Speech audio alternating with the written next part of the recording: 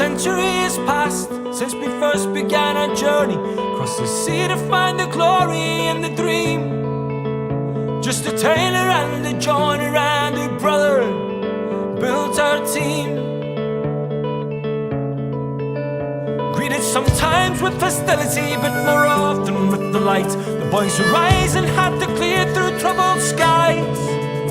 After constant days of struggle, they arrived in paradise. This feels like heaven. This must be the dream. This feels like paradise. The best we've ever seen. The best we've ever seen. Even through the lean years, our support would flock in thousands. Countless trophies stand displayed for all to view. Side by side, brothers, sisters, we're united, and our children do the same.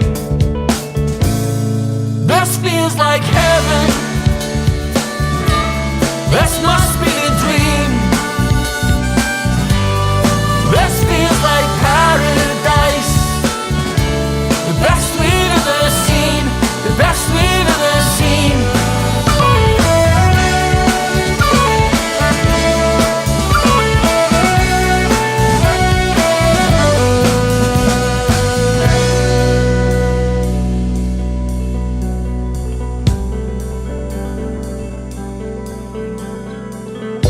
The above club was formed in November 1887 by a number of Catholics in the East End of the city. The main objective of the club is to supply the East End conferences of the St Vincent de Paul Society to support those in the missions of St Mary's, Sacred Heart and St Michael's. Many cases of sheer poverty are left unaided through lack of means. A football club will be formed for the maintenance of the dinner tables of our needy children. This feels like heaven. This must be the dream. This feels like paradise. The best we've ever seen. The best we've ever seen. We stand in paradise. Brothers, sisters, hand in hand.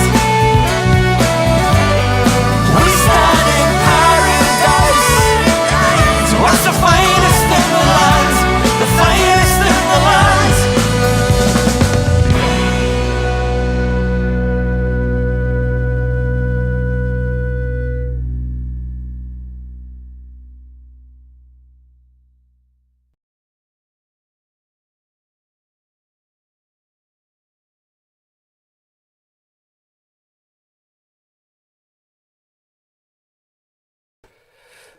Good morning, I'm Paul John Dykes. This is a Celtic State of Mind, and I'm joined by John Hughes. John, that was something of an introduction to the charity weekender, was it not?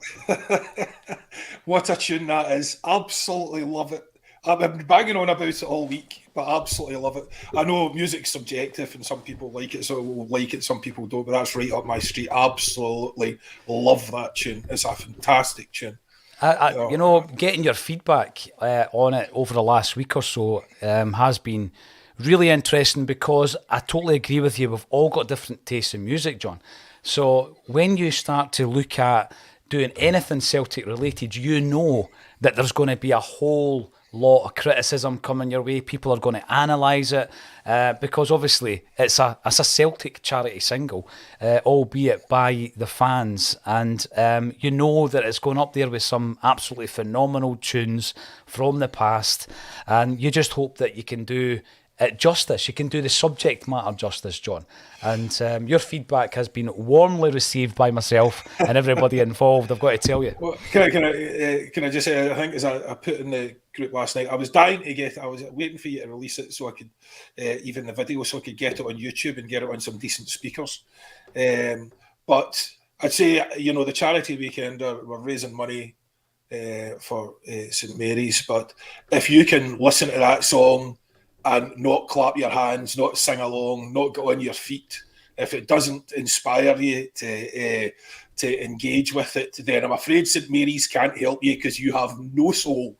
You are doomed. So it's an absolute brilliant. What a cornerstone for the weekender, and such a great effort, Paul John, and from yourself and everyone that was involved in it.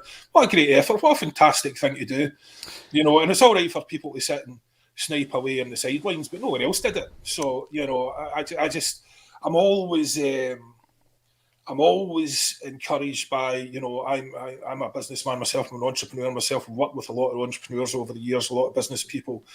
So I'm always really, really encouraged to see people trying to get out there, trying to make things happen, whether it's in business or in the community. So well done to all involved. Oh, and it does, like you say, it takes a lot of people to make it happen, John. We'll give everybody a little bit of background around the Charity Weekender, and then John and I will talk for the best part of an hour, which probably won't be that difficult, John, on Celtic's 500 Club. Over the weekend, we will be broadcasting both live and with some pre-recorded material for a total of 24 hours. We're raising funds for the birthplace of Celtic, St Mary's. If you have never visited it, I think the video showcases how incredible that building is, how incredible the chapel is. Celtic were founded in November 1887. I always found that really interesting, John, because the book, The Glory and the Dream, was a Bible of mine for many, many years. It was a history that was written by Tom Campbell and Pat Woods, two amazing names in the history of Celtic literature. And they discovered through their research that Celtic weren't formed, as it says on the badge, in 1888, but they were actually formed in 1887, which is astonishing, really, when you look through the archives. We played our first game, of course, in 1888, so obviously the badge is never going to change. Yeah. And when you go to that place, it's special. It's a special, special place. You think about what has gone before. And I think that we had a wee concept. We'll indulge us for 5 minutes where we talk about the history of the song and the history of the Weekender. But we had a concept, and it came to light, John, when I was chatting to a Celtic fan called Gary John Kane. And the more Celtic fans you speak to, the more you realise that the talent in amongst our fan base, and maybe it's the same with all fan bases, I don't know, but the talent is astonishing. So I'm talking to Gary John as a Celtic supporter, but it just so happens, John, that he plays bass guitar for the Proclaimers, as you do, and there are a whole host of business people, artists, writers, musicians, directors, actors, and obviously we've spoken to a lot of them for a Celtic State of Mind. So we're chatting away, and Gary John, I didn't know this before we went into the interview, but he just mentioned that he had written a song about Celtic. And then he gave me the background on the tune. And basically it was for the centenary season, which is a special time for me, John. That was the season I started going to the games. 87, I was obviously no longer deemed as a pest to my old man. I wasn't the string vest that I had been up to that point. I was allowed to go. But that season, I loved that season, the strip, everything about it. But there was a lot of other things happening, wasn't there? Because you had the People's Palace exhibition. You had the Celtic story, the Wildcat story. And obviously everything that was happening on the pitch was tremendous. Big Billy was back. The double was won. They did the fascia at Celtic Park. They redid that. I'm not sure if you like that or if you prefer the original. I certainly prefer the original entrance with the beautiful stained glass window. But one thing they were going to do is they were going to release a single. And it never actually happened. And that is the song that we've now released, John. And it's astonishing that it's been sitting in a vault for 35 years.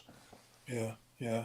Well, they certainly they've released plenty of singles in the past, haven't they? Someone put up on Twitter the other day, I think it was, I don't even know the name of the song, someone was able to tell me, but there was my old man, the rest of the lines, and Sugar Ray Leonard was the drummer. Right.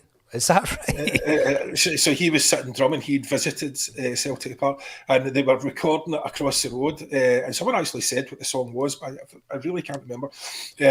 But yeah, no, they've certainly done it in the past. It's a strange one that they didn't release something for the centenary year. I think it was a stick-on certainty, especially around that era when you had football songs for everything, for absolutely everything. We were still in the era of really cheesy, World Cup songs and, all this sort of stuff. So, it's amazing they didn't release it. But you know what? Sometimes things work out for the best. It's certainly now is probably, I think, back then in that era, I'm not sure it would have been deemed quite as good a song as it is now, maybe. Well, I think it is anyway, but, certainly, well, we were still on the back of, the 1980s was my sort of time, really. So, your Adamant and all that sort of thing. So I'm not sure, but between Adamant and AC/DC, I'm not sure where this song would have fallen. So where would it fit? Listen, it's interesting you mention Adamant, John. I've disclosed this previously on Axom. Yeah. Kings of the Wild Frontier was the first record I ever owned by Adam and the Ants. So you're talking my language there. And do you know, and I have to confess to one of those things you didn't realise. I don't know what age I was, but it was long after Adamant had departed the stage when I finally realised his name, Adamant. Oh, right. Right. Is that why he called himself Adamant? Yeah, it's Adamant. Right. And I had it never occurred to me. No. All the time, I just thought a stupid name, but it never occurred to me. But I loved that album, the double drum sets, the whole thing. I absolutely loved it. But obviously I'll deny it, and if this was a middle of the day show, I would be denying it. I'm going to have to revisit it. I don't know how well or badly it's aged, John. I will need to revisit that. I have some of them on my playlist still. So on my Spotify playlist, which you send me every year and never changes unless I play something by accident. Well, interestingly, Kevin McCluskey messaged me just the other week there, one of our contributors who's based in Hungary, and he got his end of year list, and the Wakes were already on the top of the list. So obviously 2023, I'm hoping that will remain the case. So a wee bit of background. What's the name of the fella that sings the song, Paul? It's Paul Sheridan. Paul Sheridan. Paul Sheridan. Oh, he's brilliant. And I think I'll talk about the video as well before we get on to our subject, John. But the video, it's nothing until Paul is the focal point of that entire video. And in order, if you think about the mechanics of actually recording a video and how fake it is, and the amount of takes you do, and the fact that you're watching it back and you actually believe it, is astonishing. It's a skill in itself from Paul, so big kudos to him and the band and Carly Connor and the videographers, and also Karen Tom as well down at St Mary's for letting us sneak into the chapel and film it as well, because there's probably permissions you need to get, but we just broke all the rules. Can I just tell you a wee Karen Tom story? So I had never met Karen Tom before my dad's funeral arrangements, so that's obviously where his service was held. But it wasn't his parish, but obviously he felt the connection to it, so wanted to go there. But we'd never dealt with Karen Tom before, so there was a couple of issues around music and what could and couldn't be done, and stuff like that. So we were negotiating to see. For a start, there was a misunderstanding because I didn't realise why he was so adamant about certain things, and then it was only when the mass happened, you're like, all right, he sings the whole thing. That's why he was so insistent on certain. All right, okay, I didn't know that. Mm-hmm. Anyway, but we were sort of negotiating it away, and he was saying, look, we were in the parish house bit, and we were walking back out onto the street. And he said, look, I want this, to be a personal service, a family service. I don't want this to be just some production, and I was like, oh, don't worry about that far, it'll be fine. And as we opened the door, a massive big Celtic lorry unloading all the broadcasting gear into the back of the church. Like, okay, I'll just nip away here. But no, it was, he's a good guy. But the one thing I have to say, I don't know if we're supposed to say this, or shocked and didn't realise, was that for the home of Celtic, the home of Celtic Football Club, now it wasn't him that told me this, actually, it was someone else, they don't get any support financially from Celtic. None at all. Not even a wee donation, not even a wee annual stipend thing. They get nothing at all.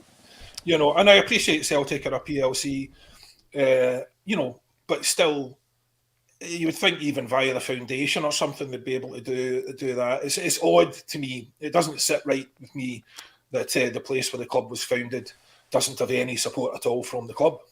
No, John, you're absolutely correct, and that's part of this story, because we paid the church a visit, probably this time last year, a couple of weeks before, I guess, and that was me just finding that out. And at that point, they were really, really struggling. And the reason they were struggling was basically the pandemic. You know, businesses were struggling, but also the donations that the chapel gets is from the parishioners. And no one was able to go to Mass for a prolonged period of time. Canon Tom was very vocal about that. He campaigned to get people back into churches, the place of worship. And I was astonished to find that out as well. And that was why we thought, we had done a charity weekend of the year before. Why don't we do it this year? And why don't we do it for St Mary's, which we did? And the Celtic support rallied round and raised in excess of £28,000, which kept the lights on, kept the heating on, but also allowed the amazing community work to continue. I mean, there's people that they're looking after, and they don't shout it from the rooftops, John. People in the community that really, really need the assistance, and they are looked after because the chapel exists and because it is there. And you add to that the fact that that's where Celtic were born. There was a wee church hall, which unfortunately is no longer there, actually, behind, or to the side rather. And that's where Celtic, that's where Brother Wilfred was. That's where, you know, they decided, let's set up a football team, let's call it Celtic, which was mispronounced Celtic, and we still call it Celtic. And that's exactly what it was for, and it was for the needy children, for the dinner tables. And over the time, over the peace, and I understand how this happens, there's been a tack on, and it's and the unemployed. That was never said. That was never part of the statement. So when we did the song, the one main part that wasn't part of the original song was that the monologue that Paul actually recites, and that is word for word the circular that appeared in the press after Celtic were founded. And it's important just to remember the facts, obviously, and he did it in front of the An Gorta Mór statue, the Great Hunger, which was the reason so many people came over from Ireland to Glasgow, Manchester, and America, and all over the place, because obviously they were starving. They were in absolute, you talk about poverty, but you know, the potato famine, John. You know, I think it was something like 80% of the diet at that time in Ireland was made up, the base was potatoes, and there was a blight in the crop, and they couldn't feed their young, they couldn't feed themselves, they had to flee the country. That's why the Irish came to Glasgow. And you know, that was at 1845. 40 odd years later, and they're still being looked upon as second class citizens at that stage. And that is why Celtic were founded, and we all know that. But the song itself, The Glory and the Dream's all about it. And we decided we're going to take it from paradise back to the birthplace, and that's what the video's all about. And I think Paul is astonishingly good in it. And fair play, because I can't imagine with everybody standing around you pretending to sing along to a song that we're playing through a wee speaker. Brilliant, superb. I'm going to play it again because I think it was a wee bit, there was a wee bit of interference at the very beginning because I was uploading something and it interfered with the quality of it. So we will play it again. One wee bit more bit of background, and then John and I are going to talk about Celtic history. So Gary John told me about the song, and he told me that he had co-written it with JJ Gilmer from the Silencers. And I was aware of the Silencers through my old man, John, because he had to work away for a number of years. And I guess it was something like Of Vida Sem Pet, where he's basically in digs with a group of guys and they're all getting bevied as well as working and all that. And he would always come back, and he'd been introduced to all these bands, primarily from the Glaswegians that he was working with, and one of the bands was the Silencers. So he would buy the CDs at the airport, he'd bring them home, and whilst he was home, you would hear bands like the Silencers, Midnight Oil, Gun, all these kind of bands, and that's how I was aware of the Silencers. So JJ Gilmer, Gary John Kane wrote the song. They wanted Christy Moore to sing it, John, the original. It was a very folky demo that they originally gave us, and they presented it to the club, and the club were going to release it. They wanted Richard Jobson to sing it, of Skids fame, yeah, and it was never released. However, I've got a theory. I have a theory. Now, you were talking about the cheesiness of football songs at the time. There was one particular song that did really, really well around that time, and it was the Liverpool squad, and it was called the Anfield Rap, and it's absolutely terrible. Can you remember it? Yeah. Oh, I don't. That's trauma. That's not a memory. That's something you've blocked out. I know. Don't bring that back. And I don't know if it was because Run DMC and Aerosmith, there was this kind of crossover. So you had to do a rap. So they're all standing there with the baseball caps sideways and all the nonsense of the day. And Celtic thought, in their wisdom, this is my theory, we need to replicate that. And they actually released a rap, John. And if you've never heard it, please don't seek it out, because it's that bad, right? And I think that's why they shelved. I really do. I believe that's why they shelved The Glory and the Dream, and it's never been released until now. So that's the story. That's the story. Well, can I just embarrassing stories there, just slightly off topic. Something that happened to me, and it pertains as well to why it's important to download this for charity and not cheat and try and rip it off YouTube or anything. So you were talking about the famine. There was a film, Black 47. I don't know if you ever saw it. It's a sort of independent film. Very, very good film. And I mentioned on Twitter, and again, despite the fact I've been on Twitter a long time, you forget people can search for things just by putting the names in. So I mentioned it on Twitter, said I thought it was a great film, but I had seen it on what one might refer to as a dodgy box. And a guy came on to the comments and says, you really shouldn't do that. He said, that's an independent film. This isn't some big studio. That's an independent film. You shouldn't do that. And I was like, all right, mate, calm down. All right. Keep a break. He's a break. And then another boy comes on and says, he's right. People put years of their lives into this. And I said, no, okay, that's fine. I take your point. Shouldn't have done that. I hadn't thought about it. It's an independent film, all the rest of it. You're quite right, actually. That was bang out of order. Turns out that was the director of the film and the lead actor. Is that right? Yeah. Oh, We John. were obviously searching for Black 47 in the thing. Oh, God, I was humiliated. It was absolutely desperate. Oh, So, yeah, I'll never do it again. But see, that's the thing. You're so used to the big studios doing everything now. Mm-hmm. You don't think about things like, you don't think about independent creators and how important it is. You don't seek out a shortcut. You do support them. Especially now I have a young artist in the family in terms of a singer. And, the way Spotify and stuff works now, unless you're streaming, I don't know how many millions and billions of things, you're not making any money at all. So that's why we're back now to touring, isn't it? So everything's live events again. So it's come full circle. Yeah, it's interesting you mentioned that, John. We will get on to our subject, by the way, but talking to a lot of musicians over the last couple of years, and I was told, and it stuck with me, that back in the day you would tour to promote the release of an album, and now bands are releasing an album to promote the tour. It's gone full circle, And then I was talking to Stuart Braithwaite of Mogwai, and he lifted up one of his records. He says, this has just become merchandise for gigs. And I thought that was astonishing as well. Quite sad. I was quite saddened by it. But yes, please support independent movies and music. All the links actually are underneath this video. You can download the track, you can stream it, you can donate to St Mary's as well, because the funds, every single penny of the funds go to St Mary's. We're not recouping the video costs and all that kind of stuff, the studio costs. That's something that Acsom will cover. So every penny that comes in goes straight to the charity. There's no overheads whatsoever. I've got to thank every single person for joining us. I said to John before we started, we're on the graveyard shift. I know for a fact that Kevin Graham will be in his pyjamas, particularly from the waist down tomorrow at 8 o'clock. So thanks everybody for joining us. You might be watching this on the catch-up.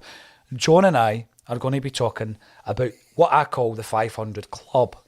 And astonishingly, to my knowledge, although John's going to throw something into the mix today, there are 12 players in this club at the moment.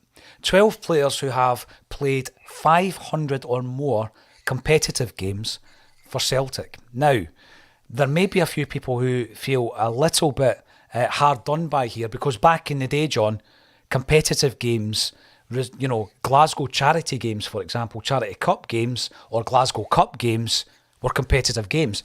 As time has gone on, they've almost been wiped from the competitive game stats. So there's a bit of an argument to and fro. You might be able to add to that. But we have got the list here. And the reason we're talking about it is because for a long time it was a dormant list. No one was getting into the club.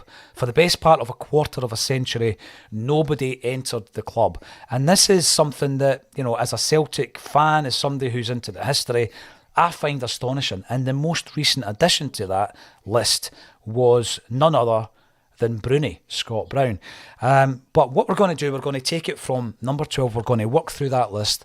Some of the players I'm familiar with. Others, I'm going to rely a wee bit more heavily on John Hughes to give me a wee bit more information. And then we're going to talk about a couple of guys in the present team who might get into this list. Why is it important? Well, it's history. It's Celtic history, and that is what a lot of today is all about, because we're raising funds for the birthplace. Now, John Hughes, the first game I ever went to, 1987, the Tommy Burns testimonial. And Tommy Burns is number 12 in this list, having made 503 competitive appearances between 1975 and 1989 was his final game. What are your memories of Tommy? Did you ever meet the guy? Did you ever meet the legend? I don't think I did meet Tommy. He might have been at events that I was at, although my memories of those events even they tended to be from the into the 90s. It started again, mainly because again the Lions, that sort of team stuff were sort of ignored for a good period of time, and that only started again sort of late 90s into the 2000s. So there was plenty of events after that, but Tommy wasn't around after that. So I don't think I ever met him directly, but he was such an important player, such a silky player, such a talented player, in an era as well where people we're still getting torn into you in the middle of the pitch, like you had the Sinuses of the world breaking people's legs. Actually, I just watched that back. See that tackle, that tackle on Billy Stark, man, that was unbelievable. The boot comes off and everything. Yeah. No, he had his boot off. His boot was off as soon as went in on him 2-footed when his boot was off. And it was his standing foot, and he's lucky he didn't slap his leg in half. And he wouldn't have cared. He was an animal. Anyway, don't want that to detract from what we're saying about Tommy, because Tommy was the opposite of that, the exact opposite of that, not just as a player, but as a man. So, I think there's not just us here, but I think everyone in the comments and everyone, associated with Celtic knows. If they don't know about Tommy the player, they certainly know about him as the man, because they've heard so much about him. There are so many fantastic stories about Tommy Burns, just an endless number of just brilliant stories about him as a man, which, let's face it, is ultimately far more important than it is of what you are as a football player. He's a great man. He had great faith. Again, it was sort of family faith football, wasn't it? So, and just a tremendous individual. But the games I remember him playing, it was a sort of tricky enough time back then. Aberdeen in the mix, Dundee United in the mix. Rangers weren't really as significant a force back then, and so it was the advent of the new firm was sort of what I remember him coming through in those periods. I remember a couple of fairly decent defeats we took at Celtic Park from the likes of Aberdeen and United, actually, those games. But Tommy was just a wonderful, wonderful player. There was no better epithet than Tommy Twists, Tommy Turns, Tommy Burns. So it's just absolutely poetic, and that poetry is a measure of the man as a player as well. That's the kind of player he was. He was poetry in motion when he got going. And it was just lovely to see. And great memories of the guy. And to the extent now, people are still talking about we need to rename the training ground as the Tommy Burns ground, all the rest of it, and I would agree with that. I don't see why it shouldn't be. And talking of things, do you mind if I deviate slightly here, Paul? I love a deviation, John. I love going on tangents. Right. Please do. The 500 list, I do. There's a list of, most people will have heard of nearly everyone that's on it. But there's one person that's not on it, who played from 1926 to 1931. And this is important because you're talking about their naming things like, after Tommy Burns. And this person, in my view, is the one person in Celtic history who absolutely should have a memorial at Celtic Park. There should be a statue, there should be something. So he signed from 26 to 31. He signed as a 17-year-old after a rave review from Willie Maley's chief scout.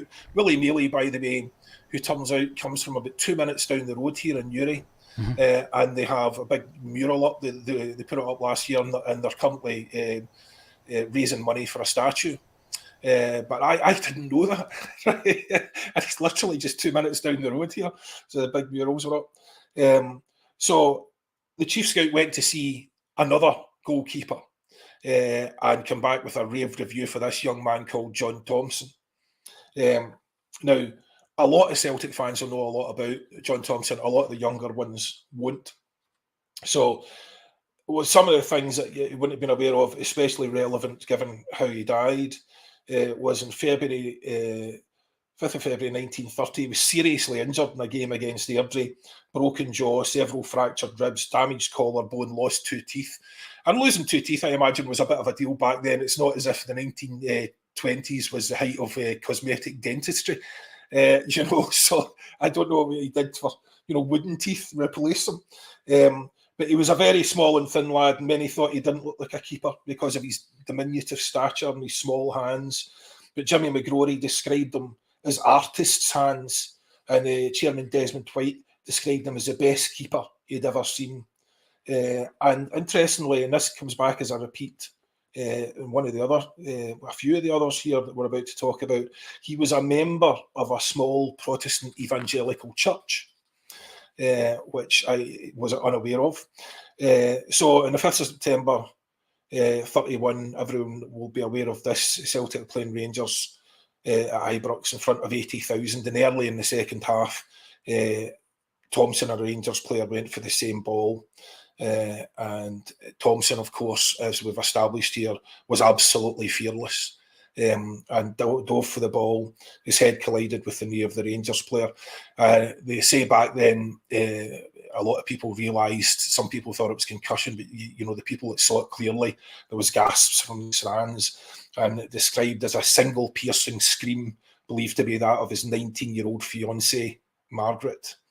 He died later that evening, having fractured his skull and rupturing an artery in his right temple. And Willie Maley wrote of him, "Never was there a keeper who caught and held the fastest shots with such grace and ease. In all he did, there was the balance of beauty and movement, wonderful to watch. Among the Celtic greats who have passed on, he has his honoured place." 30,000 people attended his funeral, and that was John Thompson, the Prince of Keepers, and in my view, the only man who died in service, in the line of duty, as it were, to Celtic, gave his life for Celtic, and yet for some reason we don't have a memorial to the only man who actually gave his life playing for the club, which I think is an oversight, which is unacceptable. I totally agree with that. And beautiful words, by the way, John, because obviously being a Fifer myself, John Thompson, going up to Cardenden on a regular basis as a kid to see the gravestone. There is now a small kind of museum in the local community centre, as well as the John Thompson Parks up in Fife as well. If you're ever in the area, go and visit that kind of thing. But as you say, John, no lasting memorial at Celtic Park, and there absolutely should be. And yeah, when you're talking about the 500 Club, there's a man who had an incredible career in his hands. 200 200 appearances, Paul, and he was only 22.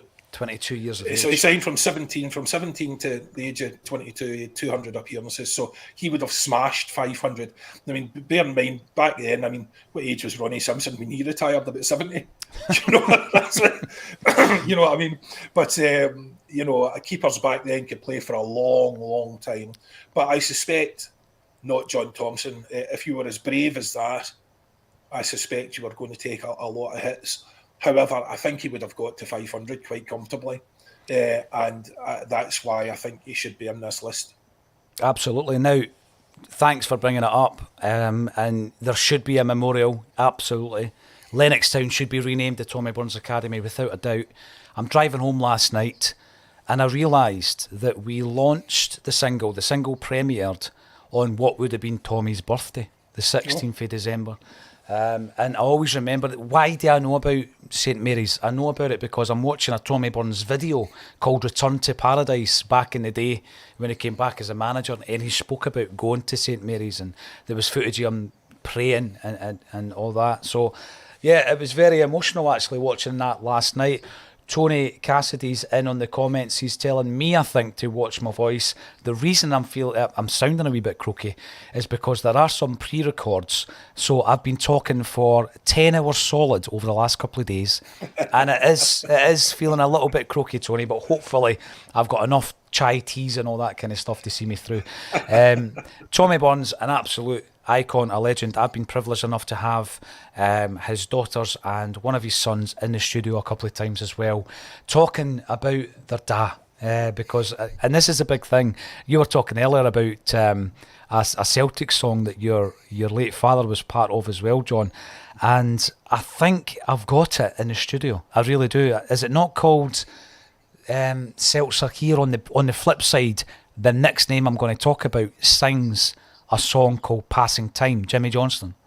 I'm going to have a look at it. I think it was before that. There was a guy that, I think on the flip side, there was a proper singer doing a version of back then, and he did a version of something. Oh God, I'm going to have to look it up now. That's really annoying. I hadn't even thought about it until we started talking there, so otherwise I would have had all the facts. I do apologise.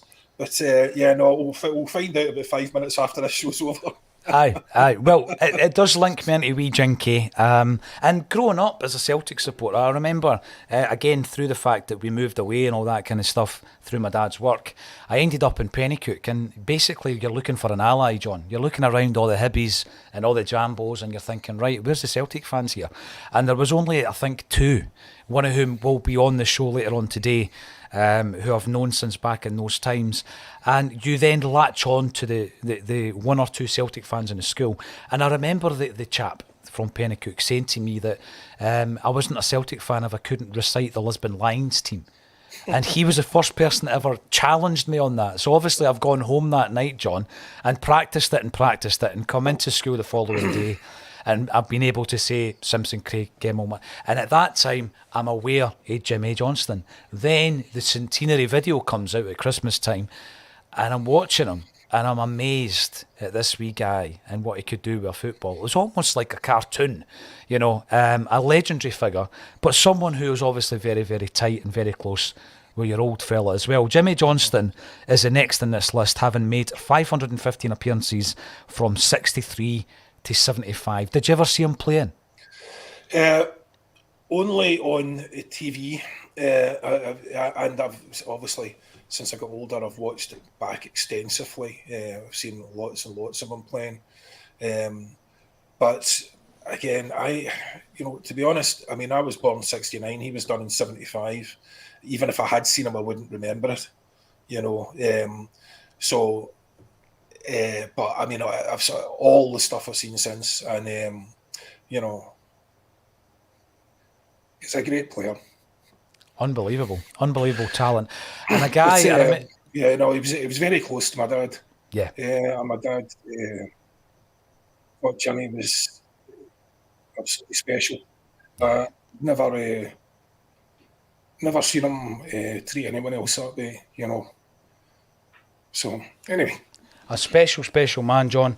A special figure in the history of Celtic Football Club, and I will be relying on you to help me out with the next one once we get to him. We are raising funds for St Mary's, the birthplace of Celtic Football Club. I'm joined by John Hughes, who joined A Celtic State of Mind this year and has added something a bit special yourself onto a Wednesday. You're on a Wednesday, John, with our very own poet Kevin Graham, and I love the ding-dongs that you two have on a Wednesday. I really do.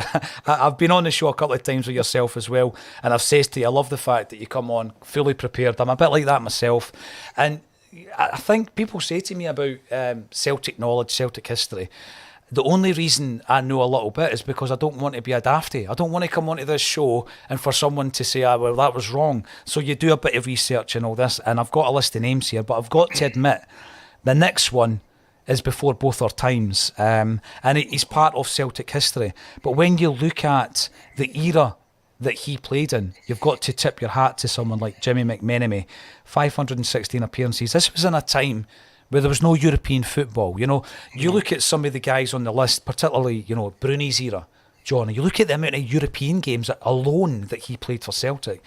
Jimmy McMenemy's playing Scottish Cup games and league games, and he manages to play 516 of them from 1902 to 1920. Tell us a wee bit about Jimmy McMenemy. Well, Jimmy, unfortunately, is one of these... again, it skips by the noses, and I don't really know that much about Jimmy. The guy that I sort of started looking at was Alec McNair from that same sort of time period, because I just thought that's going back. I mean, Jimmy, what was his years again, Jimmy? As you said there, that was 1902 to 1920. So yeah. he would have been a contemporary then, funny enough, of Alec McNair. And again, they had to go through, a war, and essentially they would still have been working as well, which is some of the things I've found out. And so again, those are tough men in a tough era, and they played on until they could play no more, because again, whatever coins they were getting from Celtic were important, important to them, important to their families. But I have to say, I didn't get round to going through Jimmy last night. But if I could skip to Alec McNair, who would have been a contemporary of his, Paul, if that's all right, because that's the one that I thought was the thing that caught my eye there was, in fact, Jimmy McMenemy would have only been a year short of this, wouldn't he? Because Alec McNair was 04 to 25. That's astonishing in itself. So that's 18 years. And by the way, I just did a wee average. The average of the number of years of service of this top 12, the average is just under 16 years of service. Now, that's obviously a bit skewed by the likes of Jimmy McMenemy and the likes of Alec McNair, but you're talking 15.91 years of service for each one of these men. Even in the modern era, as we'll come to, sure, there's guys there with, 13, 14 years, 15 years in the case of,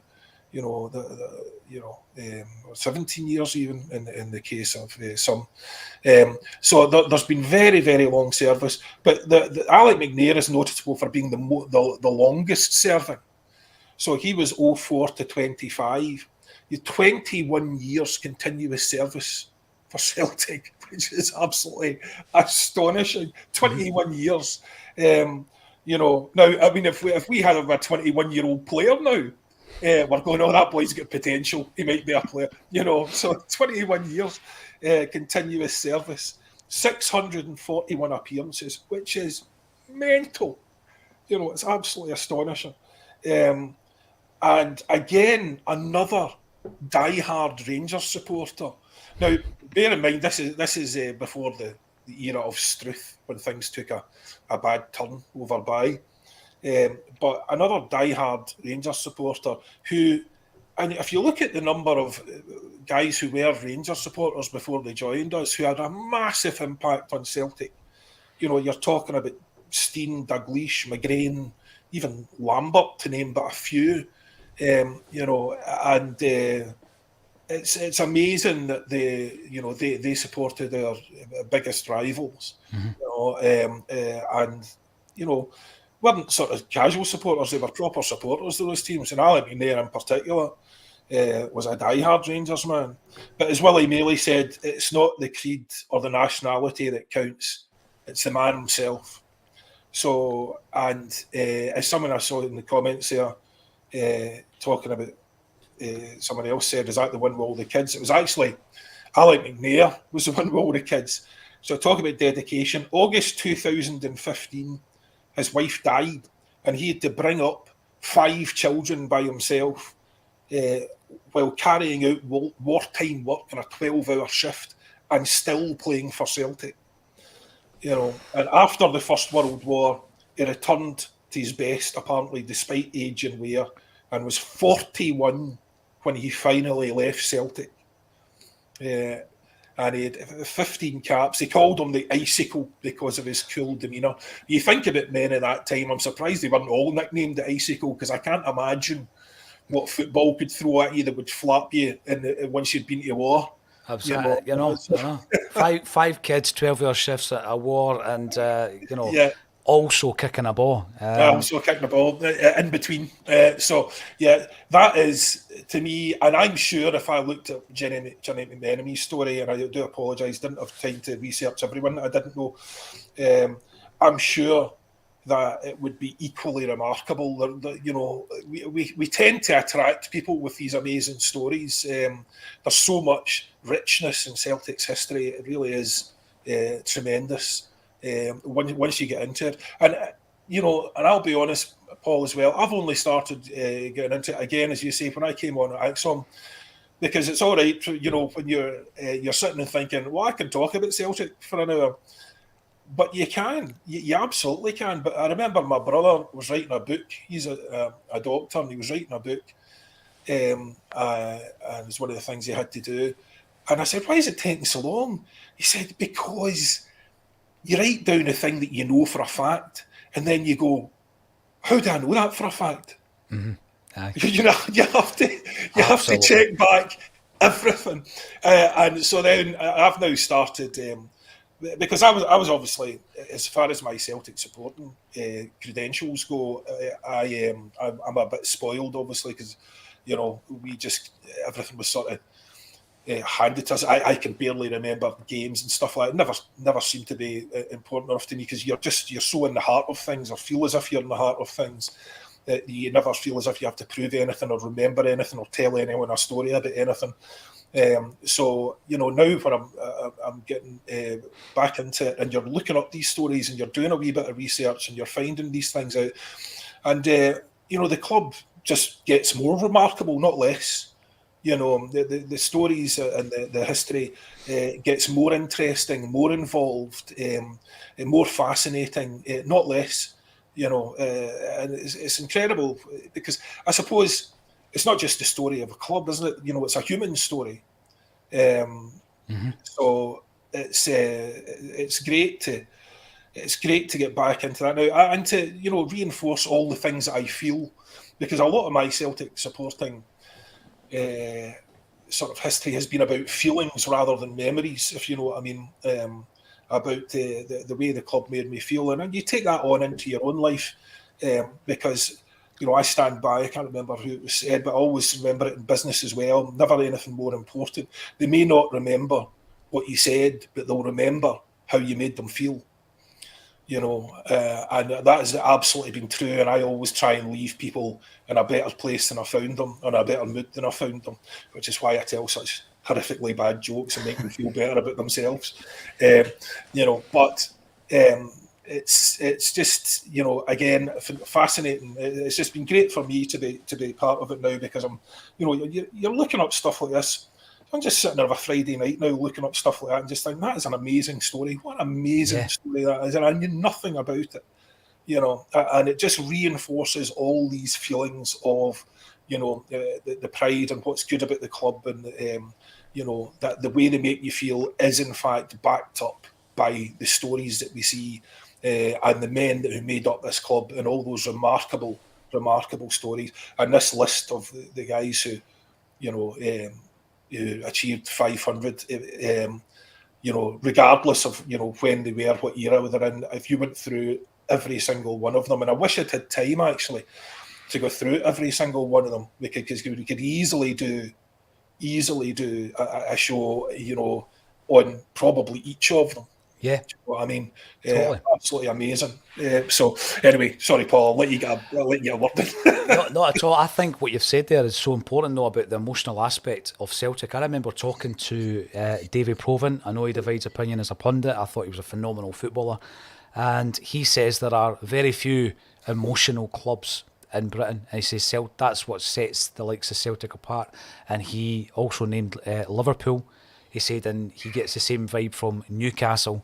But Celtic, he says that's what makes them a unique football club in Scotland, for sure. I'm going to bring this one up. Loads of great comments coming in. Thanks, everybody, for supporting what we're doing today. But your wingman, Kevin Graham, is coming in to say, big man, he's probably sitting in his jammers, John, and he'll be sitting in his jammers tomorrow. Big man, you can talk about Celtic, no probs for an hour. You're a brilliant wingman on a Wednesday. Can I just, in Kevin Graham style, just say, I don't agree with you there. I'm just going to disagree with that. I love the disagreements on a Wednesday. It's brilliant. One thing I'm going to mention before we move on to the next player is we're great at giving players nicknames or singing songs about them. Tommy Burns, so it's Tommy Twist, Tommy Turns, Tommy Burns. You've got Jinky Johnston, you've got Napoleon McMenemy, and also the Icicle, Alec McNair. Anybody who wants to know more about Jimmy McMenemy, check out David Potter's books, because David has, I believe, written more books about Celtic than anyone else in the history of the football club. Can I just say, David Potter has written a book there which was recovered. My dad's memory was shocking, right? Really bad, for his family. David Potter, I think, if I'm right, he wrote The Pride of Lions. That is a family history of each one of the lions. I cannot imagine who would be interested in reading that. I mean, it's really detailed, like one of these genealogical family histories of each one of the lions. I cannot imagine who would be interested in reading that, apart from the families of the lions. And I read it and went through, and I was going through it with my dad, and I said, you looked at this? Because you're never able to remember this. And he said, no, I've not read it. He didn't even read it. Because I was like, what did my granddad do, and what did my great-granddad do, and, this sort of stuff, I can't remember. He was shocking. And unfortunately, he's passed that one to me. I've got a memory like a goldfish. But it was amazing to go through it, and you're like, oh, that's where we came from. All right, okay, back then. Because I knew everything in my mum's side, County Mayo and all the rest of it. Of course, that's useless as well, because she's one generation too far removed, so that I can't get an Irish passport, despite having lived here for 24 years. And my daughter has an Irish passport now. I should have got one when I was married, but I didn't. So now I'm left without one when I really need it to get through the queues. But so her we knew a lot about my mum's side of things, didn't know anything about my dad's. So that was remarkable when that David Potter book came out, The Pride of Lions, and really, really interesting. He told me about our family history. That's incredible. It is fascinating. And again, I think Celtic as a club are spoiled with the historians that are out there. David Potter, Pat Woods, Tom Campbell.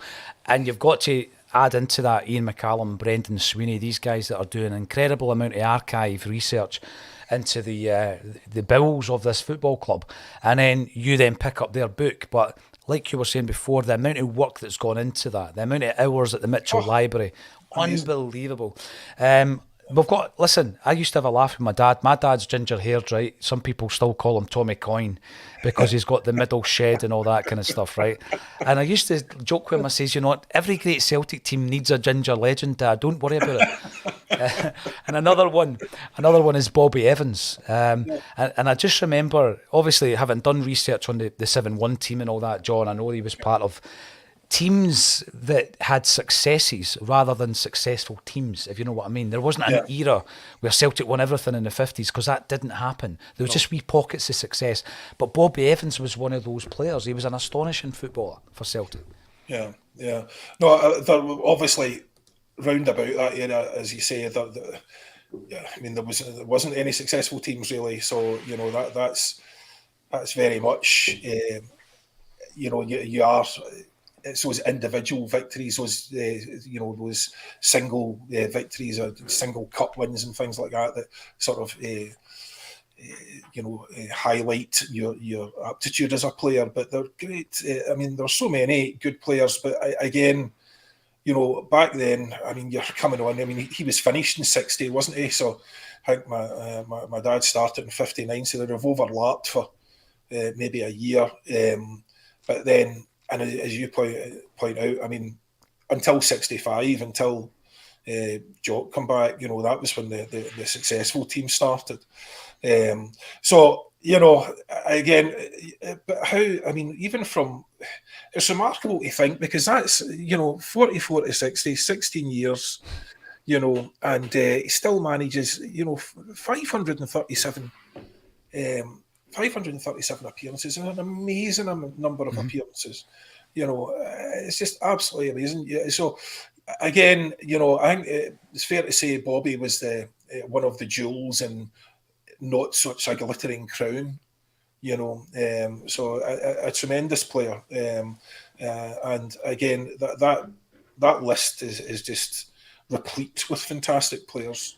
What I'm noticing just looking at it is he is the only one really from that team. He is, the 7-1 team, the team that won the double in '54, the Coronation Cup winning side. And when you name some of the players, Charlie Tully, Sean Fallon, Jock Stein, Bobby Collins, Bertie Peacock. I mean, Neely Mockin.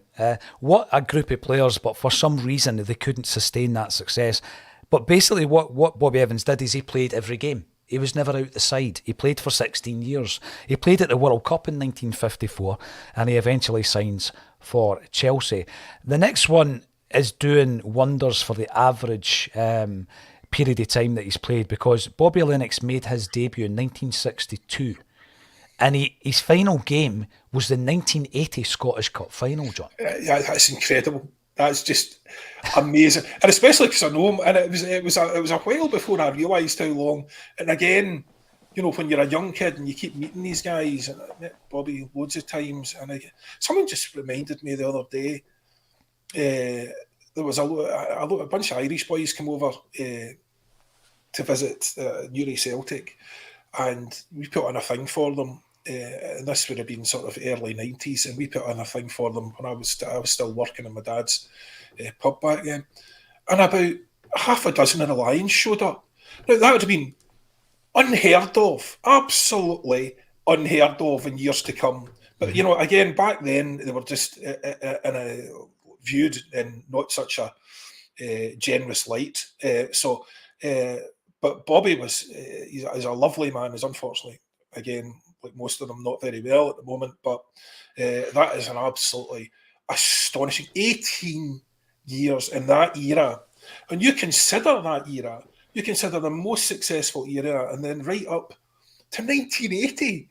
It's just, again, what a player. It just shows you what an asset he was, how incredibly valued he was, and he might not have, been the buzz bomb all the way up until the end, but certainly those contributions were obviously deeply, deeply valued. And what a player, what a man! Just fantastic, absolutely fantastic. And you do. It's difficult to, when you look at the Lions and the careers they had, I think Bobby must be certainly the only one. I mean, I think, Billy would have been back as manager before Bobby had left. Is that not right? Yeah, that's right. Because the 10 men winning the league, that team, Bobby's part of that, Billy's the manager. It's astonishing. I mean, that's just mental. You know what I mean? It's just really, again, another incredible story, another incredible guy. And the thing I do love about all these is, certainly with the guys, the ones that I know personally, they're great men. You know, that was the thing. They were great men. They were great human beings. They were, you know, I mean, obviously not perfect human beings, but they were great human beings, and that's very, very important. And I think, and again with the older ones, they had a lot more life experience and things were a lot tougher.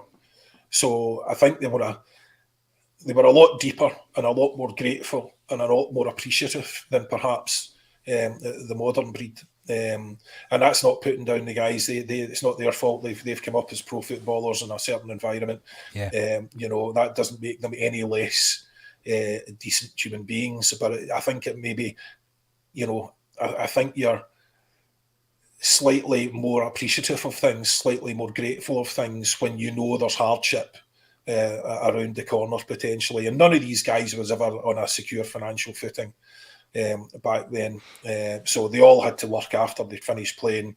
Some of them were working when they were playing. So, you know, a very, very different environment. But I mean, 18 years service, you know, it's just remarkable. If you did 18 years in a factory, you'd be getting a gold watch. You know, that's incredible. I know, and the humility, like you were saying there. I'm going to bring a couple of these comments up because I share these views. I always the first I heard, says Marquis of Evans, was Billy Connolly's commentary on the centenary video, and anybody reading this message from Alan Robertson will remember Billy Connolly on the 1988 centenary video. Absolutely, brilliant memories.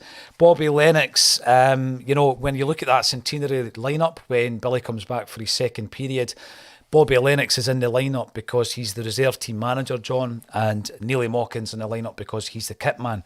And I think Billy understood that it was important to have these people in the background who knew the club. And I, for one, you know, people think it's sentimentality. I like the fact that we've got those figures behind the scenes at Celtic to this day, including obviously John Clark as well.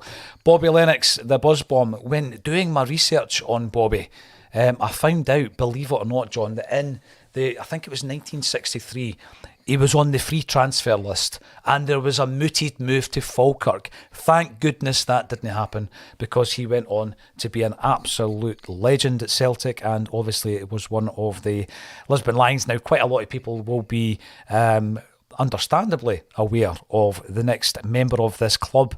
It's Bruni, Scott Brown. I think he is... And I think you'll know what I mean here, John. He's the least likely to have ever made this list. Yet he did. I remember when he signed under Gordon Strachan, 2007. If somebody had said to me, he is going to be in a list of just 12 players at Celtic, I wouldn't have thought it would have been for making 500 appearances. But he went on and he did it. What's your thoughts on Bruni? Yeah, it's an exalted list, and you can't argue whatever you think of him as a player. You can't argue with the fact that he did make it on it, and he put in, you know, I mean, what was that, 14 years service nearly. Is that right? Which is amazing, you know. So as you say, did any of us think that was going to happen? No, I don't think so. And I think, you know, at certain stages, because it's so recent, you can remember far more than these other guys. Like, you would have to really do research, you know, to find out stuff like the mooted move for Bobby and things like that. But I mean, Bruni was out the door about 3 times, I think, with, you know, at different periods, people saying, "Oh, nah, he's done." Now, I think he was helped by, you know, the situation domestically, you know, so during that period. So if we'd had a more rigorous examination, you know, during a good bit of that period, then perhaps it would have been a different story. But I'm not going to begrudge the man. He put the shift in. He did 14 years at Celtic. He was a great captain. He was a long server. He was a very, very, very, very good player. Now, this is the thing, you know, and I know you're going to come on to talk about this, but, you know, this is the thing with these guys. There's a level, especially nowadays, not different from before. What you wanted in previous generations, just the best players in the world, you know, and that's fine. But for someone to get 500 odd appearances now, is a very, very, very rare breed, and they're in this tiny little niche of players who are good enough to play for us for all that period of time, who are good enough to lead by example, as Bruni did, for all that period of time, but not good enough to attract a ridiculous offer, that the board isn't going to turn down. And I think going forward, that's why it's going to be so difficult for people to get into this, because if you were a Bobby Lennox or you were a Billy McNeil or a Paul McStay or anything like that now, within a period of time, someone's going to be throwing massive money at it, and it's just going to be near impossible. So it's such a small niche. So you'd be looking really at homegrown guys who have an attachment to the club and who also have to be good enough for us, have to be consistently good enough, but just not good enough to end up with some ridiculous, petrochemical state throwing money at them in the guise of a football club. So I don't know how it's going to happen going forward, but fair play to Bruni, and remarkable, and he gave us iconic moments. I mean, the Bruni, one of my favourite moments ever was that, and especially in the face of such a despicable individual who's everything that this club is not about, the El Hadj Dioufs of the world. Who represents everything bad in modern football, and to the Bruni right in front of him was beautiful. It was beautiful, John, and it takes me back to the Glory in the Dream video, because that moment, if you watch it back, and I will play it again, when Paul Sheridan does the Bruni outside Celtic Park, I'm just saying, do the Bruni, and he did, and it's in the video. Next, after Scott Brown, we've already spoken about Alec McNair, but it does bring up the question. I'm looking at testimonials, right? And obviously Bruni had his testimonial. I'm looking at the list of testimonials prior to Billy McNeil's in, when would that have been? That would have been the 1970s. There were very few testimonials. Willie Maley got one, Jimmy McGrory, Patsy Gallagher and Jimmy Quinn. But some of the older players on this list, the likes of McMenemy and Evans and McNair, never ever got a testimonial at a time, John, when the money would have really been needed by these players back in those days. So that's unfortunate as well. I'm going to ask you a question about the next one, right? Because growing up, I remember Pat Bonner for quite a big part of my Celtic supporting youth. And, I never thought he was murder. I didn't think that at all. I just remember Bonner saving penalties at World Cups and being the man. He's the man in goals of Celtic, successful Celtic teams. In time, though, I've heard a lot of Celtic fans, and I've spoken to a lot of Celtic fans, who didn't rate him. But he must have had something. He played 641 games. That silence says you're in the latter camp, John. Well, yeah, he probably did have something. I suspect it might have been compromise on the directors, but no, Pat was. I mean, there was a period there where we didn't have great keepers, wasn't it? And again, I'd say with any list like these, there's certain positions where you're bound to get far more appearances, and obviously goalkeeper's one of them. So keepers obviously have an extended shelf life and don't have as much wear and tear. Pat was definitely there for 641 games, which is incredible. I do remember him actually more, even myself, I remember him more for the Republic. And he was outstanding in a lot of games for the Republic, and you can't. I mean, obviously, I'm being sarcastic, but look, Pat was a very good goalkeeper. He wasn't rated by a lot of people, as you say, but he was a very good goalkeeper. You don't get to stay, no matter what the state of play is. You're not at Celtic for that length of time. You don't play 641 games unless you're good. Now, how good you can argue about, but he's definitely was a very, very good keeper. He was very good internationally as well, as I say. So, it's I don't give any less kudos to it, but what I would say, just because it is a keeper, it is slightly lesser in my view than the rest of these guys who are, out there taking the knocks, really. But, I suppose to be fair to Pat, when he started, people were still getting tore into keepers. So he would have been he would have had to be a brave man as well. So 641 appearances is remarkable. And anyone who's on this list deserves utmost respect. So despite my slight sarcasm there, Pat was a very, very good keeper, very great servant to the club and to his country, and fully deserving of all the respect that he gets.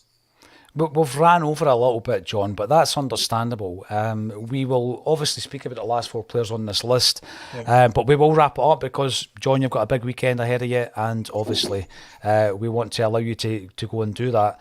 But the last 4 players on this list, the point I would make is, well, let's say the next 3 made up a team where they're all playing in the same team, and Pat Bonner was part of the team, as was the aforementioned Tommy Burns, and it's Danny McGinn, Roy Aitken and Paul McStay. And I made the point the other day there where we're in a situation at the moment, John, where, yes, Callum McGregor is undisputably the captain of this side, but when he was out, the captain's armband was either given to Joe Hart or Carter Vickers. And at the beginning of Andy's tenure, we had a discussion on Acsom about the lack of leadership. Yet now we have a number of leaders in the team. Those players who all played in the same side, Paul McStay, Roy Aitken, Danny McGrain, Pat Bonner, Tommy Burns, they all played in the same team. And they all potentially could have been the captain of Celtic Football Club. And many of them were the captain. It just shows you the leadership qualities of the 1980s. Talk me through your memories of Danny, Roy Aitken and Paul McStay before we get to number 1. Well, that's again another show. Again, there's a reason why we've run over this. There's enough material here for a couple of shows, isn't there? I mean, Danny again is just such a legend. I mean, the amount of time he was at the club, but he was never. You never felt with Danny, even when he was getting to the latter stages of his career, you never felt he was short. You never felt he was anything other than excellent. So he went. He might not have been the best fullback in the country by the time he retired, which he was for most of his career, but he certainly wasn't anything less than absolutely excellent. And again, I mean that's McGrain, 17 years. That's just astonishing. At that level. So absolutely amazing. Big Roy, just what a player he was, and a leader and driving you forward, and the kind of guy you really needed in there. Looking after people. He was a very, very, very good player. And just a warrior for Celtic. And Paul McStay, of course, the maestro. I mean, what can you say? You could wax lyrical about Paul all day long. I still think it's a loss. He should be. The fact he's living in Australia, he should be doing exactly what you said we should be doing. He should be an ambassador out there for Celtic. Mm-hmm. Because Paul was a cut above. He was something really special. He wasn't just a guy who was there for a long time. He was there for a guy who was there for a long time and was just a sublime player, absolutely wonderful player, but one of the best in my memory. And again, I would divert to talking about the very best in my memory. Can I just add in? I know we're already running over, but the best in my memory. Did you know that Larsson gets an honourable mention for more appearances than any other player from out with the British Isles? So 313. So yeah, again, that I would say he's the best I've ever seen in person, and not on this list. Maybe a bit too late generationally for that, but we were lucky to get those appearances out of him. But the likes of Paul, Danny, and Roy, these people are all individually legends. Absolute legends of the club. And really, I mean, you could pull apart. I mean, look at that. I mean, those careers are just 17 years there, and Paul is 15, Roy is 15. I mean, those are remarkable careers, and one club men as well, and just stuff that you just, that is going to pass into legend, because you're not going to see the likes of that again. The chances of seeing the likes of that again are so slim, just really so slim, but amazing. But I'll finish waxing lyrical, Paul, because I know we're really late now. No, but the thing is, John, it's for me, it's poetry in motion. Paul McStay, the maestro, Roy Aitken, the bear, not the original. Danny McGrain, Daniel Fergus McGrain. There's a few players in Celtic's history: James Edward McGrory, Charles Patrick Tully, and we've just got to give you the full names. And I love all that kind of stuff as well. But Billy McNeil is quite right. You're only relating to that because you're Paul John Dykes. I said Cameron Carter Vickers, Virgil van Dijk. You're right, Virgil van Dijk. Yes, absolutely. There's maybe some kind of family linkage there with Virgil, although if you ever see me with a football, you might disagree. Billy McNeil, quite rightly the number one, and I think that in the video, there's a great wee moment if you watch it back, and we'll be playing it all day and all day tomorrow. Paul Sheridan looks up at that statue. He's sitting on the base, and he looks up at the statue and he says, "The best we've ever seen." And there he is with the European Cup, apparently facing the direction of Ibrox as well, just to keep them in their place. But Billy McNeil, a legendary. We are never going to see his like again, are we, John? No, definitely not. Definitely not. He was a very special guy. So, that sort of character of human, you need to be such a special person, not just talented. I mean, you think about the two careers, incredibly talented as a player, a fantastic defender, the best, some of the, among the very best of his generation, the best in the world at that time. Billy was an outstanding player. It's difficult, people sort of forget, really, because he's so iconic for just the cup aloft in '67 and the management stuff, and people forget he was a fantastic player. First and foremost, he was absolutely brilliant in his position, a superb defender. And in fact, my dad's claim to fame, I don't know if you've probably heard that, the claim to fame for his wee brother, who didn't really make it into the heights of football with some health problems, but not my Uncle Billy, who played in Sunderland, but his other brother Pat. His claim to fame was that Pat was playing for St Mirren and gave Big Billy a real torrid afternoon, right?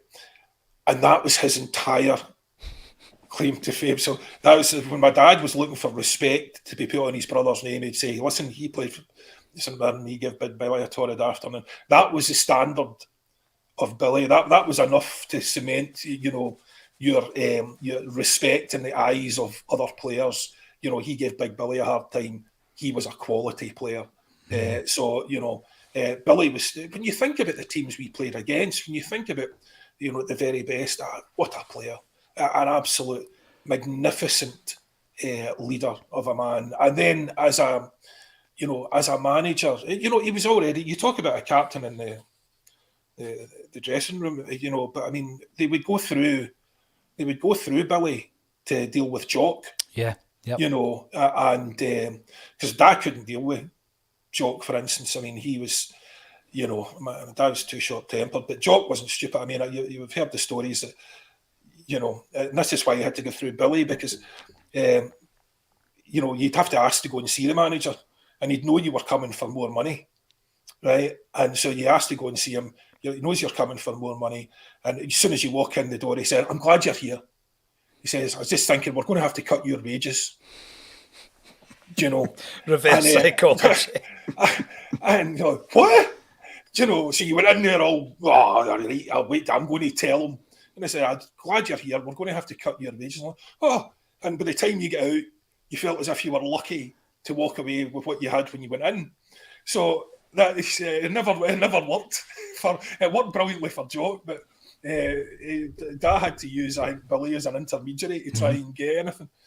So Billy was a leader back then. He was a manager back then, really in the dressing room, and he wasn't. He was a far more temperate and reasonable guy. You know, a lot of them, like my dad, were fiery and, you know, far more, you know, like on the pitch could be more aggressive and all this sort of thing. But Billy was a real. We're talking about Alec McNair being the icicle. You know, that could have been Billy's nickname. That was Billy's legacy. He was so cool and calm, you know, and he gave he sort of exuded that. You know, even in his presence in later years, you know, you felt like just calm when he was talking to you, and you know, you felt like you were talking to someone who you were immediately deferring to. You know, just like, you know, that way when you walk in a room sometimes, you know, you immediately can see there's someone in there who is just a much bigger character than everyone else, and a much bigger character than you are. And you're immediately sort of half deferring to them before you know anything about them. And he was that man. Billy was a tremendous human being, and a lovely man with a lovely family. And it was, again, Dad had an awful lot of respect for Billy, and he was, and he never let you down. He was a great guy. A colossus in the history of Celtic. I was lucky enough to be at the unveiling of his most recent statue in Bellshill, John. Beautiful tribute to the man. And the reason we're talking about the 500 Club is because we've got James Forrest and Callum McGregor hurtling towards that club. They could be entries into that club. Let's have a look very quickly at Jamesy Forrest has made 455 appearances. He's not a player who plays every game, but there's a very good chance that he will make it into that illustrious list before his contract is up. And of course, Captain McGregor, who didn't make his debut until he was 21, has gone on to make 389 appearances. So by the end of this season, he'll be well into the 400s, John. And that is astonishing, as we've spoke about. Now, I'll tell you something, we could have done this over a 4-parter. This could have been a Netflix series. There's no doubt about it, John. Yeah. But, I think we might have misjudged this one a wee bit, Paul. Absolutely. But I tell you, you're talking about Celtic for an hour. We've done it for almost an hour and a half. We could have gone on. We will go on throughout the weekend. We're raising funds for St Mary's.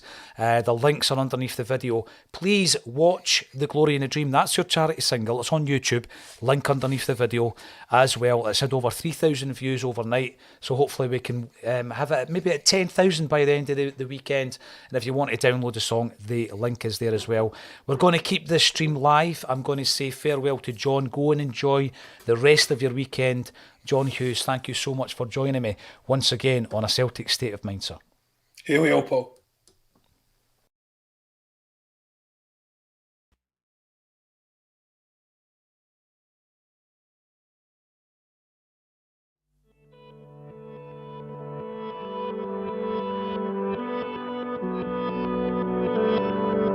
Over a century has passed since we first began our journey across the sea to find the glory and the dream. Just a Taylor and a Joiner and a brother built our team. Greeted sometimes with hostility, but more often with delight. The boys who rise and had to clear through troubled skies. After constant days of struggle, they arrived in paradise.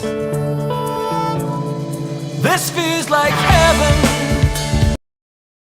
Welcome back to A Celtic State of Mind. I'm Paul John Dykes, and today I'm joined by two very special guests with Jim Orr and also soon to arrive Des McLean. They are going to be talking about Bend It Like Bertie. This is the big Axom's charity weekender. Jim Orr, you've been part of Axom for some time. This is an opportunity for us to raise some cash for the less privileged amongst us at Christmas time. But we do have a very special guest, Jim, someone that you know so well. And we're going to get him live in from Harry's Bar. So, Des McLean, are you able to join us? Yes, I'm actually just walking into Harry's Bar right now in out the cold of snowy Rob Royston today, and we're now in Harry's Bar.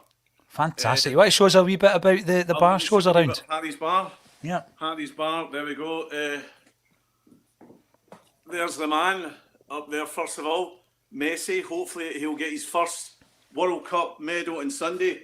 There's Rocky Balboa. I know that you're a fan of signed memorabilia. My wife took me there for my birthday, believe it or not, Madison Square Gardens, New York.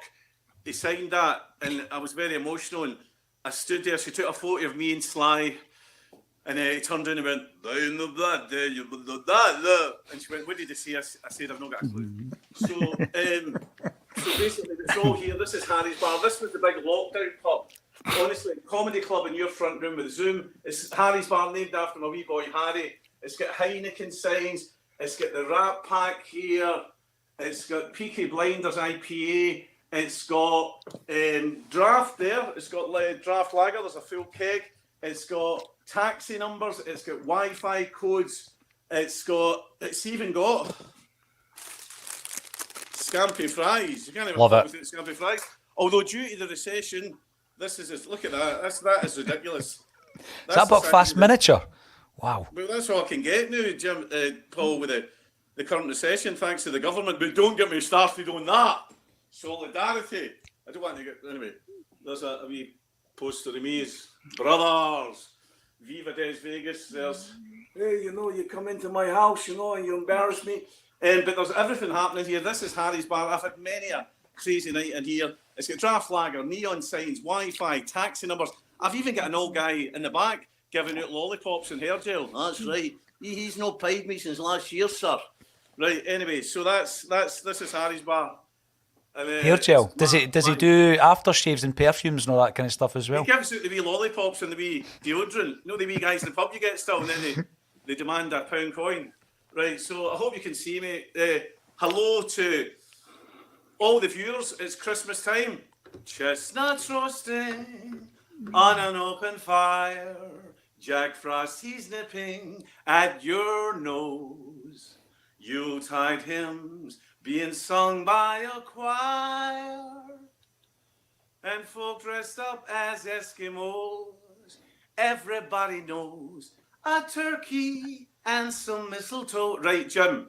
I say his name isn't about the demo. Nick carry on, get straight in with it. It's great to be on the Des McLean show. Thanks for inviting me. Oh, this is tremendous. You're always welcome, both of these. Love that. Absolutely love that. This is the carry on, like low power mode, just to let everybody know. Apparently, I was the master of Zoom during lockdown. I was nominated for the guy who kept everybody entertained. Now my iPhone is telling me that I've got 20% power left. Plenty. Master of Zoom. Plenty. They called me the Lionel Messi of Zoom during lockdown. I was that good that I couldn't even get through on I didn't even have it set up on my laptop. But we'll get there. Let's do this, guys. Let's do this. We'll get there, Des. And if anybody phones you in the meantime, we'll get through that as well. You are doing it on your iPhone, so there won't be an issue. Jim, we have spoken quite a few times about your theatrical endeavours, and your latest one that is coming up in the new year is Bend It Like Bertie. Before we get cracking on with the show, tell us a wee bit more about this. There's going to be a link obviously underneath the video. When can we go and see the show? Bend It Like Bertie, the Pavilion Theatre, February 9th to 11th. So that's only about 9-10 weeks away. So starring Des McLean, who you might have just seen there, as the legendary Bertie Auld. We toured it last year, did really well, so we're back for more in February. So that's us. I'm looking forward to that. And we did do... Yeah. Sorry, I was going to say that you had, for the charity weekender, you had asked me, give me a Celtic topic, and so the obvious choice is going to be Bertie Auld, obviously. Yes. So if Mr. McLean can make it, because he's a busy man, let's for an hour or so chat about the Bull Bertie. And what I've been doing for those who follow me on Twitter, both of them, I've been putting on an advent calendar every day, sort of kind of Bertie Auld photograph, and I thought about the 12 days of Bertie. So I've picked 12 photographs from the advent calendar, and I thought we could spend 4 or 5 minutes talking about the photographs and what's behind it and any wee stories that are therein. So that's the kind of plan for the next hour or so. I like the concept, Jim. I really do. When we bring the pictures up, it will inevitably hide our faces. I don't know if that's a good thing or not, but we will go in because there's nothing quite like bringing up a visual to spark the imagination. And day number 1, the Bertie Advent Calendar. We've got this image here. I'm going to come to you first, Des. How much do you love the old jerseys? Look at the guys, Jimmy McGrory in his suit. You and I spoke about that, how well dressed these guys were back in the day.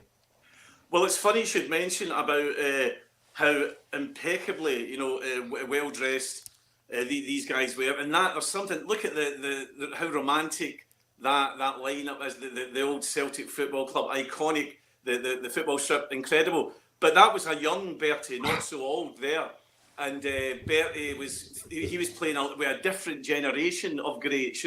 I remember like my dad, even before my dad's time, he was telling me about Willie Fernie and Bertie Peacock and Charlie Tully. But Bertie would call him Charles Patrick Tully. Bertie's attention to detail was the main thing. And Billy Connolly said that Bertie Auld would have been a brilliant professional stand-up comedian. There's no doubt. His storytelling, he was gallus, he was funny, his timing, it would have been brilliant. So it was Bertie's attention to detail. And when he would talk about Charles Patrick Tully, not just Charlie Tully, as everyone else knows and loves him, he would talk about Charlie had a soft hat, he got it out of Slater's, and he would always, off with the hat. You wouldn't have seen this hat. It was absolutely minted by me, magnificent, soft hat he had. So Bertie would always pick out these wee things about what they were wearing. The detail was amazing. So yes, those were the days. I mean, that is a lineup, and it's a very iconic photograph. Beautiful. It is a tremendous lineup. I mean, I can spot Neely Mockin in the front row, of course, alongside Charlie Tully, Bertie Peacock, Willie Fernie, and we've got Billy McPhail, Bobby Collins. What a team! I think that's maybe Bertie John got dropped, Higgins, of course, for Neely Mockin. Yeah. In the final, the 7-1 game. Now, what's interesting for me as well, Jim, maybe you have or haven't noticed this. Look what Bertie's doing. He's got his hands on the shoulders of the player in front of him. And he's the youngster, almost as if he's the old guy, the old veteran, with his hands on the player's shoulder in front of you. What does this picture say to you, Jim? I think one of the things that's interesting is the goalkeeper. Most of that team were in the 7-1 team of 57. So Bertie didn't play that day. The goalkeeper in that picture didn't. So there's a wee question for anyone who's on the online chat. Who was the goalkeeper in the 7-1 game? Because it's quite a kind of sad story behind that particular goalkeeper that played in the game, because he went to jail later in his career for match fixing. So he's known the picture. So there you go. There's a wee question. No, I mean, it's obviously that's a black and white picture that's been done up because the colours are too vivid for that. Jimmy McGrory suit's bizarre. I think it's a bizarre colour brown. Also, I think apart from the guy on the left in the front row, I think the other 1, 2, 3, 4, 5, 6 guys are pretty well known. So again, online chat people tuning in. Who are those in the first row from like the second and the left onwards? See if you can name who those people are. So it's interesting. It always has been interesting to me that obviously we think about the European Cup winning team and we can recite it almost like the alphabet, Jim. Yep. But the 1957 team that beat Rangers 7-1, we should be able to go through the team. Now, the only reason I know most of them, and I probably couldn't give you the Simpson Craig game all the way through, is because I studied that game for Neely Mockin. But I know the goalkeeper you're referring to. I'm not quite sure who the goalie is in the picture. That's something I'd need to check. But yeah, it's a question for the online chat, guys. That is a staggering bit of Celtic trivia straight off the bat, isn't it, with Jim Orr? Brilliant. I know, it's superb. It's a wealth, but you look at some of the faces there, Sean Fallon, Bobby Evans, what a side. And then, obviously, the other two guys wearing the kind of doctor's coats, Des, they look a little bit sinister, to be honest. They look as though they're there for some experiment to see. Harold Shipman. In 1957, we took out these players and watch what happens in the next 90 minutes. 4 of them. So one of them went to jail for match fixing. That's interesting. When Harold Shipman was the Celtic doctor. That is incredible. But of course, that jersey as well. I've studied the Celtic jersey. I love it, the iconic hoops. And they wore that jersey for years and years, and it was replaced. That particular kind of rugby-style jersey was replaced with a round neck one, which we remember from the 1960s era and Lisbon, etc. Because, I mean, Celtic were wearing jerseys, Jim, for 10 years plus back then. There was no kind of commercial value in clubs releasing replica shirts. But even back then, it's the glorious green and white hoops. And they were Umbro jerseys as well. And The Celtic jersey by Paul John Dykes available in all good bookshops. Thank you. Timing. Shameless plug. That was a blatant open goal for a plug there. I was surprised. It was. It was. It was. I'll tell you what. Have you though. bought that book yet, Des? Have you bought the Celtic jersey by Paul John Dykes available at all good bookshops? Have you bought it yet? It's a perfect stocking filler for many Celtic fans. Perfect. Stocking I love filler. that. It's I an love easy that. digest book where you look through the glorious colours of Celtic Football Club's history.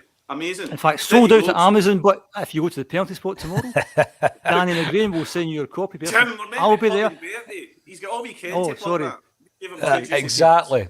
See you tomorrow there, Des. See you tomorrow, 11 o'clock, penalty spot. On you go. What I love about this, before we move on to the next picture, is those socks that Neely Mockin is wearing, right? They're in the book. His son kept the socks, the actual socks that he's wearing there. And obviously they wore them for years as well. Anything else you'd like to add to that picture, Jim? It's a cracking one to get us started. What book? Sorry, Paul, that socks in the book. By the way, can I just say, we are never... See, when we get to the hour mark, I bet you were the second photograph. It's likely. Let's jump onto the second one then, because I think there is a risk that we're just going to stick with that. Now, the big one here is you guys might be able to tell me. I don't know who the player is on the left. I can name the other three, I think, but I don't know who the guy is on the left, which will be to the right of Bertie Auld.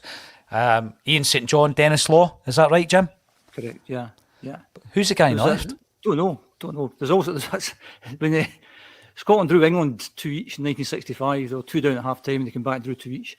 And the English commentator, St John scored the goals, and the English commentator called him St John, and St John equalises for Scotland. So anyway, I don't know the guy on the left. I don't know who he is. Des? No. That's another absolute cracker of a Online chat, guys. On you go. Who is that? trivia thing. But no, it's funny because there's 3 players there. Obviously, Dennis Law's just... Well, you know, he read me out of the photograph. You know what a player.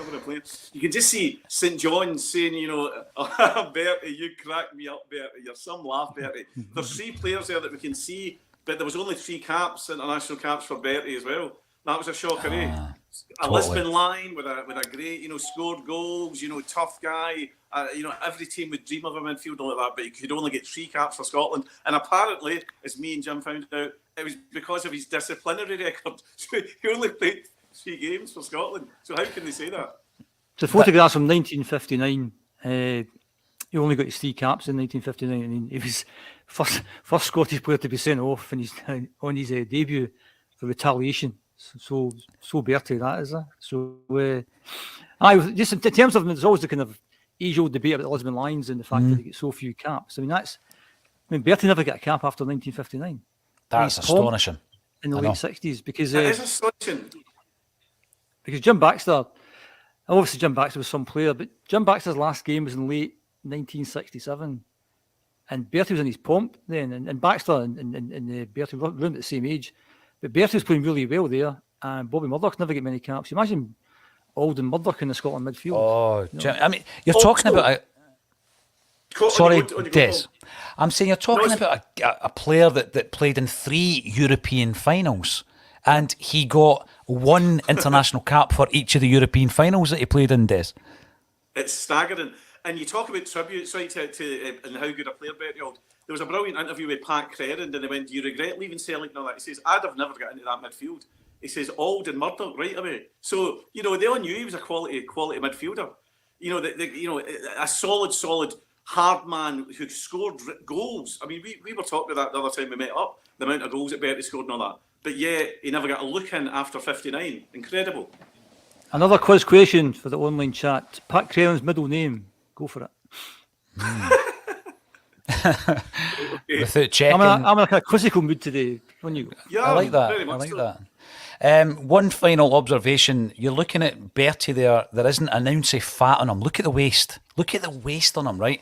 But also, and again, I've got to mention this, that tremendous brill-creamed hair that Hairstyle, he's got. aye, It's brilliant. superb. It's superb. Not a hair out of Nothing place. Absolutely, yeah. Nah, that's tremendous. And those jerseys as well, the big massive Scotland crest on them. I love all that kind of stuff.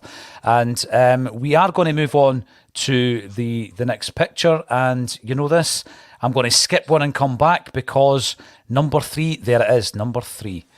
And I was talking about 3 European finals earlier, Jim. Some Celtic fans might think, that's not right. We only got into 2. But of course, I was talking about when he moved down south, wasn't I?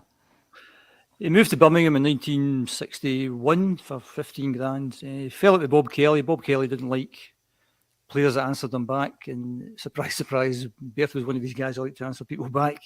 Played in the Fairs Cup final not long after he joined Birmingham, and they lost to Roma, I think it was. And he also won the League Cup a couple of years later. Birmingham beat Villa, local derby in the League Cup final. But yeah, he played in the Fair Cities Cup final in 1961. Yeah. Wow. I mean, I would need to check this, but in terms of Scottish players playing in European finals, Des, to get 3, he must be right up there. I know that Dalglish played in a few. Obviously, we had 2 European finals in Nottingham Forest with John Robertson, but Bertie played in 3 different European finals. And yet 3 caps for Scotland. That's what we're talking about. You know, you can't that if you didn't know, if somebody says who was the guy who played in 3 European Cup finals but only get 3 caps, you wouldn't believe that as a question. You just wouldn't believe that. You know, you'd be thinking, what? John McGovern won 2 European Cups with Forest and never played for Scotland. No caps. Sorry, on you go. No caps. But He got no caps. Believe it or not, Ali McLeod didn't know John McGovern was Scottish. By the way, that's another staggering fact. McLeod got asked about it and he thought he was English. That shows you how good McLeod was at the time. That's anyway, incredible. But Now, we could talk all day. He leaves Celtic. Isn't it funny that Bertie is... Paul, you always said that Bertie looked like a real gangster in some of these photos. He did look like your typical Glasgow gangster, feared gangster. But isn't it funny that he went to Birmingham, the home of the Peaky Blinders? Absolutely. We're going to see a man. We're going to see a man, Mr. Auld, Mr. Bertie Auld. I'll repeat it off, Tommy. No, you won't. He's a hard man. He's the only man to get 3 caps for Scotland because they fear his disciplinary record. Anyway, carry on. Oh, I love it. Now, the big turning point in the 1960s, of course, Jim, came in 1965 in the Scottish Cup final. And for people to understand just how big a result this was, they need to understand how great a side Dunfermline had. Largely due to the fact that Jock Stein had gone there from Celtic because he had been coaching Celtic reserves, and everybody that were coached by him were sad to see him go, and that included some of the Lisbon Lions. You know, John Clark, Tommy Gemmell, Billy McNeil. They all played for Billy in the reserve team. He leaves for Dunfermline, and he builds a phenomenal Dunfermline side, who are still very, very strong by the time Stein goes to Hibs and then back to Celtic. And this is the game that changes everything, isn't it? 1965 Scottish Cup final. I think we could easily talk about that picture for another 2 or 3 hours. The game that's featured in Benelli Bertie, the pavilion, this February. It's funny, there's a line in the play which wasn't meant to be funny, but people laugh at it. And it's right before the cup final. And one of the characters turns around to his son and says, what chance have we got against a really good team like Dunfermline? And that gets a big laugh. It wasn't meant to be funny because Dunfermline were going for the league that season. Dunfermline, Kilmarnock and Hearts were nip and tuck at the top of the league. They were beating major teams in Europe. They were a big team, and that was down to Jock Stein. And everyone laughs at that. You're thinking, what are you laughing at? They were big, and people can't get their heads around about how awful Celtic were, how dreadful Celtic were. They hadn't won anything for 12 years. You know, people look at the early 90s and think that was worse. It was much worse. And the thing about the 60s, which is different from the 90s, is that in the 90s, Celtic fans can look back and say, well, we once won the European Cup, we were once really good, this is bad. Whereas in the 60s, Celtic were nothing. You know, in the world stage, they was big as Hibs or, Hearts or anything like that. But yeah, that's the game that changed everything. That's the launch pad for the Lisbon Lions. And in Bertie's book, Bertie says that was his favourite game. And that's the thing that I've made the point of before, that people talk about the 65 cup final and it was Jock Stein coming. But it wasn't, it was Bertie Auld. Because Bertie Auld came in early January and then they went on a cup run and they beat St Mirren at Love Street. And the headlines in the paper are all this and all that. They go to Queen's Park, Hampden beat them 1-0. Again, Bertie's a star man, beat Kilmarnock 3-2 at Celtic Park. Bertie's a star man, scores a goal. Jock's team came then and they played Motherwell at Hampden, drew 2 each. Bertie scored again. Lucky to get through that game, won the replay 3-0. So Hampden Park, it's a cup final. And Celtic have been playing really poorly. I mean, Jock Stein came there. And people who don't know the story think that, well, Jock Stein, you know everything, he touched on to gold. But they were poor. They were 8th in the league before the cup final. They had lost 6-2 to Falkirk 10 days before. At Falkirk, with a crowd of 4,000 people. They'd lost 2-1 to Partick Thistle at Parkhead the week before with a crowd of 10,000. He dropped Jimmy Johnson for the final. Now, he's lucky there's no social media back then. Can you imagine? He dropped Jimmy Johnson for the final. Are you mad? So, into the final, and Dunfermline were slight favourites for the final because of all everything I said there, and a lot of that's down to Jock Stein. So Dunfermline scored, Bertie equalises, Dunfermline scored, so that's the first goal. Bertie's first goal equalised, and they score again, Bertie equalises again, and then Billy McNeil scores. And it was kind of the Bertie Auld final, and it was really the Bertie Auld Cup run. And if you look upon that as the launch pad for the Lisbon Lions, a lot of that's down to Bertie Auld. Oh, massively. I'm going to make a few observations about this picture. Firstly, what I would say is, look at that crowd, Des. Look at the crowd. It's a sensational sea of heads. You know, there's no gaps in that crowd whatsoever. And bear in mind, you used to get the attendance, and it was 80,000, over 100,000, and that's not counting the kids that were getting, lifted over the turnstiles. Des. That is sensational. That was 108,800 people rammed in there like sardines. Bertie, explains that. But in the play, which is coming to the Pavilion in February, go and see Bendel and Bertie at the Pavilion. It's brilliant. You'll love it. Don't know where that came from. But Jim's right. People think Big Jock was a catalyst when he came back. No. Bertie was like Roy the Rovers, a real life Roy the Rovers, all the way through that run, right through that final. That was the biggest corner that Celtic turned, and basically instrumental in the big influence on what was to happen next. What would Celtic have done without Bertie, that whole cup run? I don't know. Jim said earlier that it was the first trophy they had won in years. It was actually the first trophy, Jim, they had won since the 1957 League Cup final that Bertie was left out of for nearly mocking. It was a 7-1 game. That was the last trophy Celtic had won. And here's a wee bit of trivia, because I know Jim loves a bit of trivia. If you rewatch the game, right, and Charlie Gallagher flights over the corner and Big Billy rises and scores that headed goal to make it 3-2. The next person that touches that ball is the ball boy, right? And the ball boy runs to the back of the net and kicks it to the Dunfermline player. That ball boy is Andy Lynch, who scored a penalty kick into that goal 12 years later for Celtic against Rangers in the 1977 Scottish Cup final. How tremendous is that, eh? Did somebody write a book about Andy Lynch? Paul John Dykes, is that the guy? I can't remember. I don't know. I'm going to go back to Des for a moment, because he looks very festive just now because of the backdrop, the environment that he's in with the snow. It looks very Christmassy. It's fantastic. It's the most wonderful time. You've done that. You've done that. We did chestnuts roasting. This is. Did you? It's okay. It's part Bertie and part Bublé today. I'm just glad you didn't slip there, Des. That would have been a horrific turn of events. I'm actually getting my charger. This is how much on the hoof we are today, flying by the seat of our pants. I'm getting my charger. It's working though. It definitely is working, and it takes us on to a moment in time. And I'm going to come to yourself first.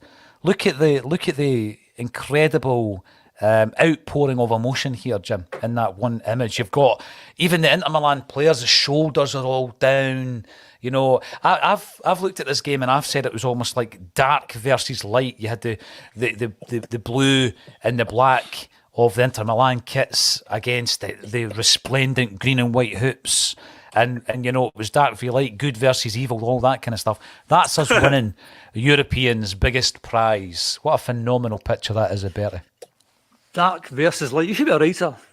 Can do that kind of stuff. I think we tend to take technology for granted a little bit. You know, we live in an age now where everyone's got mobile phones and their video and things and stuff like that.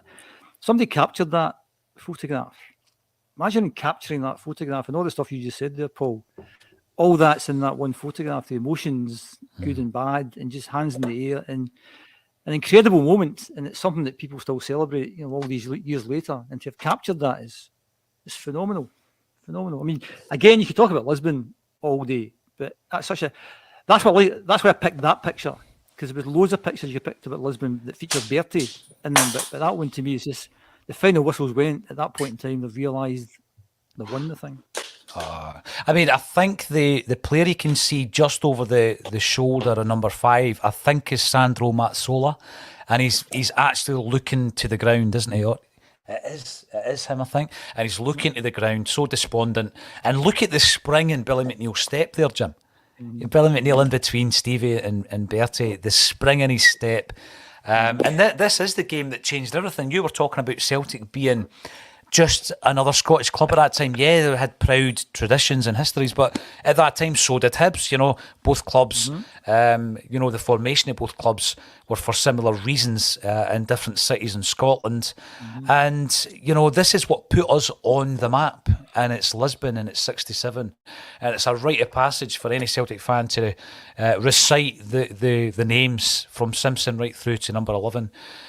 Bobby Lennox, and there he is, Bertie Auld. But one of the most famous tales about that day involving Bertie was the singing in the tunnel, and it's become part of Celtic folklore, hasn't it?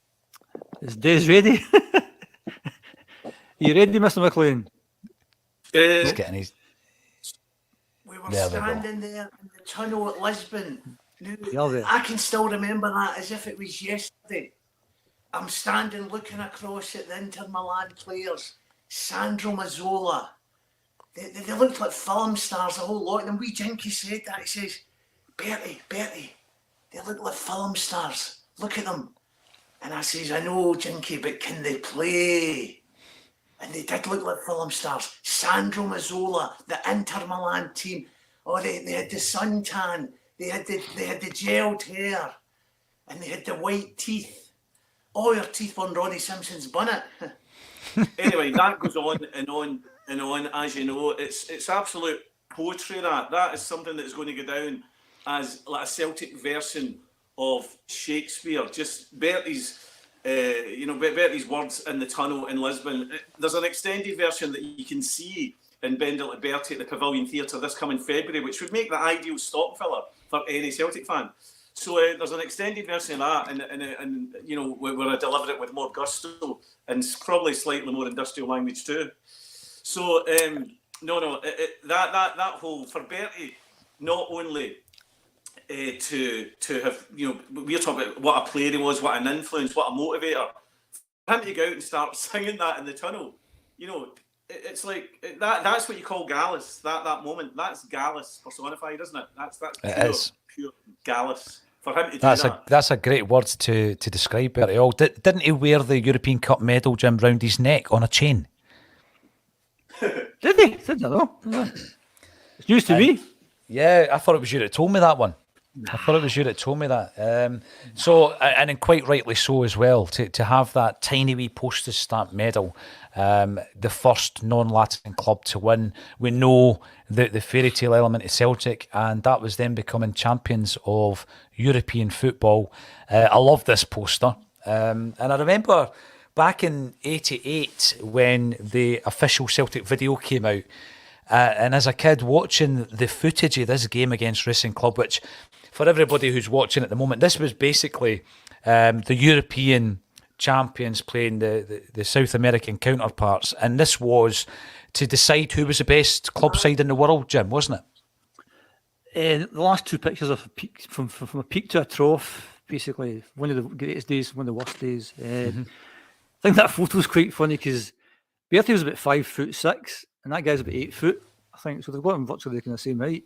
The games, Celtic beat them 1-0 at Hampden Park at the time, and Racing Club kicked Celtic off the park. Second game, Celtic lost 2-1, kicked them off the park even more, spat, and and hacked and kicked and punched. Ronnie Simpson got injured before the game started. Missile thrown from the crowd. John Fallon took over. So lost the second game 2-1, won the first game 1-0, 2 each in aggregate. Back then there was no away goals. So went to a third game in Uruguay, and at the time Bob Kelly, the chairman, didn't want to go because he feared for the safety of the players. But Jock Stein wanted to go and insisted that they went. And one of the things that Jock Stein always regretted doing, because it turned into one of the kind of worst days in Celtic's history. I think Racing Club took about 30,000 fans across the border from Argentina to Uruguay, hostile atmosphere. 4 Celtic players get sent off, a couple of Racing Club players get sent off, referee didn't know what he was doing. Bertie was one of the 4 that get sent off, but refused to go off the park. He refused to go. He wouldn't even get sent off. No, you're not sending me off. Funny thing was that Bertie never played in the second game. He won the first game 1-0, then lost the second game 2-1. Bertie wasn't playing. I've never found out why he wasn't playing. And yes, the 4 Celtic players sent off, 2 Racing Clubs. Celtic lost 1-0, and that was that. And when they get back up the road, the board thought it'd be a good idea to fine all the players £250 for letting the good name of Celtic down. So, it wasn't a particularly good period, good few games in Celtic's history, that one. No, and again, it's this discipline coming up. Again, Des, we're talking about his Scotland career being affected by it. Apparently, Sir Robert Kelly, or Bob Kelly as he was back then, wanted to get rid of Bertie first time round because of his disciplinary issues, and then obviously he's got the boxing gloves on, almost literally, against Racing Club for this game as well. He couldn't walk. I mean, he admitted that, it was bang, as his dad says, just go in there, first, don't walk away from, a tackle. And he made no apology about the fact that Bertie was a wee gallus guy. He took no prisoners, always a hard man. The Leeds United team later on, I mean, they were full of hard men, notorious hard men, your Terry Coopers and your Norman Hunter, bites your legs and all that. Nothing against wee Bertie. When it came to, so it was, but the laugh is, I need to tell Jim something that I forgot to tell him about Bendit Liberty. See that photograph there? I'm a pal who came along to see it a couple of times. It's worth going to see twice, by the way, but you can even see it once this coming February in the pavilion. He thought we show these photographs obviously between the scenes and all that, and that one came up, and they went, "Oh, that was a really good Photoshop, with the old boxing gloves." I says, "No, that was the programme." How ironic. How prophetic was it for the? They must. How did they know that it was going to be literally a real boxing match? Also for both people who follow me on Twitter, that's today's Advent calendar. 9 days to Christmas. So there you go. Oh, Jim. And the perfect Christmas present would be, Des. Oh, sorry. And the perfect Christmas present would be Bendit Liberty at the Pavilion Theatre. Great idea. That is a phenomenal idea. You know how the next week is just going to be an absolute frenzy. People are going to be sitting there under pressure. Fuel costs are high. They're sitting chanting, listening to Chris Rea driving home for Christmas, thinking, I hate this time of year. I don't have time to go to the Silverburn or Braehead or the Forge. But what I can do in this traffic jam is just click on my phone in 2 easy steps. Bendit Liberty, and that's me got a couple of tickets for my brother, my father, my mother, my nephew, whatever. It really is the Celtic play for all the family. And also get heat. And get heat in the pavilion. It's nice and warm as well. So there you go. This picture really here. This picture, sorry. Jim, when we're talking about this picture, and like you say, it is just round the corner, Christmas. And I think that something like this, to wake up on Christmas morning, it's also something to look forward to when, the Christmas dust has settled and you're back into the drudgery of going to your work 5 or 6 days a week, and then you've got something to look forward to. That's why I always like having a gig ticket or a theatre ticket. So, yeah, click on the link underneath this video and get your tickets for Bendit like Bertie. This one here, I think he's looking as though he's getting to that stage of his career, Jim. You could tell me the era where there's a transformation between Bertie the player and Bertie the manager, who comes a wee bit later, where you see Bertie, and I'm not actually sure if any of these images are on the Advent calendar here, but it's Bertie with a big jacket, the hat, and the cigar, and he's kind of morphing into that Bertie, I think, in this picture with his two young kids at this moment in time. Like that morphing into the new Bertie. Metamorphosis. I've said a few times about the Lisbon Lions. These are ordinary people who've lived this extraordinary life, and I think you never think about them as family people. That the fact that they get wives and kids and what happened, and what have you. And imagine Bertie was your dad. How mental would that be? And Robert, who I've now met a few times, Robert's son. I mean, he was Bertie's permanent minder, and obviously Dad was very much in demand everywhere and running about after him. So I just thought to myself, what it must have been like to have Bertie Auld as your dad. Are there any Lisbon Lions, but especially Bertie Auld, and maybe John Hughes, his son, could give us a bit of an insight into that. But I liked that picture because it's just Bertie, the ordinary guy, and he was an ordinary guy at the end of the day. Yeah, it's a great picture, and at that time again, the young kid is with the hoops on, and it's a passage down the generations, isn't it? To be introduced, to be born into Celtic, and I know that's become a bit of a cliche, but I can see that in the picture as well, passing on the gift of Celtic to your laddie. Of course. I mean, and that was back then, and it is. Yes, it is. It's a whole new generation, and you know, when you imagine, when you think about the players get nowadays, you know, ridiculous. The money's just absolutely ridiculous, you know. And when you think of what he achieved at Celtic, and you know how much of a personality he was and all that, what would Bertie be like now? You know, when you see all these absolute guys who do not deserve it, deadbeats who are on hundreds of thousands a week and all that. Bertie was a personality as well as a brilliant footballer. You know, he would have been a brilliant media guy nowadays and stuff like that. But funnily enough, I've met Robert a few times, and this is a perfect opportunity to tell the brilliant. I know we've been joking and laughing because it's Christmas and stuff like that, but Robert came along, and that was the picture that he came along to Motherwell Concert Hall, and it was a brilliant show. It was probably the first show that was really. It was just. This is when we really caught fire. You know, Motherwell Concert Hall. It was sold out, brilliant atmosphere. Saturday night, all guns blazing. And at the end of it, you kind of go, I think that was a really good one. I enjoyed every show, but I just thought this one, I think every single thing clicked. And then Robert says, "Can we come down and meet the cast?" Of course. And he came down, bang at the door, and he you know, he was. You could tell he'd been breaking his heart. And that was a photo. That comes after. There's a very emotional part of the show. I won't give it away, Jim. And that photo. Whoa, he disappeared. But after, and it's hard enough for me. There's a lot, and I thought this must be. He says, "What size are you in a jacket?" And Jim all replied, 42 medium. Me and him are like Morecambe and Wise, we're like Anton. So he says without hesitation, 42. Right, and I was like, what? I was still sinking in when you've just done a show. It doesn't matter if it's stand up or anything, or your brain's just kind of calming down. You know, it's just. And I was like, why did he ask that? I genuinely was like, it just.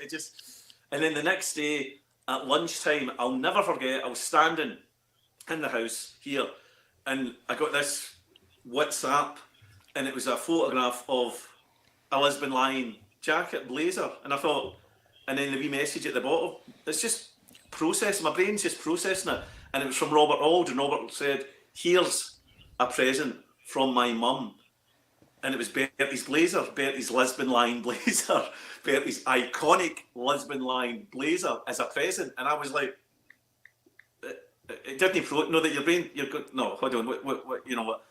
And I'm looking at it, and my wife saw she's going, "What is it?" And I was like, "You won't understand." I phoned my ma right away. I went, I've got Bertie Auld's Lisbon.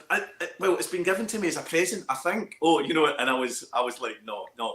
And then it sank in. I phoned Jim. I sent him the photo, and Jim was like, "No way." We got the blazer on the Tuesday. We were off to Oban to do a gig, sunny Oban, a midweek gig. The tour continued, and Robert says, "You'll have it in time for that." Robert, a few photographs got took with the newspapers, and Robert put it onto me. It was like Tiger Woods putting the all green blazer on, right, and it fitted me like a glove. I mean, I had all this right. I've got this seamstress, I've got this tailor ready. It'll either be this, or I'll be no. Fitted me like a glove. You couldn't get a better fit. And then I wore it that night, and I told the story, and it's just incredible. To get that, you don't get a bigger seal of approval than that. You don't. Absolutely. For them to give me his jacket. And then Robert sent me a nice message a couple of weeks later, and he went, when I told him we were going to Vegas, and he says, "Yes, Robert says the Vegas returns, the Blazer returns to Vegas, and I just thought that was amazing for him to say that. So you know, his dad, who loved Vegas, Bertie was Mr. Vegas, and the fact I've heard many people calling him that, Des, and you'd spent some quality time with Bertie Auld on the way to and in Vegas as well, didn't you?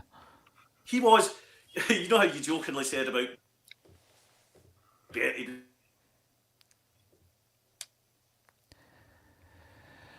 Your signal's gone just a wee bit there, Des. We'll move on to the next picture and see if you come back in. If you can come back in. He's silenced for the moment. But we will move on to the next image, Jim. Just while Desi's signal comes back on the phone, and we'll come back to his Vegas. Are you back with us, Des? We'll go back to his Vegas story. Yes, I haven't. There we go. Sorry. I didn't even know I was away. That would have been a highlight for many people watching. But sorry about that. I was half an hour ago. You were away. Sorry. Right. No. You were talking about Vegas just story, before. Yeah. Right now, Vegas. Paul, Jim, how would you feel if you were sitting? You know how you sit on a plane and you go, "What am I going to do? I've read that book. I've read that mag."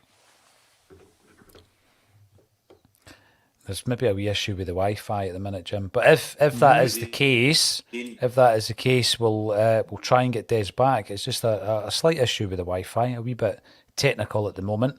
However, Jim, I'm going to ask you this. We'll come back to Des in that story because I'm looking forward to it. This image, Bertie, this is the Leeds United game, isn't it? After we've knocked Leeds United out of the European Cup in the semi-final. And I often wonder when I look at this, whatever happened to that hat? You know, that's the kind of thing that should be sitting in a glass case at Celtic Park, Bertie's hat. What does this picture say to you?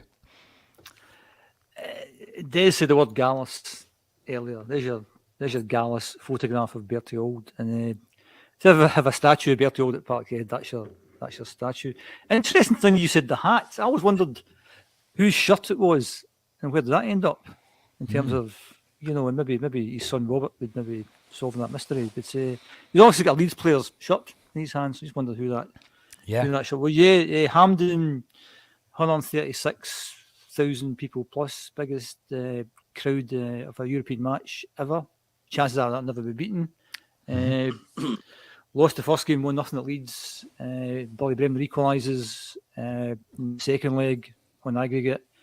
And it's Bertie's cross for Big Yogi to equalise, and then Bobby Mulder scores the winner. And then disappointment of Milan that comes after that. But yeah, in terms of games in Scotland featuring Celtic, that has to be up there. If not the best, it must be pretty close to being the best. It was shifted to Hampden because they knew it was going to, you know, be very, very a very popular game for people to go and see.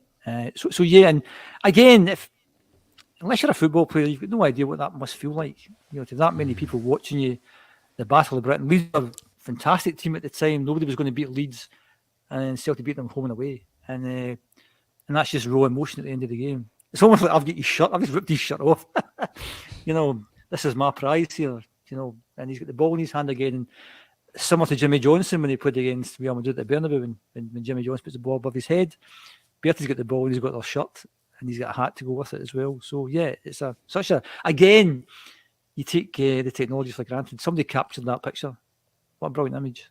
It's a tremendous image, you're right. And I do think back to the Jinky one with the world in his hands, as you described it as previously, Jim.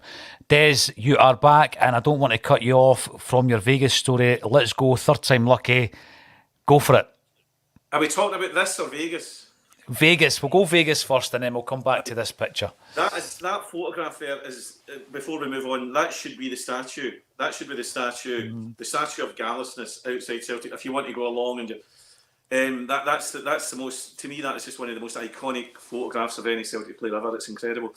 The Vegas, you know, I'm sitting on the plane, and for 11 hours, Bertie Auld is regaling me with all these stories, you know, and he's sitting going, this was a time, Big Jock, you know, at that time, wee Jinky was barred for this pub in Wishaw, and I'm telling him, you can't get down there. So then I'm sitting there, right, and wee Jinky says, well, I'm meeting up with And I'm sitting hearing all this. Paul, could you imagine hearing all this stuff? Right? Story after story after story, stuff that had never been printed, stuff that had never been told to anybody. And he's telling me, and here's another thing, right? We went out, right, and Big TG, Big Graham, he was pissed that night. So and I'm just sitting there going, this is incredible. This is incredible. See, this was another night. Now, here's the thing, right? So and he's telling me all this stuff, and I'm just sitting here going, wow. And the fact that obviously I'm playing him. And by the way, Bertie, I swear to God, when I was doing my turn in Vegas and I was doing all the voices and all the impersonations, Bertie was the first guy to come up to me, and he loved all the impersonations. He loved all the Billy Connolly and the Stallone and Sean Connery and all that. That was a bit. He loved all that, And he just loved the entertainment side. And like you can tell it, as I said earlier on, Billy Connolly said he would have been a stand-up comedian. And when you saw him in Baird's Bar and all that, he was as funny as anybody. He's standing there with a mic and slagging everybody off, and people walking in, dealing with hecklers, the timing, big laughs. Not an easy crowd, Baird's Bar, just, and you could see all the players all walking in. Even the real partner mates at Libby Jinky and that were all sitting back going, oh, hold on a minute, Bertie's the man, he's holding court here. But no, to be over in Vegas and to sit, and Bertie sitting telling you all these stories like only Bertie can, it genuinely felt like half an hour, a 10-hour flight, 11-hour flight. I couldn't get enough of it. And by the way, I can talk, right? Jim Orr can talk, nothing like Bertie. Bertie just, and I was just sitting going, right? And he's, amazing. I was going to ask you, Des, how useful was that when it came round to that moment where Jim Orr pitched Bender Like Bertie? You must have just gone back in time and thought the characterisation was already there. Absolutely. Well, you and I were sitting here. You and I were here the very, very early days of lockdown. Remember that, the March, April, and Jim said, Paul John does a podcast. It was only a podcast then, audio style. A lot of listeners, because me and you were on it, and my mates were working abroad, and they messaged me to say, we heard you on a Celtic State of Mind. It wasn't the all singing, all dancing, beautiful big studio you've got now. And then I was telling you about it, and I was doing Bertie and stuff like that. But I still remember when Bertie was talking to me, the fact, how you mentioned that photograph earlier on back in 1957, and he's got his hands on the older guy, the way that's what Bertie was like, the wee arm round you, tactile, the wee nods, the wee, all right, son, how are you getting on? You all right? The arm round you, always like that. And yes, when he was talking about to me, and he's sitting, listen, son, see, you talk about your messes and all that now, you're that, all this nonsense. Wee Jinky could walk the ball into the net. He was better than all. And he was going on about every player, and honestly, see Bobby Murdoch, I promise you, son, I promise. And he's giving me his review and his thing of every single player. And you know something? There was a boy, Stevie Murray. And it was just, this was hearing everything for Bertie Auld. This money could not buy that. That was just like as good as the holiday itself. It's 10, 11 hours Bertie Auld storytelling, funny gags. Absolutely. Absolutely. And Bertie telling you what he thought of all the players and all that. You just couldn't. You couldn't. So when Jim suggested this, and obviously here's the book here, and you're reading it, and even when you're reading, and it's just like it is. Even when you're reading it, it's Bertie. You're seeing Bertie talking to you, everything. I promise you, son, honestly, it was magnificent. Here's a thing, right? Big Jock would always say, you have the ability to entertain. If you could entertain. Every syllable was a prisoner with Bertie. Every syllable a prisoner, and I love that. Like Billy Connolly. I've never, and Bertie was the same. It was just the passion. When he was just talking about anything, the passion was brilliant. From the soft hat, of Charlie Tully, to his attention to detail was amazing, and that's why I loved sitting listening to him. What an honour that was! What a pleasure! What a privilege! So that's one of these ones where you go, oh, I've won a competition, sitting with a Lisbon line, a real, and let's be honest, it was the one guy that had the personality in this. We keep saying it, the gallousness, the funny guy, out of them all. So to have all that, it was amazing, yeah. And then look what happened. We end up playing him, and then getting his blazer and stuff like that. I'll bring out the blazer before the end of the show, yeah, to show you all. No, definitely does. Talking It's about that just attention, got called early for this one. That's why it's not ready, and why I'm on the phone. the attention to detail. I remember having the absolute pleasure and privilege of speaking to Bertie once, Jim, and he was telling me about Neely because he looked up to Neely. Neely was a wee bit older than him, and he said he couldn't get angry with Neely Mockin for taking his place in the 1957 League Cup final. But he spoke about how Neely would look after him when he was a young player coming through, and he took him into the bookies because Neely Mockin loved a punt. And Bertie was quite naive to all this kind of stuff.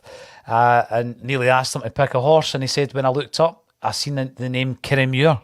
He goes, and it reminded me of the gingerbread that my mum used to sell in a newsagent or something like that, right? So they put all this money on this horse and it won. And I'm sitting talking to Bertie and I'm thinking, let's talk about the European Cup final. No, let's talk about a horse called the Kirriemuir and why you put all your money on it. It was just brilliant because he was such a storyteller that I was engrossed in it. It didn't matter if he wasn't, talking about the European Cup final. And you had the pleasure, of course, as well, Jim, of actually meeting him. I've heard Desi's tales there on the flight. What was your memories of meeting the great Bertie Auld? We met Bertie a couple of years ago. I think he'd been recently diagnosed with dementia, but he's still on top form. I'd never met him before. Des had met him a number of times. He was a big fan of Des. He'd seen Des live. Actually, he worked with Des as well on a few charity things as well. Yep. And sorry, Tim, so Des, we're basically we're going to put this play on. I never met Bertie, and I thought it'd be a good idea to, if we could meet him, just to kind of reassure him that you're going to see something called Bend Like Bertie kicking about, hopefully in the city, and don't be worried that this is what it's all about, sort of thing. So Des managed to organise a meeting. I think it was August 2020 in Bertie's golf club. We go to Bertie's golf club. And he sort of greets you like a long lost friend. Jim, how are you doing? It's great to meet you, and I've been looking forward to meet you. You're thinking, why would Bertie Auld look forward to meet me? You've written a play, son. I've written a play. And because it's my play, I did most of the speaking for the next 45 minutes or so, and I brought all this memorabilia from 65. And then after about 45 minutes, Des had to go make a phone call, and Robert, his son, had to go away. And it was just me and Bertie for the next 10, 15 minutes. And I mean, Des got 10 hours of Bertie. That 10, 15 minutes was brilliant. And he was dead interested because I was telling him about football memories, which is an Alzheimer's Scotland thing that I'm involved with, and he was dead interested in. And football memories is all about trying to spark memories from people who are football fans by showing them photographs of older players. And I brought some of the cards with me, and the first one I showed them was Bertie himself. And as you would expect, he's going to say, "Oh, handsome man, that boy there, who's he?" And I'd show them all his other players, and he would rhyme them off in terms of who they were, sort of thing. So that was the highlight of my year, to spend 10, 15 minutes with Bertie Auld. And the really sad thing is you never get a chance to see the play. That was, amongst all the other sad things that were there talking. Because Des is so good at playing him, and he'd have loved it. He'd have absolutely loved it. And obviously his son seen the play and was reduced to tears, and he just said that Des had nailed his dad's voice and his mannerisms and everything about it. So, I was fortunate to spend 15, 20 minutes in the company of a great man. That was a highlight for me. What a seal of approval that is. And by the way, there's a thing that's coming to my mind here, Jim, about this particular picture, because it's a profile of Bertie. Is this underbite that anybody doing an impression of Bertie would need to obviously undertake that mannerism as well. You know what this reminds me of? Remember the brilliant cartoons you used to get in the paper by Malky McCormick? Remember? It's funny you should say that, because when I look at this picture, I think, you and Game on Wallace, that looks like a picture, but Bertie, that looks like a painting. Yeah. Or it doesn't look like a photograph. And the other thing about this picture, obviously, that's his last game ever for Celtic. And unlike a lot of other players, he knew it was his last game. So that must have been a really emotional day for him. Oh, Paul, absolutely. How Lisbon Lions played that day?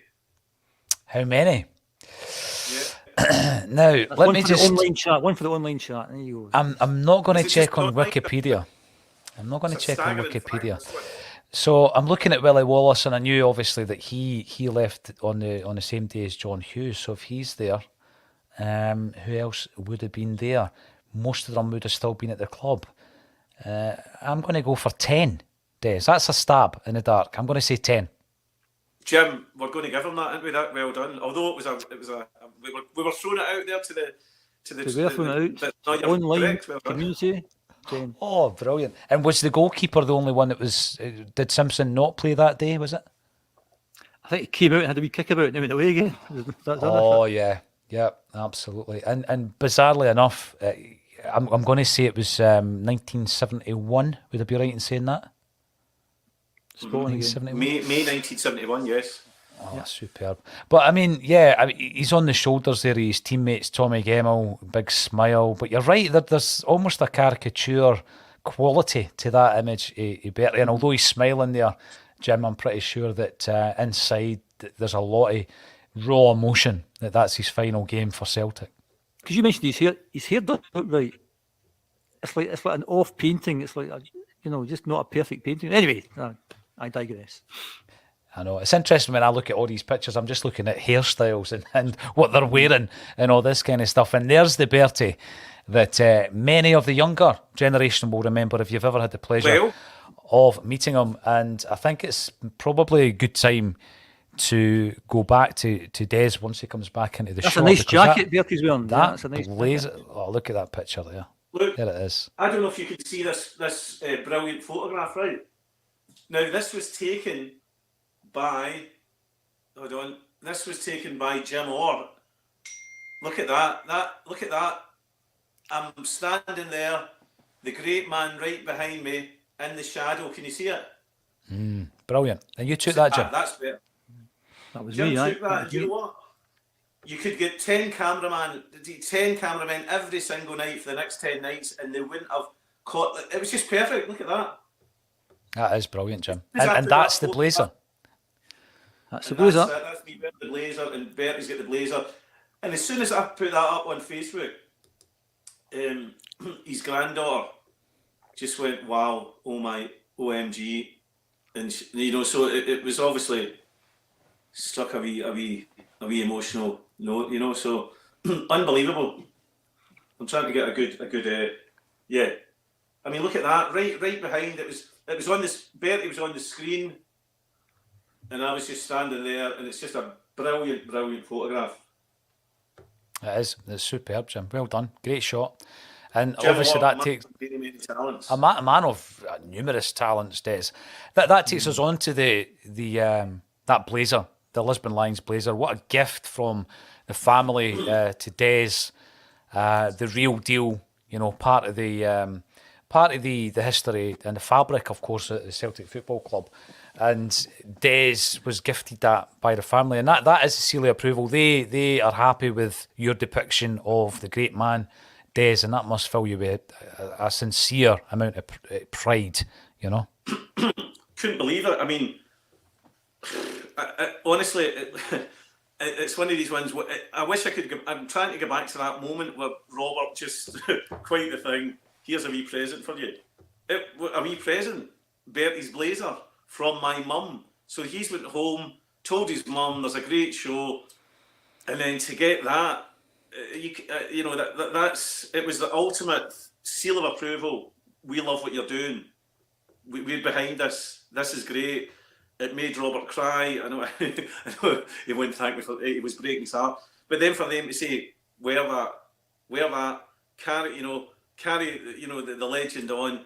And then it wasn't just the fact we were wearing it on the tour. The tour was brilliant. To go to Aberdeen and Inverness and Dundee and Oban and Falkirk and all these places, it was just great. All different rooms. There was something great about every single show. They all had their funny moments and their different wee demographics and all that.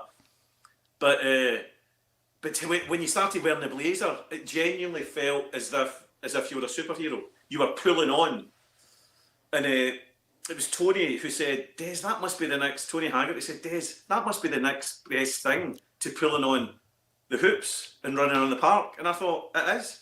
That to me is like, we all dream of playing for Celtic, scoring a goal, right? For Celtic, we all dream about it. That's what we. But to pull on the blazer, that's the next best thing. It's just to pull on the great man's blazer and to wear it and to be up there, being Bertie and bending like Bertie is just phenomenal. And then when his family come along, that is when hold on, I really need to do the man proud. I need to, I need to respect the man, even though, he was up for a laugh and all that. But still, it's Bertie. This is his family. And when they came along, and you know what, Jim? Robert hasn't seen me with the blazer on the show yet, has he? No. No, so he came along to the show, Motherwell Concert Hall, and then he went, there's the blazer. So when he comes along to the pavilion, we'll make sure of that. He'll see the blazer. It's a real deal now. And I'll also tell the story, which is a very nice, genuine story from the heart about, how we got the blazer and stuff like that. So that you cannot get any better. As I say, that I didn't, not for a minute did I dream that, when we're doing the tour and stuff like that, the family would go, Robert would say, right, there you go, present from my mum, Bertie's wife, and that's it. That's what made it, that's what made it. And also a close second is the brilliant photograph that's now framed that I just showed you of me with Bertie in the backdrop and on the screen, and me standing there, Amazing. So there you go, Jim. You're a close second. Well captured, Jim. Well captured. Here's a quick quiz question. Can you put the photograph back up? Yes. Certainly can. That one. On his lapel is an H. What does the H stand for? Oh, leave it to online chat people. Right, just ask them, like, keep this one for them. The H on his lapel, he's got an H. You can see it quite clearly there, yeah. Interesting. Jim, I love your trivia, and I love this picture, in actual fact. And he's in a box. I'm not sure whose box it is, but he's certainly enjoying a Celtic victory. Would it be a victory over Rangers, Jim Orr? I thought that was a cup final in one of the trebles.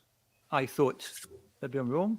But yeah, it's such a great picture. I mean, he's either 80 or about to become 80, and there he is. Doesn't he care? I think we've just won the cup. I think that's what that is. And that's his son Robert, who's standing beside him.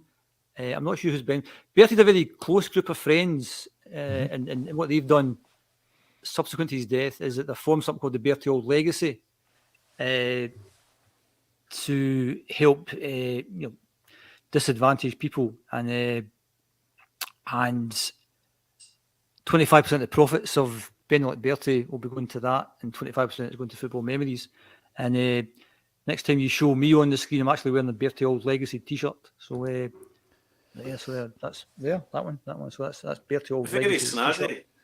And there's a Bertie Auld Legacy thing down there somewhere. Not very good with this video stuff. Anyway, so what was the point? Photograph, yeah. I mean, it just shows Bertie. I mean, that's Bertie Auld, isn't it? Absolutely, it is. And I think that, Des, when you look at that, on you go. Carry on. Paul. When you're looking at a picture like that, obviously, as someone who is acting, who's trying to get the voice right, there's also a big part of the mannerisms as well. And when you look at that Bertie, the one who's all singing, all dancing, and you're able to replicate that on the stage, how difficult is it? Or is it quite natural to you to do that, having spent so long with them? You just grow into him, and because I was telling, see now you've got the blazer, it genuinely feels as if you are Iron Man or something. You feel as if you're wearing this blazer and you just become Bertie up there, and just everything, the whole vibe of the show and everything, the 60s music and everything. It's just you just become Bertie up there. Everything about every mannerism, every little quirky, every little thing, yeah. And that was such a when I first met Jim and we were doing the podcast and stuff like that, and it was just basically a rough, it was just a loose idea in the pipeline. He didn't really know, and then for it to come to this Pavilion Theatre, getting the blazer, going to Vegas, having done a tour this year, sell out shows, it just shows you, dreams can come true. And you're going to Vegas, Des? You're going to Vegas? What's this about Vegas? Vegas next year. Are we? Good. What's this? So we're off to Vegas. Setting up for you. Right, we're going to Vegas. We're going to the Westgate Theatre, which is the very same theatre that Elvis Presley holds the record for 8 years, the longest ever run in Vegas. Yes, And Barry Manilow's playing there just now, not quite the same. Can you imagine that? Bermuda tricolour makes people disappear. Right, so, but about Barry, we need to... Jim's had loads of Murdo McLeod and when I think of it, Jackie McNamara, like when you go through the John Fallon, loads of Celtic players, ex-Celtic players holding up the old poster, right? But we need to get Barry Manilow holding up the Bender like Bertie. Bender, go see Bender like Bertie in Vegas. Hey, you know you want it. You just, and there's the great man himself holding the poster. That's that. So that's from August 2020 when he wasn't well, but it looks $1 million there. And there's another picture of him and Des, which is not on the advent calendar. But, brilliant picture. I love that picture because that's my player, that is, and that's Bertie Auld, that is. Proud time for you, Jim. I mean, I think that. Oh, it is. It really is. And he's a guy that, people go on about greatest of ourselves, greatest players, greatest entertainers. Is there a better personality, Jim, in the history of Celtic Football Club than this man right here?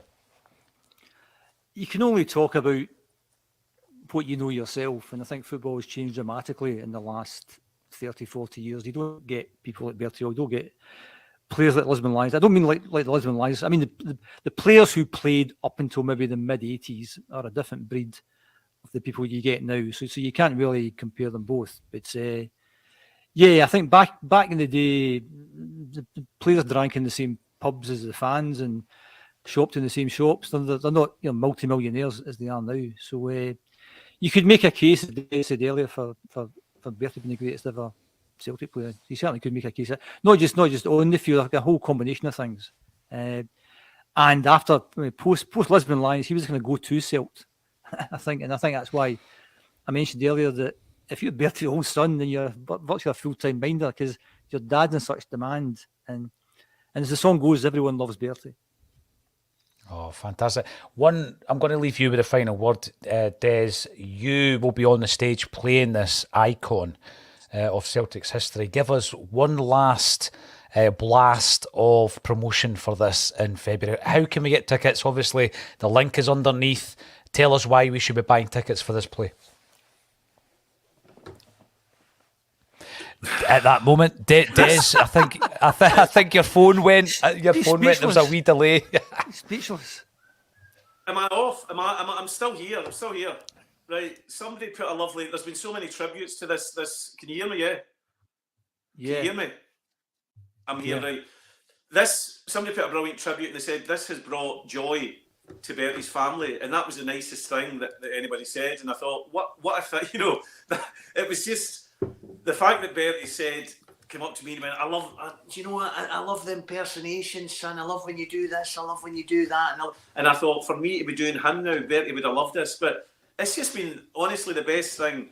If you love Celtic, if you love going to the theatre, if you love nostalgia, if you love the 60s music, if you love to sit there with your mum, dad, grandpa, it's the best moment. I remember talking to a grandpa until his wee grandson. The grandson was about 19, 20, and the grandpa was late 70s. Both of them loved to play, and that's it for me. Right across the board, generations loving the play, and that's it. And it's just been the greatest fun. Amazing. Wonderful. It's been a great journey. It's been a great journey, Des, for you coming on all those years ago, like you say, and Jim being a part of Axon for so long, to see this come into fruition, from an idea, from a blank canvas to, making it bigger and taking it on the road as you did. I'm really looking forward to it. You guys are a massive support for A Celtic State of Mind, and we are hoping to support charity this Christmas. That's why we have been here for the last hour or so. Thanks everybody for getting involved. Click on the links underneath this video for tickets to go and see Bend It Like Bertie. Download our charity single, The Glory and the Dream, and donate to the birthplace of Celtic, St Mary's. All that's left for me to say is Jim Orr and Des McLean, aka Bertie Auld. Thank you for joining me on A Celtic State of Mind. Can I just say good luck with the charity? Thank you, and Merry Christmas, everyone. This must be the dream. This feels like paradise. The best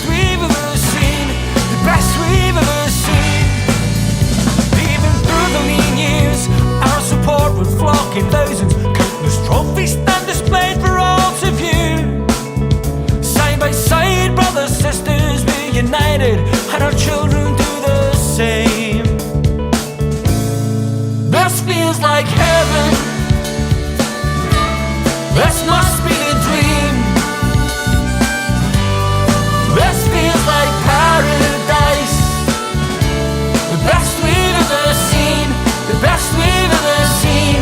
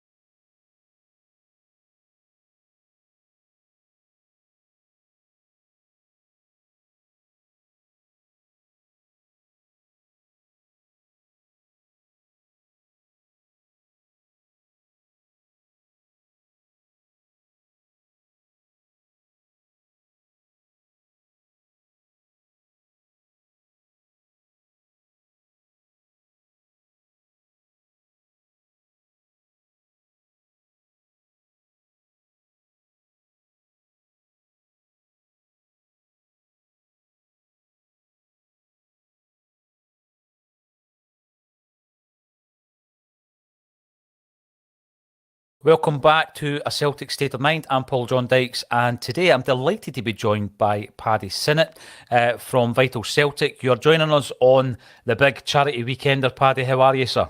I'm good, mate. How are you doing? I'm very well. It's always a pleasure to speak to fellow Celtic fans, but also those who have built up their own platform, be that a blog or a podcast, a broadcast. Tell us a wee bit about Vital Celtic. What is it that you do, Paddy? Well, basically, I started the Vital Celtic blog. Oh God, it's about 2 years ago now. I'd actually opened up my own blog on my own Facebook page, and it must have got noticed because I got approached by Snack Media to start writing for their site after a couple of weeks. So I started writing for Vital Celtic, just reporting on anything that I thought that maybe the Celtic fans would be interested in, and it varies from, I don't know, transfer news, the usual kind of thing, pre-match, post-match, and also try and find different kind of news that fans probably wouldn't have access to, or maybe not have the time to access. I've also covered your show a few times on my blog, as you know, because I think a lot of the stuff you guys talk about is relevant to what Celtic fans can relate to as well. And within, I don't know, about 2 years, about 18 months or so, I'd quit my job and started to do it full time. It grew, the site just grew in popularity, and yeah, it seems to be going all right. So, touch wood, it continues. Fair play, Paddy. I think I always look back on the way that Celtic fans have embraced various different types of media, and I always go back to the old fanzine days. Jim Moran and I have a fascination with old fanzines, and I got into them very early on, probably before I could even understand what was going on in the kind of late 80s. I think it was about 88 actually that I started getting into Not the View, and I'm reading about things that at that age I should be reading about Paul McStay and how amazing he is as a footballer, but I'm reading all this boardroom stuff, you know. Yeah. And Celtic have got this knack, the fan base have got a knack of being ahead of the curve, because the people who were writing for Not The View were telling us about the fact that the club had to go public, the club needed a new stadium, the board weren't fit for purpose. And this is 87, 88. It took many years for that all to come to fruition. But there was a group of fans there who were talking about it all that time ago. And I was pretty politicised, I think, from a young age, because my old man was a striking miner. And so, you know, not through choice, you understood politics and what happened if certain decisions were made at a high level. How did it affect the working classes? So when I'm reading this, I'm thinking, all right, I love the football, but I'm also interested in the politics of this football club in terms of the board and sack the board and that movement that came through. And then fast forward to 2022, and I think Celtic have a very, very healthy amount of alternative platforms, be that blogs, podcasts, broadcasts. I think we're really spoilt for choice.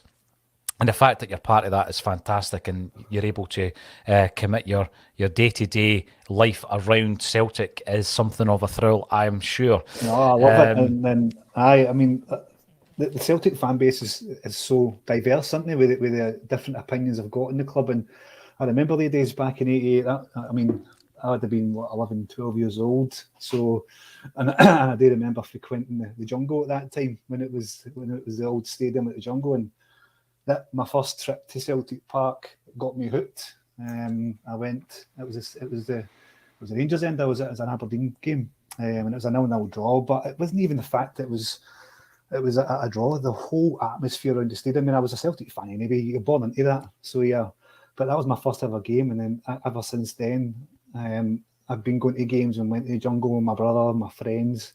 Absolutely loved it and had me hooked. But if you told me that I'd be doing it full time as a career, talking about my club, talking about how much I love my club, wow, I would have been. I'd have laughed at people. It's phenomenal. Every time someone tells me about the Jungle, I think back to a game. It was a New Year's game. We got beat 3-1, and Celtic's goal was scored by Tony Mowbray. You remember it? It was absolutely hosing it down with rain. Mowbray scored the equaliser. There was a dodgy penalty. Gordon Marshall apparently brought down Alan McCoist, I think it was, and Mark Hateley scored the penalty. Or the other way about. Kuznetsov scored. John Brown scored. They beat us 3-1. And I remember it was a horrendous day. And my old fella used to like take me into the Jungle. And what I remember, Paddy, is he took me in. And because of the body heat, you felt a warmth, which actually physically you felt the warmth. But I think within the Celtic fan base, you do feel a warmth. You feel a warmth wherever you go and you meet somebody with the hoops and you can talk about Celtic. And I think it's great to celebrate the past and also look at the present. And that's what you and I are going to be doing today. And the very subject we're going to be talking about is the fact that Celtic, at this moment in time, have got some loan players both out the club and in the club.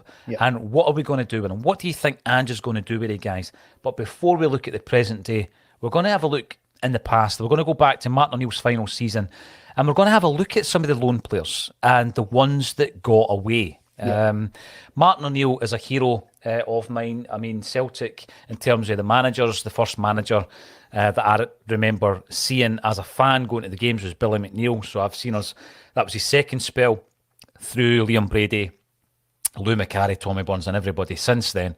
But Martin O'Neill in that period, in that era, is special because in all the years that I'd supported Celtic up to that point, I never believed we could ever do anything in Europe. I mean, we watched the double winners in Big Billy's season, the centenary year. Great side, fantastic side.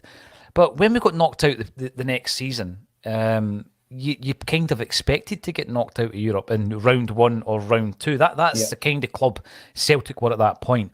But when O'Neill comes in, you start believing, actually, we could do something in Europe. And I don't know if it's because of O'Neill's European credentials as a player, you know, being part of a Nottingham Forest team that won 2 European Cups back-to-back. Or indeed, you just could see it in the flesh. The team that he was building was that good. I mean, he was plucking players from the English Premiership on English Premiership money. It's got to be said. But his final season, when I look back to the transfers that year, there's one that sticks out for me. We actually brought in 2 loan players, Paddy. The first one was Henri Camara, if you remember him. Oh, aye.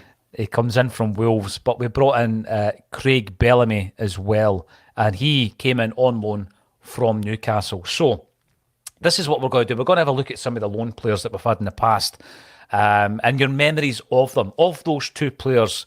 This might sound as though it's a bit obvious. Any regrets? Any that you think might have got away? Well, aye. I mean, Craig Bellamy was just, he was frightening. The guy had pace like I've never seen in my life. I mean, I think at his time at Celtic, he'd scored something like, I don't know, 8 goals, I think, in 12 appearances at the club, if I remember right. And I think he was one that, he was definitely one that I think that we should have pulled all the stops out to try and capture. He liked a good wind up in the park. He liked to give it to the opposition. But he had an eye for goal, and he was electric. He was a player that I think there was a real edge to him, Paddy, right? Yeah. You've talked about winding folk up. If you ever speak to anyone who played alongside him, everybody's got a tale about Craig Bellamy. John Hartson always says that, he wasn't the brightest in the dressing room and all this, and they wind each other up. But obviously he's had fallen outs with the likes of Alan Shearer when he was at Newcastle. But I always remember reading Gordon Strachan's book, and he spoke about what he was faced with when he came into Celtic. He was faced with a situation where Martin O'Neill had built this fantastic team. There was a belief, I think, amongst the fan base that we could do something in Europe. And then it was coming to the end of its cycle in many ways, We'd lost Henrik Larsson, and we were in a situation where we had guys like Chris Sutton, Neil Lennon, Alan Thompson and John Hartson, who were all on big wages, but they probably weren't at an age where we could sell them for any kind of value. Great players as they were. So Strachan had a really, really difficult time, I think, when he came in at Celtic. But he had a dilemma, and he wrote about it in his book. And what he said was that there was a transfer budget there. He could have signed Craig Bellamy, and it would have cost the club £5 million. And his idea, Strachan obviously had managed Coventry previously, and John Hartson was there, Craig Bellamy was there, right. Yeah. and he thought, I could marry these two guys up.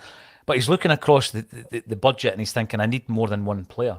And he's decided to go, and eventually he purchased Nakamura, Zuraski and Boric. So as much as I love Bellamy, and I would have loved to have seen him being a permanent player at Celtic and play a full season, do you think Strachan might have made the right decision in the end?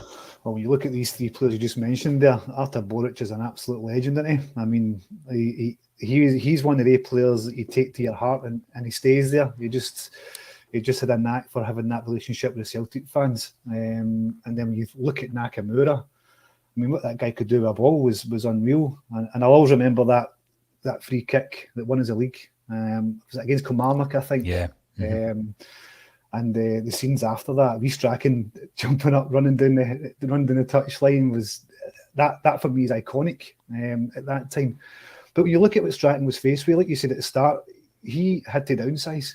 I mean, he had to downsize the wage bill, and also obviously still compete in the league. And when you look at what he did, getting these players off the wage bill and still building a good team, we can still say that Bellamy is one that got away. But look at what we got instead. Magic Zoroski, he was one of the players who again had an eye for a goal. I can't really mind off the top of my head what his strike rate was, but he was a decent player.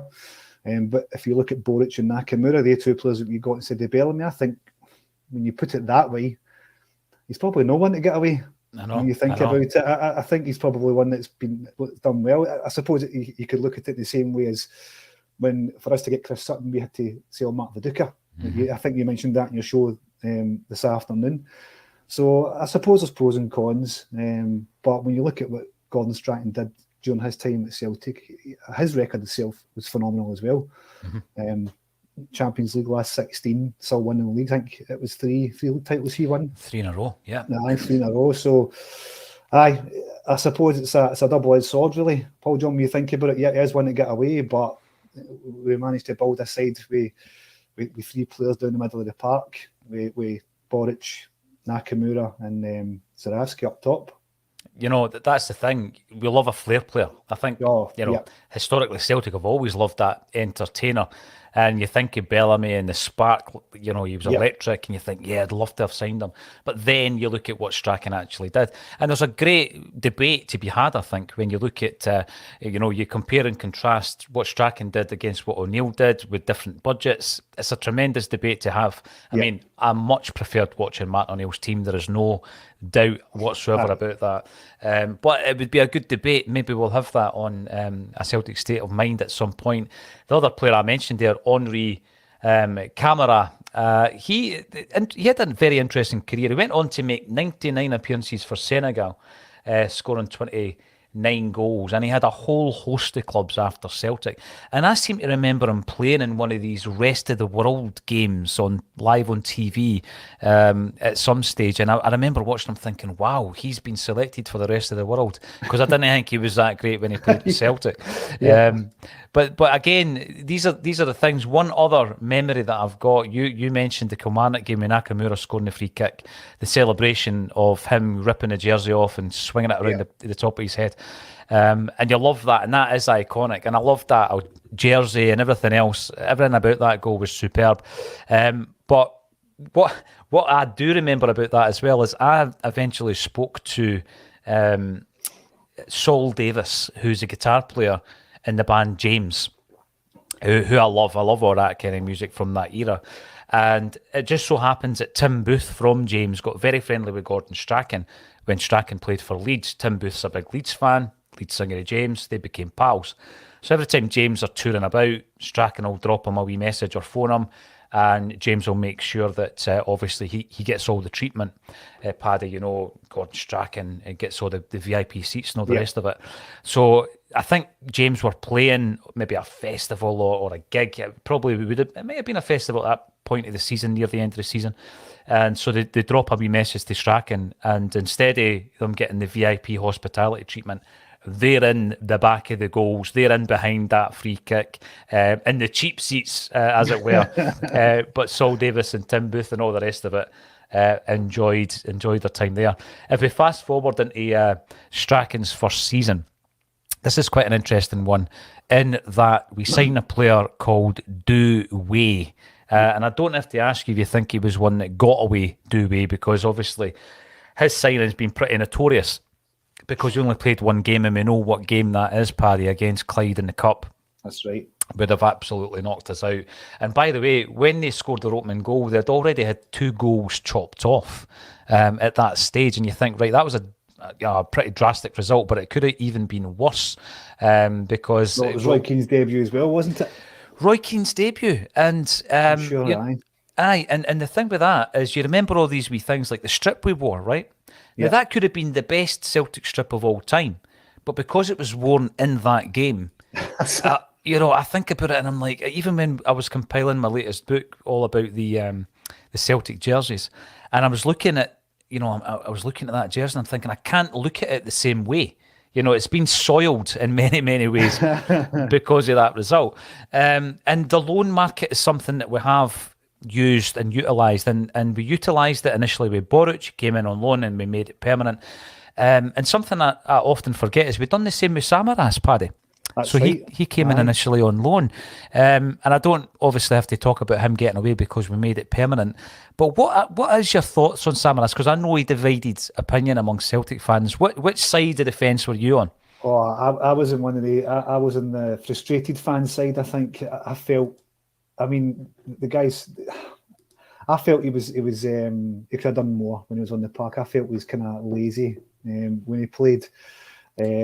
I remember when he got his contract. He got a contract extension off the back of the 2 goals at Ibrox when we won 2-0. That's when he got his contract extension. I was thinking, we're seriously giving this guy a contract extension based on that. And the flip side of that, my family loved him. They thought he was great. I mean, it's weird though, because I was part of George's Samaras CSC. My cousin made it up, and I still swear he done it just to wind me up because he knew how I felt about him.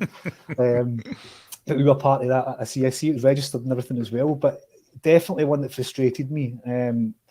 I just think the way he kind of walked about the park, it just seemed as if he wasn't interested. But when he got a sniff at goal, I mean, he would stick at the back of the pokey. But I wasn't that side of the fence where I felt he could have done more for the side.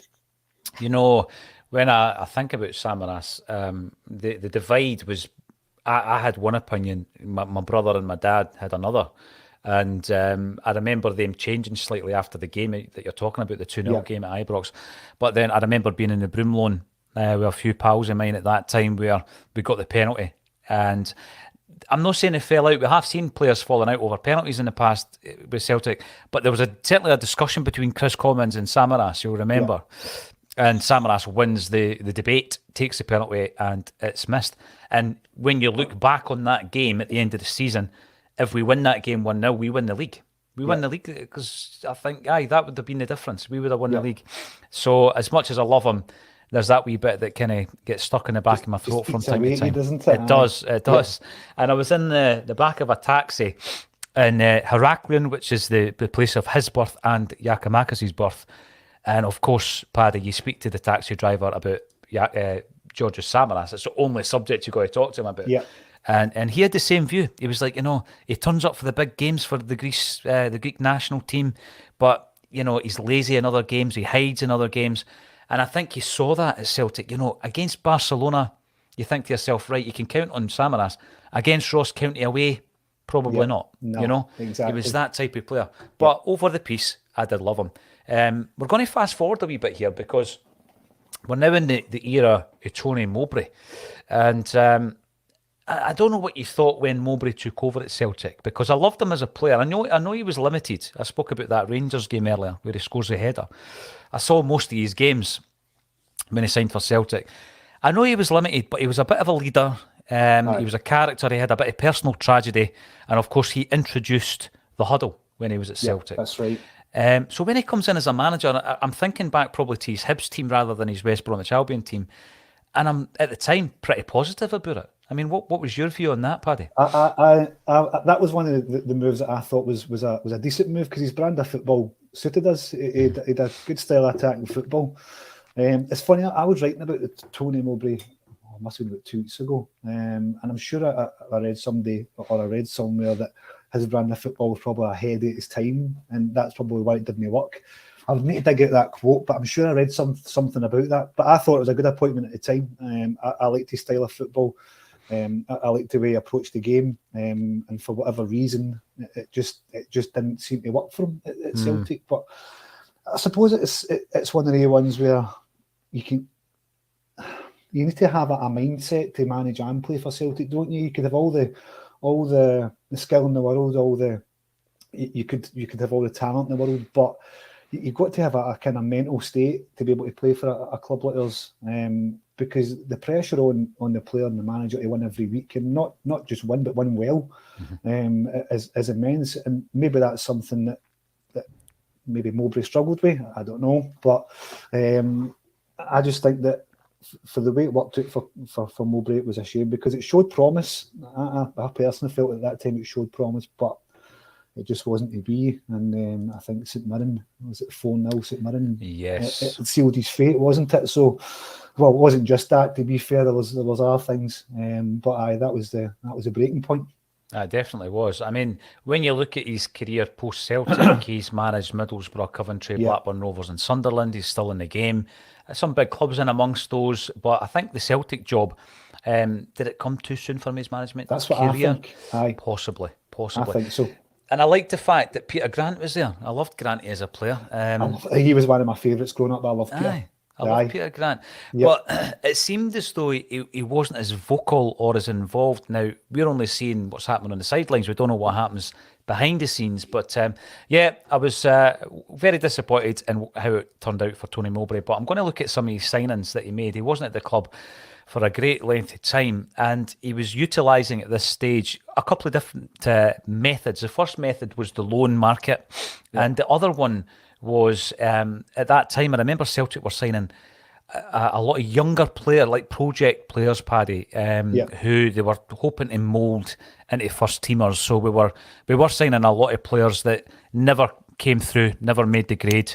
And one of them actually was Paul Slane at Motherwell, who went on to fame and fortune within Scottish football, but not on the pitch. Yeah. So let's talk about the loanees, because that's what we're going to chat about. And we signed a midfield player called Landry Nguemo from AS Nancy.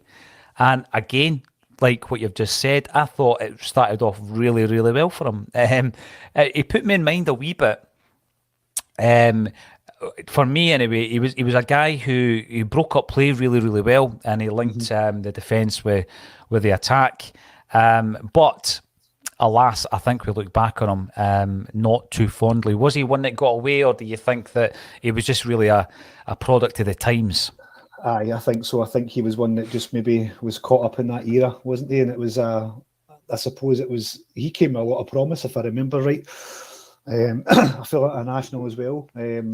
But I think he's one of the players, and we'll probably touch on this a bit later as well when we talk about or if we do talk about a player like, I don't know, like Diego Laxalt, who came in at a time when probably didn't allow him to flourish. And I think working under Tony Mowbray, and at that time maybe stunted his Celtic career.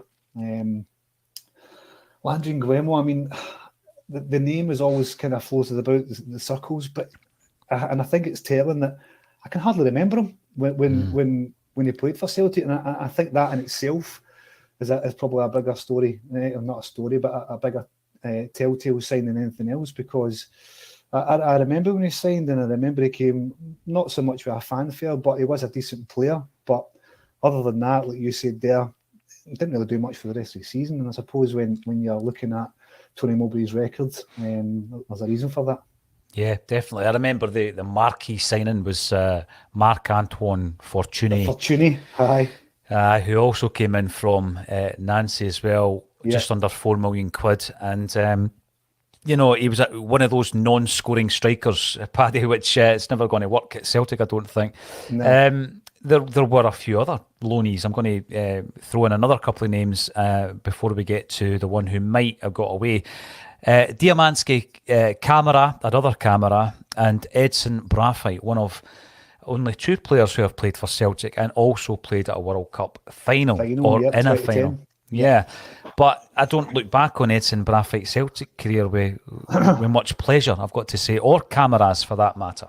No, I mean, Edson Braithwaite was another one that came with a big reputation for Bayern Munich, didn't he? And he was, I remember writing about him as well, and it was when I was kind of looking into Braithwaite, I listened to Mark Wilson, and Mark Wilson said that his attitude was stinking at Celtic. That right. He said that all he did when he turned up for training was try to nutmeg folk, and then he would wonder when the nutmegs didn't come off why he was never getting selected at the weekend. And I think he only made something like 12 appearances that season when he came in for Celtic, and that explains why. So I think for him, it was probably more an attitude problem than anything else, coming from Bayern Munich, thinking he was bigger and better than what we had. So that's something that I'd found out. And yep. What was the other play you said there again? Fortuny? Diamanski Camara. Camara. Yeah. It was. Where did he come from? West Brom, was it? Was it West Brom he was signed from? Well, we signed him from Fulham, although he had played for West Brom, Paddy. That's right, aye. Again, another player that tells you the story I don't really remember much about, so definitely not one to get away. And you could definitely say that about Braithwaite, and simply just because his attitude wasn't quite right to play for a club like Celtic, I think. No, you're right. The one thing when I looked at Camara's name there is my memory of him was he played against St Johnstone in Europe up at Perth. He was in Turkey playing his football at that point, and I remember that game more than much that he did for Celtic. But the final one, I think there is an argument, a debate, a discussion around whether or not he was one that got away. It came in something of a fanfare. It was Robbie Keane came in from Spurs. Yeah, I was delighted, Paddy, when he signed for Celtic. 100%. And it was one of the ones as well that almost to finance the deal, we sold Scott McDonald to Middlesbrough, didn't we, for about $3.5 million. So I was a wee bit disappointed that we didn't keep Robbie Keane, but I just think that it was really a case of there was still a career for him in the English Premiership at that stage. Aye. I think his goal scoring record when he came up here was excellent. He scored 16 goals in 19 appearances, but he didn't manage to win a trophy, which was a shame because his form deserved it. And he was a player. He was, even when he played for Spurs, when he came to us, I couldn't believe we signed him. To be honest, because he was would you call him a superstar in the Premier League? I suppose you would, wouldn't you? Would he be called a superstar? I don't know. But he was a cracking player. I loved him and all, quick as well. 100% he's one that got away. But when he was with us, he did a brilliant job for us. It's just a pity we couldn't return that with a medal of some sort for him. Oh, definitely. And I always find it interesting that I had followed his career, both with Ireland and his club career, because I found him a very exciting player. Yeah. Signed for big money to Coventry. I remember him going to Inter Milan, and obviously big moves that followed that as well. The ex-Celt that gave him his senior debut whilst he was at Wolverhampton Wanderers was none other than Mark McGee. Mark McGee gave Robbie Keane his senior debut, and I love little facts like that because I mean, obviously Mark McGee over the piece had been touted from time to time as being someone that might end up as a manager of Celtic, but it's interesting how career trajectories go because I obviously wouldn't want that to happen now. The particular reason? Oh dear, there's been a few. The next player, and again under Neil Lennon. Neil Lennon comes in after Tony Mowbray, and at that time, I remember at the end of the season he'd done okay. But obviously there was that blot in his copybook, which was the Ross County defeat in the semi-final with the Scottish. That's right. Yeah. And you know, when he comes in, when you start looking at some of the transfers, there were certainly hits and there were misses in that first season, bringing in guys like Efrain Juarez for 2 or 3 million quid. That was a 3.5 million. I'm sure that one was. It was ridiculous money. Terrible. But the thing is with Juarez, I do remember very quickly there was interest. There was interest from down south, but then the wheels just came off for Juarez. Daryl Murphy came in from Sunderland for just under $1 million. Yeah. But that's the kind of bad signings. There were some really, really shrewd signings as well. I mean, Chris Commons for 300 grand was an absolute snip. Yeah, that was a snip. Steal. Yeah. And we forget, like Emilio Izaguirre. I think his fee was under $1 million as well. Brilliant bit of business. Up until he broke his leg, and I'm not saying he was a bad player after he broke his leg, but up until that moment, the performances you've seen from Izaguirre were absolutely astonishing. The guy was phenomenal, wasn't he? He was just came tremendous. he just came in and I mean nobody heard of him. And then when Lennon signed him, we were thinking, who is this guy? I suppose, and then like yourself, until he broke his leg, his form was just something else. Nobody could get by him. He used to ghost past players up that flank. And the guy was just phenomenal. Absolutely phenomenal. He really was. And then you had Kayal coming in for just over $1 million. I thought over the piece. Again, I was really frustrated with the injury that he sustained. And it was Lee McCulloch against Rangers. It was McCulloch that took him out. Gary Hooper was sensational for us. And, there's other players like Tony Watt, right? So we bring him in for something like 90 grand, I think it was, from Airdrie United. But we ended up selling him for like 1.2 million quid, Paddy, Yeah. And people think that he didn't fulfil his potential at Celtic, but Celtic done a decent turn on him in terms of profiting from him. But the one player we want to talk about is Fraser Forster. And I remember him coming in from Newcastle United and sitting there at Celtic Park, and at half-time, you'll remember it, Stevie Woods, he never ever went in for his half-time team talk. What happened was he stayed on the park, Stevie Woods would come on, and he would flight crosses in, he would flight balls in, and he was working even at half-time with Fraser Forster, who at that time didn't have a great deal of experience. And I wasn't convinced with him until a moment where he saved a penalty against Hearts. You remember that? Yep. Up to that point, I could have taken or left Fraser Forster, and I know that he came back for quite a few loan deals over the piece. What was your first impressions of the big man?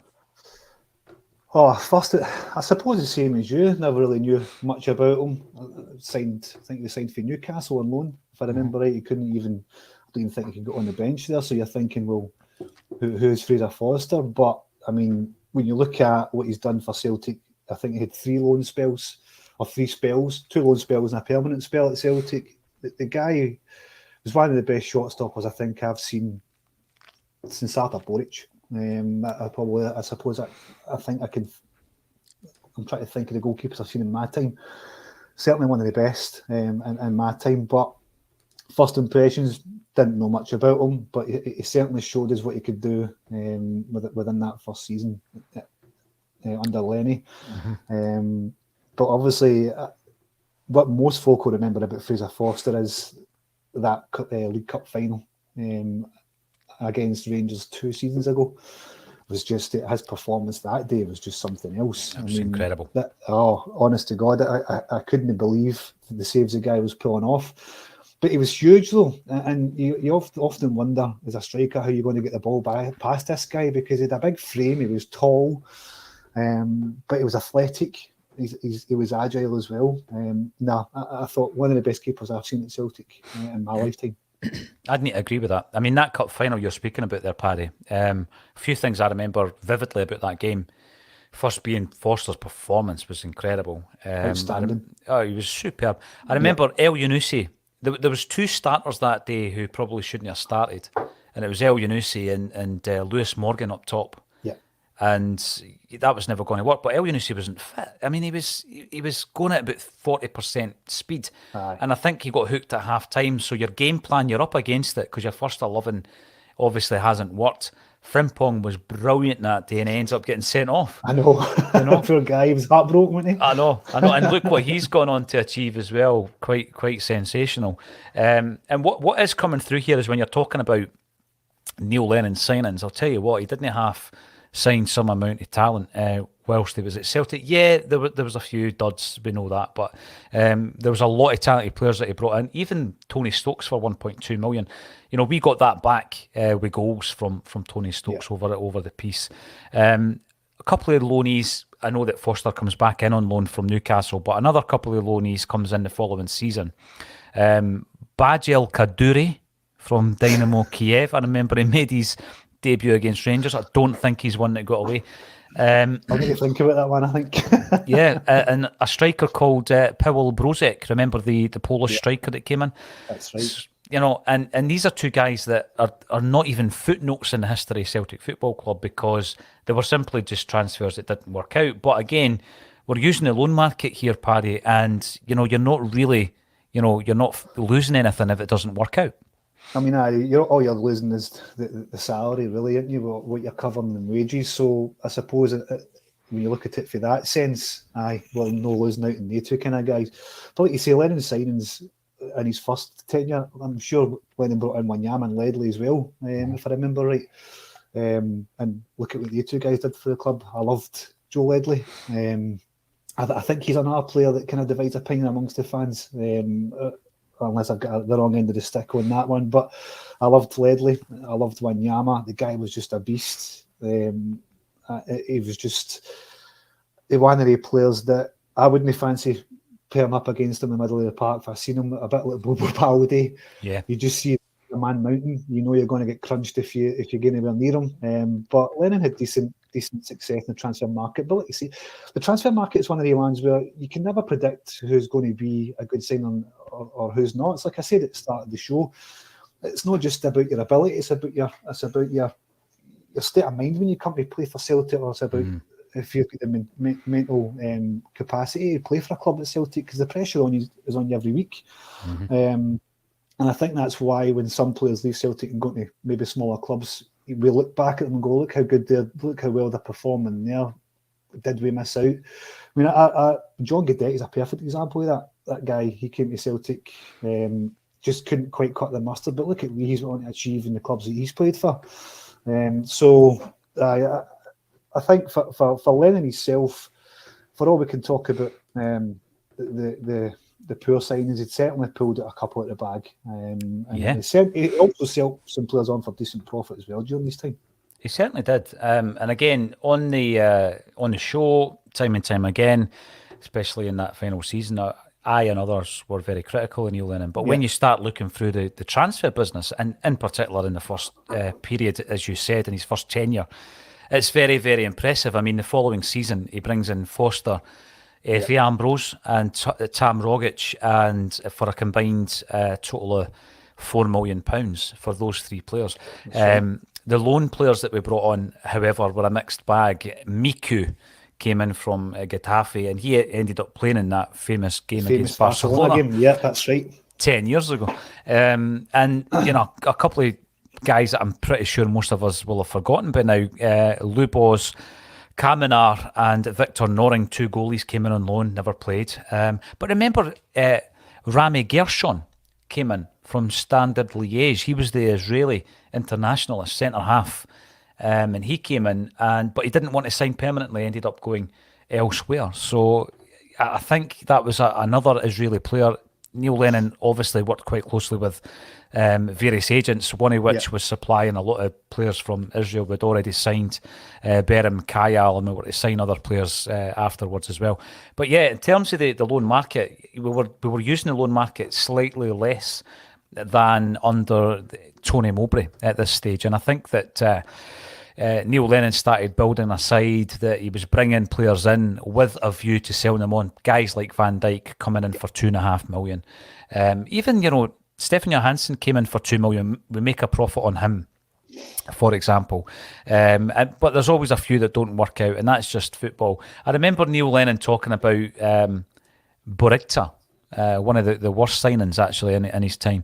And he says that it's always quoted as being a £3 million signing, but he never actually cost £3 million. I think it was closer to 1.5. But you know, he was a guy who was a complete waste of money. You mentioned the loan deal for John Guidetti. Yeah. Right. So far, I think, Paddy, we're both of the kind of view that Robbie Keane was one that got away. Yeah. Craig Bellamy. It's half and half, really, with him. It's half and half because of what Strack did afterwards. What's your view on John Guidetti then? Because he comes in under Ronnie Dyler and he starts off like a house on fire. He does. And then it just, I don't know what happened to him after that. It just didn't seem to work out for him. And then when you look at what he's done now, I think, where was it? Last season he was at Norwich. Was it Norwich? Or is he still at Norwich now? That was Timo Pukki. That's Timo Pukki. That's Sorry, Pukki, aye. I've got that many players running through my head and written down here that I'm getting mixed up. But John Guidetti is definitely one that I think had potential to succeed at Celtic, but just for whatever reason didn't work out. But another one that I think we got on loan, I personally think got away, was Jason Denayer.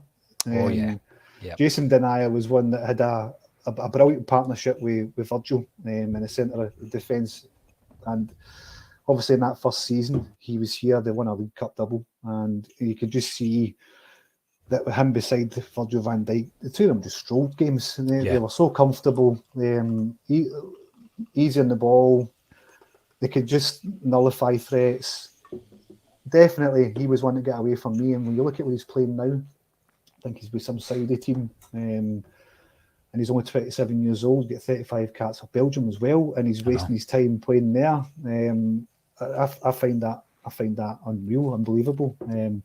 But yeah, Jason Denayer was one as well that I thought was a brilliant signing for us, and he's definitely one for us that got away. But then at the end of the season, he said his main intentions are signing on permanently for Celtic. His ambition was to play in the Premier League or to play in England somewhere, which is a shame because I just think that he could have been someone like Virgil van Dijk, where he could have made that big move to England and then maybe possibly get a better move than they did. I know he went to Lyon, and I know Lyon's a big club, but look at where he is now. You kind of think he's wasting his career. I'm sure I can't remember the name of the team he's playing for now, but it's in Saudi Arabia anyway. So a complete waste of good talent there. Yeah, I agree with that because I think his name was pitched a few times on Acsom over the last few months as a player that we should have made efforts to bring in as a centre half. It could well go back to that point you raised previously with Ange Postecoglou, where he buys the character as well as the actual ability.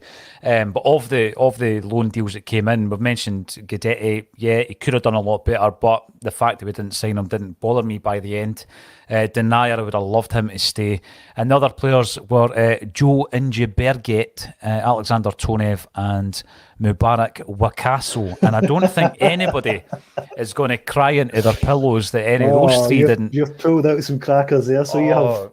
I mean, I remember Wakaso scoring on the night of the independence vote. You remember that game? We're playing away from home. Celtic are wearing the away jersey with the kind of tartan design, which I don't think was a coincidence. We're wearing that tartan design that night, and he scored that night. I think it was a 2-2 draw in the Europa League away from home. It was one of those forgettable European campaigns under Ronnie Dyler. But no, out of all those players, although there was undoubted talent, I think that Denier is the guy that I wish had stayed at Celtic. There was a partnership there with Van Dijk, like you quite rightly said. And a few people have argued on the show as well, saying that it's similar to the situation with Carter Vickers. It's Carter Vickers plus another, and he's going to make them look good. And some people said that about Van Dijk and Denier, but I actually think in his own right, Denier was a right 100%. Decent player. Yeah. The guy was a class act. There's no doubt about it. Even if Van Dijk wasn't there, it could have been Jason Denier in another. He was that good. That's what I personally feel anyway. I just think you don't go on to have the kind of international career he's had by being the another to another defender, do you? He certainly could have held the line himself, regardless whether Van Dijk was there or not. 100%. Now, if we actually move into the era of Brendan Rodgers, the loan market was something that we were still utilising, and it's going to be interesting to check some of these guys out. So the following season, Patrick Roberts, remember him? And we talk about him every transfer window, don't we? And every transfer window there's a talk about him, bring him home, and all this kind of nonsense that surrounds Roberts. It turns into a bit of a circus, regardless how good he was. Absolutely. And the other player who is definitely going to be forgotten about probably by the end of this particular show is Tyler Blackett. Tyler Blackett was a player who came in on loan from Man United. So I think the Patrick Roberts Manchester City move is one that has long been discussed. Whether or not it would have worked out permanently, who knows? But it's one that, in terms of did he get away, I look at what we've had since Paddy. I loved Paddy Roberts, by the way. I know that he was in on loan twice, but I look at, for example, what we've got right now, and I think, would he get into Angie's team? There you go, Paddy. There's a question for you. Would Paddy Roberts get into Angie's team? No, not at all. I don't think so. When you look at what we've got currently now, with Haksabanovic, Jota, even Maeda, and Abada, not a chance. What player could you bring in that's going to dislodge those guys? Precisely. It's difficult to say. When we signed Haksabanovic, I thought, where's he going to play? But we'll see within his first appearance, within the first 10-15 minutes when he came on, you could see this guy was a player. And you just knew that I thought maybe it meant curtains for Maeda when we signed Haksabanovic, but Paddy Roberts, he I'm not going to say they couldn't lace their boots, but you know where I'm going with this one. There's no chance you could make it into that side at all. Not a chance. And I found it interesting that it was disclosed that Ange had spoken to him over the phone, and it was Ange's decision. There was an opportunity to sign Paddy Roberts. Ange decided against it. It goes back to the point you made at the start of the show. There's been loads of other loanees. Shout out if you think I'm missing anything on any of these, because I don't think that we missed the boat on the likes of Charlie Musonda. Because he was a player that came in with a lot of promise on big wages. Didn't really do it for Celtic. I was actually excited when we signed him because I'd heard a lot about him, and I thought he'd have been a player, probably kind of like a Patrick Roberts type player who would have that spark. But for whatever reason, again, he just didn't cut the mustard at Celtic. But at that point when he signed it, I thought he'd have been a good signing for us. Yeah, and eventually the loan was cancelled before the end of it. We bring in players like Daniel Orzani, as well as Filip Benkovic, who I thought a lot of at the time, but his career has shown that he, in terms of injuries, he's up there with Josip Simunovic, is injury prone. Oliver Burke, the most expensive Scottish footballer in the history of the game, if you accumulate all these transfers. Timo Weah. Timo Weah, do you know, I had Timo Weah written down here as one of the loans in, and I had a question mark beside him. And I think the question mark is because I look at the kind of player he is now. I know he plays in France now, and I thought, looking at him, he played in the World Cup this year as well, but his scoring rate isn't that good. But he's just that, I don't know, I just took to him. I just took to him as a person. I took to him as a player. I like to look at him. Obviously, he's got that. He's quick as well. He was fast, but I had a question mark beside him. If we gave him a chance, an opportunity, would he have been one that could have made it to Celtic? I don't know. Again, I think a lot of that goes back to his character, his personality. Yeah, he showed. So. Yeah, even recently talking about Celtic and Neil Lennon, and some suggestions that there was a clash there. He spoke highly of Neil Lennon and Celtic. So I think there's a professionalism there, and there's a humility that guys like you and I would warm to, because it's our football club that he's representing. Jeremy Toljan, one of those long list of right backs who, all the while we had Tony Ralston that probably would have done a better job. So I don't think much of him. I don't think he was the one that got away. And you've also got guys like Maurice Bauer. But here's one that I would argue would have done a job, and I think he would have done a job under Ange Postecoglou, and that's Mohamed El Yunusi. And my kind of thinking behind that, I remember having a discussion with Alan Morrison about the type of player that Ange liked, and one of the types of players that he liked was an attacking player who had defensive qualities. And I think El Yunusi had that. He was inconsistent, Paddy.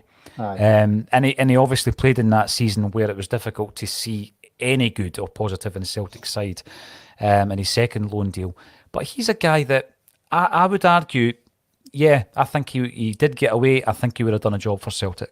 He was a really good player, dead direct as well, wasn't he? And he liked to kind of take on defenders. And I think I agree with you. I think El Yunusi is one that did get away. And like you say, with an engine, and that's the sort of thing we need in an Ange team, don't we? We need somebody that can run all day and take on players and be that flair player, unlock defences. I agree with you. I think he's one that got away. Yeah, and now I'm going to really quickly bring this up to date, because the names of Shane Duffy, Diego Laxalt and John Joe Kenny are on my list here, Paddy, and I really don't expect you or anybody else to start arguing with me when I say that they weren't the type of player that got away. In fact, you were glad when they left, obviously. You don't think that was just a victim of circumstance over the three players? Certainly, I was impressed with Laxalt initially, and people might think that's strange looking back, but his performances initially I was really impressed with. John Joe Kenny, I never got my head around that. I just felt it was a real drop in standards from the fact that we had sold Frimpong, who I don't think defensively was the best right back we've ever had, but we sell Frimpong and we replace him with a guy that can't get a game for Everton. Never worked out for him, and as I say, he's another right back, and we had Tony Ralston sitting there all the while. Shane Duffy, circumstances, I think probably worked against him. I think for him more down to the fact that he had a lot of personal stuff going on as well. Shane Duffy's a good defender. He's a good defender. He just, at the time he joined us in the biggest season in our history, or recent history, I suppose you could argue. And in the middle of a COVID season where you couldn't mix with folk, he seems like a guy that needed that personal interaction, didn't he? He's a big, likeable guy. I think out of the three of them, I think he's probably the one that I would say, no, it didn't get away, but I think he's one that I think if he came at a different time, he would have been a success at Celtic. Yeah, it's an interesting angle on it. Jota, Maeda, and Carter Vickers obviously were loans that worked, and we managed to get all three of them in the door permanently. But it brings us up to this season, Paddy, and the big question, of course, is the guys that we've got in on loan at this moment in time. So I'm going to ask you the question. I don't think we've seen enough of Abligor yet. And the other player that we've got is Maurice Shentz, and now he's obviously been on all the Celtic blogs and in the news with these comments about Celtic, which I think we all loved. Yeah. But he knows how to pull the heartstrings, doesn't he? He does. We were talking about the way that Timo Weah went about his business. Yeah. And there is a way of getting in amongst the good books, as it were. But as we sit here right now, give me your take on whether or not we keep Jens and whether or not we keep Abligor.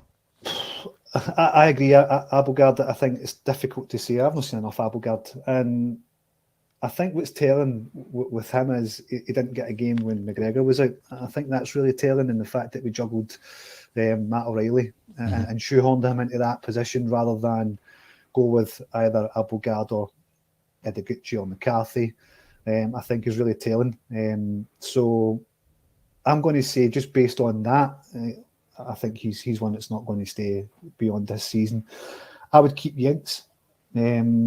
But then you have an issue as if we keep Jens, then where does that leave Stephen Welsh? Does that leave him to go out on loan, or does he cut his ties? Because he's now 23 years old. He should be at a stage where he's looking for regular first team football. But I like Big Jens. I think he's composed on the ball. He's a good passer. I think when I did a piece on Jens during the Champions League. He was one of the top passers in the Champions League. Now I know he can't really go much with passes, but it just shows you how composed the guy was. When he was playing for us in that back line.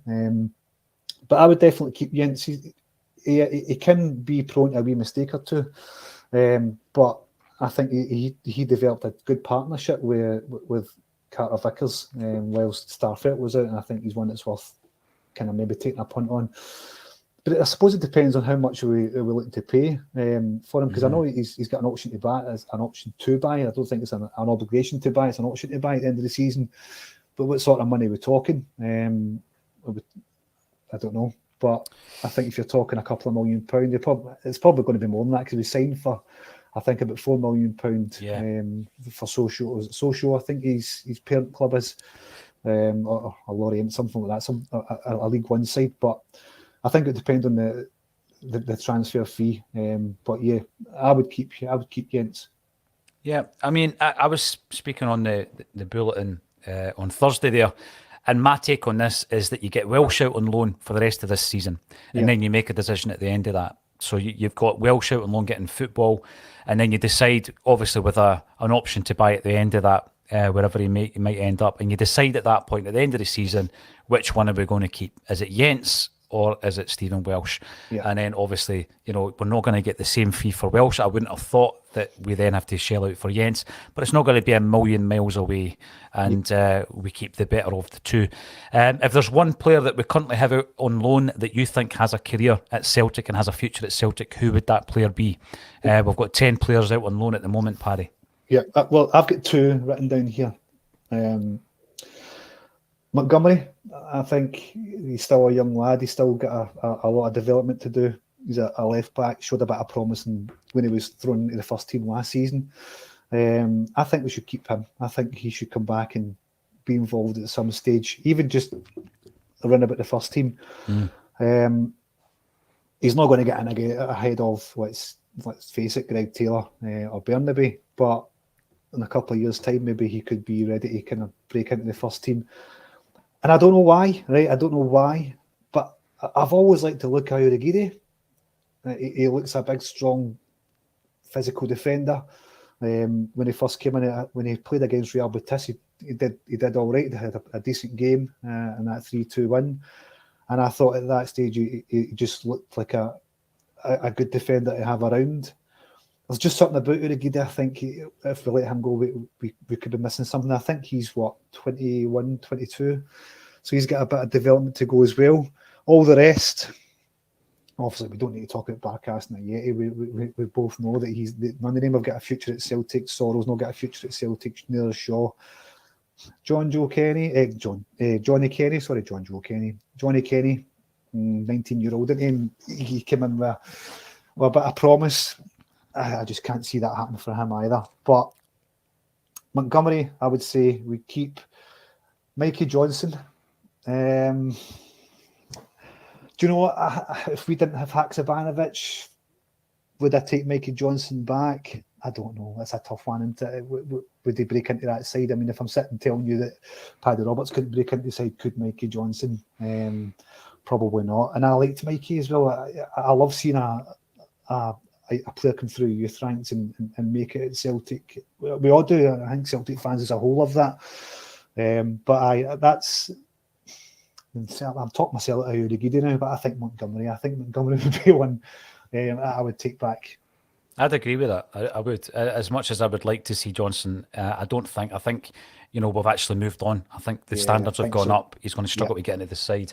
And Urigidi, as much as I agree with you against Betis, again, I just think he's a legacy signing that probably Ange didn't have much to do with. And if we do get a bid, I reckon, in fact, had we got a bid, I think he'd have been Offski, but they couldn't afford his fee at that time. So we'll that's see the thing. I mean, I'm only basing Urigidi on that performance. Yeah. And do you know that way when you look at someone, you think, I quite like the look of this player. There was just something that struck me on that day. I think we should have maybe tried with him, but Ange clearly knows what he's doing. He knows a player who might argue with the gaffer. But we try to, don't we? We do try to on Acsom. I wouldn't do it to his face, I don't think, Paddy. No, that's no, for sure. not at all. No. Listen, it's been an absolute pleasure over the last hour or so talking about, those that got away. There are a few that regrets there with the likes of Robbie Keane, Craig Bellamy. There are, and people might argue about Paddy Roberts. Let us know what you think in the comment section. We are here to raise cash for St Mary's, the birthplace of Celtic Football Club. All the links are underneath here, and if you want to download The Glory and the Dream, our charity single, the link is underneath this video. All that's left for me to say is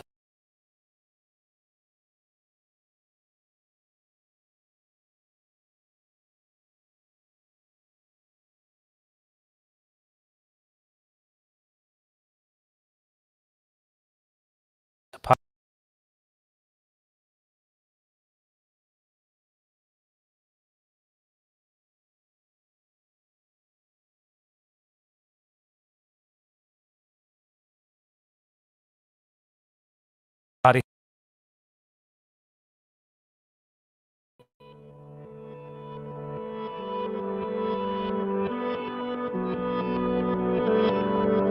Over a century has passed since we first began our journey across the sea to find the glory and the dream. Just a Taylor and a Johnny and a brother built our team. Greeted sometimes with hostility, but more often with the light. The boys rise and have to clear through troubled skies. After constant days of struggle, they arrived in paradise. This feels like heaven. This must be the dream. This feels like paradise. The best we've ever seen. The best we've ever seen. Even through the lean years, our support would flock in thousands. Countless trophies stand displayed for all to view. Side by side, brothers, sisters, we're united, and our children do the same. This feels like heaven. This must be a dream. This feels like paradise. The best we've ever seen. The best we've ever seen.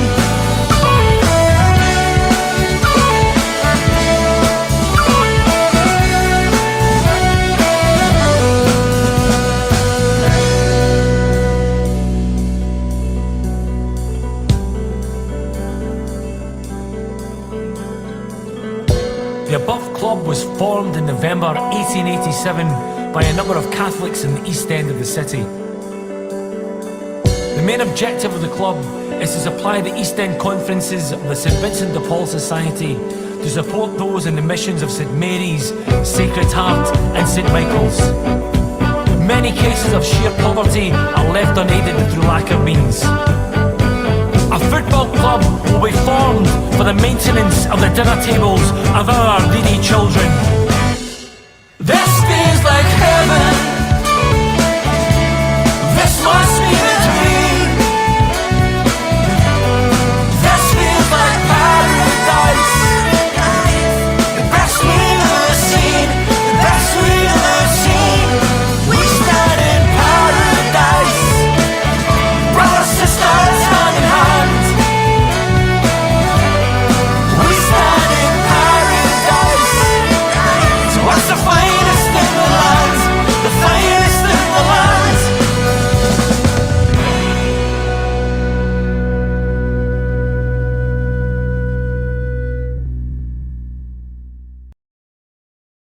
Welcome back to A Celtic State of Mind. I'm Paul John Dykes, and today I'm absolutely delighted to be joined by a couple of Aberdeen fans in Glenn and Robbie. And we're doing things a wee bit differently. Obviously, we've got the big game coming up this afternoon. And I thought it would be a good idea because you guys have well been on A State of Mind many, many times, but never on an Acsom episode. So, Glenn, welcome to A Celtic State of Mind. How are you keeping? Yeah, I'm keeping well, Paul. Thanks for getting me on. I get enough of your guys on red tinted glasses, so good to return the favour and get on Axon. No, it's an absolute pleasure. I really mean that. And Robbie, just before you came in, Glenn and I were talking about the quality within Scottish alternative media. I mean, there's so many great platforms out there. Sometimes it's good to collaborate, isn't it? Yeah, absolutely. So first of all, I've got to say I'm delighted to be invited on A Celtic State of Mind. And yeah, I totally agree that nowadays that people are turning to different platforms such as Glenn with red tinted glasses and such, rather than going straight to guys like me at the Daily Record. Well, the thing is, I had a discussion the other day. I found it really interesting. I was talking to Chaz Newquay Burden, who is very prolific on Twitter. And he's one of these guys who discovered Celtic. So he wasn't born into being a Celtic fan. And he's got a very interesting story around why he became a Celtic fan. And I was talking to him about media because he's been involved in writing for many, many years in football magazines that the three of us have probably bought in the past.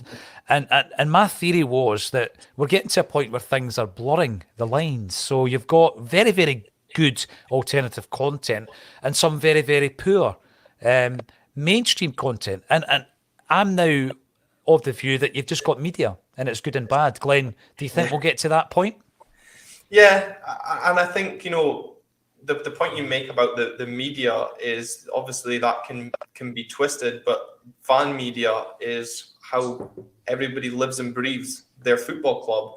Not everybody's going to agree with your opinion, Paul. You know that better than anybody else, I'm sure, certainly in this call anyway. But it's all about having an opinion that someone isn't paid to do. We do this through the love of our club, through the love of the game as well. And people tune in to hear our thoughts. And with the likes of Acsom, we do the occasional live as well. They can interact and share their thoughts with you as well. And I think that's great to have rather than just be fed what to think.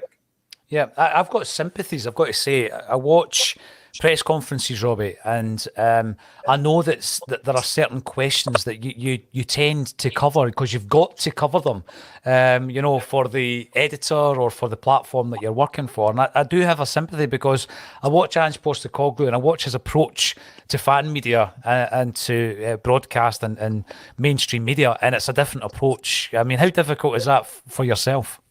Yeah, absolutely. And sometimes it is a case of, it's a stupid question or it doesn't really need to be asked, but you've been asked to maybe go down a certain line to try get this to sell a paper or something. So yeah, it's tough because then you've got to go with thick skin as well because you do get that backlash and then people do gravitate towards new media because just on Glenn's point as well, I enjoy as a journalist tuning in and getting an authentic view of how fans really feel because sometimes you can hear people on social media, managers and players in press conferences, but they won't open up as much. Whereas like if fans of actually a podcast, if they're living and breathing the club, there's sometimes at fan events with players and all that, and they might get scoops that they won't want to tell about like me, you know what I mean? So yeah, I think it's a really fine balance. And I looked at that in my master's at uni as well, and it's something that I think is only going to grow and adapt over time.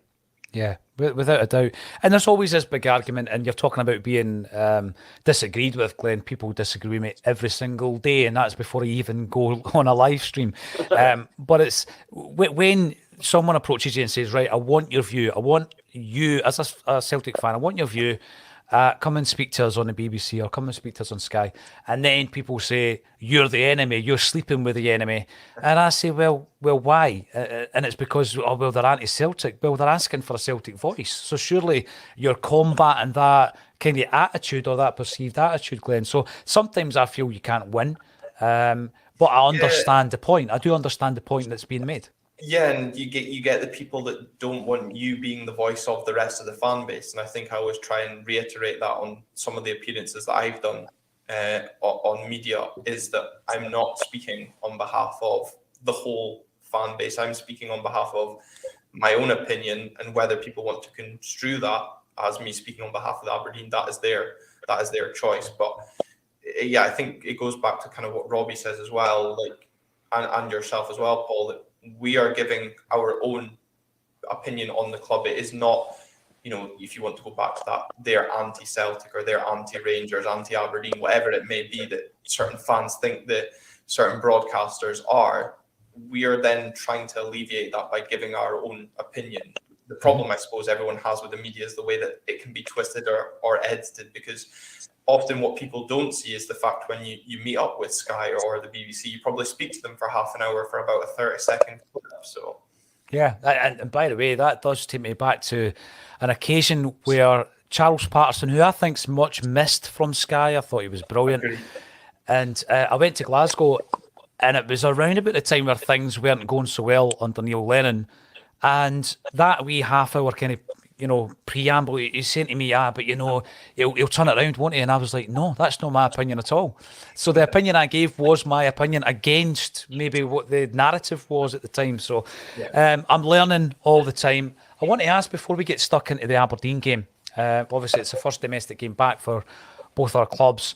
What's your thoughts on this group, this era of Scottish players who are going abroad? I would include Jack Hendry in this, Liam Henderson, Aaron Hickeys of this world, Lewis Ferguson, of course, and Josh Doig. They're going abroad and they're making a real go of it. And, they really are trailblazers, I think. What do you make of that? I'll come to you first, Robbie.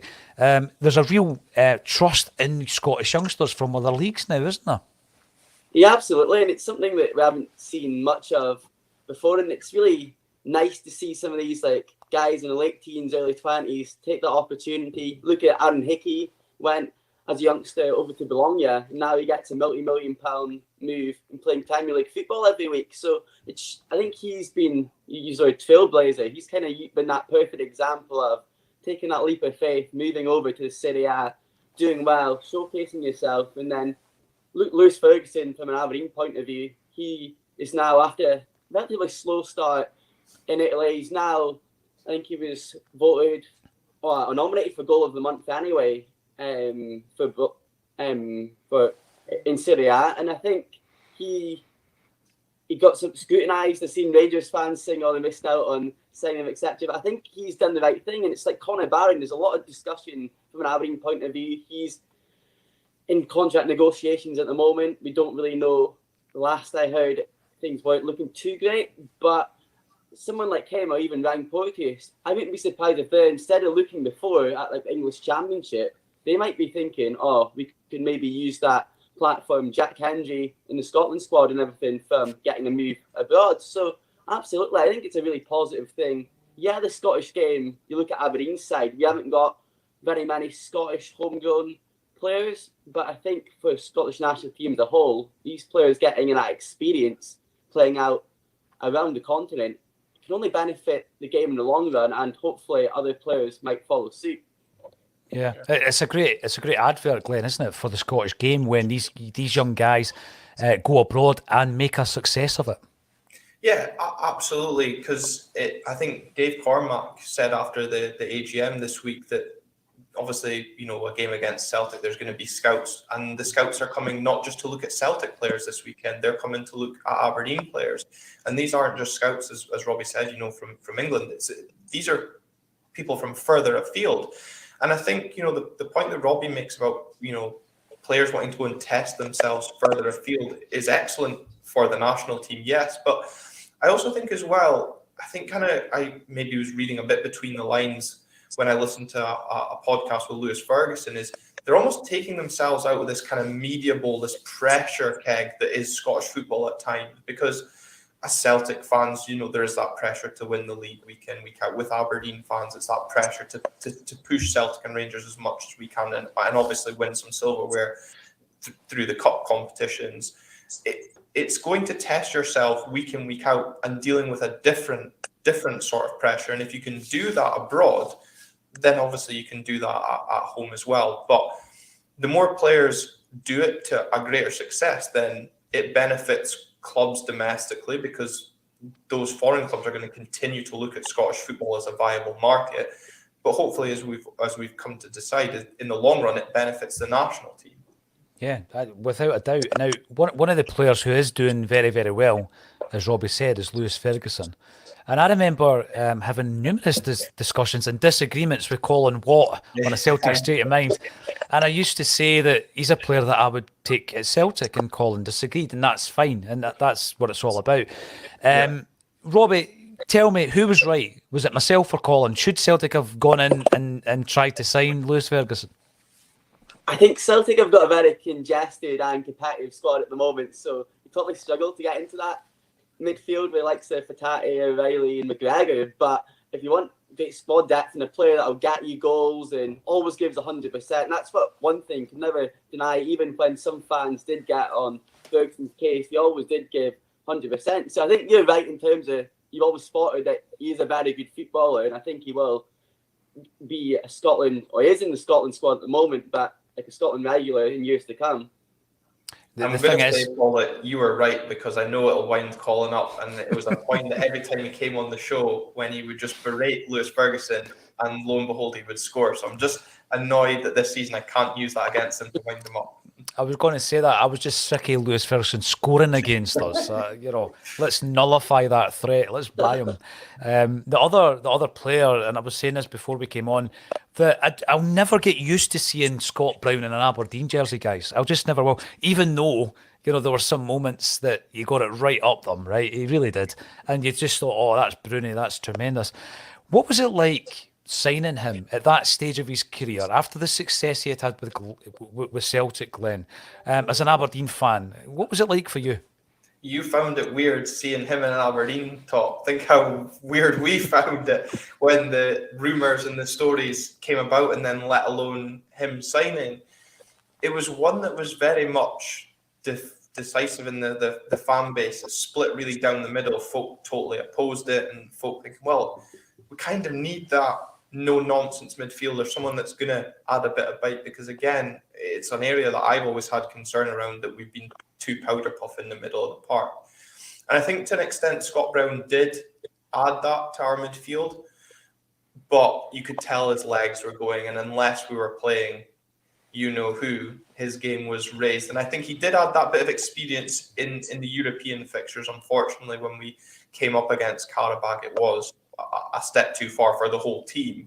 It wasn't just Scott Brown carrying us through, but yeah, it was very, very weird, and even a strange ending as well. I know people say he came to us, stopped Rangers, or helped Celtic win the league by taking the points off Rangers, and then retired midway through the season once his job was done. But yeah, a very strange period. I don't know how Robbie sees it as well, but yeah.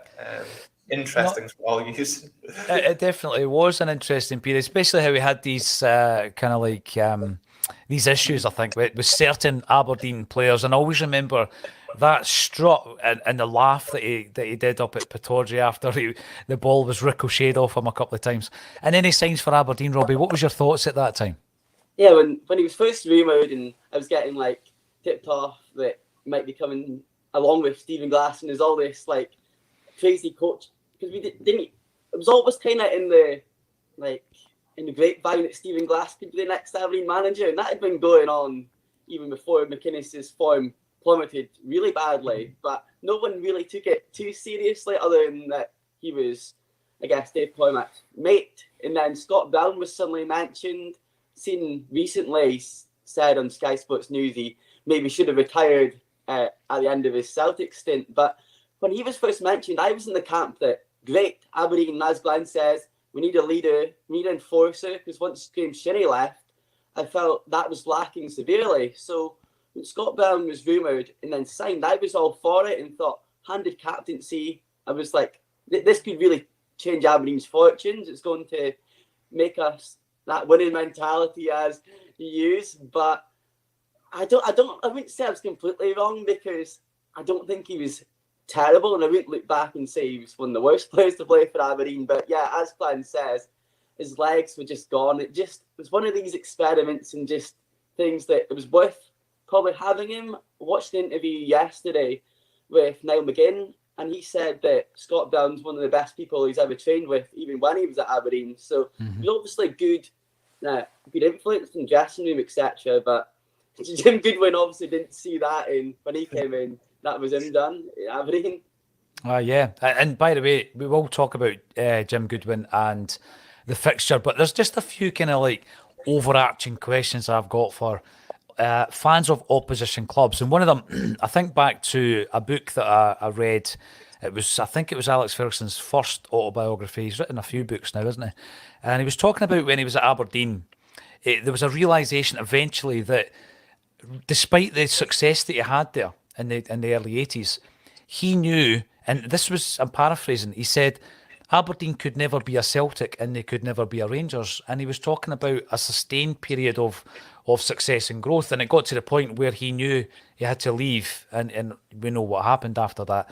As a fan though, Glenn, are you a dreamer? Are you a guy that thinks that there may come this point? Because there was opportunities, I guess, maybe under Ronnie Dyler, there was an opportunity there, I think, for Aberdeen to break that a wee bit. Thanks for that one. Don't remind us.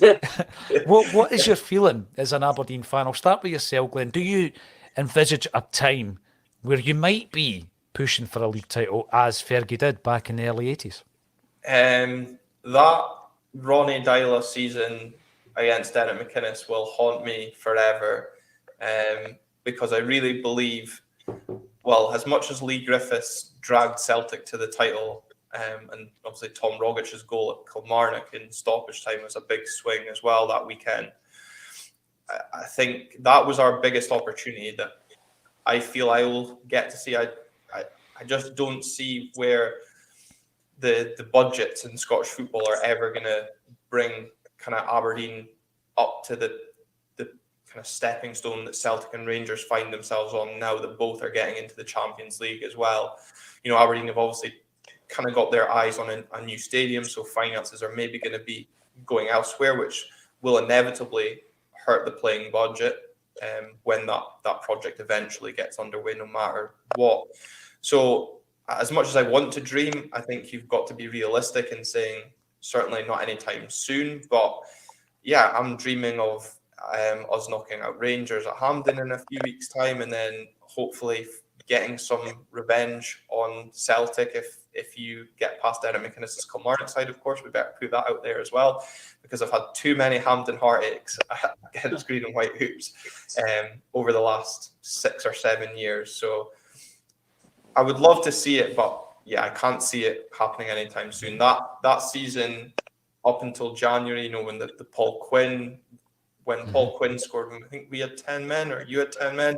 That was when I thought, Jesus, we could really do this here. And we got a couple of late goals. I remember at Partick Thistle away, we were 1-0 down with like 15 minutes to go and came back and won that game 2-1. I think everything was falling into place, even despite Jurgen Klopp's best efforts to derail us as well. But yeah, we just didn't have the depth, the strength and depth, and kind of that's something that Jim Goodwin's looking to do this season, is obviously give us that quality and depth off the bench. But you just need to take a look at the squad sizes that both Celtic and Rangers have, and yeah, the rest of Scottish football unfortunately can't compete.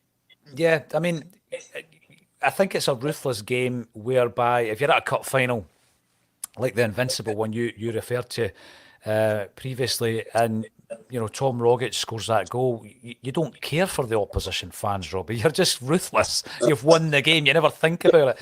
But I think about that every day. I know. And it's only now that you look at it and you think, right, Jim Orr is a great one for saying to me, imagine what it's like to be a fan of one of these other clubs that never win anything. Just imagine that. He says, we talk about we're the best fans in the world, right? You can hear that becomes a cliche, fan base like no other. But are we? Because we get loads of success. So it's almost like you get repaid your faith and you get repaid for your support. And other clubs really don't. Every now and again, every so often, you'll win a cup here and there. But Robbie, are you a dreamer? Are you one that maybe thinks in your lifetime there will be a level of success that the club have had previously? Well, I'd love to, especially with my dad's friends and all that being in Gothenburg, and they always tell me about that glory days. It's always in me following Aberdeen up and down the country all my life that one day.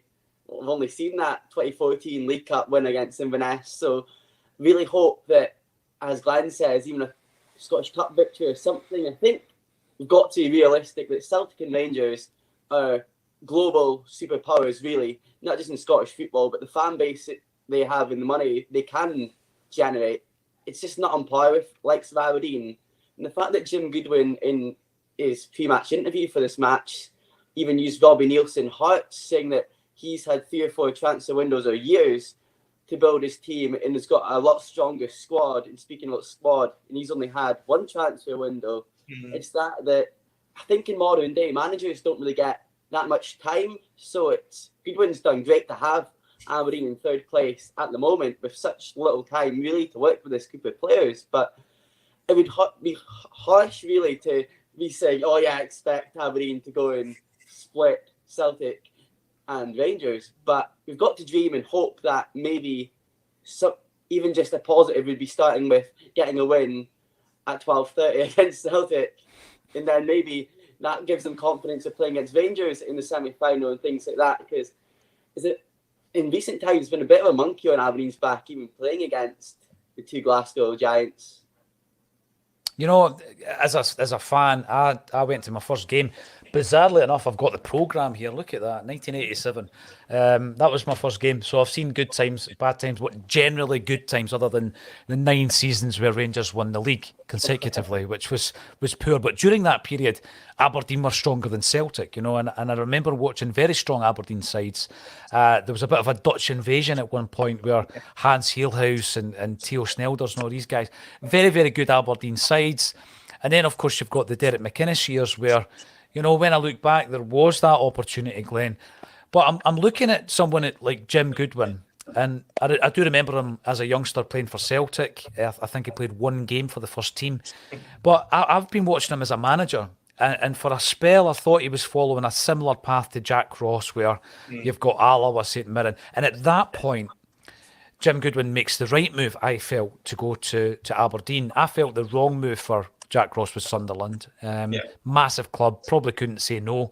Probably Hibs would have been the right move at that time. And at this moment in time, I'm looking at Goodwin and I still think that he's got huge potential as a manager. From an Aberdeen's perspective, bring us up to date as Celtic fans who don't see it as intricately as you guys do. Just how is Goodwin doing? What's the kind of feeling amongst Aberdeen fan base? Yeah, I've had to do this a couple of times over recent weeks for the half-season report.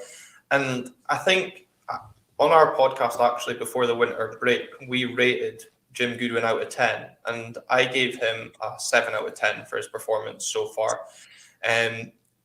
Home form in terms of our style, we're now a much more front foot-based team where we look to take the game to the opposition and try and dominate the ball at home, which I didn't really think we would do often enough.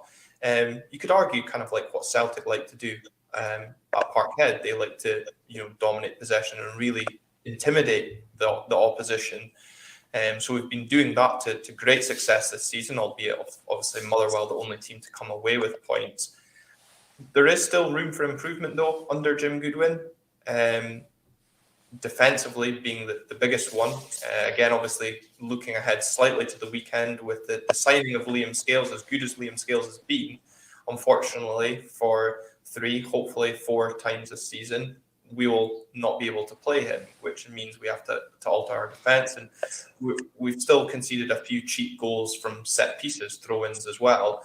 And I think, when he comes in and has the soundbite of the defence is the easy bit to fix, fans like myself will pick up on that on the podcast when we do concede cheap goals. And away form as well is also still continue to be our Achilles heel this season as well. That's not 100% on Jim Goodwin, but I think there's slight naivety from Jim Goodwin when we've gone away from home. I think he actually admitted that in the AGM this week, that we've tried to continue with a style that entertains the fans, because that is the blueprint that the club want. They want to play an entertaining brand of football to attract fans in. Mm-hmm. But unfortunately, entertaining football only goes so far if the results follow. When the results don't follow, you're going to get criticism. So he's got a bit to learn away from home, and he's got a bit to do defensively. But overall, we were playing a much more attacking brand of football. We've got players into the club. We've got Duke, Ramadani, Majovski. We're exploring a foreign market now. I know that's not all on Jim Goodwin, that's on the recruitment team as well. But we've got players that have kind of come in and bought into this passion that's coming through from the stands as well. So I certainly feel there's more of a connection with the team and the fans this season. But yeah, for me, Jim Goodwin, good job so far, but still some work to do. Yeah, it is interesting to hear that. And Robbie, I wonder if you share Glenn's views on it, the half-term report there, 7 out of 10. How do you think Jim Goodwin's been doing at Pittodrie? Yeah, absolutely.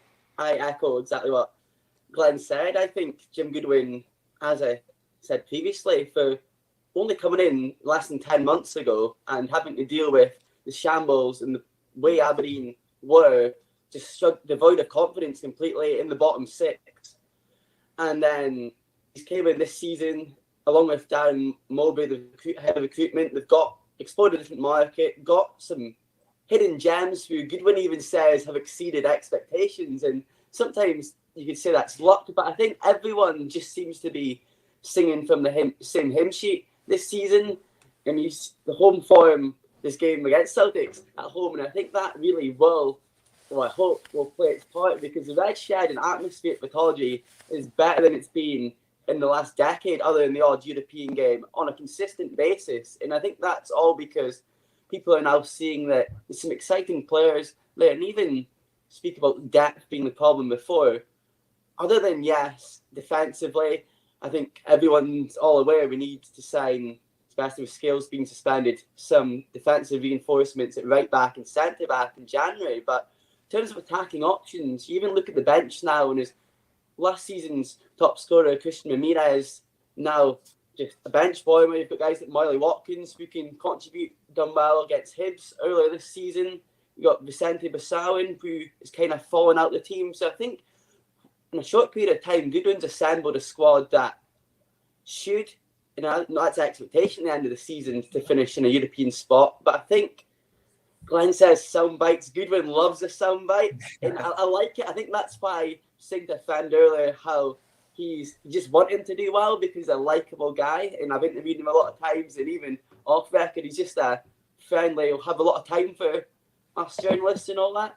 But it's like sometimes it is, you look at games like at Ibrox, for example, there's sometimes that little naivety, and you can tell that he's still a new and younger manager. But I think his stock is on the rise, as you say, and he can be a very good manager for Aberdeen. Hopefully, come the end of the season, lift some silverware. Yeah, I mean, the pair of you have mentioned Liam Scales. He's a player I've watched, obviously, with interest. Is he a player, Glenn, that you hope to make the move permanent for Liam Scales after the loan deal? Well, given you've just signed another left-sided centre-back, whose name escapes me, but another dip into the Japanese market, I'm hoping that we can strike some sort of deal on the relative cheap. But the problem is he out of contract in the summer, am I right in saying, or is it a few years? I was going to check Transfermarkt, but I don't trust them anymore after they reckoned that Ryan Kent was the most expensive player in Scottish football. Yeah, But the problem being that if we can't strike a deal the way he's been playing this season, he is doing a decent job for us, is it potentially opens up a bidding war, and Celtic will happily hold out for the highest bid. And unfortunately, if he does attract suitors from down south, we're unlikely to be able to compete with that wage-wise, let alone bid-wise. But he would definitely be a player. I was very vocal in my opposition to signing yet another loan deal from Celtic. So yeah, I would rather not see him go back, because once again we've developed a player. You look just back at what happened with Ryan Christie during his time. So for me, I would be wanting to sign him on a permanent basis if the option became available. yeah, I mean, I remember when we signed him, it was around the £500,000 mark when we brought him in. Is that a fee that Aberdeen would balk at? Is that a fee that you think you would invest in Liam Scales? Well, we paid 650,000 for Bojan Miovski, who was a relative unknown to certainly us in Scottish football. But whether or not we're prepared to stump that up to solve our centre back problems remains to be seen. I think a few people would find that a bit eye-watering for us stumping up that for a rival player.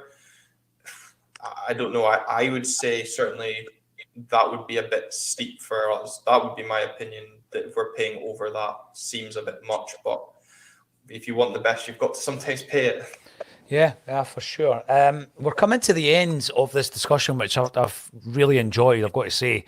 And we are going to face Aberdeen. I say we, a Celtic State of Mind audience are going to be facing Aberdeen at Pittodrie.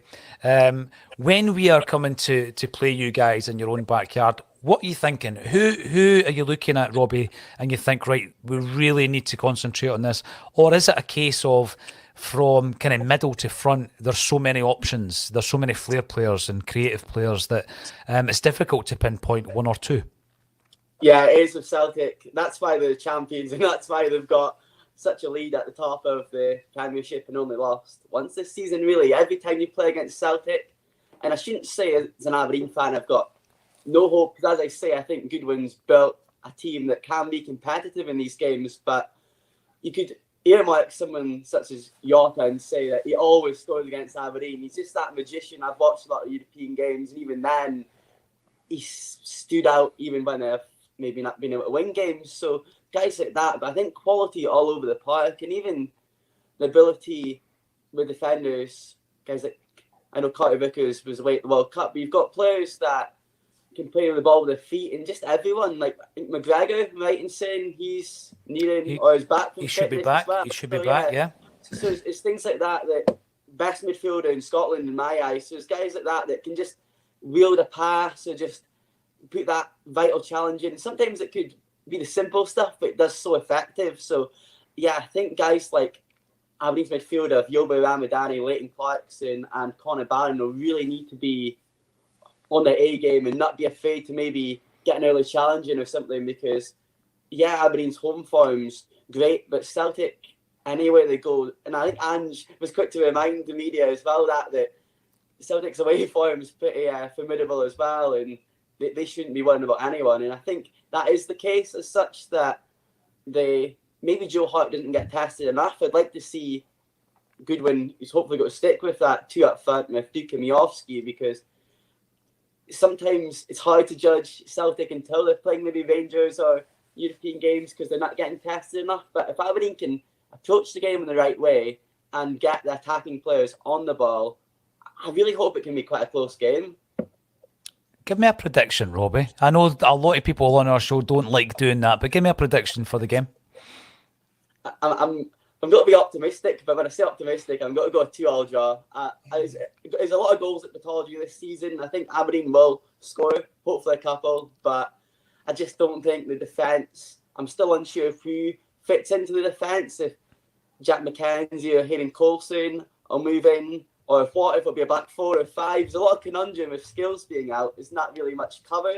So I think that doesn't fill me with hope that we won't concede. But a 2-2 draw, I'd take that going into Rangers on Tuesday. Robbie's going for 2 each. Glenn, I'm going to come to yourself and ask you the same question. I mean, I'm going into that game, and obviously there's been a break. So any momentum that you've got, there's been the World Cup players coming and going. We've not been great in our friendly games. I don't know how much you can read into that. Any kind of win, and I mean this, any kind of win that we get at Pittodrie, I'll be welcoming that. If it's a 1-0 last minute, great, superb. I'll be happy with that. How do you see it going? Well, when I was doing the preview for Red Tinted Glasses this week, kind of forgot, but because Colin wasn't on the show, because he likes reminding me of how good your record is at Pittodrie, that it was February 2016 was the last time that Aberdeen claimed 3 points against Celtic at Pittodrie. So that kind of hurts that it's been so long since we've come away with a victory. As Robbie says, there's been plenty of goals. I think only one league game at Pittodrie this season has not seen 5 goals scored in them. So it's certainly the place to go for entertainment. But as I said to you before recording, Paul, it's interesting how this game's going to go, given it's that first game back. I've not actually listened to Jim Goodwin's press conference in full yet, but other than the trip to Atlanta, which was pre-World Cup, I'm not aware of Aberdeen playing any pre-season or mid-season friendlies, whatever you want to call it. But of course, Celtic had that game in Portugal against Rennes last weekend, which obviously you didn't come out on the right side of, but still managed to score 3 goals. So match sharpness, match fitness in terms of an Aberdeen point of view does slightly concern me. As Robbie says, so does Jota, because he always just seems to pop up. But Celtic always seem to just have this way against Aberdeen, whether it's a hoodoo or not. But I'm feeling optimistic. Duke and Majowski have caused defences loads of problems. Celtic probably didn't see Duke, or maybe did. I think he came on as a late substitute in the opening day, and Majowski was really quiet, like he has been all season away from home so far, and he seems to thrive at home. So I'm going to say we're going to end that drought at home. We're going to win this game 2-1.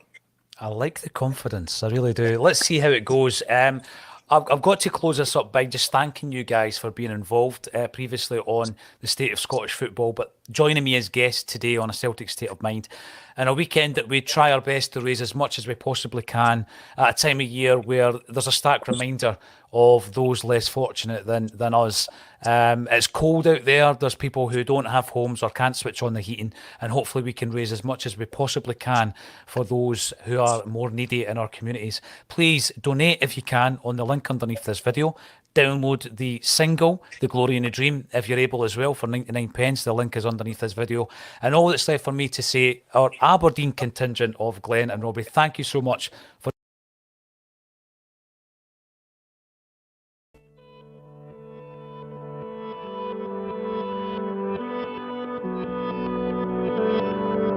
Over a century has passed since we first began our journey across the sea to find the glory and the dream. Just a tailor and a joiner and a brother built our team.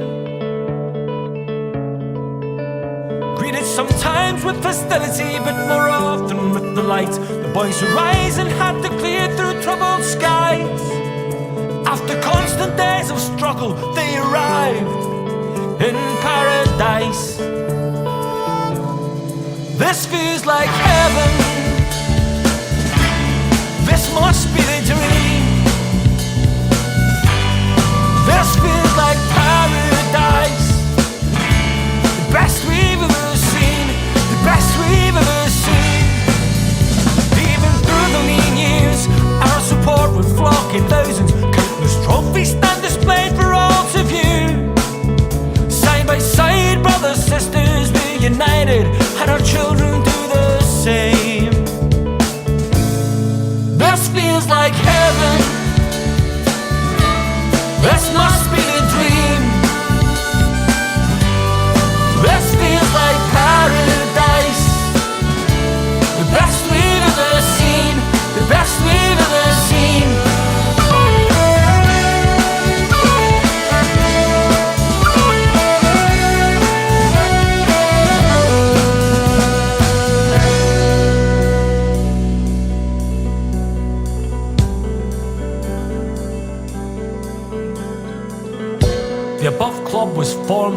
September 1887 by a number of Catholics in the East End of the city. The main objective of the club is to supply the East End conferences of the St Vincent de Paul Society to support those in the missions of St Mary's, Sacred Heart and St Michael's. Many cases of sheer poverty are left unaided through lack of means. A football club will be formed for the maintenance of the dinner tables of our needy children. This feels like heaven. This must be a dream. This feels like paradise. The best we've ever seen. The best we've ever seen. We stand in paradise. Brothers, sisters, hand in hand. We stand in paradise. So what's the finest in the land? The finest in the land.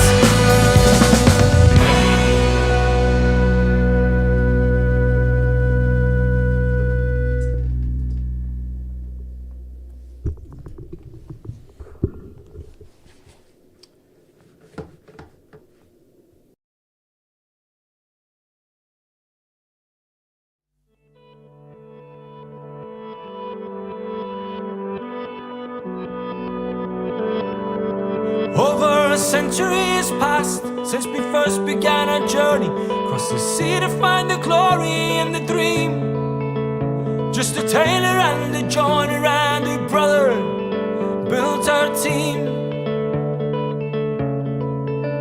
Greeted sometimes with hostility, but more often with delight. The boys would rise and had to clear through. Kevin, the reason I played that a second time is people were moaning about get the build-up on. Is that not part of the build-up, no? A wee bit of sing-song? You know, you used to sing songs on the bus on the way to the games? You've gone silent, mate. You're silent. Oh, dear. That means everybody's going to have to listen to me for the next 3 hours. Could be my end. Let me know if you can hear myself and if you can hear Kev. Kevin is just frantically getting himself sorted, looking resplendent in the shamrock top that he got the last time he was in the studio. Yeah, let me know if you can hear us. I can certainly hear me. Great tune, by the way. Thank you very much, Stephen Shields. That's much appreciated. As you know, today is the big day. We are doing the charity weekender, and yeah, it is live telly, and there is a few issues here and there, but I think we're overcoming them as we go. I'm looking at the comment section. Come on. Can you hear me? Yes, you can hear me. Thank you, Kaiser. We're just waiting on Kev. And whilst he sorts out his mic, I will chat to the crowd. Thank you, everybody, for getting involved. I'm bringing us back up, Stephen. Thanks for the feedback on the tune. It's one of the things that, yeah, we are going to talk about the Aberdeen game in a second. But you never really know about these things until you release it. And thankfully, the feedback has been excellent since it dropped last night. What planet are you on? Is that me? Are you talking to me, Paul? Sorry, or if there's somebody else. Is there another Paul? Let's have a look. I think the single is awful and the video is in bad taste. Paul McLean, are you sure you're on the right podcast, mate? Because I think you're an imposter. Either that or maybe you don't have any taste. I'm sorry, mate. I'm not having any of that. You're talking out your backside. This is a charity weekender. We have re-recorded a song that was written by JJ Gilmer. Look him up, The Silencers. He knows how to write a song. And Gary John Kane, who just so happens to be doing a UK tour with the Proclaimers. Yet Paul McLean, the guy with no avatar on YouTube, thinks it's rotten. Yeah, I'm sure they're going to be worried. I certainly am not. Everybody else seems to be enjoying it, mate. And if your negativity continues in the comments, maybe you should follow elsewhere. Kevin, give us a 1-2, mate. Give us a 1-2.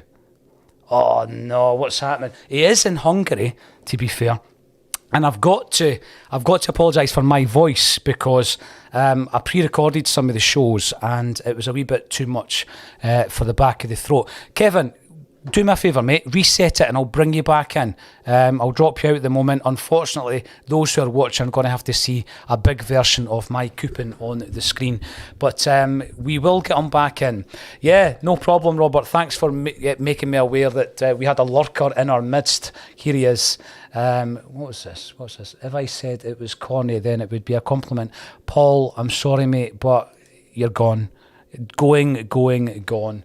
Absolute nonsense, pal. And I never wrote the song, but you know what? There's been a lot of hard work and effort gone into that. We're doing something a wee bit different. We're launching a charity single, Show Me, an alternative platform that's ever done that, not just in the world of Celtic, and we're doing it, and we're paying for it, and we're raising money for cash, and all you can do is come in with negativity. So unfortunately for you, not for anybody else, you are shouting into a void right now because you can't make a comment.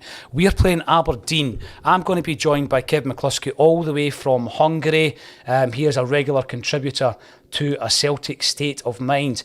And by the way, let me know what you thought about our contributor earlier on, Paddy Sinnott, who joined us from his very own Vital Celtic. And he will be joining us on a Wednesday alongside Kevin Graham and Big John Hughes, who opened the show with me today. It was a fantastic show. If you missed it, watch it back. Now, before Kevin comes back in, there's a few things I want to say about this morning so far. The Bertie Auld show, the signal wasn't good enough. That was at this end. I know why that happened. So what I'm going to do is I'm going to replay that. I won't do it today. I'll do it tomorrow. I'll replay that 1 hour because it was a fantastic discussion with Des and Jim. Although you could hear it, it was very much based on the photography that we were talking through the 12 days of Bertie. So I'm going to replay that tomorrow. I don't think there'll be any complaints there. Apologies for the bad signal. As I say, live telly, trying to do the full stream without any breaks, and there was a wee issue with the signal and the quality isn't good enough. We love good quality audio and visual, so we'll do it again tomorrow. And in the meantime, Kevin McCluskey, I hope, will join us. You know what? If he doesn't, I will talk to you guys. We're going to do a watch along. That's something we've not done for a while. And the reason we stopped doing it was because we were watching live streams from Celtic TV and they were not as up to date as some of the live telly that you guys were watching at home. So you were watching it before us. You knew that, for example, that Ferencváros had scored before I had seen it on Celtic TV. So it just didn't work live. But today, because it's a charity weekender, we're going to be covering the Aberdeen game, and tomorrow we will be covering the World Cup final. But you know what? We'll be talking about everything else in between, as I am right now. We've got the Aberdeen game coming up, and I want to look at the team. The starting lineup. Let's have a look at the starting lineup for Celtic. Here we go. The return of Callum McGregor. It's a very festive looking design there from Celtic. Starting 11 up at Pittodrie. Joe Hart in goals with Tony Ralston at right back. Carter Vickers and Starfelt in the middle, and Taylor at left back. What do you make of the defence? A lot of the discussion leading up to the game this week has been the central defensive partnership. We certainly have options, Kobayashi not being one of those at the moment, of course, but we have options at centre half, and we have gone back to Carter Vickers and Starfelt. Carter Vickers, of course, straight out of the World Cup, where he made one appearance for America, and he was very impressive as well. Callum McGregor returns in his captain's role, and I'm guessing that will allow O'Reilly to play his more advanced role in the midfield with Hatate, who for me overall has been the best player for Celtic this season, making up the midfield trio. There was also a big discussion about up top, who plays up top. Jota, Maeda and Kyogo. Fair play, Maeda, he puts in an incredible amount of work. He's been over in Qatar for the World Cup. I think he impressed a lot of people who didn't know who he was. He might have proved a few doubters wrong as well. He comes right back for a game at Pittodrie. On the bench, we've got Siegrist, Jens, Giacomakis, Abada, Moy, Turnbull, Bernabe, Forrest and Lawal. And I'll tell you what about that last name on the sheet there, Bosun Lawal. He is one of the most highly rated youngsters that we've got at the club at the moment. He has been playing for the B team, of course, and I'm going to be asking Kevin to do his wee test on his mic now. Kevin, are you with us? He is. I hope so. I've had to move on to the phone, so if it's a bit shaky, that's that's why. But I'm here. All right, mate. That's okay. I was going to make a request just for those with OCD like me. Could you put it on a kind of horizontal angle? Could you do that so that we can see it in full? It'll pop. Once you do it, it should pop. No, You must have screen lock. You've got screen lock on. You're making us all feel dizzy. There you go. Right. And by the way, there we go. Ladies and gentlemen, that kind of chat earlier with your guy Paul, it doesn't bother me in the slightest, but I just don't accept it. I don't accept it anymore on social media or on the comments. Everybody that comes in is welcome as long as it's all about positivity. By the way, disagree with us till your heart's content, because that's what it's all about, a good bit of debate. But don't just come in and say this is rubbish and that's garbage, because, you know, this isn't going to be the place for you. Kevin McCluskey, the game's about to kick off, by the way, but we are going to be talking throughout the entire game, so it's okay that we haven't discussed everything so far. There's going to be plenty of time to do that during the match. Kevin McCluskey, welcome from Hungary. How are you feeling today, coming into this game after the World Cup break? How are you feeling? Are you confident? I am, yeah. I think there's no reason not to be confident about this game. Pre-World Cup, we were in really good form, playing some decent football, winning games. I kind of recovered from the performance against St Mirren. We're picking things back up again. I think the break did come at the right time for us, because it's allowed us to get somebody like Callum McGregor back fully fit into the team. Same, Carol Starfelt's back in as well. Yeah, you like to think he's fully fit again now. It's given somebody like Hatate a few weeks off, which was unexpected, because I think most people thought he'd go to the World Cup and then he hasn't, so he's got that time off.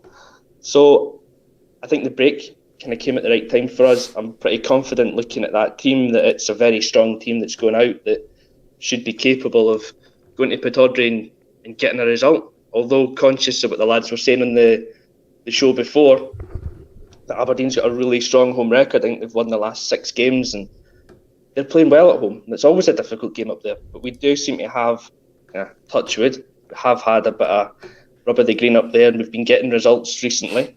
So there's no reason not to be confident about this game. Well, that's fair enough. And what I also did there was I spoke to a couple of Aberdeen fans, which rattled a couple of cages as well. But I tell you what do I know about Aberdeen? This is my whole thinking behind it. What I know as a casual observer, because I watch Celtic and I see Aberdeen at least 4 times a season against us. But in general terms, Kevin, I'm not watching them week on week. So my thinking behind that was to get a couple of guys on who are watching every kick of the ball, ask them how they're playing, how happy they are with Jim Goodwin, and you get a sense of who to look out for, who's going to be the danger men, etc. And although he's not playing today, also I got the opportunity to talk about Liam Scales, who's on loan up there. He's a player that they were quite keen on keeping. I don't think Aberdeen would be prepared to pay what we paid for him, and I don't know if Celtic would be prepared to lose money on him, so who knows where he's going to go. What's your thoughts in the comments section? We're going to keep it. We're going to keep the game running. Kevin and I are going to talk all the way through that, and if there's a bit of croakiness, that's because we've been talking for some time over the last couple of days. But we've got plenty of liquids and it'll get us through. It's first time we've done a live game on a watch along for some time, so that's going to be interesting as well. The action is live from Pittodrie. I understand that people might tune out and just watch the game live on whatever channel they're watching it on. It certainly won't be his goal, I don't think. Didn't the boy get into a wee bit of deep trouble there, Kev, for his streaming offences?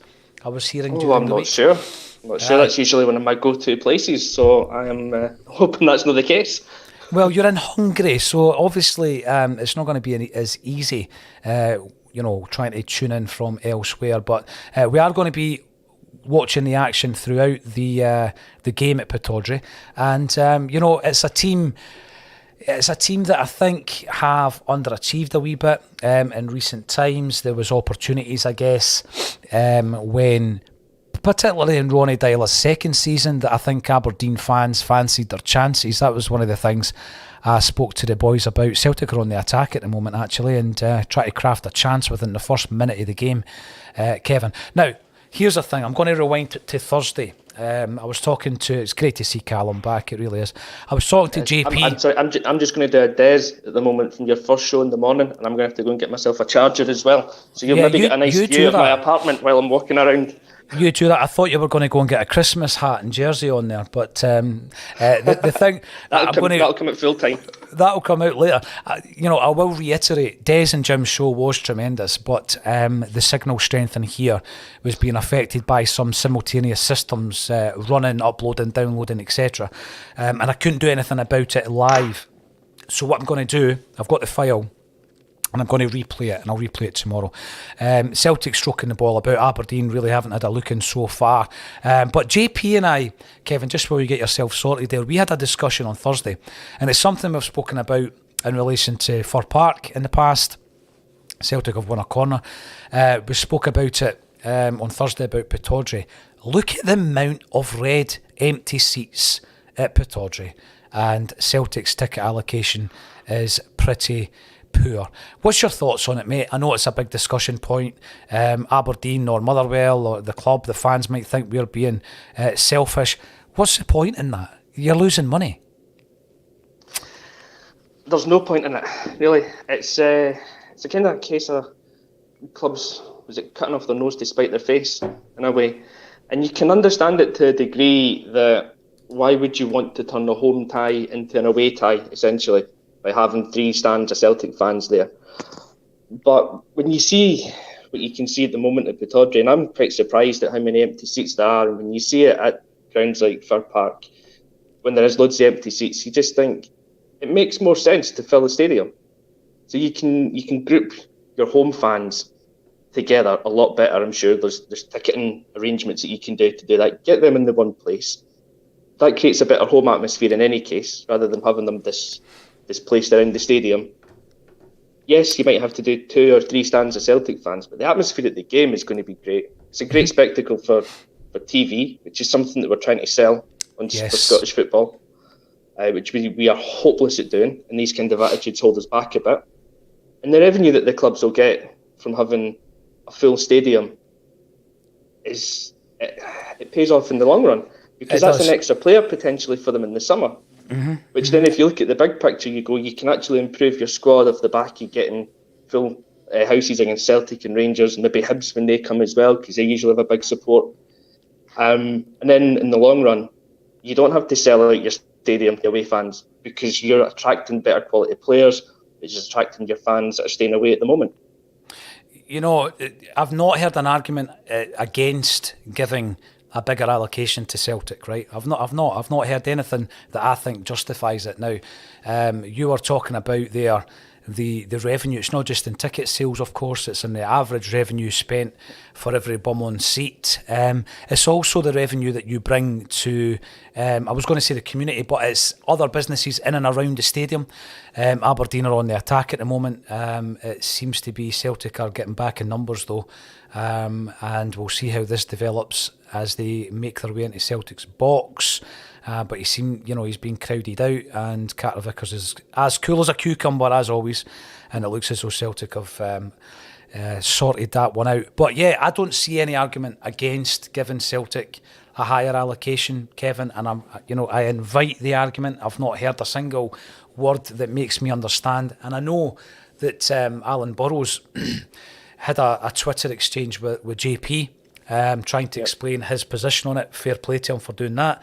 But again, I don't see it, because why not just cash in, make as much money as you possibly can over the campaign for these games, and as you say, you can reinvest it either in the playing pool and the behind the scenes staff in the stadium itself, and then, as you say, you can perhaps attract more fans to watch your games. Does it give away your home advantage? No chance. Absolutely no. It's not just about the amount of fans that are at the game, is it? It's your home stadium. It's the comfort of playing at some place that you're used to. You're playing 20 odd games there a season. That's your home advantage. And in very few stadiums in Scotland, I feel that there is an advantage with the home fans. Celtic being one of them, of course, at a packed Celtic Park. As we go back on the attack now, there's a couple of players in the starting lineup here Kevin, who are just back from the World Cup, and Carter Vickers in Maeda as well. What are they bringing back with them from the World Cup? An extra sense of confidence, certainly in Maeda's case? I would think so, yeah. I think that's the big thing they're going to bring back. The two of them went out there with, I don't know, probably limited expectations as to what they would do and how they would perform. There was a point, I think, at the end of the group stages where there was one of those teams of the group stage that went out. I can't remember who it was that did it. It might even have been the official kind of FIFA rankings of it. And Maeda's the centre forward in the 4-3-3 formation that they'd set up. And that's how good he'd been. And he hadn't scored a goal, I don't think, by that point.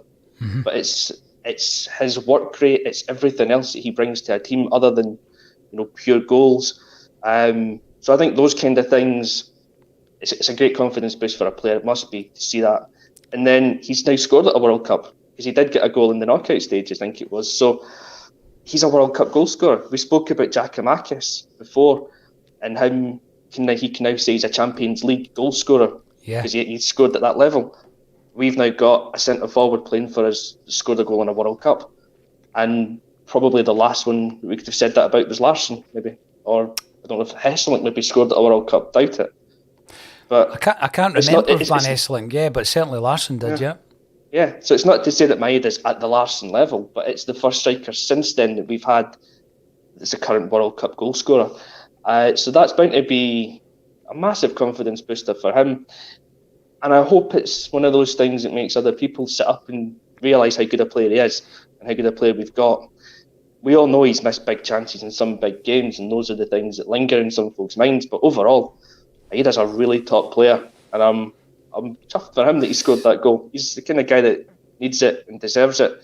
And then Carter Vickers, we know he's a rock at the back, and he wasn't a regular starter for the US in the tournament, but when he did play, he was unplayable again. He's got that presence about him that top players find it difficult to get past him. Mm-hmm. And he's coming back into this level where again he just excels. He's just proven himself time and again to be currently the best defender in Scotland, and his experience at the World Cup has only kind of served to heighten that thought that I've got of him. Yeah, he's a rock, and as you were saying there, Maeda's more of a rocket than a rock. And when you hear some of these commentators who there's no chance they knew about Maeda, right? I would expect from anybody working in commentary or from the punditry side to have, extensive notes on every player they're talking about, Kevin. But you only need to look at a game and look at some of the analysis to realise that not everybody's that well organised or prepared for the games. But to hear people talking, like Rio Ferdinand, for example, talking about Maeda in such glowing terms, I find quite refreshing, because we spoke about, by the way, Taylor's getting a lot of the ball down the left-hand side, isn't he? And he tried a really ambitious crossfield pass there, but I think he's looking in the mood. We spoke about what the Champions League campaign was going to do to galvanise certain players or the team as a whole, Kevin, and we were hoping that would benefit Celtic next season under Ange Postecoglou. And although it's not club football, I also think that you can take elements of that World Cup tournament. One of them might not be a great element in that, it might result in Juranovic leaving. I think that was probably going to happen anyway. And in actual fact, you look at the positive and say we might make more money from him because of his performance at the World Cup. But the other three, Maeda, Carter Vickers, and also Moy, in terms of the confidence, in terms of them achieving something that prior to this season they hadn't achieved, So they've achieved the Champions League goal, they've achieved the World Cup goal, and I think that can only benefit Celtic as Hatate strikes a ball pretty wildly over the bar. But I tell you what, sometimes it just takes one or two chances to get his vision in check, and I wouldn't bet against Hatate getting a goal today. But we've spoken about the state of the stadium, the fact there's a lot of empty seats there, the Celtic fans travelling in their numbers. You're watching the game in Hungary, I'm watching the game during the charity weekender, and we are joined by over 100 at the moment, but we've been up at 500 so far today. We've raised over £1,000 for charity already since 8 o'clock this morning, Kevin, which is just quite That's astonishing. fantastic, isn't it? It's astonishing. And I'm going to have to say that I'm about a minute behind you on the stream because Hatate's just hit his shot over just now. So Okay. So I'll celebrate. I'll celebrate, and you'll know. You celebrate the goal, and I'll know. Yes. Absolutely. But this is the thing. With regards to the actual single, I've spoken long and hard about the process of doing that, getting permissions from the songwriters, finding the right people to then re-record it, finding the correct videographers to record that, getting the venue, getting permission to go and film down at St Mary's. And if it's been lost on anybody out there, it's a journey from paradise to the birthplace. We've got to celebrate the birthplace of Celtic. And for anybody who thinks it was in bad taste, all I'll need to say is I felt it was in bad taste that St Mary's were on their knees this time last year until the charity weekender raised 28,000 quid to make sure they could put their radiators on and support those people much in need in their community. So if we go back to that place as a venue to record yet another fundraising initiative in the form of a single, I think it should be something that is positive rather than using your anonymity online to come in and be negative, which you see a lot of that, Kevin, on social media and indeed on the comments. But I'll tell you something, we've got a really good community, people coming in, commenting on a regular basis, and it's those people I want to focus on. So I'm going to see if there's going to be I'm switching between the game and the comments. I'm going to try and get some comments up as often as I can throughout this game. How do you think it is? It looks as though Celtic are the dominant force. There's another strike that Celtic have just had. A bit of a half chance from about 20 yards. There's Hatate's second shot. But he does tend to do that, Kev. He just gets the first couple out of his system. And I think that if he's in the mood, it could maybe be his third shot and it's going to nestle in the back of the net. Aye, it's one of the things that I like about Hatate in his games. He's no fear to take a shot. We saw it a lot with Ryan Christie a couple of years ago. He was another one, but he would just take on any ridiculous shot. Hatate's one seemed to be a bit more measured, where there's a clear sight of goal. He just has a goal. He's not scared to do it, and if he misses one, he'll just line up another and have a go. It's a feature that we need because you can't always rely on your forward to score your goals. You need goals from all over the pitch, and I think that's one of the big things that he brings to the team. A couple of points I want to make from what you were saying there before. One, on the charity single, I think it's an incredible song. Never mind it having any link with Celtic. I think it's just a fantastic song. Every time I've listened to it so far, it's been like, it's spine tingling stuff. Just the song itself, then you get the video in it. And I think it might have been yourself that pointed it out on John earlier this morning, but there's the point when Paul's underneath the statue of Billy McNeil. Mm-hmm. It's the best we've ever had, and points up to it. And you just, that's a cold shiver up the spine moment. It's a good thing. It's such a great song, and to have the Wakes doing it is the absolute perfect band for it. I agree with that. By the way, Jota just had a fantastic chance there. It happened so quickly, I'm not sure if the goalie got a hand to it or if it hit the post. But he is in the mood so far, Kevin. He looks as though he's jinking. He wants to take on his man. He's doing that thing that he does so well, where he cuts inside and just strikes. He just done it again. Unfortunately for us, it didn't go in. But Celtic, it looks as though we're turning the screw here, Kevin.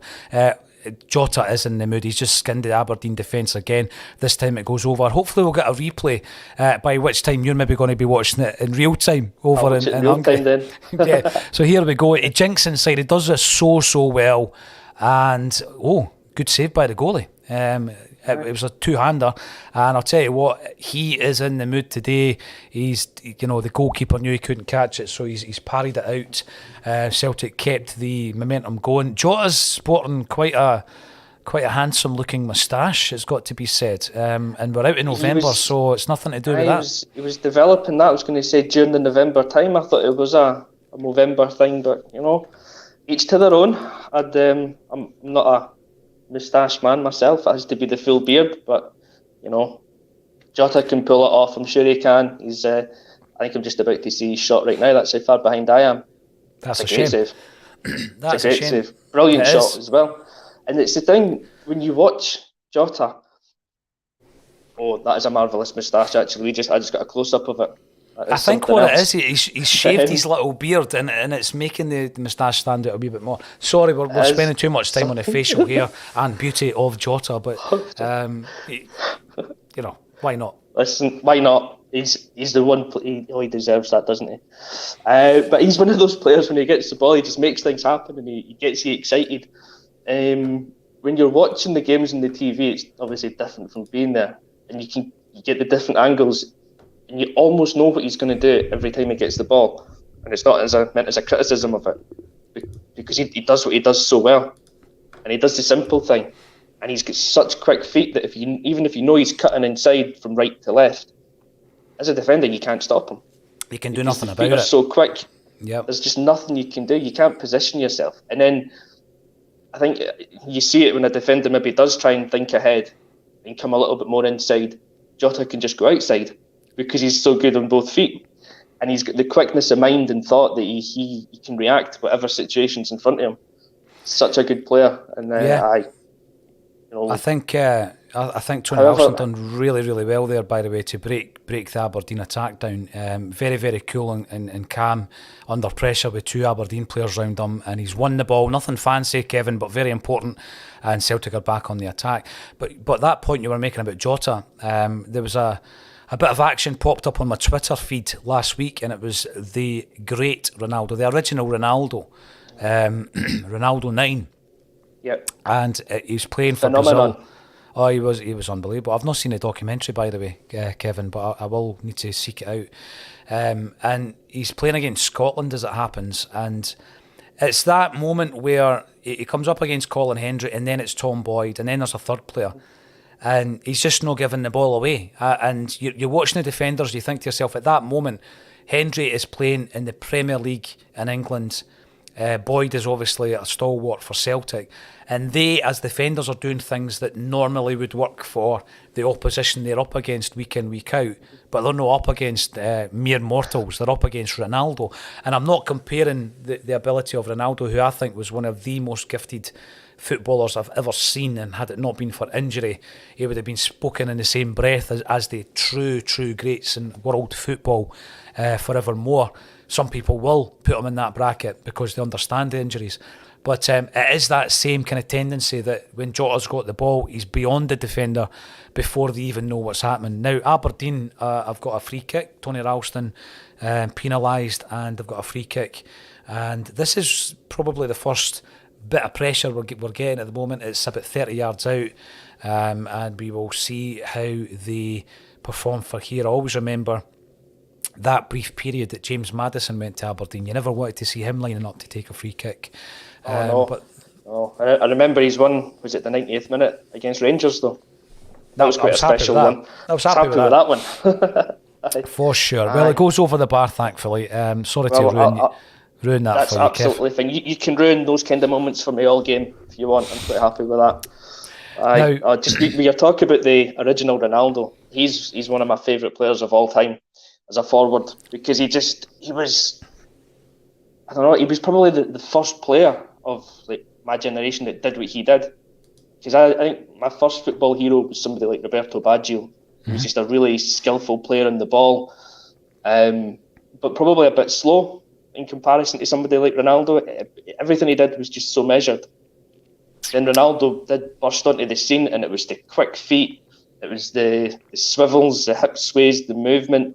He would throw a defender in his arse without doing anything, you know. And when you're talking about that game, I'm trying to think of who would have been playing in the Premier League in Scotland at that time. And it's maybe Tom Boyd's facing up against Billy Dodds in the league. That's it, 1998. And then you come up against Ronaldo. How do you can't compare defending against somebody like a Billy Dodds to a Ronaldo. It's a different sport. Tom Boyd have. I know, it's a different game. A totally different game.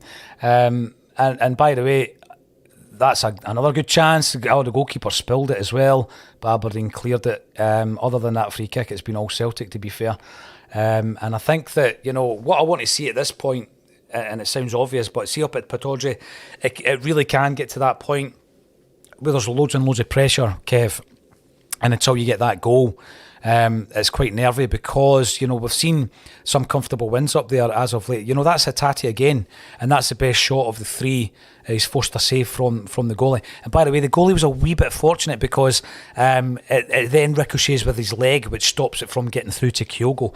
But another, I mean, the keeper's been pretty busy in the first 20 minutes of the game. I want to thank quite a few people, actually, and I will get your comments up. I just want to try and keep an eye on the action. I want to thank a few people so far for donating to the charity fundraising weekend. It's twofold. There is a fundraising link underneath the video, and there's also the single link under the video. So please pre-save the single at this stage. It's out on Monday. It can be downloaded then, and also you can make your donation on the fundraising link. We've already raised over £1,000, and we're 5 hours in, Kev, and times are hard. Just as Celtic are on the break, times are hard for everybody at this moment in time. And what can happen is if everybody chips in small amounts, you can make a massive difference. And that's what we're talking about. So thanks everybody for donating so far, and we'll be keeping you updated as the weekender progresses. The last time I checked, I'm going to have a wee look at the moment on the charity weekender song, which is The Glory and the Dream. We were just under 4,000 views, and let's have a wee look at where we are now. Yeah, so we're at 4,100 views on the single as well, Kevin, which is just nice, astonishing. Well, I'm going to set myself a little target on the song and the single. I'm going to get it trending on Spotify in Hungary. That's my goal. Oh yes. Yeah, but you were telling us that you're already Wakes are already at the top of your list, isn't it, for 2022? I was just going to say, yeah, because that's I got my Spotify Wrapped thing through the other week, and that's where it came out. Yeah, my most listened to band of 2022 is the Wakes, and it's all down to there's the Pirates of the League, the St. Pauli song. Yeah. And then the Lord of the Wing song about Jimmy Johnston. Yeah, I remember, if I can kind of go off on a tangent on that one, I was going down to a Ferencváros game at the start of the season. It was, again, I think it was against Topola or someone in Kazakhstan in the Champions League qualifier. I've got the headphones in, just Spotify's on random shuffle, and it was the Lord of the Wing that came on. So I was there, it's me with a bunch of Ferencváros fans, so I think it's like the kind of gallish 10-year-old boy in me, whatever it was, kind of came to the fore, and I'm there with the chest out, listening away, getting really into it. And then when I get to the stadium, it's the Pirates of the League that comes on. I was just like, right, I need to get back into listening to this band, because I hadn't for a while. And that was been me since about June or July, whenever that game was. I've just been, that's No Irish Need Apply, that's been my go-to album anytime. So I hadn't realised I'd listened to it quite as much as I had, but there you go. My most listened to band of the year is the Wakes. Well, there hasn't been a wasted minute listening to them. No, let's hope it's going to be your most listened to band in 2023 as well. The Wakes, very socially conscious, and when we asked them if they wanted to get involved in this, they didn't hesitate. So Paul Sheridan and the boys, thank you so much for all your help. Celtic have now got a free kick after Hatate was brought down. We're probably best part of 40 yards out. Don't think anybody's going to strike it from here because Nakamura's not in the building, but they take a free kick, and we're still on the attack. We've played most of this game in the final third, and Aberdeen's third. The keeper's had a couple of saves to make, Kevin, so far. But yeah, at that stage where you want to get that goal, don't you? Well, that's it. It's what you were saying before. And actually, I think, was it Glenn that was in the show before from the Aberdeen side of things, and said it was 2016 was the last time that Aberdeen had won at Pittodrie against us. And I was quite surprised that it's been that long, because I think the games up there has been a lot tighter and closer maybe than they have been, because it's one of those places where it's the cliche of the first goal is so important. But I think at Pittodrie it's doubly important because they're a tough team to beat up there. And I think we've seen it before. You struggle to get that first goal, but then maybe sometimes when you get it, the game changes, and we become a bit more freer in the game.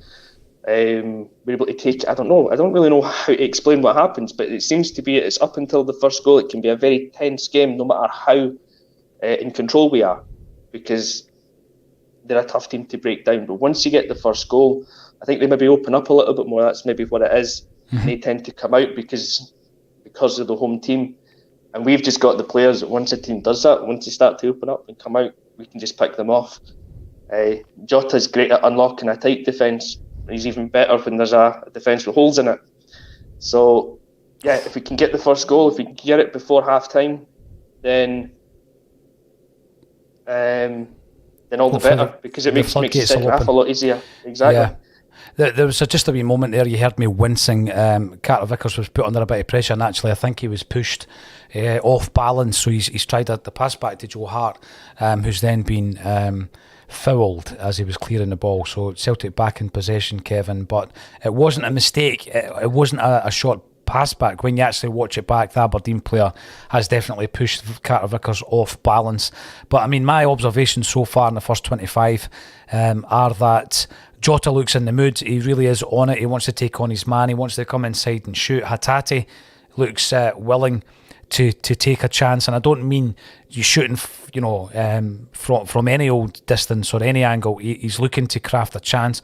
McGregor has slotted right back into his position as we knew he would, and O'Reilly looks as though he is creative. Celtic, great chance, and that was very unfortunate because although we got beyond the goalkeeper, Aberdeen were able to track back very quickly, and Kyogo was unable to put that angle and get the ball into the back of the net. By the way, on 20 minutes I was talking about Hatate's shot. I thought it was Kyogo who was just lying away. It was actually Maeda, and had it not ricocheted off the goalie's leg, Maeda would have probably slotted that one away for the easiest chance of the season for him, even easier than the Real Madrid one. I'm going to give the keeper a bit of credit on that one, because I think he sees Maeda coming in. I don't think it's so much a ricochet. I think he's kind of deliberately kicked that one away. But either way, even the first save from Hatate's shot was a good save. Just unfortunate he's maybe been able to react a bit quicker and get it away. And I've seen the push on Carter Vickers there. It's a definite push on the pass back. So that's how far behind I am. But the other action, keep an eye out for the action with the goalkeeper, and tell me if you think he done pretty well to narrow the angle for Kyogo as well. It's potentially well done by the keeper. Obviously I was watching it from a Celtic perspective, but when you watch that back, it will happen in just a moment, I think. I've just seen it now. The one he's just rounded the keeper and the boys got back to clear it off the line. Yeah. Yeah. Our keeper does well, I think, in that one. He's come out and it's one of those ones. If the keeper doesn't come out, Kyogo's got a chance to control it and get a shot away. Keeper does come out. Kyogo's got to take a heavy touch, I think, to get round him. So, you'll go well done in the keeper on that one. I don't think Kyogo could have done much more. He's done okay. He's done okay in the first half, the keeper, isn't he?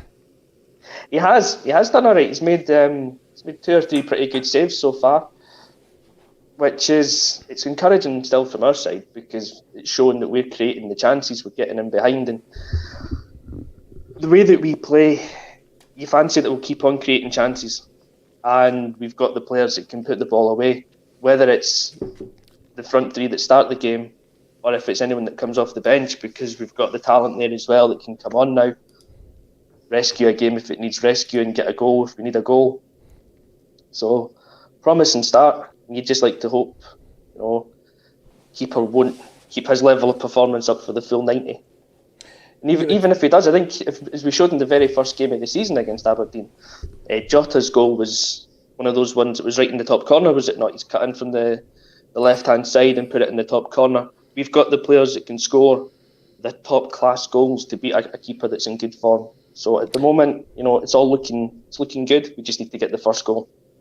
By the way, you will see a bit of action. Celtic have a free kick at the moment. The reason they've got a free kick is because Taylor has just been scythed, and I don't even think the Aberdeen player was spoken to. It was a late challenge. Taylor looks in the mood, But in the last 5 minutes, I don't think there's been enough of the ball distributed down the left-hand side for, obviously, Taylor and Jota.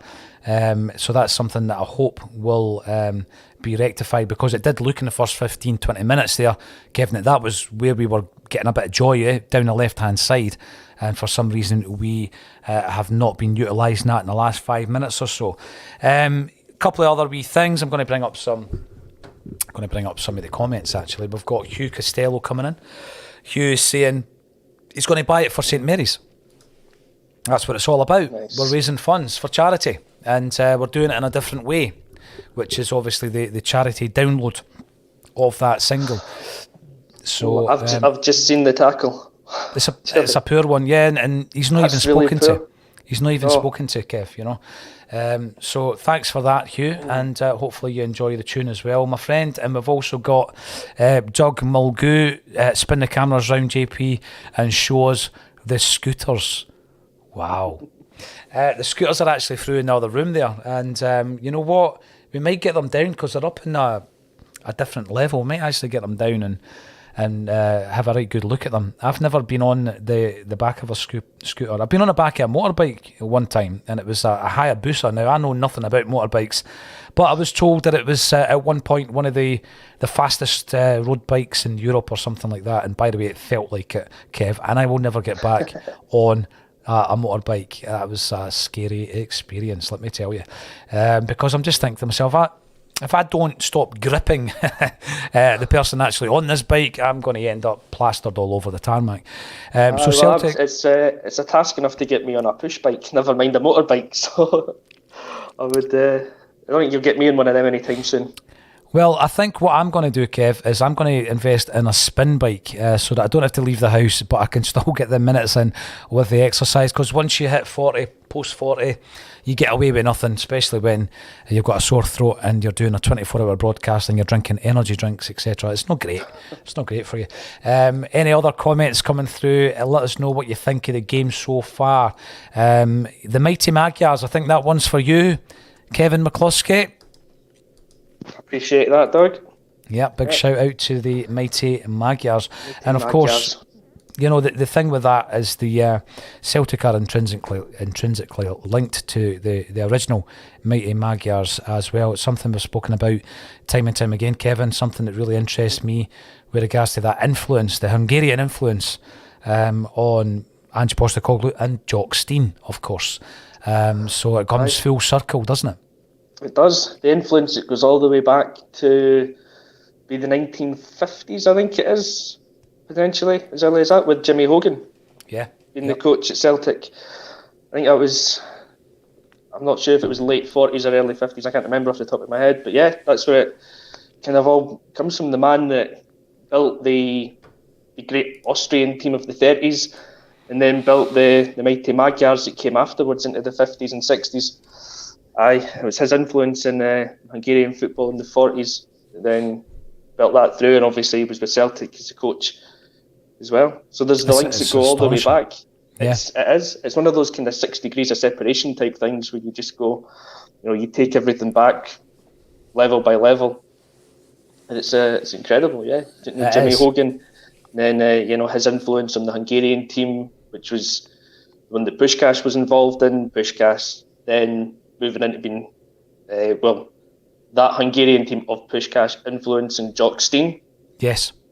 Who obviously had the bit of an association with Celtic. And then you've got Puskás becoming the coach and coaching a certain Ange Postecoglou and pretty much, you know, instilling in him his version of how football should be, and Ange taking it a level further again. It's incredible, yeah. There's a story to be told in there by someone. There is a bloodline, without a doubt. And of course, Hogan and Stein crossed over at Celtic when Jock Stein was a player as well. That's right. You know, so I love all that stuff. I love the influence of Jimmy Hogan. I'm sure at some point someone will make a documentary or a movie about the great man. I'm surprised there hasn't been more made about him, because he's such an influential figure in kind of Central Eastern European football, and the fact that, like, there's times that he was almost a prisoner of war, I think, at times, and he was viewed as a traitor in England because he'd gone out to work in Austria and in the east of Europe, which was seen as kind of the enemy at certain times. It's such a great influence on the game, and that people forgot about him for a while. It's great to bring it back to light. Yeah, they kind of forgotten about, or his views were dismissed. I think that was the word I was trying to look at before. His views were dismissed because they were so alien to what was being done in the UK, and obviously English football thought it was the best in the world at the time. So how dare someone take an influence from somewhere else, grow it, expand it, and try and bring it back into the UK? Because he's the guy that was doing kind of personalised training programmes for players and working with a football at training before anyone else, and it was just seen as so alien, and everything now seems like that's a very normal thing to do, that you would train with a football instead of just run around the track for 90 minutes. That's in itself, that's scary. Imagine going to football training and getting a ball, Kevin. Yes. But they talk about it when Jock Stein takes over in 65, the players that were in his team at that stage, they weren't working, they weren't doing a lot of ball work. It was all about fitness and physicality. And obviously they continued with that because obviously Neil Mockin was the trainer, and he had them potentially the fittest club side in European football, because I mean they even ran into Milan off the park in 67, and they were a supremely talented and fit side, but Celtic were fitter, and that's why they scored so many goals late on.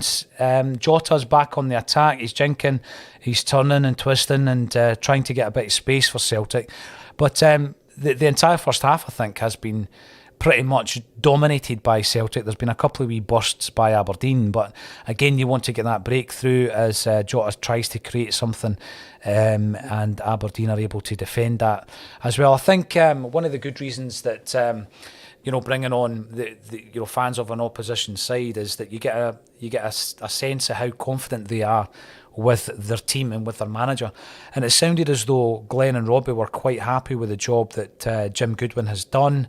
Another half chance for Celtic there, and he's one of the managers that I think he's been very highly rated, but he's earned his spurs, both at Alloa and St Mirren, and Aberdeen looked like it was the perfect move for him, and he's done okay, particularly at home, but at this moment in time, it's all Celtic. The pressure, I hope, will result in Celtic getting the opener. But there's a few other comments I want to pick up on, and by the way, you'll see this in a minute or so, but Starfelt, right, the much maligned Starfelt, there's been a couple of occasions here where it doesn't look anything sensational, but he's read two situations so well that he's been a yard ahead of the Aberdeen player on both occasions, almost like the old-fashioned sweeper role that is no longer in existence with football, but he swept up so well at the back there on two occasions, so credit to Starfelt for that as well.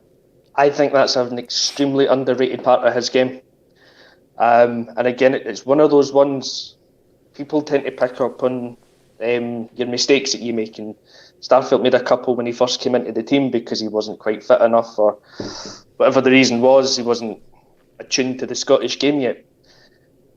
And even at the start of this season, when he's been injured, been thinking, Carter Vickers and Jens is actually a pretty strong partnership.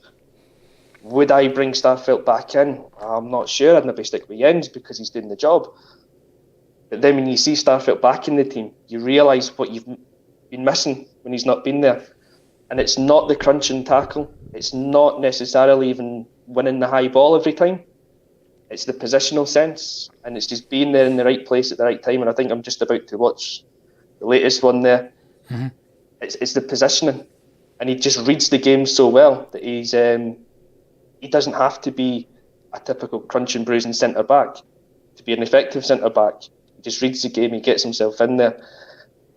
This is not a comparison as such in a way to put him in the same level, but it's the same. It's the Paolo Maldini thing. Maldini used to walk off a pitch and his strip would be immaculate because he didn't have to make a tackle.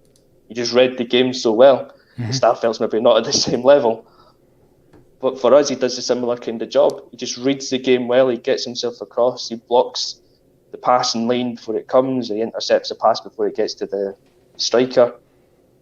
He's a really good foil for Carter Vickers because he's the more dominant physical centre back. So it's actually great to see the two of them back and having that defence that was so effective last season back in now, and hopefully kind of kicks on for the rest of the season as well. Yeah, I think what you're saying there is true, in that what he's doing is far more subtle, and that's why it goes pretty unnoticed. I mean, if you're doing a last minute tackle, Chris Ayers style, and celebrating it, it's a memorable moment of the game. And what Starfelt's just done a couple of times there, and he has done it consistently, is he just read the situation better than the Aberdeen player, and he's been a yard ahead of him. And if you're not really paying attention, it doesn't look spectacular, but what he's done has been very, very effective. So he is reading the game very, very well in this first half. I don't think Aberdeen have looked dangerous in any way, shape or form, but you know that at any point it can strike. But you also know as well, I'm going back to Thursday night, you also know that, you know, it's one bad decision away from Aberdeen being in a position where they could take the lead. You know, a ball being flighted into our box and the decision going against Celtic. That's all it takes, and that's why I guess I do get a little bit anxious when it's 0-0 against Aberdeen at Pittodrie, because it's not about Celtic. I think that we have approached this game in the right way. We've had all the possession. I've not seen the stats, but it's been all Celtic. We've dominated the first half just as we move into the last 5 minutes, but we haven't managed to craft out that clear-cut chance and score that goal. And the anxiety is basically breeding from the fear that a decision will go against you, and that shouldn't happen, because you just want that consistency. But it is continually happening in games involving Celtic and in other games as well, Kevin. So that's one of the biggest reasons why. I mean, we go in at nothing each at half time, and it looks as though, you know, Aberdeen have gone toe to toe with us. They haven't. No. It's been a dominant performance so far. The only thing that's been lacking is the goal, and it's a sad but valid point that you made, that a decision could change the game. As we saw against Dundee United earlier on in the season, that penalty that's given against Bertie is never a penalty, never in a million years. The ref doesn't give it, and somehow VAR does. And that puts the game back to 1-1. Now, if this happens at 0-0 and you're at Pittodrie, then it changes the complexion of the game completely. So I think, as you say, it's vitally important that we can get the first goal and get ourselves ahead, so that if something like that happens, it's not going to have as big of an impact in the game. But it really shouldn't. And I think when you're talking about Thursday, it's probably the non-penalty for Hibs, which again, how is that not given? That's exactly the point of the incident that VAR's supposed to call back up. That's a clear handball. To be honest, I don't think it was a deliberate handball, but it's a clear handball, and he's changed the path of the ball with it. And it wasn't even reviewed. It wasn't even reviewed, Kevin. It's not even reviewed. No, you've got Bernaby's one where he's got his back to the ball. He's on the way down from having jumped to try and clear a cross. He doesn't know where the ball is, so how can that be a handball? But you've got the one on Thursday night when the boys watched the ball come in. I think he slips and loses his balance. I don't think he deliberately knocks the ball away, but there's a clear contact with his hand that takes it away from the Hibs player. Mm-hmm. The act of it being deliberate doesn't matter. That's prevented the Hibs player from getting a chance. Yeah. And that's not reviewed. That's beyond me. You can review it and then still not give the penalty. Doesn't make it a right decision, but you can at least give it the review that it merits. But to not even review it, I'd say it baffles me, but it doesn't really, because I think there's underlying reasons why those decisions aren't always reviewed. Cynic and maybe will come out. Yeah, it does, but again, it is an anxiety. It's one of the things that we're watching this game at the moment, and once again, twice in a row, Starfelt is the guy that's sweeping up at the back, and he gets the ball back to Joe Hart on both occasions. I think he's had a solid return to that central defence alongside Carter Vickers, who is deceptively quick. That's another observation I've made about Carter Vickers. It's maybe because he's so cool. He's very, very quick, is Carter Vickers, and I think that we're looking at a situation at the moment where Celtic are still on attack as we go into the 45th minute of the game. And I don't see much wrong with the approach. I don't see a performance on that park in the green and white hoops, Kev, that I've been unhappy with. I don't see any of that. I think Celtic have really approached it in the right way. And if we continue to do what we're doing, we will get a breakthrough. And that's why going into the half-time break, I don't see us making any changes here, Kev. I don't think there's any need to make any changes, no. I think the way we're playing is fine. It's different if you're not dominating the game, if you're not creating chances, but we've had lots of the ball. I'd love to see what the possession or territory stats are in this game, where's the game being played, because it must be at least 60% has been played in their final third of the pitch. So dominant that we've been. McGregor's coming back in. In my view, he's on the ball at the moment, and he's been so calm again on the ball. He's been, again, another player shown what we've missed when he's not been there. He's kind of dictating the play. Jota's looked like he's up for it. He's got the beating of the fullback every time. We just need to get... I think he said it, the one thing we haven't done is just create that clear chance. Everything's maybe been a half chance so far. Mm-hmm. So if we can improve maybe the final ball or just get the shot away a wee bit earlier or delay it, whatever we need to do, we'll be fine. Yeah, because the way we've been playing has been comfortable. We've looked good. It's just been the final action that's maybe not quite been there. Other than that, it'll come. Exactly, it will come. Yeah, absolutely. If you keep on plugging away, it'll come. KP, love seeing Calmac back in the starting 11. Yeah, he does give you that confidence, doesn't he? I imagine what he's going to be like to his teammates as well. Sitting there before a game, you just look around, there's Calmac, you know that you can count on him without a doubt. Stephen Shields, first shout out today. There's your second, Stephen. Welcome to the show, pal. And Martin, the song is good, keep it up. If I buy the song, does it go to charity? Yes, it does, Martin. That's an important part here, is that all the recording of that and the recording studios and the videography, etc., we've paid for all of that. So if you download the single, all the money that we receive from that goes to the charity, every single penny. And Robert Highland, always good to have other podcasters on. Yeah, I agree with that. And actually, Vital Celtic, obviously with the charity weekender, Kev, what we tend to do is we try and ask other members of the Celtic community to get on the platform and help us come together as a group to raise money for charity. And in doing that, I was talking to Paddy from Vital Celtic just the other day, and I realised that he was very balanced and with his views, and I thought to myself, you would suit Acsom if you fancy it, which he does. So he's now joined the team and he's going to be on a Wednesday with Kevin and John, and that's the way that it works. And Dermo, Celtic, Rabito, I can hear the song being sung from the stands. I would love that. We are going to try and get this song played at Celtic Park. That's a start for sure, and we'll take it from there. You and boy Martin, I hope you're well, pal. I've been watching all morning and you're doing a great job. The only thing, Ewan, is I think the voice is going to be lost at some point, and then Kevin's going to have to take the mic in the second half. Hugh Sweeney reckons it all sounds good in Australia as well. So yeah, get involved. How do you think the first half went? I know that a lot of you guys are away to watch the game in the first half. You've come back in, and it's trebled actually since the half-time whistle. So welcome back. I want to give you a few updates. We're well over $1,000 with our fundraiser. Thanks everybody for getting involved. Ewan reckons we need more shots at goal. Martin disagrees. What game have you been watching? Says Martin. And John Hughes, too measured, too predictable, very patient play by Celtic. Yeah, there isn't a cutting edge. Here's the point. I said I couldn't really fault a single player. Stephen Sloan disagrees with that. Kyogo has been non-existent. He's not really been in the game. I'll give you that. Peter King, if Ralston is not fit, shouldn't be on the pitch. What other options do we have though, Kev? Because Juranovic obviously is not available. We've signed Johnston, he's unavailable.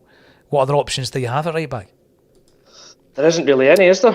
I think at times we've maybe moved Starfelt out there or Welsh, but that's definitely a square peg in a round hole situation. So, I think if you've got enough in Ralston to get at least an hour or 70 minutes out of him, I think you've got to take it and play him. And then the hope is that you win the game within that 60, 70 minutes. Yeah. If you need to make a change, you can bring somebody else on then. But there isn't another right back. There's not another natural right back that we've got that's available. So there isn't really another choice. No, you just look at that bench as well. And obviously, I was saying there just yesterday that we're in a scenario, Kevin, where when Ange Postecoglou came into the club 18 months ago, we didn't have a right back. The only right back we had was Tony Ralston. And that's why he played the pre-season games, but he's obviously approached them in the right way. The attitude's been right. Ange has given him a year's extension. And now we've got 3 right backs at the club, all of whom you'd be pretty happy playing, but unfortunately they're not available today. You look at the bench, the only kind of defensive player we've got on the bench at the moment is Jens or Bernaby. I know that Boston Lawwell could come in as well, but I don't think he would be getting chosen ahead of Jens. So we don't have that option at right back at this moment in time. And I think, I'm not too sure Ralston's looked unfit in that first half. I thought he had quite a good first half, unless I missed anything. Again, he shored up a few Aberdeen attacks, nothing spectacular, but I thought he was solid enough, Kev. I thought so as well. To be honest, I didn't know that there was any issue over his fitness. So maybe that was something that's been in the press the last couple of days that I've missed. But for me, he doesn't look like a player at the moment that's got a major fitness issue. He played pretty well. He's covered back a few times, done his defensive work with minimal fuss. He's been getting forward as much as normal to help out the attack. I think he's certainly put in a decent first half shift that wouldn't make me have any real concerns about his fitness. But if there is something there, and like I say, you give him 60, 70 minutes and then you look to say, where do we make the change then? But without there being another right back option at the moment, he's the man that's got to start. And I've just seen the stats that's come up there. It was some like 14 shots to 1, I think, in the first half there. Mm-hmm. That shows the dominance that we've had in this game. So to answer your question, what would you change at half time? Nothing, really. You just tell the boys, as Ange always says, if plan A doesn't work, plan B is plan A, but better. So you keep on playing how we've been playing, really. You maybe step the tempo up a wee bit. Maybe look to just quicken some decision making. But in the actual kind of way that we've played, actual style that we've played, it's working. We're creating chances. We just need to finish one of them off. Yeah, and once we get one, I'm fairly confident we could get another. The whole game opens up in front of you, doesn't it? Mark E. Team looks very ring rusty. Starfelt looks sharper than ever on and off the ball, though. I agree with the ring rustiness. It's something we spoke about leading into the game. I know we had 3 pre-season break mid-term games, but in between those games was a lot of travel, Kev. So you ask yourself, how good the games have been for the preparation, because there has been a lot of travel in between as well. And we didn't fare too well in any of the games, to be fair. Mark 67, mostly one-way traffic. We just need that breakthrough. I think that a lot of the comments would be slightly different had the goal come, because I genuinely don't think as a team it's been a bad performance, but a few of the commenters are coming in to say get GG on Michael Ross is one of those, and Stuart Miller reckons that as well as Giacomakis we should be bringing on Abada. Listen, these are 2 changes I think that will happen in the second half. I'm just not sure at half time. By the way, Ange has made changes at half time before, Kev. It's not as though he refuses to do that. We know that he likes to make changes at 60, 65 minutes, but he has done it at half time when he's not happy. He has, and we've got the 5 subs now, which we've had for a while, which for a club like us with the squad that we've got, I think is a great benefit, because if Ange isn't happy with how things are going, it allows him to change it more than once. So if he's looking at that as well, going, and maybe having the same thought as us, that we are playing well, we are creating the chances, but we just need to do something different. He might tell them, play the same way, but now your target man up front's Giacomakis in the second half. That might be his change if he decides to make one.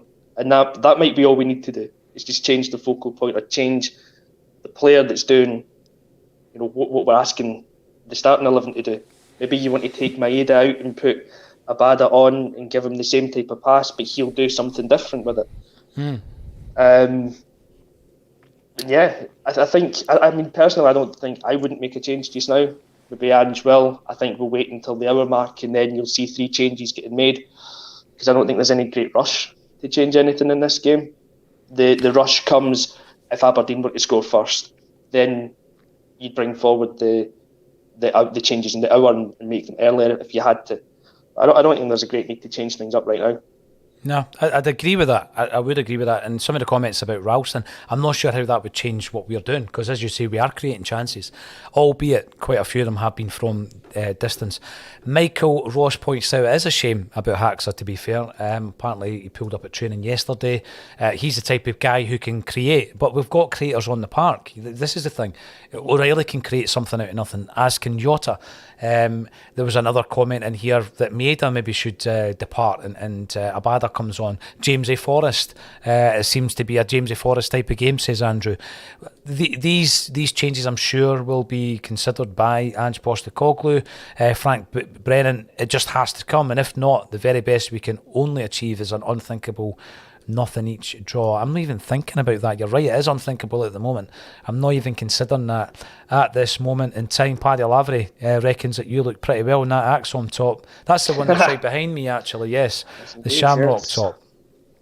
I like the look thank you, of that. Paddy. The check's in the post for that comment. I like the look of that, my friend. Yeah, thanks everybody for getting involved. This is part of our charity weekend. We're almost 500 strong in the live views. We understand after 5.5 hours you might dip in and out during the day. I haven't given a timetable, so you can dip in and out as often as you possibly feel the need to. Attendance is not mandatory for all shows. That's right, aye, and you can always watch it back. But what I would say, I've said it already, the Bertie show, there was a bit of interference on the signal. The sound was fine, but we're going to replay that tomorrow and extend tomorrow's from 12 hours to 13 hours, just so you get the full visual experience. Because we were looking through images of Bertie Auld, and we're talking about memories of Bertie as well. A couple of other things we're going to be talking about. David still thinks Giakoumakis is required for that second half. I want to talk to you about the central area up top, because we're getting ready to kick off the second half. I'll know when we kick off, because about 200 or 300 of you will go away and crack open a beer and watch the game. That's absolutely fine. But what's your take on, obviously there's been a bit of gossip about a couple of strikers that we might be interested in. There's been quite a bit of talk, albeit not confirmed, about Giakoumakis leaving the club or looking to leave the club. I think that's a bit premature. Even without that, I think we need another striker. I think we need Kyogo, Giakoumakis plus another striker, Kev. Where do you sit on that? Yeah, apparently you're not allowed to change your mind on things, I've been told at certain times. But my mind has changed on this one since the start of the season, because I didn't think we needed one. I thought we had the options. Kyogo, Giakoumakis. I'm happy that you can play Abada through the middle as well if you need be. But as the season's gone on, and how the European performances have impacted on things and my thinking, I think we do need another striker. I love Kyogo, I love Giakoumakis. I think they're both really good players. They have now both scored at the top level, but there was something missing from us in the European games, and it was the killer instinct of a top class striker. So if we can get someone that's got that kind of nous about them, for want of a better word, then I've got absolutely no issues with us signing another striker. And it doesn't have to be a player that's played at the level before, or that's a renowned goal scorer at Champions League level, because they're going to be out of our reach anyway. But someone that that's just got that ability, an upgrade on Kyogo, similar kind of player, but just somebody that's maybe a bit more proven in a European league. Not to have any disrespect to Japan and the league there and the quality of opposition, but just someone that's got that little bit more about them, a little bit more streetwise centre forward, someone that can do it in the big games. So yeah, I mean, I was of the view that the two we had was enough. Now I think we need a third, and if Giakoumakis was to leave, we'd need to go and get another striker on top of that. And I don't think there's any harm in us having three centre forwards going for one striking place, because it's great competition for places. And if one of those players that we've still got is a Kyogo, you still know that you can drop him back to a 10 if you need to. You can play him out wide. He's maybe not as effective, but he also goes through spells where he doesn't score as a centre forward. So you can put him out wide and you can still get the same out of him there than when he's not scoring as a forward. There has been a change there has been a change at half-time. We were just talking about the fact Ange's done it in the past, and he's done it today. He's taken off Maeda and replaced him with Abada. So obviously Maeda, we've been giving him, loads of praise for his World Cup performances, but he's been hooked at half-time. The big man has made that decision, and Abada is on. I'll tell you what, it's not a bad option to bring Abada on, is it? It's not really. It's not. As I say, I like Maeda. I love what he does. I love what he brings to us. But there's some games that just don't fit for some players. Or there's just a game where you think we need something different. We need the fresh ideas out there. And it might be that the player that comes off hasn't particularly done anything bad to merit coming off as such. But you just need to get the other player on.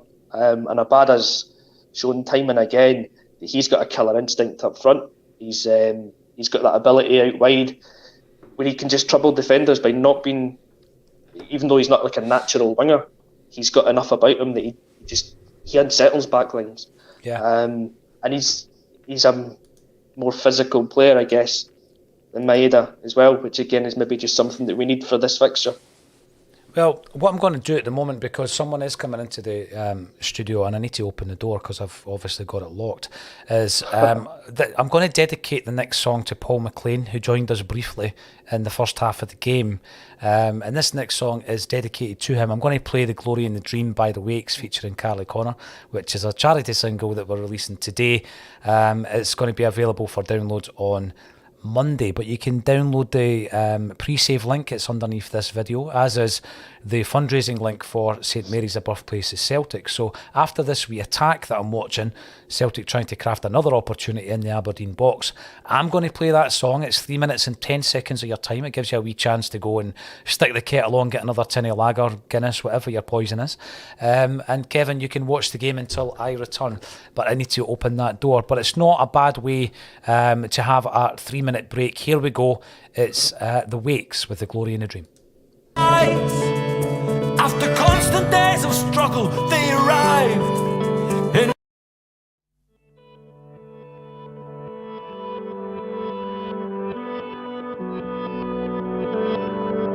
over a century has passed since we first began our journey across the sea to find the glory and the dream. Just a Taylor and a Johnny and a brother built our team. Greeted sometimes with hostility, but more often with the light. The boys who rise and had to clear through troubled skies. After constant days of struggle, they arrived in paradise. This feels like heaven. This must be the dream. This feels like paradise. The best we've ever seen. The best we've ever seen. Even through the lean years, our support would flock in thousands. Countless trophies stand displayed for all to view. Side by side, brothers, sisters, we're united, and our children do the same. This feels like heaven. This must be a dream.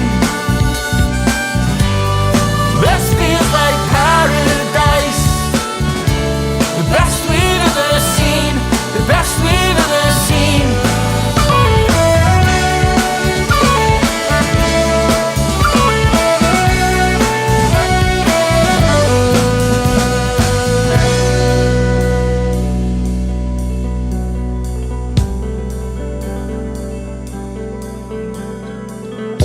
The above club was formed in November 1887 by a number of Catholics in the East End of the city.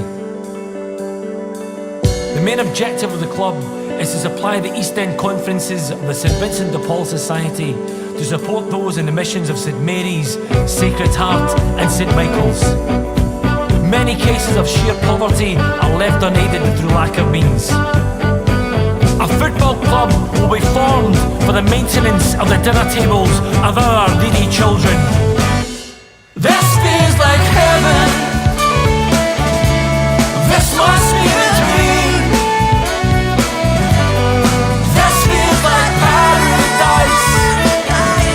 The best we've ever seen. The best we've ever seen.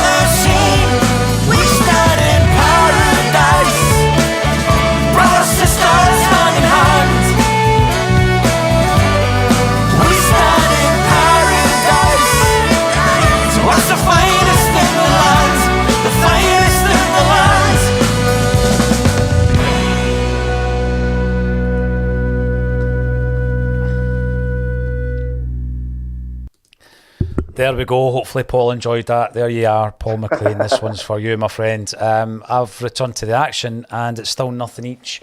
Kevin, what did I miss, mate? You've just missed a continuation of the first half, really. Yeah. First few minutes of this second half, it's been all up in the Aberdeen final third.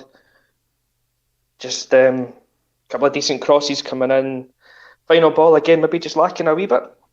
But it's there. We're pressing, we're probing. There's a few more kind of attempted through passes rather than maybe taking the shot this time. But it's all Celtic so far. It has been all Celtic, and let me know what you think in the comment section. I'm not ignoring your comments. I'm just trying to keep an eye on the game as well. Connor Rowan comes in just as I watch Abada trying to craft another chance. The play is too slow, not enough urgency, reckons Connor. McGregor needs to take more responsibility and have more shots at goal. I think he had a couple in the first half.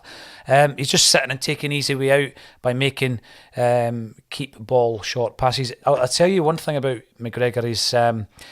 he did have a lot of space, but I think the Aberdeen midfield were kind of standing off him and basically nullifying the threat elsewhere. We've got to appreciate that there's 10 men behind the ball just about at all times here.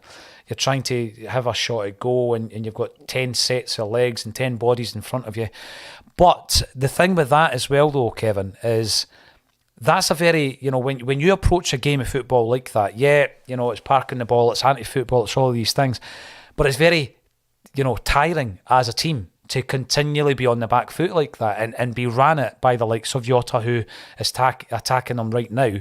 It's not something like you're just shoring it up and you're ice cool and you're just that's a very tiring game plan, and I think Celtic can wear them down and we can turn the screw and hopefully craft this chance sooner rather than later, because the longer it sits at 0-0, the more anxious I'm going to become. Although my prediction was 1-0 today for Celtic. I'd settle for that right now. I'd settle for 1-0. But you're spot on with that, because you're saying about the way Aberdeen are playing, because I don't know, it seems like it's a very easy way to play. You set up with two banks of four and you just hold the line and it's fine. It's not like that when you actually play. It takes a lot of discipline to defend that deep, to know where everyone else is, to not get in someone else's way, to hold your position.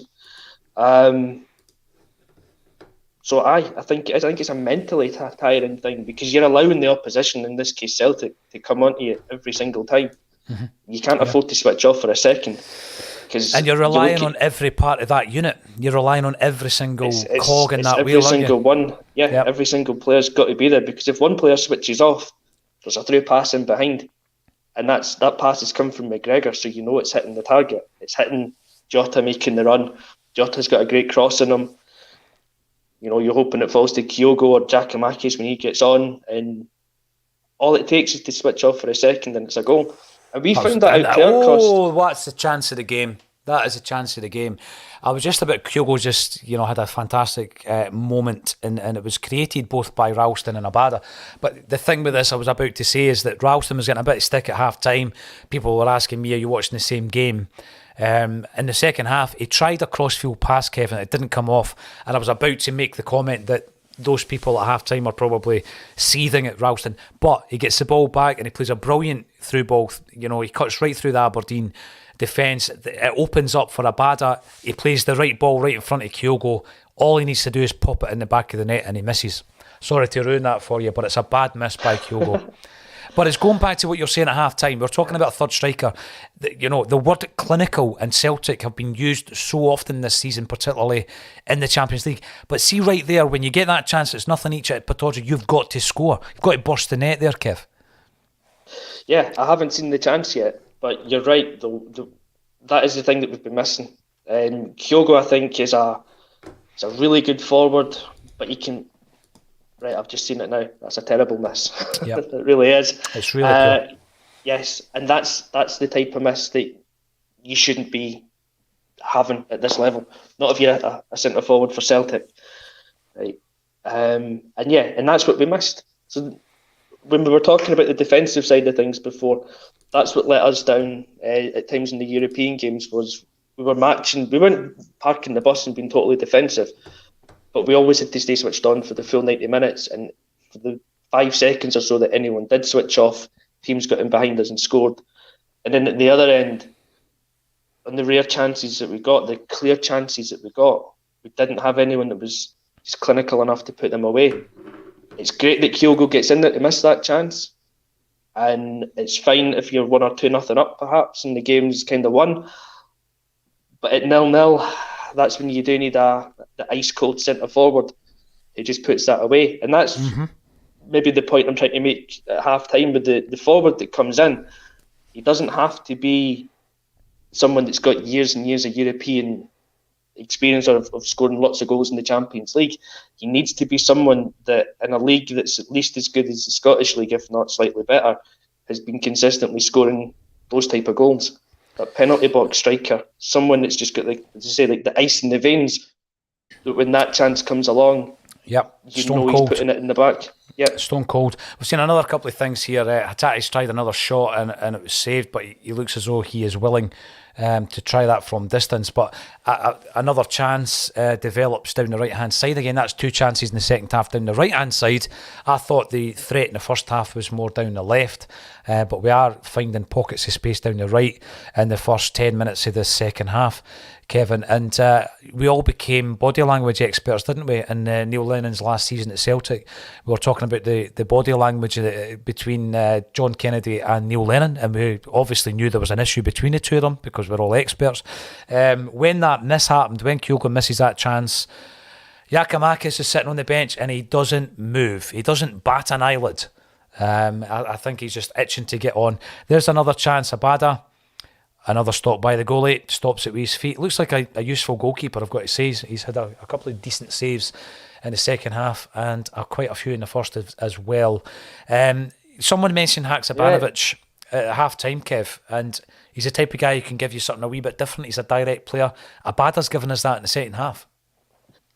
he has, you know. I said it at half-time, and I'm not going to rewrite history or change my mind in it. I wouldn't have made a change at half-time. But I'm glad that Ange has. He saw it differently from me, because Abada has made a difference when he's come on. Everything was coming all down the left in the first half. We didn't have an option on the right, really. As much as I thought Maida was doing all right, maybe he wasn't his most impactful, wasn't maybe his game.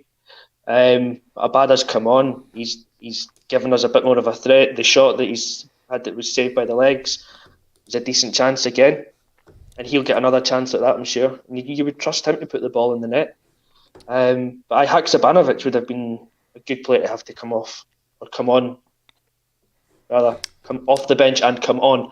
If I can untangle my words. And I've been really impressed with him since we've signed him. The first couple of games, I wasn't too sure, but I think that was just a fitness issue. Because since then, he's really impressed, and he's done the thing for me that I thought he was coming in as a number 10, that he could play that role. But when he goes out to the left, he's even more effective. And when he got his couple of goals just before the break as well, that was a great thing for him as well, to get the kind of monkey off the back that he's scored for us now as well. So it's a disappointment that he's not available for this game, because you feel that he could, as you say, just offer something a wee bit different when we need it. Yeah, I totally agree with that. And I'm going to make another point here. In the second half already, I've seen 2 occasions where Starfelt has been the man that has shored up the back line. I think he's having a very impressive game so far.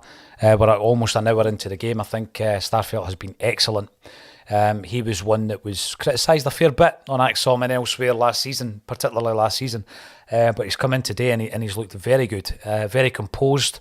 And that partnership between him and Carter Vickers, I think we'll all agree, is the one that is the first choice partnership if everybody's fit. But again, we're an hour into the game. I predicted 1-0. I would much rather be sitting about 3-0 up at this moment in time. Kyogo's miss for me is something that I hope it doesn't come back to haunt us as a team. It might come back and haunt Kyogo in terms of selection if Giakoumakis comes on and makes that difference. He'll be itching to make an impression here. A lot of people actually saying in the comments that a game up at Pittodrie this time of the season after the break, etc., was kind of like ready-made for a Giakoumakis to come in. Would you agree with that, Kev? Or is that hindsight? It's a difficult one, isn't it? Because you're going to have that opinion watching the game just now and how it's unfolding. And you'll probably think if Giakoumakis had the chance that Kyogo's missed, Giakoumakis will score it. If Kyogo scores it, if we've scored a goal in the first half, and it's all if buts and might have beens, but I don't think it's a game that's completely set up for him to start with. I think it's a game where he can impact it coming off the bench as a sub. And your narrative on who's the better striker and who's going to make more impact changes depending on how the game's going. Because if Giakoumakis starts and misses the chances, you go, well, you should have played Kyogo because he's got the movement, he's got this, he's got that. It's a very difficult one, and I think it's born of the fact that we've got two really good centre forwards that are going for one place. Mm-hmm. So if it isn't working for the one that's in the team, you get the comments of the other one should have started. It's natural, isn't it? It really is. It is. It's natural. It's human nature. It's how it goes. You know, you're damned if you do. You're damned if you don't. If the boy scores, that's what he's there to do. So, you know. I'm looking at the latest chance. Greg Taylor flicks over a ball. It goes nowhere and ends up for a by kick at Aberdeen. But it did seem a wee bit born out of frustration, to be honest with you, because we had a period there, Kevin, of not intense pressure, but we were in the final third, as we have been camped into the final third for most of this game. And, you know, basically nothing came of it. Greg Taylor tries something, a dink over the top, and it was a bit of a hit and hope. And I hope that the frustration hasn't started kicking in now, because, you know, there weren't enough real options for him. And in the first half, we've seen Jota was getting a wee bit of space. Jota's barely touched the ball in the second half. By the way, I get that Abada has come on and made an impact, but I just think both flanks, you know, that is the danger area. And that, I think, is where we're going to craft more chances. We need to get the balls quicker to the wingers, right? So at this moment in time, Starfelt, who's having a great game, gets the ball, picks it up, passes it to McGregor. You've got two wingers hugging the touchline, Kevin. And, you know, at this moment in time, the ball eventually comes to Jota, by which time Aberdeen have regrouped. And what you're looking for is that initial pass to go from Starfelt to Jota, you know, because then Aberdeen are on the back foot. We've not seen enough of that today, I don't think. No, and it's been a good feature of the game that we've been kind of bringing back into our style of play, was that we were playing those passes that were cutting out a line, as they call it these days. You know, it wasn't going from defence to midfield to forward, but we're going defence to out wide and forward and getting there a bit quicker. Mm-hmm. And it's probably, I think that was the observation that John made at half-time as well, John Hughes, when he's commented about us maybe being a bit slow and predictable at times. And maybe that's part of it. You know, we have been, the pass has gone to the closest player rather than to the better option every time. Yeah, Your one that you were mentioning with Greg Taylor, he doesn't even have the option, I don't think, of anyone on the overlap out wide, and he's already in that inverted position. So we're pretty narrow just now, which isn't like us. It's another chance for Kyogo. And I'll need to watch this back, but there's another chance for Kyogo, Kevin, and it comes from Abada again getting a bit of space down the right hand side, and he whips a ball in. To be fair to Kyogo, it's just behind him. It is just behind him. It wasn't as clear cut, but Abada again is the man that's making things happen down the right hand side. I just want to see, and it sounds simple. And by the way, I'm going to qualify this by saying that I think Starfelt's had an excellent game. I can't fault his game so far. Mm-hmm. But Big Jens likes to cut through that line, doesn't he? He likes to go straight to the winger, and I think that's what we need to do, because Jota and Abada can cause them some trouble, and we're not seeing enough of it. Yeah, and that's the same conversation you've got about who plays up front, because you've got, if it's not working for Kyogo, everyone says Giakoumakis should have started. You could have the same conversation at the back and go, yes, Starfelt's done really well, and he does make up the best centre-back pairing with Carter Vickers, but one thing he doesn't do is play that pass that breaks the lines, and Jens does. So do you make the change at the back to make us more effective going forward? It's another subtle change. It might not seem that obvious if it was to be made. In fact, it might end up with a few groans, but it could make an impact. And I'm going to bring up a point that Frank's making, Frank Brennan on the chat here. Gigi is out the door in January, and all self-inflicted too, so he can rage as much as he wants. He did look a wee bit unhappy, but I mean, I know that we're not body language experts. I try to qualify that. We maybe try to be from time to time, Kevin. But it does seem like that's the obvious change, isn't it? Kyogo for Giakoumakis. The change you're making would probably result in a few groans, but there would be a real reason for it because the way that we're approaching. Right now, this might come to nothing, but we're camped out at the 18-yard box, right? Abada passes to Hatate, there's nothing on. Hatate passes to McGregor, there's nothing on. He tries a long-range effort, it goes over the bar. That's where we are at the moment, and we need to try and change that. Yep. Yeah, and so obviously I'm just a little bit behind you, and I've just seen Starfelt move forward with the ball, and instead of playing the pass out wide, he's turned and come back and played it in to McGregor. So that's at this kind of the start of that move that you've just described. McGregor's just hit his shot over there, and that is the issue at the moment. I suppose that there is it is predictable maybe the way we're playing, or we're not taking the risk in the pass, and potentially, you know, if it's Gents that's striding out from the back, he'll look and try and play a forward pass, and it might not always work or come off, but there's a chance it might. It can take us forward and we become more adventurous again. I think we need to up the tempo. That's what it does. That's what it does, though, doesn't it? It does up the tempo. It gets them on the back foot. Aberdeen look very comfortable. That's the thing. They look very comfortable. Yeah, it's all Celtic possession. It's domination. You look at the amount of shots on goal. It's all Celtic. But Aberdeen are pretty comfortable. Abada at the moment's on the attack. Aberdeen have got the bodies in the box, and O'Reilly tries a speculative effort from distance. That seems to be what we're doing now. We're running out of ideas, so we're just trying a shot and hope that it goes in. Hatate's had quite a few. I think McGregor's had 3. That's another one for O'Reilly. And I just think we do need to up the tempo a bit here, Kev. It's at that moment of the game, 66 minutes. Is it time for another change? I think it has to be. I think we need to do something to change it up. I'm just watching that last attack there as well, and Aberdeen's got their 5 at the back now because they're pulling the 2 wing backs into full back position. So there's 5 there. The 3 in midfield get back pretty quickly as well. So there's very little space. So we need to change something, and we can't afford to keep on trying to just pass it around nicely from side to side and wait for the opening, because Aberdeen aren't going to let us get that opening. We're hoping that they're going to switch off and make a mistake, and then we can capitalise. Whereas I think we need to up the tempo. We need to change something. We need to get the ball moving quicker, stretch the game, and we've got the runners from the midfield that can come in. As a feature of our play at times that we go and focus on one flank over the other. And you've mentioned that as well during the game, that the first half, everything seemed to come down the left and we were getting a bit of joy. Then we stopped. Focused a bit more through the middle, and it didn't happen. Now it's coming down the right. But we need to be able to be a bit more flexible and change that up during the game. We've got 2 good wingers. They're both on the park at the same time. So use them. Stretch the game. We need to. We absolutely need to. I'm just having a look at the Celtic. Again, are camped in the Aberdeen half at the moment.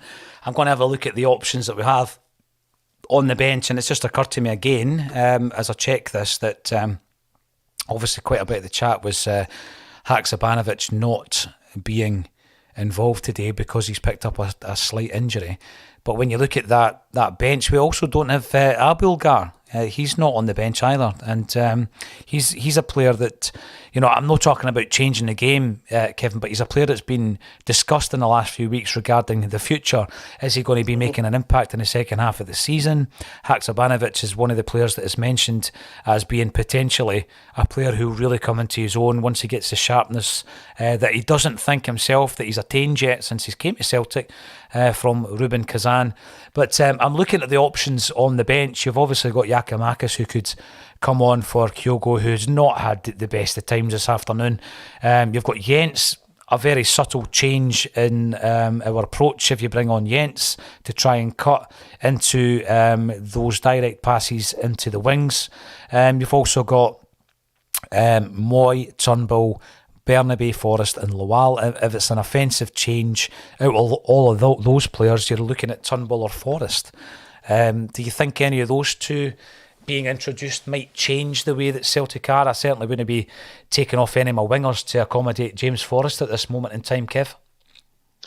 No, I'm trying to think of that one as well. Looking at the bench, and I wouldn't change. I wouldn't take the wingers off. So you've just brought Abada on in any case, so he's not coming off. And I would always be loath to take off Jota because he's that player that's just got that moment of brilliance in him. He can change a game with one action. So I wouldn't necessarily be looking at Forrest. I think the obvious change up front is that Giakoumakis would come on for Kyogo. He has missed a couple of chances now. Well, that's another miss. That's another miss. I'll say that in about 30 seconds. Yep. I've got Ralston with the cutback just now. But yeah, that's the obvious change that you've got, I think, is Giakoumakis to come on. Kyogo, for me, he seems to be a bit of a confidence player at times, and if he's missed 2 or 3 big chances in a game, I wouldn't trust him to hit the 4th, whereas I might Giakoumakis. There's your change, but every other change that you've got has to be that bit more subtle, and it will be, as we've said, you could bring on Jens to play those kind of breaking the line passes. That's actually a difficult chance for Kyogo. I think that one. It is. It's behind his body. Him. Yeah, it's behind his body. I think I'll the give last him that. 2, He's reacted well to get the shot away. Yeah, but, the last 2 have been pretty difficult for him, to be fair. I mean, Abada and particularly Ralston have got a habit of really firing the ball in at pace, which is great if all you need to do is get the right touch on it. But if it's behind your body, you've got to completely adapt your body position, which he was unable to do there. Yeah. But, so that's a tough one. I can see Giakoumakis getting stripped to come on. So by the way, looks like that will be the change. And another chance. You're going to see another chance with the balls whipped in from right and left. Let's see Abada again. Abada has created a lot. You know what? The ball's played in at pace, but it goes in between both players. It's then fired in by Greg Taylor into the 6-yard box. You're looking for someone to get a toe on it. I don't think we've got that type of player. You know, we don't have the 6-yard box player. And for the 3rd time, the ball's played behind Kyogo, this time by Taylor at pace. But you see Giakoumakis getting his tracksuit top off. He's getting ready to be introduced. I think it'll just be a straight change, won't it?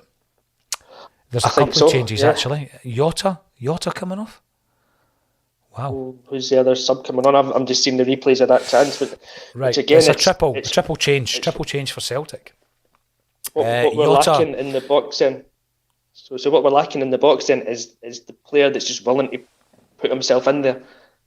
Because a brave striker gets a foot on that. Either one of those 2 crosses that's come in. Absolutely, you're right. They're coming in at pace. We've just finished saying that we wouldn't take off any of our wingers, but that's exactly what Ange's done. He's taken off Jota and brought on Jamesy Forrest. Hatate's off for David Turnbull, and of course the change up top, Kyogo, is coming off for Giakoumakis. Someone in the comments had just said there they thought Hatate had tired badly today.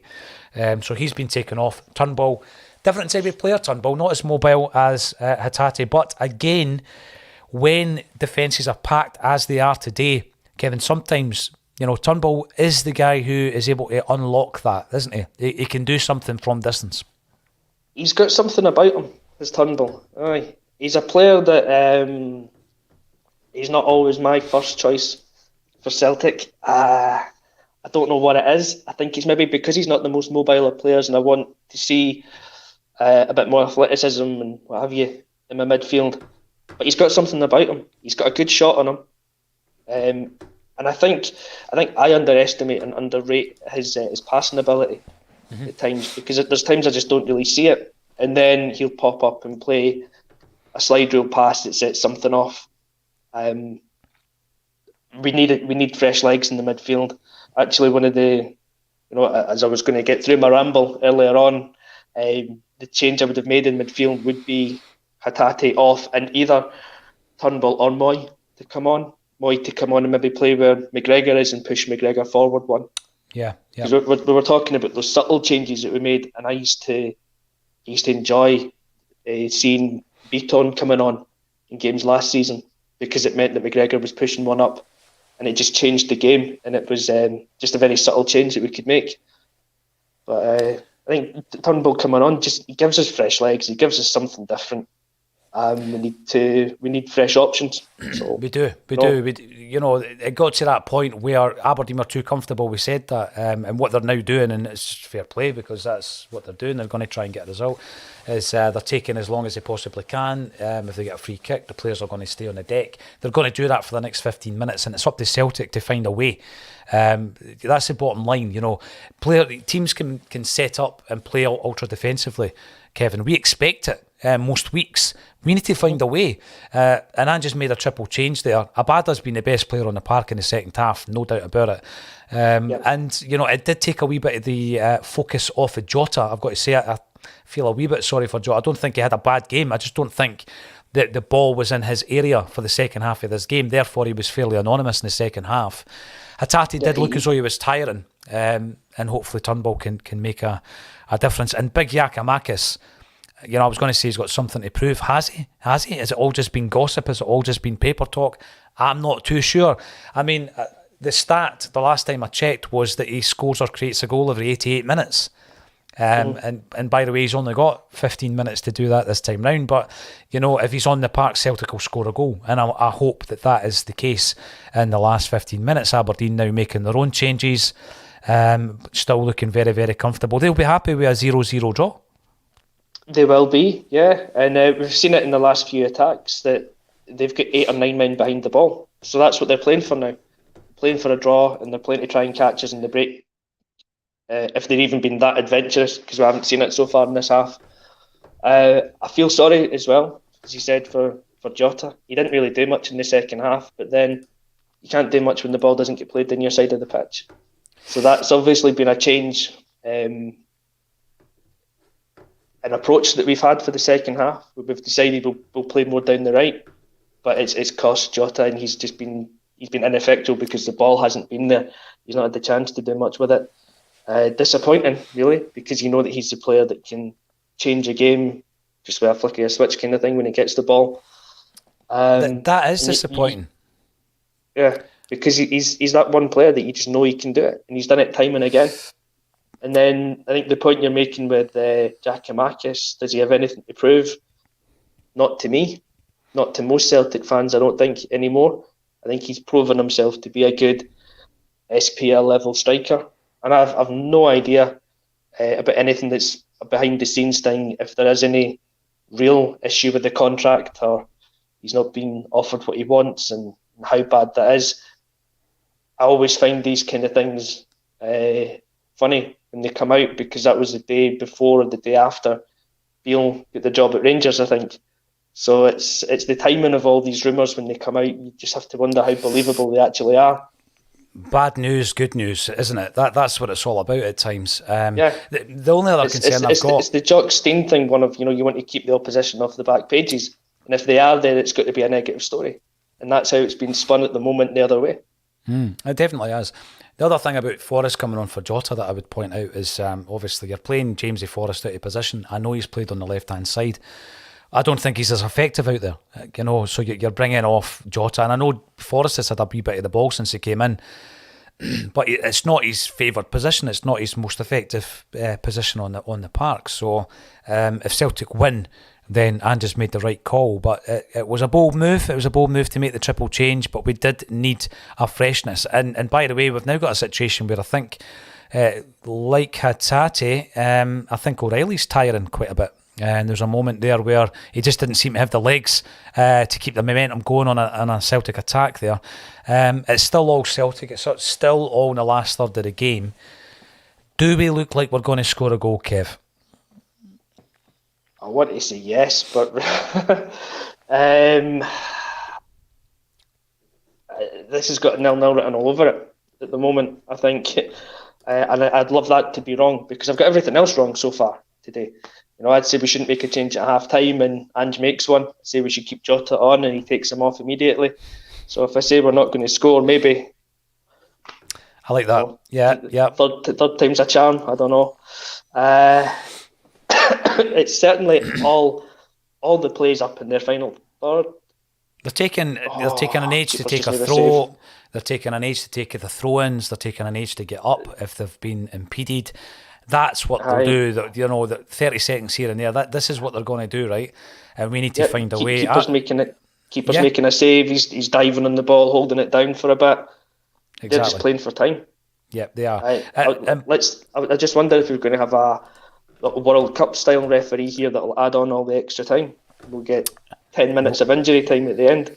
We'll be playing until 7 o'clock tonight. Listen, the thing is, Kev, I'm going to go the other way. I'm going to say we are going to score. We are going to find a way, because this team has a character that we've not been at our best today. We have dominated the game, but we've not been able to find a way just yet. If we come away from Pittodrie today with a 1-0 slim win, it's a great result. You look back on results like that at Pittodrie often. I remember results under Ange at Pittodrie, under Ronnie Dyler, when Ronnie's Roar was born. I remember these results happening under previous managers. And today, first game back after the World Cup break, it would be pivotal for us to win this game, and it would give us a boost. Going into the World Cup break, I was looking at this earlier on. I mean, we were far from, knocking it out the park. When we beat Dundee United 4-2, it was 2 each in the last minute, mate, and we scored 2 goals in the last minute. We beat Motherwell 2-1, we beat Ross County 2-1. It's not as though we were winning 3 or 4-0, and we weren't cutting teams open as freely as we have done at other parts during this season. So I just think we're at that stage now where it's so important, we need to get this win. Aberdeen are passing balls about to take a throw in now. They're wasting as much time as they can. Who are you looking for right now to take this game by the scruff of the neck and make something happen? Is it Callum McGregor? It's there's a few players, I guess. McGregor would be one of them, because he's the focal point in the midfield. He's the captain. He's the playmaker. But I think the way this half has gone, I think you're more looking at it being somebody like Abada who's going to do something. Whether it's he's going to get in behind and get a shot away, or he's going to set something up, and then it's like Giakoumakis through the middle. I think those are the key players that you're going to look at that's going to get us anything. And I think you've got to call on games like that when you mentioned against Dundee United with the 2 goals, pretty much in injury time to win the game. Mm-hmm. We know that we can do it. So as much as I'm looking at this going, it's got a 0-0 written all over it. If there's any team, again, touching wood and all this, I'm not going to jinx anything. If there's any team that's going to get a late goal, it will be us, because we've done it time and again. We've been hearing it. We've been hearing it from that mic'd up session. We never stop. We don't stop. It's been on T-shirts. It's on mugs. It's all over the place, right? It's a tagline. It's a motto. It's something that they flyer on the merchandise. Well, let's see it. We need to win this game. We can't give them this new manager bounce that they will take from Celtic dropping any points today up at Pittodrie. And it is down to us. We need to make it happen. If you're a sub and you come on the park, it's the onus is on you to make it happen. It doesn't matter, how long you've been at the club, how much games you've been playing, how unhappy you are with a new offer. You've got to go out there and win this game for Celtic now. And Tony Ralston broke up the park there. There was a frustration I seen from his teammates when he failed to get the ball across or get the ball into the box. I don't like seeing it with the arms get thrown up and all that, Kev, but it's a frustration. I seen it in Matt O'Reilly there when Ralston failed to get the ball in. I don't want the frustration to grow. Aberdeen again are taking ages to take this throw in. Of course they are. Celtic need to take ownership of this. They need to take responsibility. And we do have it in us. We've seen it so often.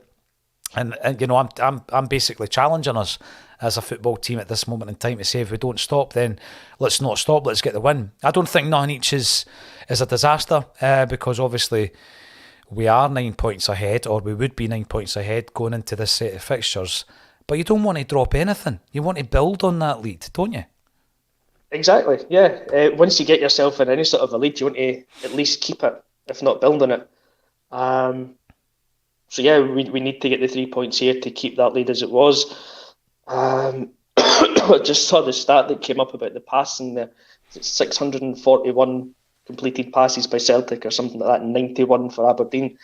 That's the story of the game and how dominant we've been. We just need to turn the dominance into 1 goal. That's all it'll take at this stage, just 1 goal. And yeah, half chance have for Giakoumakis. Again, though, we are lacking a bit of creativity, originality.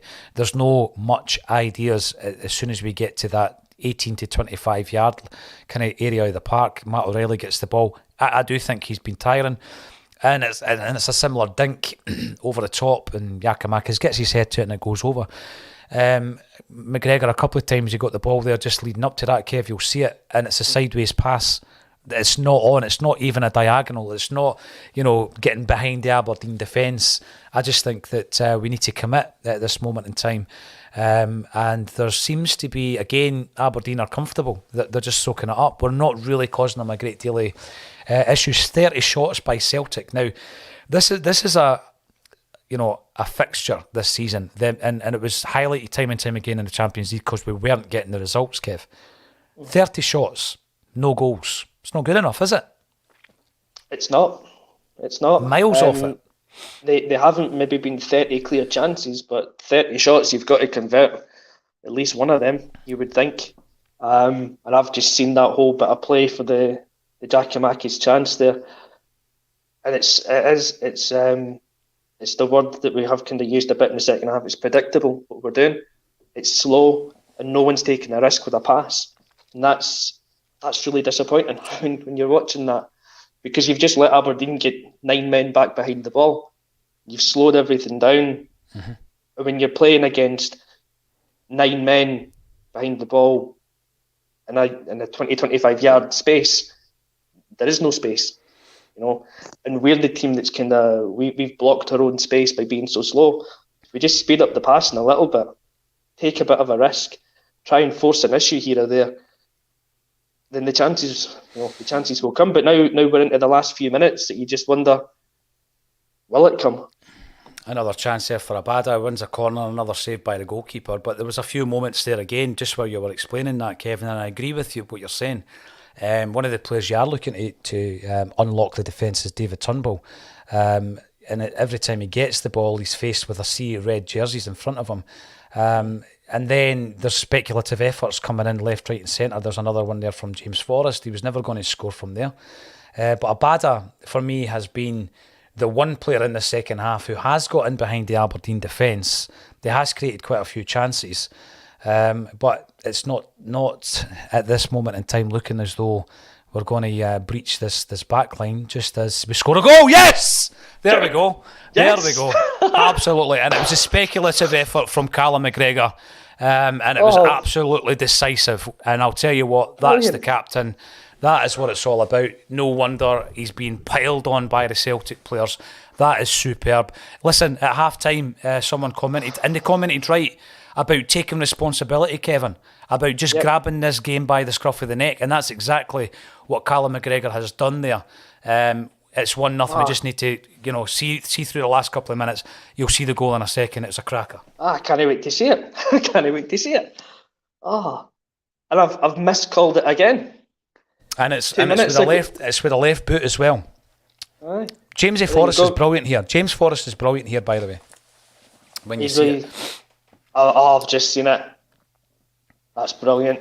Because what Jamesy does with that change in direction, he puts every Aberdeen player on the back. They're going one way and he completely changes it. Again, talking about the subtleties of games. He's so right-footed that when he's coming in field, there's only one place he's going, and that's further in. So he's just dragged the team. So all the weight of every Aberdeen defender's on their left side, and he just changes it, and that's what opens up that tiny wee pocket of space, and it's not been there all afternoon. And we were talking about a Celtic player taking responsibility, and that's exactly what the captain's done. There we go. What a finish that is. I tell you what, it changes the complexion of everything, doesn't it?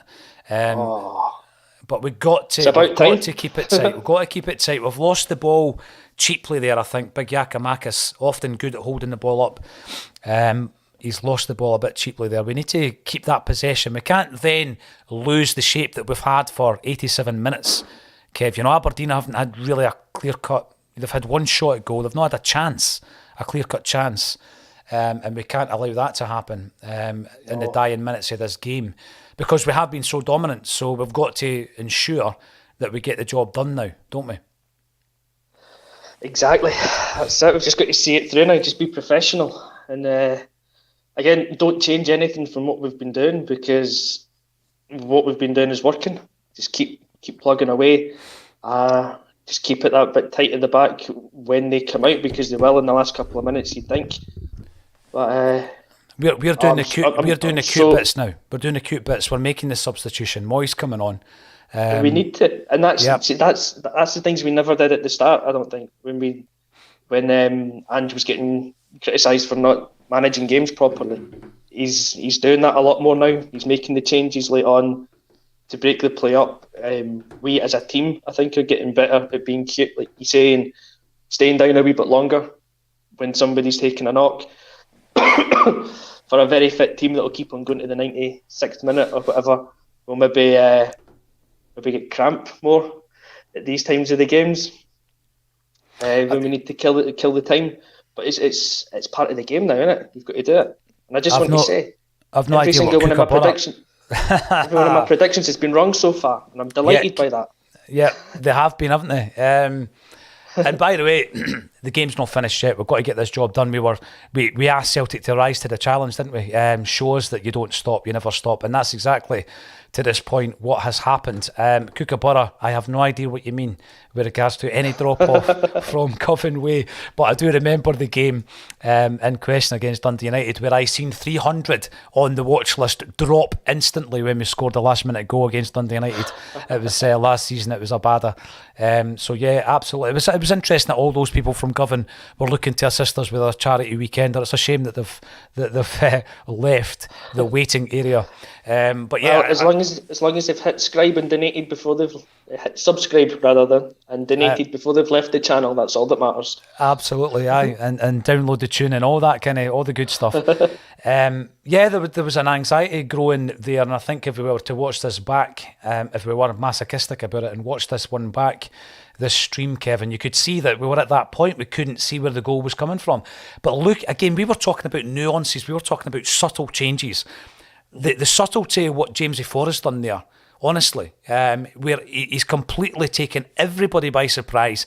The weight of every single Aberdeen defender's body was on its left-hand side, and he's changed all that. It's created a tiny wee element of space, not a great space. It needed a brilliant finish by McGregor, but a massive part of that goes down to Jamesy Forrest, by the way. And by the way, I said I didn't think he should have came on for Jota. So, what do I know? Aye. So what do you know as well? The two of us here, the two experts, called everything wrong. The finish from McGregor it's unbelievable, because when he gets that ball, it doesn't matter in a way that half yard of space that Forrest's created for him. It's still a big goal to get. He's still got a lot to do with the shot. He's got to hit it. He's got to hit it perfectly, because it's going across goal. It has to go into the corner because the keeper's fairly well positioned. He's still got a defender coming in from his left-hand side who's trying to block it as well. McGregor's got a lot to do, but you cannot underestimate what Forrest's done for that goal. It's a really subtle little layoff that he's done. It's just unbalanced their whole defence, because they're expecting him to just keep on coming in field. I don't want to speak too soon, but those are the moments that you go, that's why we're champions, because we've got something in our locker when we need it. That it doesn't have to be like we said about Stafford. It doesn't have to be the crunch and tackle. It doesn't have to be the jinking run that's spectacular. We've got those little nuances in the game and the little moments that turn into big moments, and that's one of them. That could be another that you sit in 2 or 3 months' time, going through the end of season reel, going, remember what Jamesy Forrest did to set up that goal for McGregor up at Pittodrie? Remember the 3 points that won us? You know, there was a chance. There was a shot. I wouldn't call it a chance. There was a shot there by McCrory. It went wildly over, and he was gutted. Wasn't McCrory the guy in the back of a taxi calling us Celtic fans various derogatory terms? I think he probably was. Now it's our turn. It's now our turn to take our time. There's Joe Hart. Take your time, Joe. You've got 75 caps for England. You know what you're doing. He's going to take his time with that by kick. We're 3.5 minutes into 4 minutes. Joe is taking his time. Look at that. Love it. Absolutely superb. Get it right up them, right in front of the Aberdeen fans. And he will take as long as he wants with that by kick. We were talking And that's what you need from him, and that's one of the brilliant things that he brings to us, is all that wealth of experience, as well as being a really good goalkeeper. He knows that in these moments, just take your time, just completely kill the game, let us reorganise, take the sting out of whatever Aberdeen's got there, and then regroup and go again. Another keeper might have just got the ball back into play quickly, whereas that's no Joe Hart. He knows what he's all about. We've just seen Celtic winning a corner kick. You're going to see it in a moment, and it was a quite astonishing run down the left-hand side by that man, Jamesy Forrest, who obviously should never have came on for Jota, if you want to listen to Acsom. But Clearly he has not. changed the game. He's changed the game dramatically since he came on. And interestingly enough, spookily enough, John Hughes and I dedicated the first hour and a half this morning to talk about those players who enter the 500 club, those players who make 500 plus performances. Celtic have just won, superb win at Pittodrie. and the two players we were focusing on from our current squad, Kevin, were Jamesy Forrest and Callum McGregor. And they're the two guys that have won us the game today. Now, listen, I know it was a team game, but the moment where McGregor scores that goal, and he's been laid on by Jamesy Forrest, and those two boys have come through the Celtic ranks, and you know, they're in the trenches together. You do feel like that at times. They're in the trenches. I'm thinking back here to a moment where I was speaking to George McCluskey, who obviously has been coaching Celtic's young boys for a long, long time, and he spoke about McGregor when he was a young boy, and he had a tendency that really used to annoy George, and it was that every time he had an opportunity of a strike, he would try and put so much power in it, it would end up over the bar or hitting a corner flag or whatever. And McCluskey worked long and hard about the placing of a shot. And he wasn't trying to take any credit. But see, when you watch that there, it's so controlled, Kevin, what McGregor did there. It's so controlled from distance. And when we do look back on it, there's such a fine margin, you know, because there's still a sea of bodies in front of him, and he finds a way. So we went back, we challenged our team to find a way to never stop, and that's exactly what they did. How are you feeling after that win? Elated. Honestly, that's so I've caught up with all that now. I've seen the final whistle, and they cut straight to McGregor straight away, and his reaction says it all, how much that means to him. The point about his goal is the one I was trying to make as well. He's got so much work to do when he gets that ball still, that the shot has to be so accurate. It's a great goal. We've not seen enough replays of it. I'm going to be honest with you, because we're talking from memory here. Let's see the goal. Let's have a look back. Let's see it in slow motion from various angles. It's a brilliant goal. It's superbly controlled. I'm lucky because I know it's coming because you've let me know. So I was able to properly watch it and know it was a goal. But it's such a well controlled and placed shot. It's right in the corner that, you know, if it's a yard either way, keeper saving it or it's hitting the post kind of thing, it's perfect. And the big man's going up to the fans, and a special mention to those fans. You're in Hungary, I'm in Dalkeith. Look at the support, and Ange is going over. Brilliant. I love seeing this. He's going over to applaud the Celtic support, the travelling support up in Aberdeen. They left dead early this morning, terrible conditions, and they, as always, have done Celtic proud today, Kev.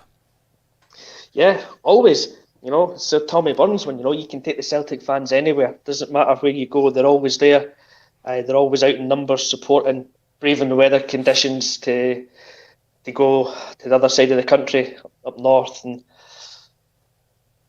to watch that. A few members of Acsom will be in there. I think Natasha will be in there. Sure, there's a few up there. Declan, David Slight. There's a lot of guys and girls who love their away days in Acsom, so fair play to every single one of you. Get thawed out, get yourself a wee nip and get back down the road safely. And it's the measure of the man as well, I think, with Ange, that he does that, because I think it's a genuine gesture from him. Oh, it is. The fans over. He absolutely appreciates the fans going up there. There's no kind of playing to an audience or anything like that. There's no. It's not contrived at all, is it? Service or contrived. It's not. It's totally genuine. He appreciates the commitment that the fans make to go up there. And he's mentioned it time and time again about Celtic fans spending their hard-earned cash to come and watch us play, to buy our merchandise, to support the club. And for him, or from him, it does sound like it's a genuine emotion that he's got. He genuinely understands the commitment that's made. And it's great to see that he's bought into what Celtic's all about, and the fact that he wants to get the fans involved as much as he possibly can in this kind of moment, because, as we've said, this could be one of those moments that you sit back in a few months' time and go, remember Pittodrie, first game back after the World Cup break, and it wasn't happening, and Kev McCluskey slated every single decision that Ange made. Of course you did. That's what we do. That's what we do, Kev. That's what we do. And then the two boys that he's had a go at scored the goal. So, brilliant. I love being wrong. Absolutely, because I'll tell you what, we now look at the changes that he did make, the treble change. We were talking about looking at that bench and thinking, where's the creativity? And we looked at three players in particular, Turnbull, Forrest and Giakoumakis, and I think everybody would agree that Giakoumakis had to come on for Kyogo, who wasn't having the best afternoon. But we questioned Forrest coming on because, Abada had come on and made a massive impact, and I didn't want to take off Jota for sure, but that's exactly what happened. And then there was the third change with Turnbull coming on for Hatate, which, by the way, was called by a few of the commenters. And Turnbull comes on, and the game is turned around. So credit to Ange for making the changes as well. We have been talking, about ineffective changes at times, not under Ange Postecoglou, but to be able to make that change, which effectively has won you the game. Forrest has set up the goal. That's another assist. Was he sitting at 99 assists, was it? Or had he already got 100 assists?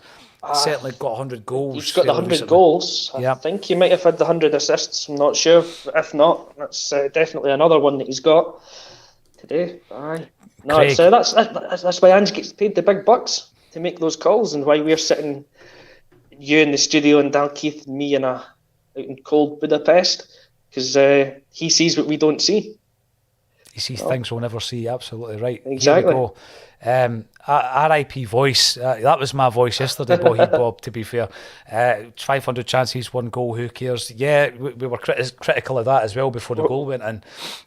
With that one, we'll go 500 chances, one goal, 3 points. And that's the stat that matters at the end of the day on that one. It's a different story if we leave with 1 point. But we stuck at it, and we made that one big chance count. No, you're right. I'm going to bring in as many comments as we can, because Kevin's drinking gallons of water, because we've been talking for the best part of 3 hours. I done a few pre-records yesterday, and my voice is already gone, so hopefully that improves at night time. But Stuart Lad has entered the building, so hopefully he'll get the kettle on, Kev, because that's what you do for your teammates. You get the kettle on. Right. O'Reilly he makes a decent cup of tea and coffee, this Stuart. So he's plenty of practice, mate. Plenty of practice. Coffee, welcome to the show. O'Reilly looked shattered since 20 minutes in. Some players do, though. I always think Hatate looks knackered. I always thought Petrov looked knackered. They always, dripping in sweat. But, he looked a wee bit leggy near the end of the game. I'll give you that for sure. O'Reilly did look a little bit leggy. Someone also goes on about wearing brogues. He's probably said that before he's realised there wasn't a budget for suits and brogues, to be fair. Listen, we've had a great day so far. How long have we been going for? 6.5 hours so far. 6.5 unbroken. hours. Yeah, it's live telly, Kev, so there's been a few wee technical issues, but I think now that I'm back in the hot seat, because I was operating it from outside before, back in the hot seat, we should be all right through to 8 o'clock tonight. And we do have some other Celtic platforms coming in and getting involved, dialing in. We've also got some familiar faces in, the likes of Colin Watt is going to be coming in for an hour. I'm going to ask him to do the most of the talking, because, as I say, the back of my throat is pretty dry at the moment. But I want to remind you about a few things before we get back to the action once the dust is settled. Thanks everybody for getting involved. About 500 of you are live at the moment, because Celtic have pulled another victory out the bag just before the turn of the year. Obviously, we've got a few games left to go. 4,400 plus of you have viewed The Glory and the Dream, which is currently on our YouTube channel. And the way that the YouTube channel looks now is a wee bit different. We've made a big decision over the last wee while. We had a channel called A State of Mind, and on that channel was Acsom and various other shows, football, music and culture. Now that's not going to go away, but Axom, I'm going to give you a wee insight into how strong that was on the channel. 97% of the views were tuning in to watch A Celtic State of Mind, so I decided that give the viewers what they want. They want exclusive Celtic content, so that's exactly what we're doing on the channel now. It's all about Celtic. If you enjoyed the unplugged sessions and interviews with figures from other walks of life, they will continue, but we're going to put them on a separate channel, Kevin. It just makes sense now that Acsom is big enough and strong enough, and some might even say ugly enough, to have its own platform. And so we do have Acsom on the YouTube. And on that YouTube channel, you will notice that the featured video is The Glory and the Dream. What is that, you might ask? Well, what it is, it's a song that's been 35 years in the making. It's been re-recorded by The Wakes, featuring Carly Connor, who is a phenomenal female vocalist from round Glasgow way. And we filmed the video taking us from paradise to the birthplace. So go and enjoy that. I will be playing it throughout today to give me a wee break in between the next couple of streams, because believe it or not, after this game, I'm on live with Scotty and then I'm on live with Colin before I get a little breather. So I might have to play it a couple of times. And I make no apologies for doing that, because I think it's a tremendous song. If you want to support the fundraiser, you can save the link that's underneath the video. That is your streaming link. You'll be able to download that song on Monday.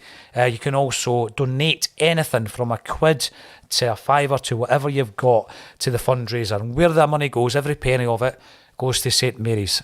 Not just the chapel and the running costs of the church, but also the community work that they do on a day-to-day basis. And often they don't shout that from the rooftops, Kevin. So it's people who are in dire need of support, both financially, mentally, sometimes physically.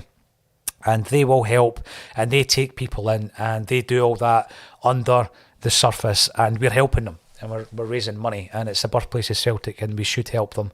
And already, before I came on for the game, we had raised over £1,000 today. Hopefully we can raise a little bit more and keep raising the cash for St Mary's. If you want to come and join Axon for a live experience, we are doing live gigs in 2023. In January, we're joined by Brian McClare. That's been a long time sold out, but there are, I think, 6 tickets left for the Tom Boyd gig, and the link is underneath the video as well. So thanks everybody for your support. It's been great fun. We've got loads more coming up, and I'm here up until 3 o'clock with Kevin McCluskey. Tell me, disappointments, any negatives from today? I know that you get the elation of winning the game. Is there anything you want to see improved in that team, Kevin? Right, before we talk about the game, I think I just want to say about the actual charity weekend in itself, the cause the money's been raised for.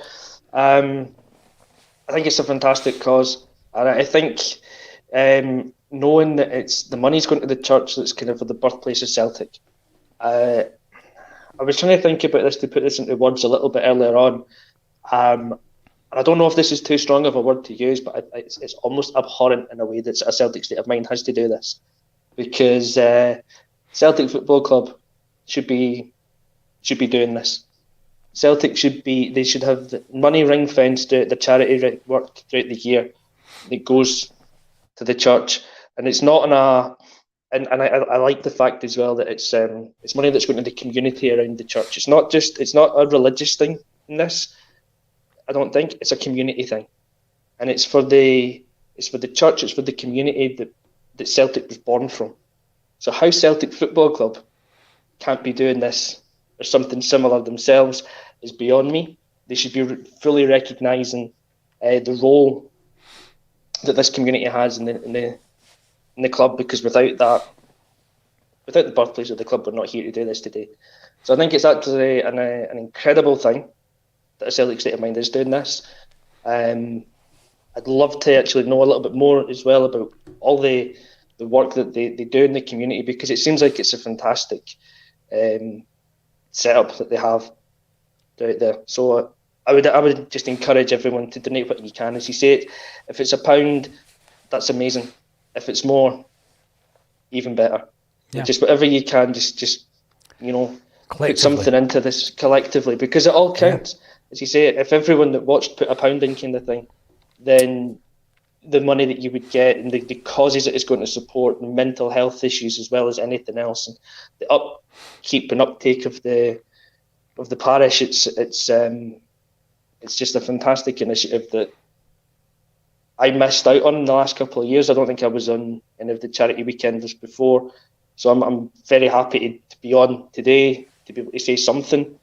It's just that it's a great cause, so well done to you and to everyone else that's been involved in driving this for the last few years. And everybody getting involved, Kev, because that's what it comes down to. And times are hard, Exactly. and we know that. And that's why when you set up a fundraising link, they ask you for a target. You put in a target because that's what they ask you for. I'm of the view that whatever we make is going to make a difference. I mean, £1,000 is a huge amount of money, and it's going to help people. Giving you an example, in the church, they are helping people who have fled violence, not only from other countries, but domestically in and around the community. They're fleeing domestic violence. They're taking them in. They're looking after them. And obviously there's a cost attached to doing that. And so for me, it's all about just trying to help. And if we can do that in any way, shape or form, I mean, last year the funds were phenomenal. But I tell you what, they had to be, because the church needed that amount of money back then.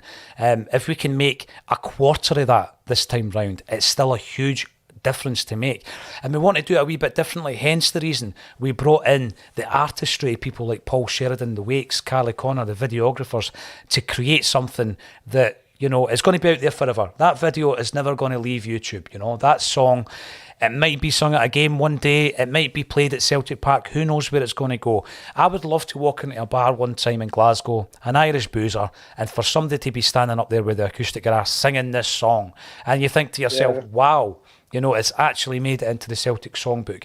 All of these things can happen, but the most important thing is every single penny that comes in goes to charitable causes that are close to our hearts as Celtic fans. I'm bringing this up.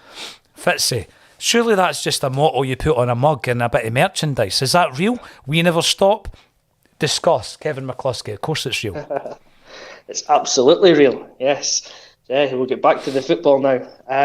But yeah, I think my one last point on the whole charity single thing would be, I don't know how amazing a feeling it would be for you and for Paul from the Wakes and the rest of the band for the first time it's played at Celtic Park, because I think it's such a good song. It almost has to become part of Celtic song lore or folklore now. If it's not at Celtic Park, there will be, as you say, guys with a guitar doing Celtic gigs someplace, and it'll go into the repertoire. It's got that kind of X factor about it, if you want to call it that. But yeah, to go on the game, we never stop. It's very true, isn't it? It was the one thing that kind of kept you going, I think, in this game, because you're watching it thinking... You're saying, but you told us you never stop. You told us you never stop. Shows it. We never stop. But where's the creativity though? What's going to back it up? We're too slow. We're too methodical. We're too predictable in what we're doing. We've killed the width. Where's the goal coming from? And it came from the fact that we just didn't stop. And it is very true. You can meme it as much as you want if you want to, go down that road. But it's very, very true. We just didn't give up. And it's not the first time. Dundee United was the game we spoke about during that game. 2 goals in the 90th minute, pretty much, in that match. Dundee United from last season as well, Abada, the goal. Ross County, 97 minutes, whatever it was. We've got that in us. It's the one thing that always gives you hope now, is that with this team, the game that's got 0-0 written all over it could very easily finish 1-0 because we have a player that can do something. And in this case, it was Jamesy Forrest, who the two of us wrote off as saying, of the 3 players that's coming on, Forrest's the one you wouldn't bring on because it means taking Jota off, who's the one player that can make something happen. Yeah. Well, my only criticism of Jamesy Forrest is his hair wasn't as on point as it normally is. I mean, it's normally, crafted to perfection. And I'll tell you what, if that's the only criticism I can have. I think his beard was more on point today, though. He can't get them both right. You obviously can, Kev. There you go. Here we go. Set you up for that one. A man called Son. Good name, like that. CCV and Starfield. I want to talk about this. They were rock solid today, by the way, versus two good strikers. Some people wondered why we spoke to a couple of dandy dons before the game. It gives you a wee insight into what they're all about. And they were talking about some of the dangerous players that they have at their disposal, but also the amount of goals that have been getting scored up at Pittodrie. Unquestionably our best centre-back partnership. We never stop. Listen, let's talk about the central defensive partnership. We brought in Kobayashi, obviously well known to Ange Postecoglou from his time in the J-League. We already have Maurice Jens on loan, albeit on loan to the end of the season. And we've got this partnership you're talking about, and we also have Stephen Welsh. So we're now at a situation at the turn of the year when we go into the game against Rangers where we will have 5 centre-halves at our disposal. So the first thing I want to say about that, Kev, is when Ange came in, remember how bad the situation was at centre-half. Again, going into Champions League games, having to play near Beaton at centre-half again. Near Beaton and Dane Murray, 16 or 17 years of age, playing in a Champions League qualifier. Yeah. Talk about having your hand tied behind your back. That's where we were.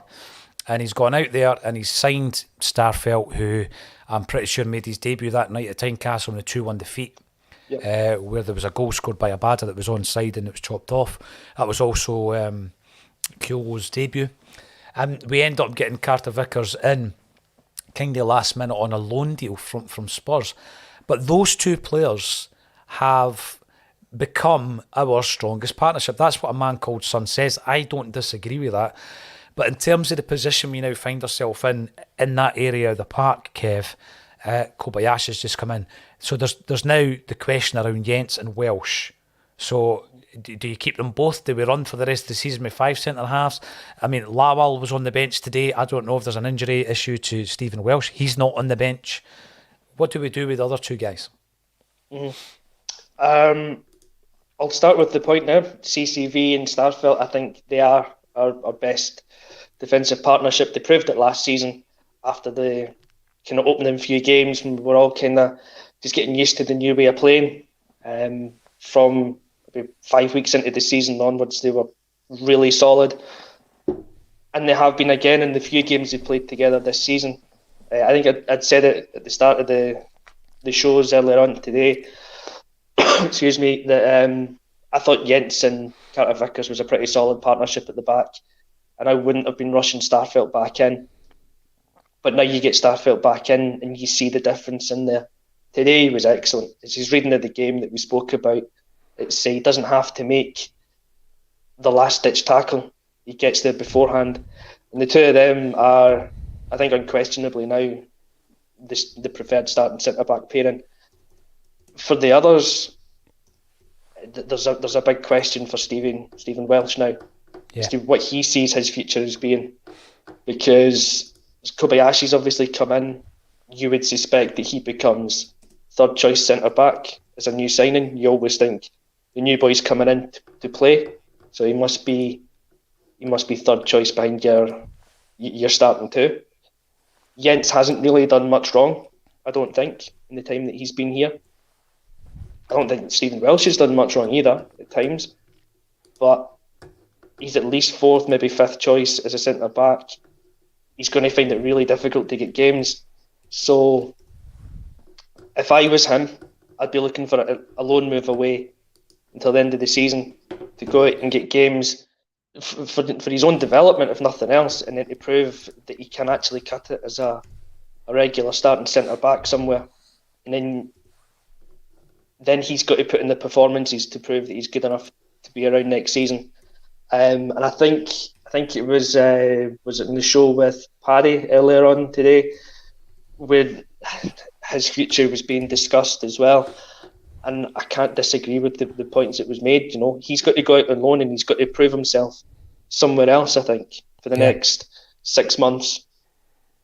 And then you make the decision. It's between signing Jens for however much we've got an agreement with, or keeping Stephen Welsh if we feel that Jens is too much of a risk.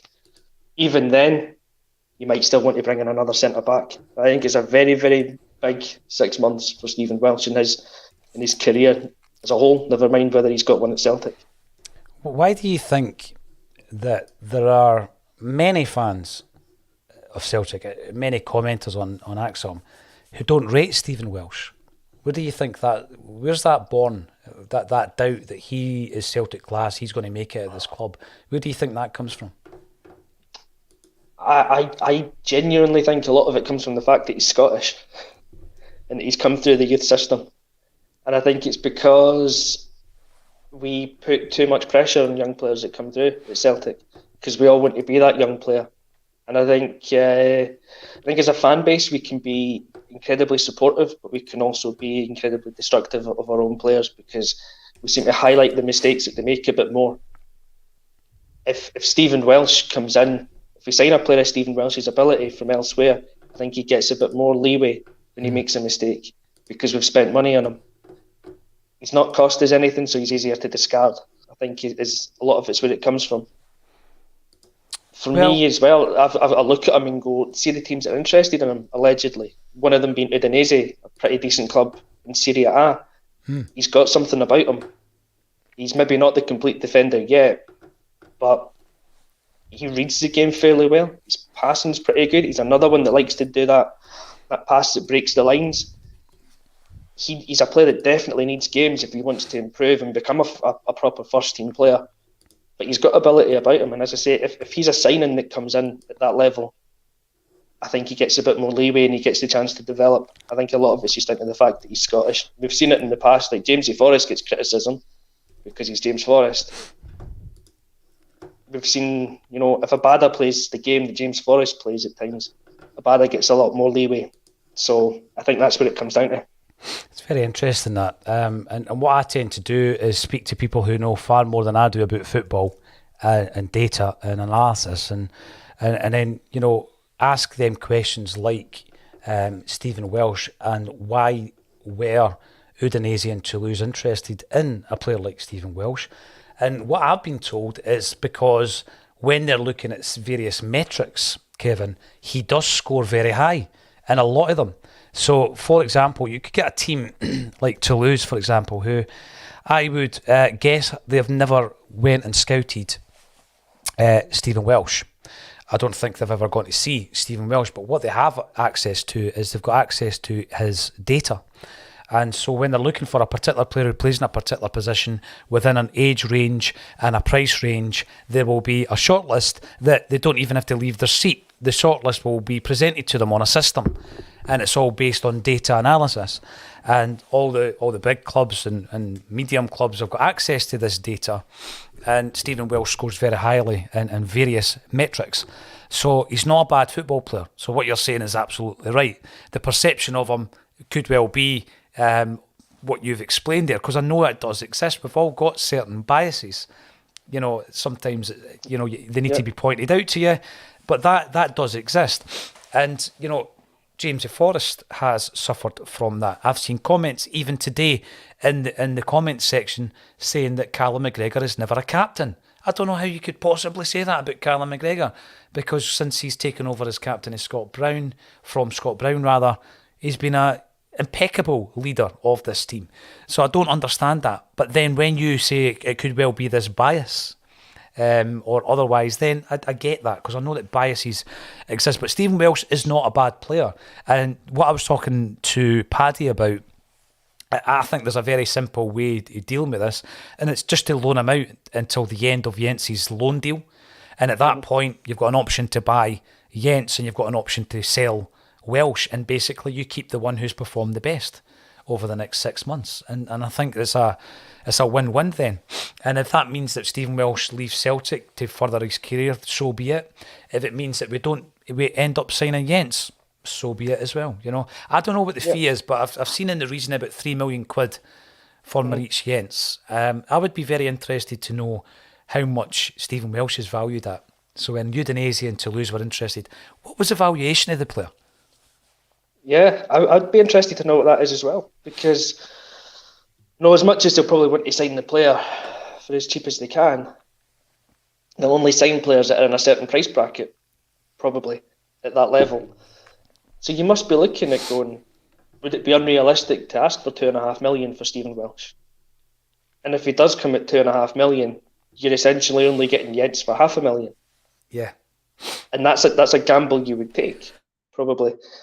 And I've seen a lot of the data stats about Stephen Welsh, and he does rank highly. His passing stats, I think, are amongst the best, if not the best, for defenders in the Scottish League. His aerial duels, I think he ranks pretty highly in terms of winning them. He wins a lot of his defensive duels. He is a good player. He does have ability about him. If he didn't, I think he would be gone by now anyway, because Ange seems to be the kind of guy that's just not going to let players hang around if they're not going to contribute. Liam Scales being the example of that. John Scales, that was a wee flashback that was the a 90s. flashback. Yeah. Aye, the old crazy gang and all that. But so Scales seems to be one of those players. Ange has brought him in himself, or was brought in for Ange, depending on how you view that one. And within a year, he's thought he's not good enough. Now he's maybe thinking he could be good enough if he gets games, and that's why he's only out on loan. But he's certainly realised he's not been good enough for the first team just now. Whereas with Welsh, he's had the chance to loan him out or to sell him, and he's refused to take the chance yet because you must see that there's something there. But it does become very critical and pivotal for him now, for Stephen himself, that he needs to go somewhere to get first team football so that he can prove to everyone the player that he is or can be. And we're in a situation, there's two things I want to talk about. You mentioned Scales there, and John Scales is from that era for sure, because I remember he signed for Liverpool. But Liam Scales, talking to the Aberdeen fans, and I says to them, we probably shelled out about £500,000 for Liam Scales, and I know Celtic won't be looking to make a loss on that. Is that the type of fee that Aberdeen would shell out for him? And they both wanted Aberdeen to shell that money out, and Aberdeen have spent more than £500,000 on players recently, since Cormac came to the club. So they don't think it's beyond them to take Scales. And both the fans said they would take him for that. And I think if Celtic were to make their money back on Scales, great. But if he's worth £500,000 having played a handful of games for Celtic, and then you look at Stephen Welsh. But I think there has also been a situation when those clubs were interested in Welsh, Kevin, whereby we had a problem in the squad, and the problem was Chris Jullien. And what I mean by that is we couldn't move him on. We didn't know when he was going to be fit. And it actually went over 3 different transfer windows, and we eventually got him out of the club in the 3rd transfer window. I know that sounds brutal, me saying get him out of the club, but he's a body that wasn't fancied. He wasn't going to play for Ange. The players that we've got now, Kobayashi and Starfelt and Carter Vickers, were brought to the club by Ange Postecoglou, as was Moritz Jens. Stephen Welsh wasn't.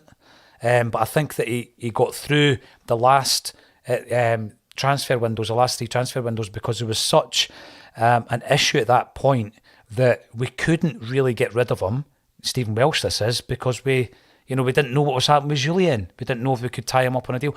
And a deal obviously broke down, and eventually we did get him moved on. And I think, for me, I would like to see him loaned out. I think it would be a knee-jerk to sell him at this stage. Loan him out, and, we have a situation, Jack Hendry-esque, where we can call him back, or we can cash in at that stage. And I think that's the best of both worlds. By the way, I'm bringing this up because I don't often get things right, Kookaburra, but yeah, I did predict a goal, and so did I did predict 1-0. I was going to say, did you not say it would be 1-0 actually? Yes. Nostradamus in the corner there. No, that's Colin Watt. We call Colin Watt Axom's answer to Nostradamus. Stevie Boy certainly does believe that Callum McGregor is El Capitano. And Craig M comes in to speak about Starfelt. I don't disagree with that. Would you give Starfelt your man of the match today? If it's not for Callum McGregor scoring the goal, because that's definitely the moment of the match, it would be hard to argue against Starfelt. He read everything brilliantly. As we said before, he was solid at the back. He was a foundation that helped us to win the game. He didn't put a foot wrong. Whereas you could probably say that some of the attacking players, as much as they didn't play poorly, let us down at times. Starfelt definitely didn't let us down at all today. So I wouldn't have any arguments about with anyone that wants to suggest Starfelt as man of the match. Well, fair enough. I'm giving him my man of the match for sure. Now, often what happens on a Friday when Jim was on is he is called the voice of reason, because he is able to step away from the emotional side of things and give a proper perspective on it. I think Red Scotland does it a wee bit in this comment here. It's not been good enough, says Red Scotland, but with the points in the bag, we can reflect easier, absolutely, without the issue of having dropping points. It's all good. I agree. It is all good. Is it a concern that we had 30 plus shots at goal and scored 1 goal? Yes, that's a concern. It's a big concern because, you know, if you have 30 shots in goal, you should be scoring more than 1. The thing is, you've got to look at the quality of the shots as well, or to use the current metrics and all that, the XG of the shots that you've been taking. Because a lot of them are from outside the box, the bodies in front of the players. They weren't really clear sights in goal. So the bigger concern for me then is not the number of shots, it's the quality of the chance that we created. Yeah. And that was actually a little bit of a worry, because we seemed to not create so many clear chances, and then when they did, we were maybe a bit too critical of Kyogo at the time. You watch back in some of the replays, at least 2 of his chances were a little bit behind him, so he's done well to get something on it. He does miss a really big chance, the first one in the second half. That should be a goal, without a doubt. So the worry for me is more the fact that we didn't create the clear chances. But it's a 90-minute game. We got our goal within the 90-minute regulation. We didn't concede a goal. We never looked like we were going to. If you watch that game back, it will be like many games we've watched in the past, where the scoreline's not reflective of how we actually played. You know, it was comfortable. It's just not at the time because you don't have the goal. There's a whole different complexion, like you say, if Kyogo scores one of those chances, 100%. Yeah. If he scores that one at the start of the second half, I think we go and get 2 or 3. Yeah, because it's a 3-0 game and it we feels were that a much lot in more control. comfortable. Absolutely. Yeah. A couple of comments before I let Kev, who has done superbly well over the last few hours, to keep that going. It was quite enjoyable actually doing a watch along. Might do more of them this season, although I want to be at the games this season, the second half of this season. So I'll try and get a working laptop as well, instead of having to do this on the phone. Are you on your phone? I'm still on the phone, yeah. I've got it propped up against something now. So. Decent quality, mate, decent quality. Richard McGinn, same old Celtic, finding a way to win. Absolutely. And Paddy, welcome back to the comments field, Paddy Lavery. Does that go down as another assist for Jamesy? It definitely does. It does. It has to. Yeah, it has to. I remember when he was given his extension on his contract, there was a big debate around whether or not he should have got it.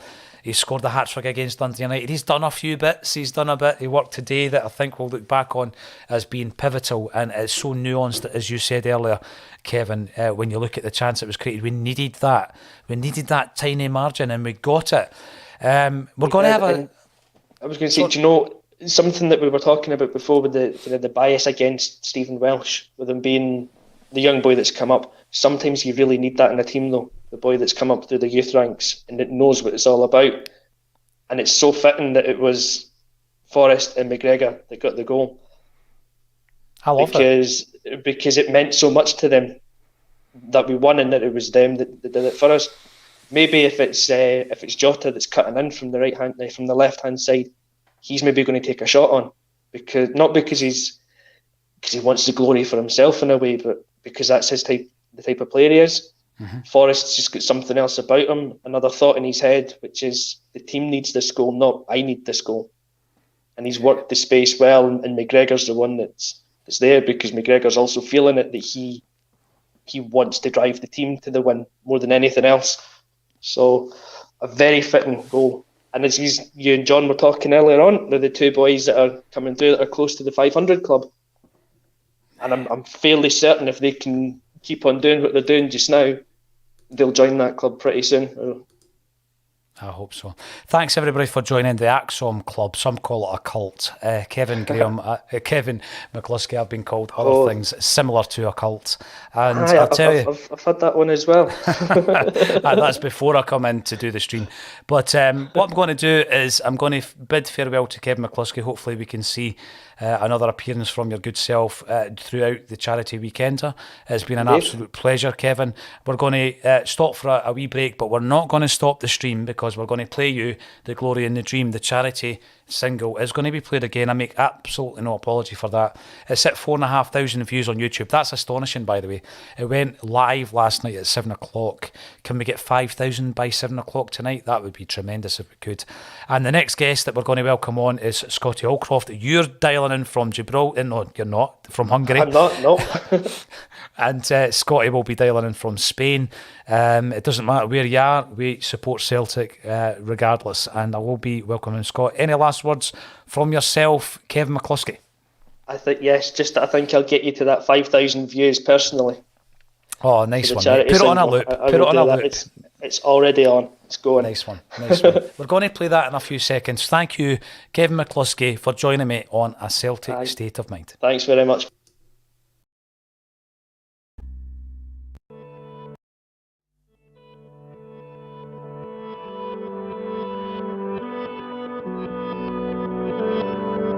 Over a century has passed since we first began our journey across the sea to find the glory and the dream. Just a tailor and a joiner and a brother built our team. Greeted sometimes with hostility, but more often with the light. The boys who rise and had to clear through troubled skies. After constant days of struggle, they arrived in paradise. This feels like heaven. This must be the dream. This feels like paradise. The best we've ever seen. The best we've ever seen. Even through the lean years, our support would flock in thousands. Countless trophies stand displayed for all to view. By side, brothers, sisters, we're united, and our children do the same. This feels like heaven. This must be a dream. This feels like paradise. The best we've ever seen. The best we've ever seen.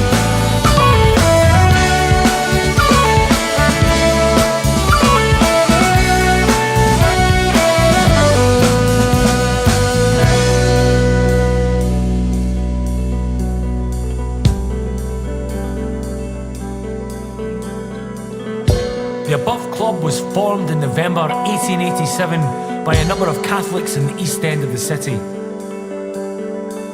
The main objective of the club is to supply the East End conferences of the St Vincent de Paul Society to support those in the missions of St Mary's, Sacred Heart and St Michael's.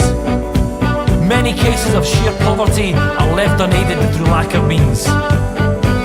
A football club will be formed for the maintenance of the dinner tables of our needy children. This feels like heaven.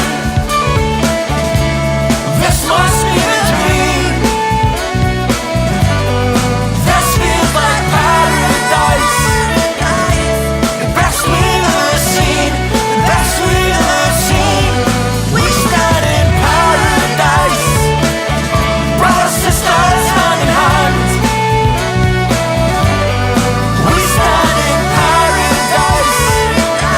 What's the finest in the land? The finest in the land.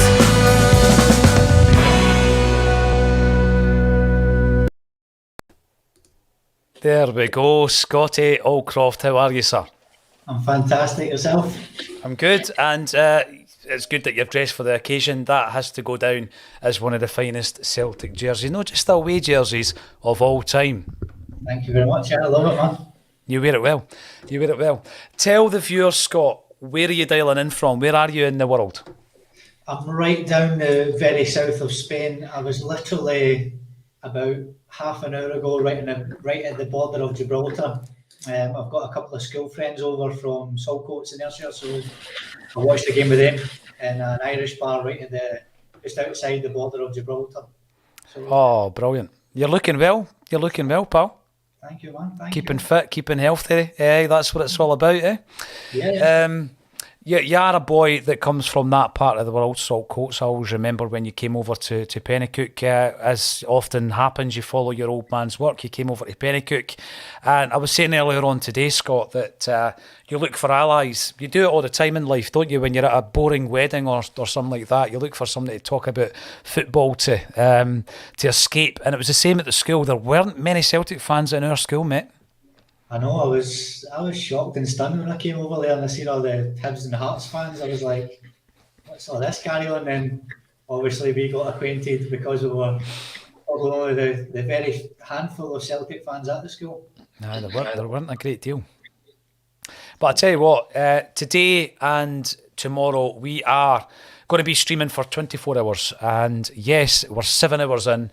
I've not actually had a chance to check the fundraising link to see where we are in terms of the funds. But thank you everybody who's been able to throw in even a couple of quid to the cause. We're raising money for St Mary's, Scott, and we have recorded a song and video which I've just played there. What do you make of The Glory in the Dream? I just watched it there for the very first time and I was smiling all the way through it.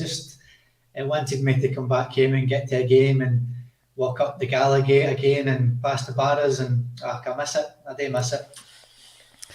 You do, though. I mean, this is the thing about Celtic. I always remember during the pandemic there was this urgency and desperation almost to get back to Celtic Park, and it's a big part of that is about the community aspect of it. And obviously travelling from Fife to go to Celtic, growing up through various CSCs, the experience of meeting up in boozers and going through in buses, it's part of the experience. And what I love is the thought that there is now a song, and by the way, I'm not trying to take credit for it because I didn't write it and I certainly didn't sing it. There is now a new song that could potentially, Scott, be part of the Celtic songbook. I would love to hear it sang. Remember a few times you and I would be up at, what was the name of the bar up in Glasgow? Malone's. Malone's, aye. Before a game, we'd go up to Malone's. And imagine the guy in the corner with the acoustic guitar is playing The Glory in the Dream. What a thrill that would be. You never know, mate. You never know what can happen these days. I hope so. It's a good wee tune, and the video was tremendous. The video was absolutely tremendous. And I'm quite happy to put a wee bit of backing vocals on it if I ever do go into a pub and someone is playing it in the corner. Listen, we're going to talk about something a wee bit different today. We're going to be talking about a number of players, and I don't know how many we're going to get through, but there's a whole list of players, Scotty, that we say they are the ones that got away. Celtic were close to signing them, right? Some are well known. Some you've found out by speaking to various people who are in and around Celtic at the time. And I want to talk about a few of them because there really are what if moments. What if we signed this guy? What if he was part of this team? Now, you're wearing the centenary jersey there, so I'm going to bring a few up who we were sniffing around in and around the centenary time, right? And I've only found this out, and I'll qualify how I found the various names out. The first one is a player who I look back on, I thought he was an astonishing football player, and we were interested in signing him from Newcastle in 1987, and that player was Peter Beardsley. Now, how do I know that? I was speaking a few years ago, actually, with Kevin Graham, and we interviewed Tom Grant, who was on the board pre-Fergus McCann, and he told us a story that Celtic were in for Peter Beardsley. Strangely enough, Beardsley had an affection for Celtic, and he was interested in signing for Celtic. He was leaving Newcastle, but of course he was to sign for Liverpool, and it basically came down to the transfer fee. Now, at that time, Scott, we were maybe spending 750 grand on Frank McAvenny. Yeah. He went to Liverpool for £1 million, but that was a big jump back in those days to go from $750,000 to $1 million. That's what stopped us from signing Peter Beardsley. I mean, for me, he's an entertainer. He played football the Celtic way. I thought he would have been an astonishing player, but he was joining a team that did all right. He was joining that centenary team. Yeah. Let's not talk about Celtic and not paying transfer fees, because I think half the players on this list are probably didn't come to Celtic for that very reason.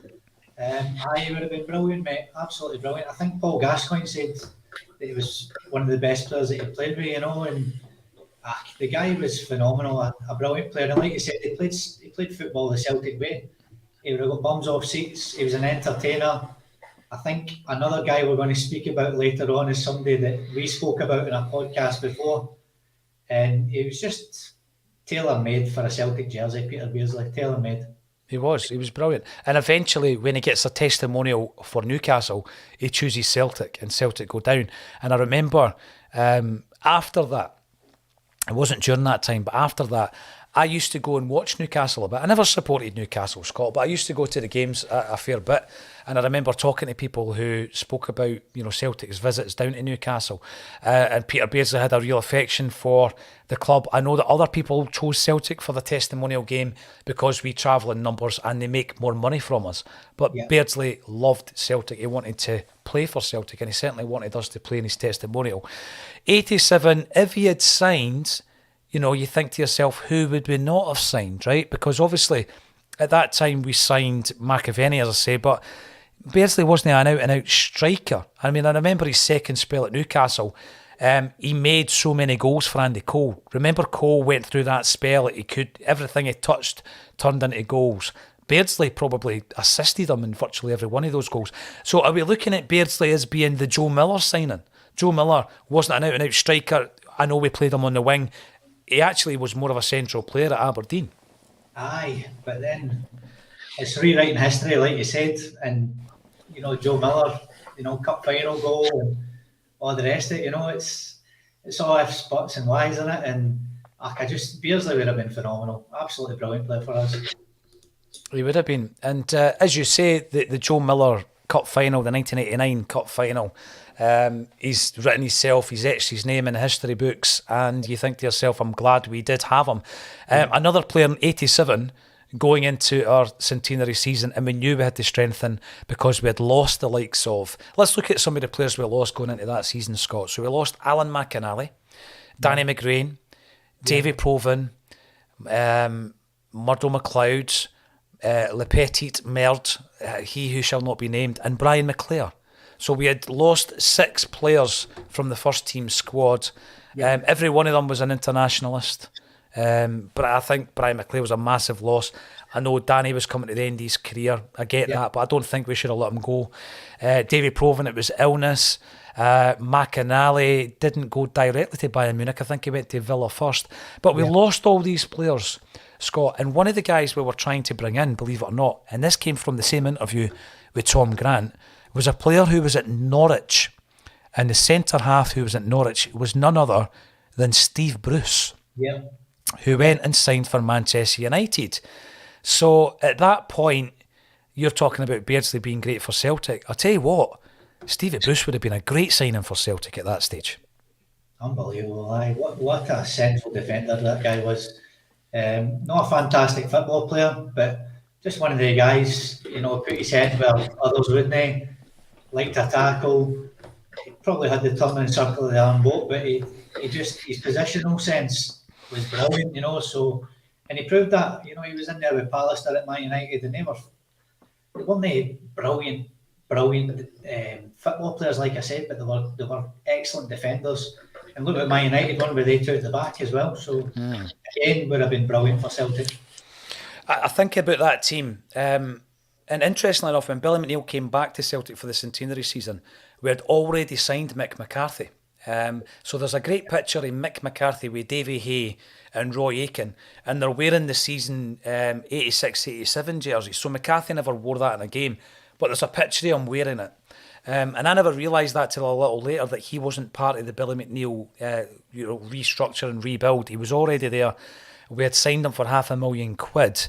Yeah. So I'm starting to wonder if we've gone for Mick McCarthy after the Steve Bruce deal broke down, because obviously it was still in 1987, and we've probably saved ourselves another 250 grand, which would have been one of the big reasons why we didn't sign Stevie Bruce. But again, a player for me who I always admired, and you're right, he did put his head where a lot of people didn't, and I think he got something like 13 broken noses in his career, which was quite astonishing. That's probably where they get his good looks from. Absolutely. Hey, listen, a wee broken nose here and there, it's normal, isn't it? Paul McGrath, is an ex-player, right? And he's a guy that, through his time, I would say, at Aston Villa and for Ireland, that I grew to absolutely love him.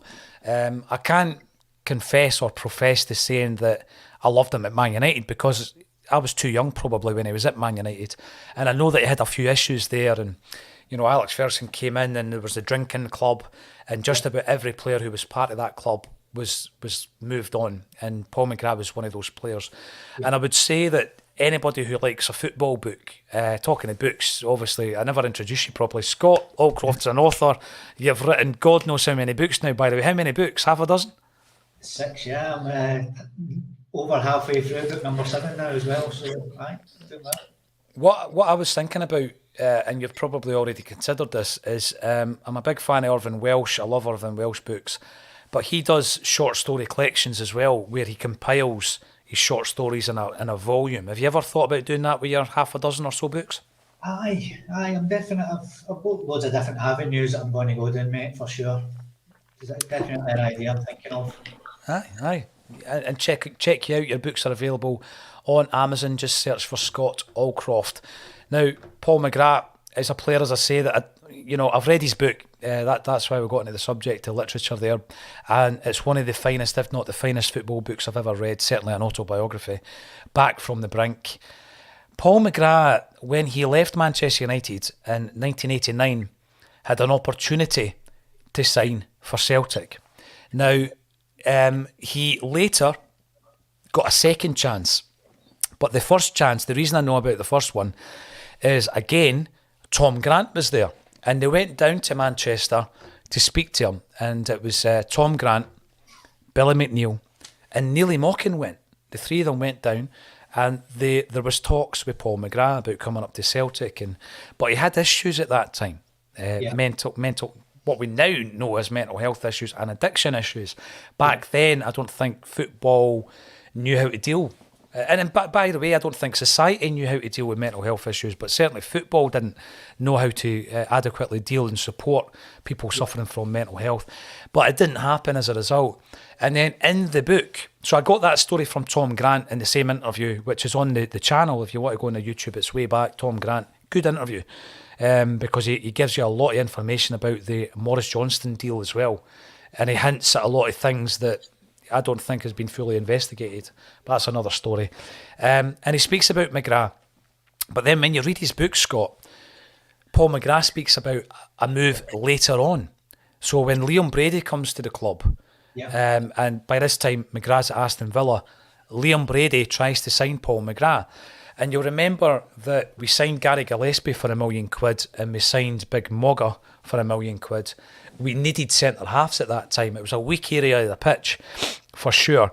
And I just think to myself, Paul McGrath, if we had signed him in '89, he'd have been playing alongside Paul Elliott.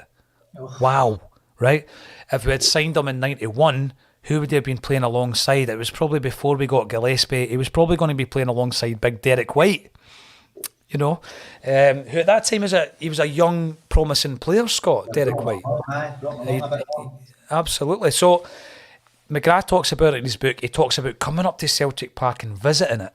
And he loved the idea because Brady was his teammate for Ireland. And it didn't happen. And he's one of the players I regret not seeing in the green and white hoops. Scotty Allcroft, do you agree with that? 100%. I imagine him and Paul Elliott at the back. Jesus, it's a shutout every weekend at the day too, dearie me. Paul Elliott, he was one of the best tacklers I've ever seen in a Celtic jersey, Scott. Oh, unbelievable player, I thought he was. I think we done a best 11 for Celtic in our time, and I think I had Paul Elliott in there with Virgil van Dijk. But McGrath was class. I watched the Jack Charlton documentary, and I think Jack Charlton said he was the best player that he ever had. And you speak about Alex Ferguson earlier there, he was the same with Cantona. Paul McGrath was the same with Jack Charlton. He was a guy that he just put his arm round. Mm-hmm. Didn't he bollock him? He didn't do this, he didn't do that. He didn't make an example of him to a massive degree in front of the rest of the guys. He was just one of the guys that you could put an arm round and that done him, but he was a fantastic centre half. Fantastic. He was class, he really was. I would recommend that you go and read his book. Anybody who loves a football tale, I'm going to tell you, it is brutal. It is brutal, Scott, but what a book. And it tells you the journey that he was on. Paul McGrath should never have been a footballer. He should never have been a footballer. When you look at his upbringing, and he was an orphan, he was in homes, played with St Pat's. He should never have made it to the level that he did. Well, The fact that he... pitch, and when he came on the pitch, he was a totally different animal. That was his release. That was his release. Getting on the pitch. Unbelievable. Go and read his book, Paul McGrath. A player, I know that you've done a lot of interviews in your time, Scott, but he's in that bucket list. I'd love to interview Paul McGrath. I'd love to speak to him about... Actually, you could just speak to him about the book, because it's all in there, the successes, the highs, the lows, how he was able to play at a level where he won England's Player of the Year, and he was a functioning alcoholic, Scott. And he talked about going on the park under the influence of alcohol and winning Man of the Match awards and stuff like that. Unbelievable. There's a few others in there, some obvious, some not so obvious.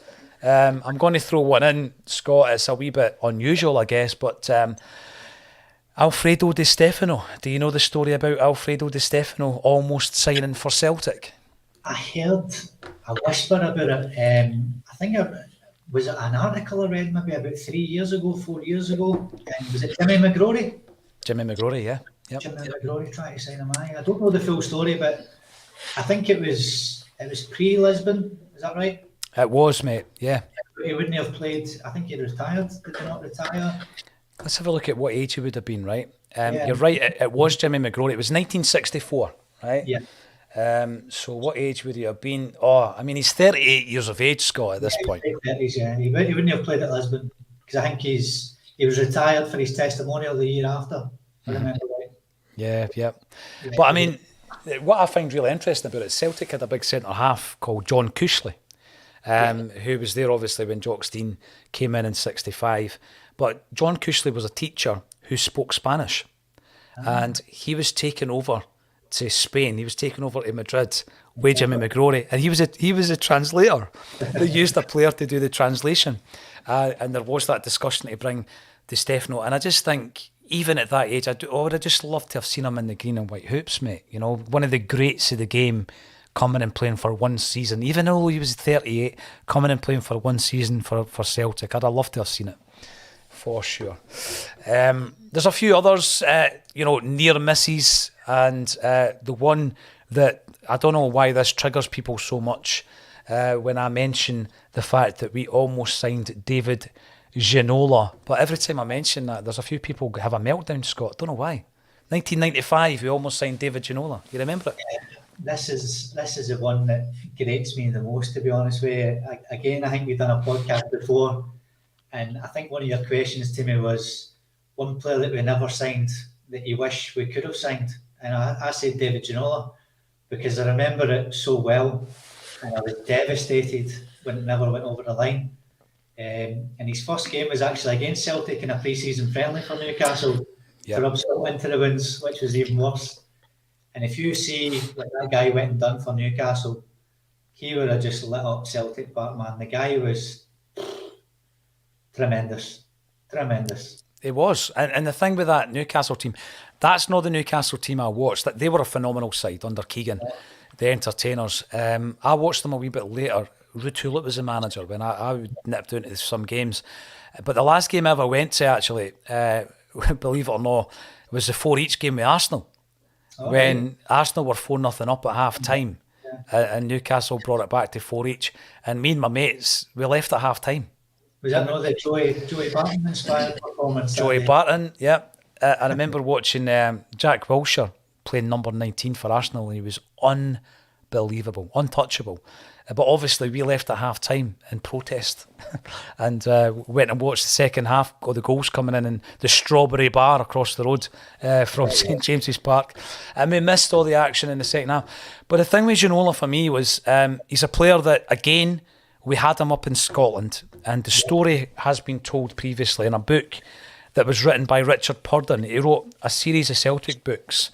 One of them was We Are Celtic Supporters, and then he wrote a volume 2 that was Faithful Through and Through, and then a volume 3 that was Keeping the Faith. And what Richard did was he went and spoke to various Celtic fans from all walks of life, and they're brilliant. All 3 books are superb.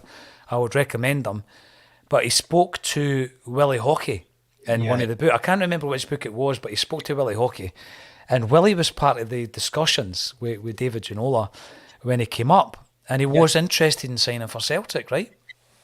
And at that time, if they could help it, they wouldn't show players around Barrafield, if they could help it, right? Because it was basically a pigsty, right?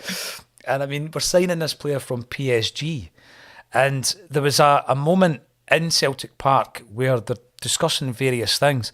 And Fergus McCann uttered the unforgettable words, "Can you do it on a cold Tuesday night at Brockville?"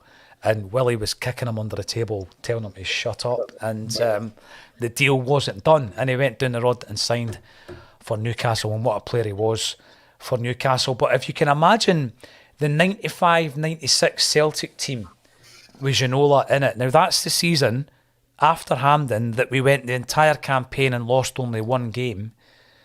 Would Ginola have made a difference? Would we have won the league under Tommy Burns, Scott? God knows, like that season was just a sickener. But I think with Ginola in the team, I think we probably would have went on and won it. It was just a totally different level for everything in Scotland at that time, I think. So he would have been an unbelievable player for Celtic, and he would have stayed. Once he seen the adulation of the fans, we would have had him for a number of years after that as well. Well, that is an argument for Tommy Burns, because it's a great regret for me as a Celtic fan that Tommy didn't win a league title as a manager of Celtic. And you look at that team, it was a great team, but I think it was top heavy. What I mean by that is we were weak at the back. And I know we had, Tosh McKinley and we had wee Jackie, but I just think in the centre, we were pretty weak. And I know we bring in Alan Stubbs, Big Stubbsy, but it took him a wee while to settle in. Yeah. We brought in Enrico Annoni, had some memorable games against Loudrop. But, we were at a time where we were competing against the Rangers side who were buying Basil Bolly this previous season, and we were buying Malky Mackay for Queen's Park for 90 grand. And we were up against it. They were an entertaining side, but I don't think we ever had a decent goalkeeper under Tommy Burns, and I don't think we were ever strong enough at the back. But Ginola would have been phenomenal in the green and white hoops. Now, there's a few that really hot now, and I'm going to get them out the way, Scott, right? Go for it. John McGinn.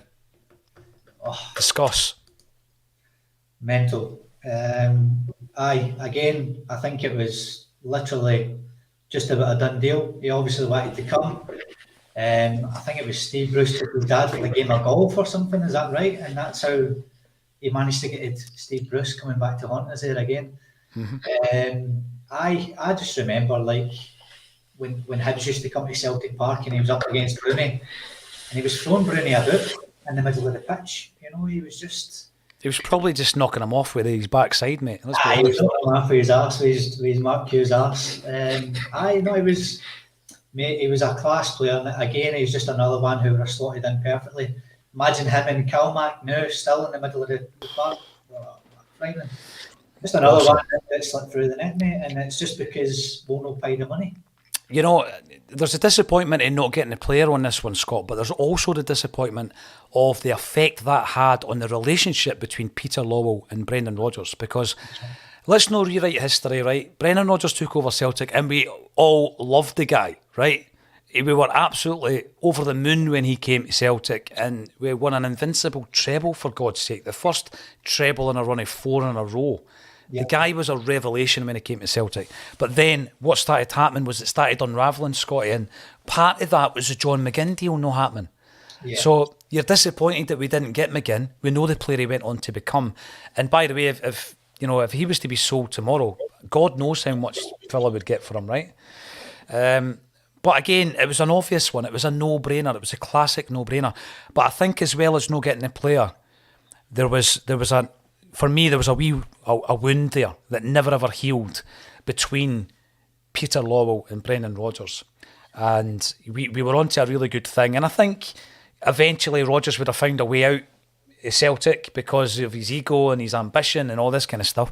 But, I think that was one of the first signs, perhaps, from the outside looking in, things were not all that well. And McGinn, what is he now? Let's have a look. He's 28. He's only 28. And he went to Aston Villa 4 years ago. We were looking for a replacement for Bruni, but we were all sort of keeping an eye on somebody, and he was tailor-made. Who came to Celtic Park in our league and gave Bruni a game? Let's be honest, they were all, everybody was annoying him, basically, for years. And John McGinn just came there and got in his face and was spraying the ball about, and he was phenomenal. I couldn't believe it. I was watching the games going, Jesus Christ, I've never seen anybody do this to Bruni. Even in European games, all the big players would come and he would stamp his authority, but John McGinn was the better player against him, I thought. He was something else. Again, I think I've said this before, Scott. I seen him playing against Celtic for St Mirren. He was 17. I think Danny Lennon gave him his debut, I think. Yeah. But by the time I seen him, he might have turned 18 by this point. Tommy Craig was in charge of St Mirren. We beat them 1-0. It was a rubbish game. We beat them 1-0 at Celtic Park. And I remember looking at him thinking to myself, the family connection. Jack McGinn's his granddad, ex-chairman of the club, started off the Celtic View. The whole family are on Mad Tims. Let's buy this boy for 300 grand. Didn't happen. Didn't happen. He goes to Hibs, and the rest, as they say, is history. And I'm still hurting, so I'm not going to talk about even Ivan Toney just yet. But I am going to talk about another Ivan, Ivan De La Pena, or Ivan De La Pena. And what I'm interested in with this one is he comes on trial, right? Yeah. He comes on trial, and it's at the time that 2002, him and another young guy called Danny. Can you remember Danny? He played with Ajax. Yeah. He had a spell with West Ham. He was the best looking footballer you've ever seen. Ronaldo didn't have a look in. He was a model. He was a model. He was a Portuguese internationalist. He was phenomenal. And Martin O'Neill used to do, he gave the two of them trial. So they played as trialists for Celtic, right? So we had Ivan De La Pena and we had Danny. And they both came in as trialists for Celtic. And they played 2 bounce games against Livingston and Dundee. And there's photographs out there of both players playing for Celtic. And they both really, suited the hoops. Danny never played a game of football ever again after that trial game for a senior club. But, so I'm not really that bothered, right? Because he didn't have the passion, he didn't have the desire. I'm not really bothered about Danny. But De La Pena, he went on to play for Espanyol. He went on to continually win trophies. He was a success in European football. Didn't they call him Little Buddha? He was unbelievable. And we turned him away. We said, we don't want you, son. He played for Barcelona, didn't he? And I think, like you said, did you say there he finished at Espanyol? Was that right? Espanyol, yeah. Espanyol. The guy was class. I remember watching I think it was a podcast with Cy Ferry. And Cy Ferry said that the Celtic boys, once they finished their training, they used to run up to watch the first team train just because De La Pena was in there. And they said that he never played like a side pass, a side of the foot pass. Everyone was laces right into the feet, and he was just like, they couldn't believe what they were saying. And he said that he couldn't believe that Martin O'Neill didn't sign him. So I was thinking about this the other night, and I was like, so that was what, 2002? 2002, mate, yeah. Right, so we're looking at the Seville team then. So who would they have replaced in the middle of the pitch? This is the thing. And this is the thing with Martin O'Neill's decision. Exactly. It's like, he's not going to replace Lambert. He's not going to replace Lennon. Does he sit in front of them and you drop Petrov? I mean, it's one of them, isn't it?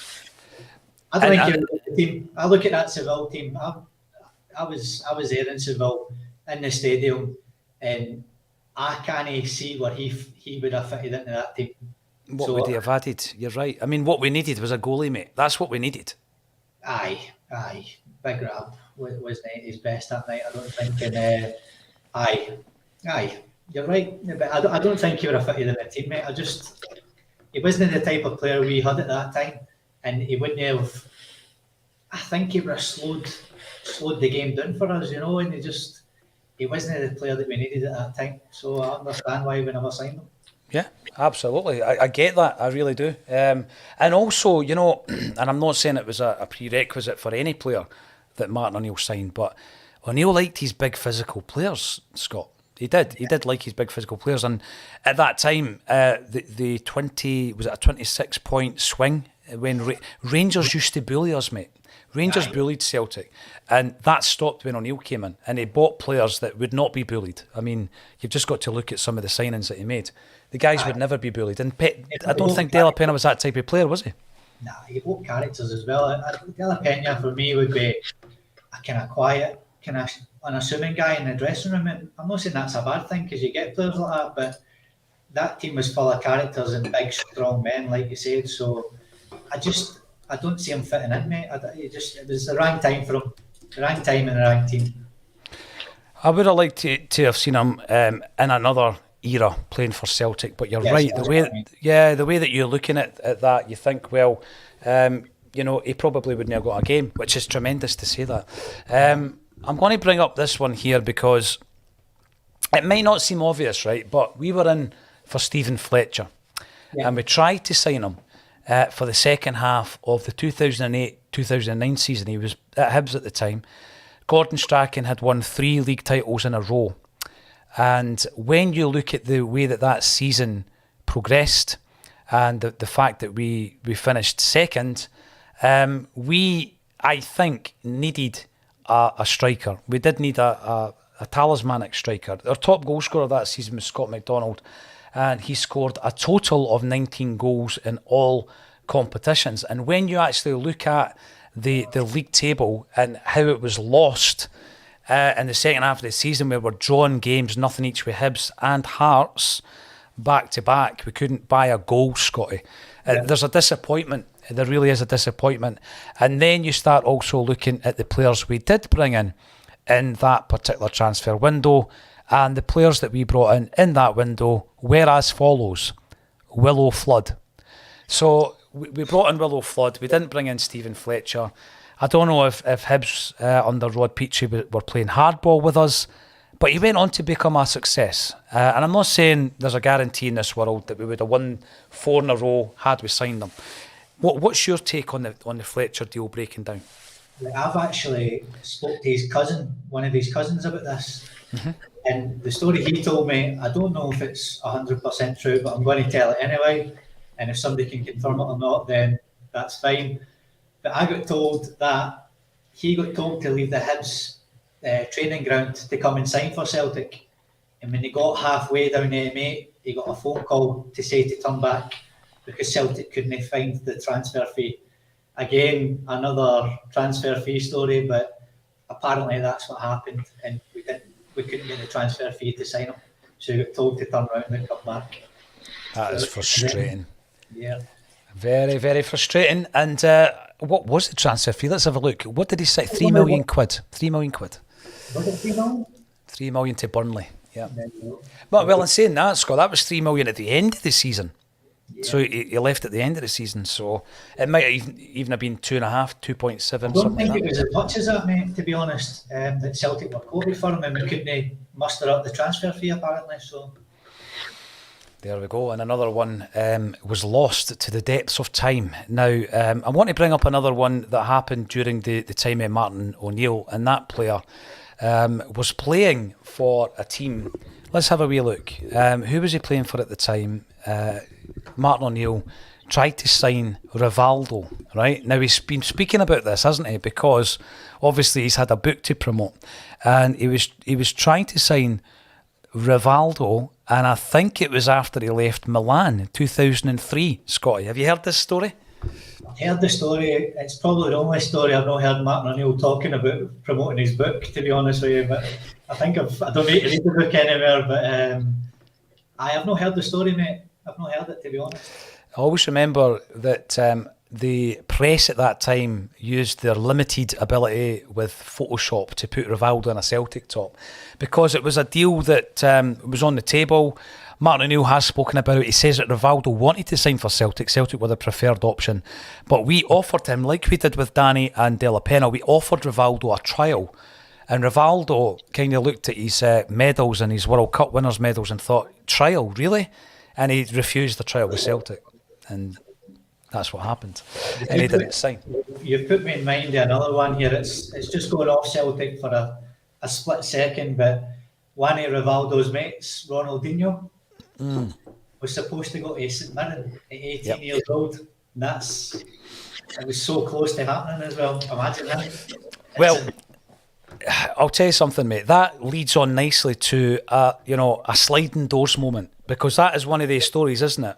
Yeah. Where they were trying to prepare him for European football, right? Because they wanted to sell Ronaldinho to a European club for big, big money, and the team that he was at that time were Grêmio in Brazil. And yet he was offered to St Mirren. Now, that story has turned into one of the biggest what-ifs of all time. Imagine Ronaldinho playing for St Mirren. But it shows that the team Grêmio were prepared to put him out into European football. But the interesting thing that I always look back on is that when we were scouting, and we did scout a Brazilian who played for Grêmio at that time, called Rafael, often known as Shite. The player that was standing out in every single game was a young Ronaldinho. Now, the transfer fee that we paid for Rafael, right, was the same transfer fee that PSG later paid for Ronaldinho. Oh, don't say that, man. I'm just going to leave that one out there, right? If you want to talk about what ifs. Right, this is one I'll never understand, right? And it's Ivan Toney. And we need to talk about it. We need to talk about Ivan. We're in a situation where, picture the scene, Scott, right? We're in a scenario now in the world of football where we don't necessarily have to go and physically see players, because the ability to look at a player's data is available to most clubs should they desire it, right? And there was a thing that Fergus McCann introduced at Celtic with regards to, if we sign a player, we need to physically go and watch him. And it was implemented by Fergus, right? Because he didn't want to waste money on a player who we've never watched, right? And then there was a few signings that became notorious in British football because managers were duped. Remember, George Weah's cousin signed for, I think it was Southampton. Yeah.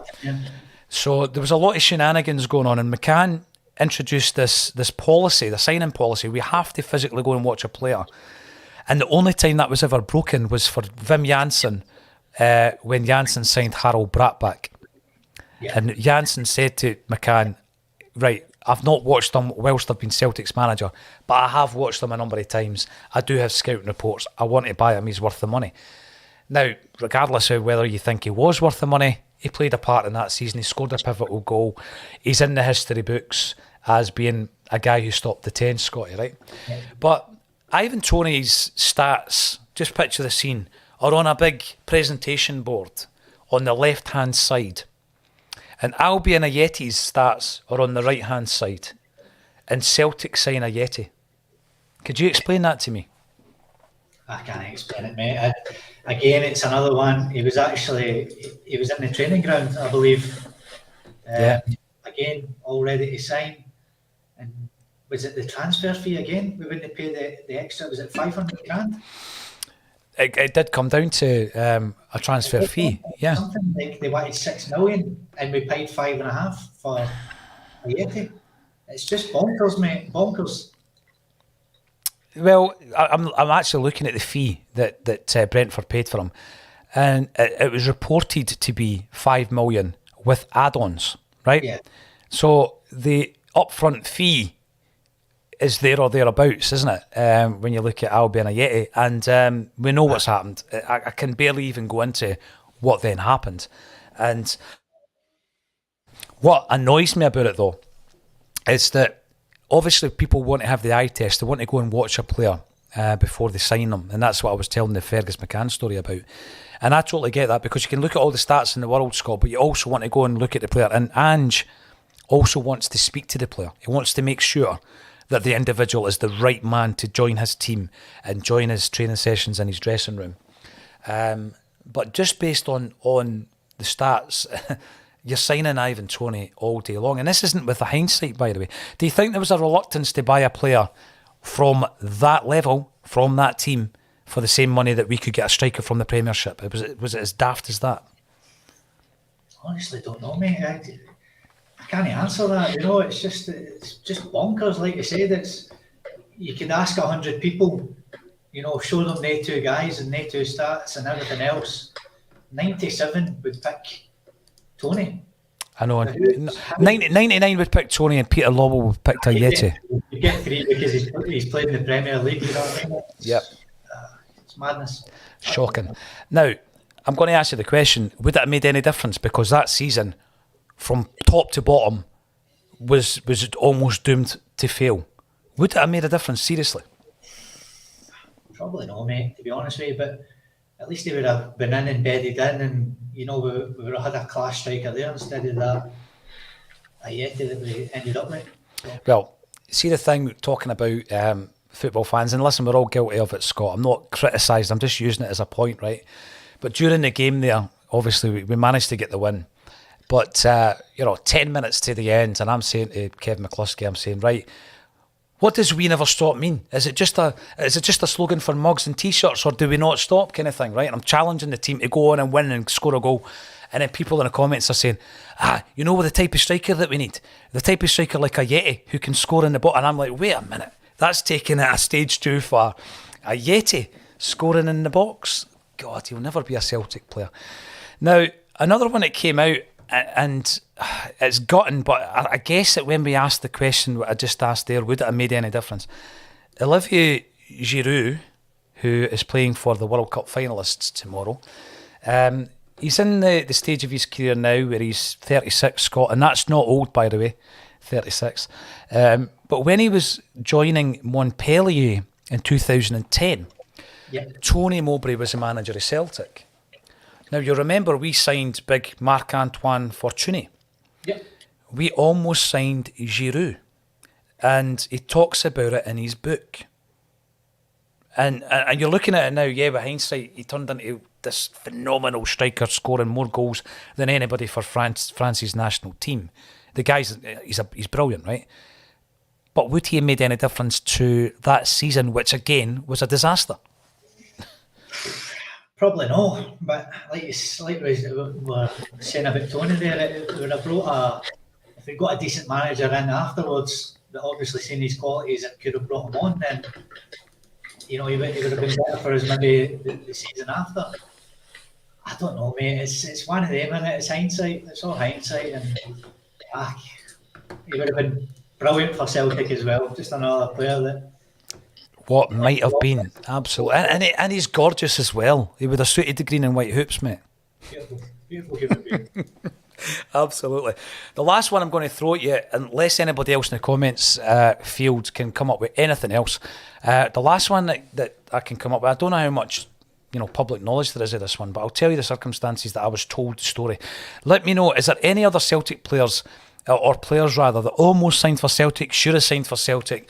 Let us know, have we missed any? I always remember back in our day, talking of centenary year and that, every single summer we were linked with a guy called Ray Stevens, who used to play for Dundee, and he was playing his football in France. We were always linked with him. We never ever signed him. He was playing for Nancy at the time. Remember him? And the wee picture was always the same picture the papers used, with his daft wee moustache, and he had a mullet. A Celtic in sensational bid for Ray Stevens, and they never ever signed him. Remember him? Was he the Robbie Keane of old day then? Probably. Outside the forge. He was the Paddy Roberts, because remember every signing, every single transfer window, Paddy Roberts' name was mentioned, and then it turned into Fraser Foster, and I think we've moved on for that. Plenty of players almost signed for Celtic. The next one I'm going to talk about is Eden Hazard, right? And I was invited along one time to Celtic Park for the whole, the whole boona, I guess you can call it, with the executive treatment. It was somebody that I know who's an investor at the club. Come along and we'll give you the whole thing, the whole shooting match, the prawn sandwich brigade, Scott, right? And I was like, aye, okay, I'll do that. So I went along, and I've got to say, XXX 18 adult dating chat, I never knew you were a Celtic fan, so that is sensational. There we go. So I went to the game, and I wasn't eavesdropping or anything, but I was with my friend who was talking to various movers and shakers at Celtic, and straight from the horse's mouth, straight from Peter, he wasn't talking to me, I was just there. Peter Lawwell said that they were offered Eden Hazard who was a young player at the time. And, you know, he's just retired from international football, having won over 100 caps for Belgium, who during that time were rated, or ranked rather, #1 in the world. He's only 31-year-old now. I'm looking at his... it wasn't the progression from Lille to Chelsea, because he was a very valuable asset at that point. It would have been earlier than that, Scott. And, you know, at that time, let's say late 2000s, and he's offered to Celtic, and we turned him down. Could have had Hazard and Ronaldinho in the same midfield. Mate, it's just fantasy football, eh? It's fantasy football, it really is. Listen, is there any others? Any others you can think of? Dearie me. I can't think of any off the top of my head now, no, but I just wiles you there. See, looking back at all the ones. Jordan Larson, there's one in the comments there. He's been mentioned a few times as well, I suppose. So Jordan Larson's maybe one I had. It takes me back. I mean, Jordan Larson was a decent footballer, so I'm going to qualify that before I tell you this story. But I do remember back in the day, because where I live, Scott, right, it's in walking distance to a place called Petrivi Plain Parks. Massive, huge, big expanse. And if you go down at the weekend, there's 1,500 bairns playing football. Phenomenal amount of talent down there. But that, for many, many years, is where Dunfermline Athletic used to train. They trained there for ages, right? For about 30 years, 25 years or something. And there was a whole bit, and you know, there was a huge bit of attention because they had a player over for a trial, and the British media came out in force. It was like a PR exercise by Jim Leishman. They got Diego Maradona's son over for a trial at Dunfermline. I don't know if you remember this, right? And honestly, he was training, and it was announced he was going to be training, and everybody went down. And Maradona's son, wee guy, curly hair, the whole lot. And I think it was like a PR exercise where, you know, Dunfermline were thinking, right, let's get an away strip, right? And it'll be maybe light blue and white, and let's put number 10 Maradona on the back of it. I think it was one of they ones, right? But I remember when Jordan Larson was linked to Celtic, and I thought, right, he's a player, first and foremost, he is. Yeah. But imagine Seven Larson again. Was it too much pressure for him, do you think? Aye, of course. I think it was like all that talk with Larson coming back as well. It's a bit legacy, isn't it? Would we want? What if he came and he was absolutely rubbish? You know, it's too much pressure on the boy. I wouldn't like to see him signed, to be fair. Just for that very reason, you know, is far too much pressure on him, I think, coming back if he came to Celtic. Yeah, absolutely. Now, Scotty, it's been an entertaining hour, as always, mate. It's good to see you looking so well. What's your plans for Christmas? I've got my mum coming over. My mum's coming over to spend Christmas and New Year with me, so I've got a wee apartment up the coast that we're going to go to for 10 days, and yeah, so Mad Tina's coming over. We're just going to relax and have a good time. Superb, mate. What was your take on today's game? It was a wee bit kind of like anxious coming into that last 5. Where are we going to find a goal? We found a way though, didn't we? Aye, I was absolutely shocked and stunned with the stats. The passing stats, the possession, the shots at goal, everything. But I'm not even joking you when I say this, right? My two pals will back me up. We were peppering the goal, and I just turned round to them and I said, would it not be nice if Calmac got the winner? Honestly, that's the God's honest truth. And then he got the ball, and then the rest is history. I got a couple of high fives off my pals, and it's nice to see him back, mate. And I think he was top of the stats for the passing, you know, to the passes completed and stuff. And he looked good. He looked very good today, and it's great to have him back. Superb. Well, it's been great to have you back on Axom. It's been too long, mate. Next time you're over in Scotland, give us a shout, and hopefully we can take in a game or something like that. Scott Allcroft, a boy that I've known since way back in the day, back in the 90s, 80s? 80s. Oh, dearie me, we're getting old, pal. Listen, it's been an absolute pleasure, Scott Allcroft. Thank you for joining me on A Celtic State of Mind, my friend. Thank you so much. All the best for Christmas, mate.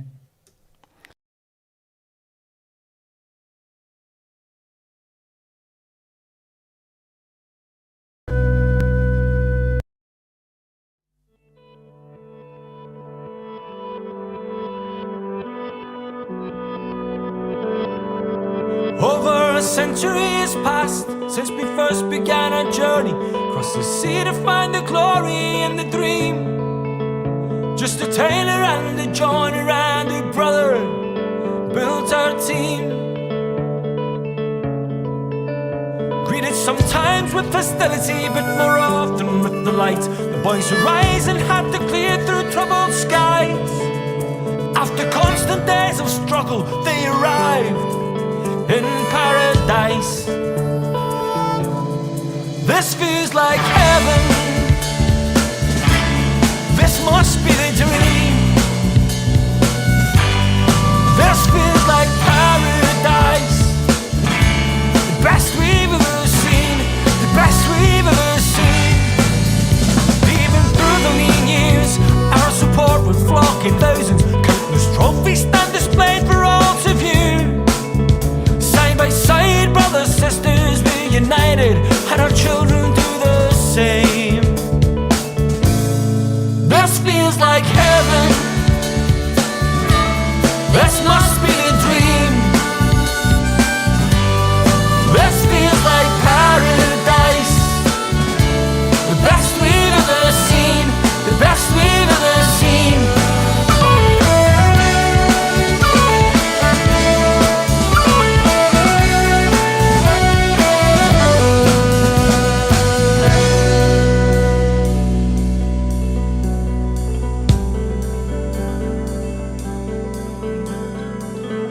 The above club was formed in November 1887 by a number of Catholics in the East End of the city.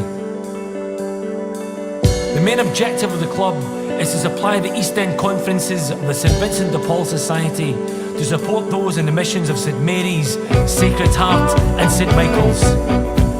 Many cases of sheer poverty are left unaided through lack of means. A football club will be formed for the maintenance of the dinner tables of our needy children. This feels like heaven. This must be the dream. This feels like paradise. The best we've ever seen. The best we've ever seen. We stand in paradise. Brothers, sisters, hand in hand.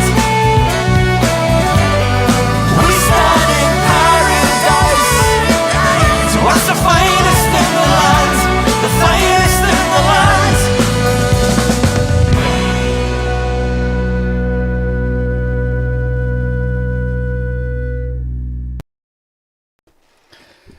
There we go, Colin Watt. How are you doing, sir? Not too bad, mate. Yourself? I'm doing good. You fancy a wee chat about Celtic for an hour? Ah, why no way? Why not? Why not? Tell you what, before we start, I have to mention that song. I've heard it a couple of times today, and every time you hear it, it's just so catchy. It's not even just a good Celtic song; it's a good song overall. And I know it comes out on Monday on the platforms. How much is the charge? 79 pence. I think it's a 99 pence track with all money's going to the charity, Colin. But you done a wee bit of research for us, didn't you, about chart entries and all that kind of stuff? I mean, realistically, what it will take for us to get into the top 40, you'd be talking somewhere in the region of 8,000 singles. If we can sell 8,000 at 99 pence, I mean, what is 99 pence these days? You can't even get a coffee or anything for that. Get yourself on iTunes, get yourself on Amazon Music, download the single, let's get into the top 40, listen to some of the rubbish that's going to be getting played this week as everyone goes for Christmas #1. This is a proper charity single. It's not about sausage rolls, it's about the history of our football club. So, and by the way, when you're at a game, Colin, you can have a sausage roll, but I mean, it's about more than that, isn't it? I mean, it's vegan sausage rolls nowadays. I know that suits you, Paul, but we're not all vegans. Not quite. We're getting there. I'm the type of guy that creeps into the fridge at 2 a.m. for a bit, chicken or something. Anyway, I'm sorry. I've been on this for 8 hours, and all the truth's starting to come out now. Right, Colin, there's loads to talk about, and we do have a theme, we do have all that, but obviously, a very, very important win up at Pittodrie. I know that yourself, you follow Celtic home and away, and we were talking, Kevin McCluskey and I were talking during the game about some of these really important wins that we've had at Pittodrie. Sometimes it's defined, sometimes a turning point in a season where you go up there and you win an away game, and you've seen the Ronnie roar, and you've seen Big Ange like he did today going up to the fans. How important was that today? That was sorry, that was massive because it was one of those games that felt as if it was creeping away from us. We dominated the game from start to finish. It can't be said otherwise. 33 shots on target, 89% possession. Look, stats are only as good as what you put in front of the goal, and unfortunately, it was just a case of hitting the red wall time and time and time again. And it took some sort of inspiration from the middle of the park, and that's what it was, because as soon as Turnbull came on, he seemed to kind of interlink the play slightly quicker with McGregor. It opened up a bit of space, and McGregor, I've always said there's nobody better in the Scottish Premiership with a left foot from the edge of the box than Callum McGregor. He's going to find the back of the net if you give him enough chances. But honestly, watching that game today, you could tell it was our first game back. The rustiness was definitely there. I was just waiting on us to get a goal and then the game to open up. But to be fair, Aberdeen, if that was a game plan, it worked for them. But that must be one of the poorest Aberdeen performances I've seen. And you could hear it full time, them getting booed off the park. And if you're an Aberdeen fan, you've got to be disappointed in that. They're the second highest scoring team in the league. They've got 20 goals between their top two up front. They're looking to change the way it was under Derek McInnes. That's all it was sit in against the big two and then hope to get something on the break. Under Jim Goodwin, it looks as if they'd changed it around, but it was a poor performance from them. And do you know what? It's just massive that we got those 3 points, especially with that result on Thursday as well. Let's keep the momentum going, continue this 9 points and take it right into the New Year game. Yeah, the big thing for me, Colin, we spoke to a pal of yours, Glenn, big Aberdeen fan, Yep. and I know that you've been on his show, giving him the Celtic kind of perspective on things, and I felt it was a good idea to try and get the inside kind of take on what Aberdeen were going to offer today. But what I seen was something completely different. So it's probably going to take the guys by surprise as well. Albeit I did appreciate their insight, I really did. And just going on to the last show there with Scotty, which was a good hour, talking about the old fantasy football, the Celtic signing Rivaldo, Ronaldinho and everybody else. Frank Kennedy remembers Ray Stephen. It was before your time, Colin. He was a player that played with Dundee. By the time Celtic were constantly linked with him, and I don't know why. He was at Nancy. Well, I get an idea that he probably knew somebody at the paper and he wanted to come back to Scotland, and he was saying to him, oh, come on, get me linked with Celtic and all the rest of it. There's a couple that I can remember from sort of always appearing round about the January or summer windows. Was Rod Fanny was one of them. Rod Fanny, the amount of times we were linked with him, and the boy that played for Villarreal. Right, I'm going to just check that he's a real player. Rod Fanny, how do you spell his surname? Fanni. Okay, Doc. Rod Fanny, I've never heard of Roderick. Right. What age is he? He's 41. He's still young. Can't be linked to him now, but definitely I'm talking about sort of Gordon Strachan, Neil Lennon era. Is that right? Yeah, we used to get linked with him all the time. And, you just wanted to say Fanny on the podcast, didn't you? Yeah, I mean, we're not past the watershed yet. But Riquelme was the other one. Riquelme was always in a taxi in London Road at some point. Oh, I love these stories. I love that. Oh, I've just seen a picture and I've just seen a jersey and it's got a name on it. Nonsense, right? But there's a few here as well coming in from Celtic follower. I'm thinking JJ Okocha, Ginola. Yep. You know, let's say a prayer for David. Kinkladze. I would have loved to have seen Kinkladze in a Celtic jersey. And Shevchenko, who is a pal of Dermot Desmond's son. I'm just saying. But there we go. There's. Do you remember the summer where we basically invited all the sort of Premiership has-beens up for a round of golf? That's right. Sol Campbell, David James, Jimmy Bullard. Aye, Bullard. That's right. Was that not the same summer that Novo's pictured going into Celtic Park? Or maybe I've tried to remove. No, that would be beforehand. Yeah. Now, I've got a few comments I want to go through before we get stuck into a wee bit of chat. Colin Watt.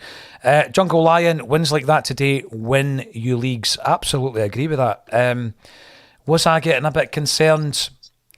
I was getting frustrated, Colin, because I think what was happening was Aberdeen looked pretty comfortable. So, yeah, we can criticise them now, and the fans were booing as they were going off the park, like you say. But would they have been booing if they got a nothing each draw? No, of course they wouldn't. I mean, a point against Celtic, considering the very few points that we actually drop across the season, is massive. But I think it was the style of football that Aberdeen adopted today. I don't think it's the style of football that, one, the fans pay the money to come and see, and two, that they expect from the club that's challenging to be the third biggest side in Scotland.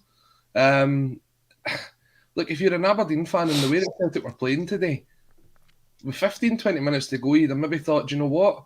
If Celtic aren't going to be the ones to score the goal, we can be. And I noticed when Johnny Hayes came on, he was definitely a lot more further thinking, trying to get forward, getting at them. And you look at, as I say, Miofsky, the top goal scorer in the league, Duke, who's coming on to a really good game. They didn't get fed any sort of service threat, today. no threat at all. I couldn't actually tell you how good those players are because they had nothing. But then you're looking at it and you're thinking, if that was Celtic and away from home in Europe, maybe playing against the Real Madrid, would you have been happy kind of walking away with only getting beat 1-0? Maybe. But I'd still be disappointed that when you're looking at a team that, yeah, we played well, but we were missing that killer edge, and there was almost that chance for Aberdeen to take advantage of that. This is the worry, isn't it? And I think during the game, what I says to Kevin McCluskey was, anything can happen if a ball's lofted in and there's a decision and somebody goes down on a handball or anything like that. You just know it's not going to go our way, Colin. You just know it's not going to go our way in the dying minutes of a game like that. So there's a couple of things I want to bring up. The first one is the guy who created the goal. The second one, the guy who scored the goal. We'll start off with Jamesy Forrest. Mm-hmm. When he signed his deal, let's say divided opinion, Colin. What side of the fence were you on? I didn't think he should have pulled on a jersey again, especially after some of the performances he put in last season.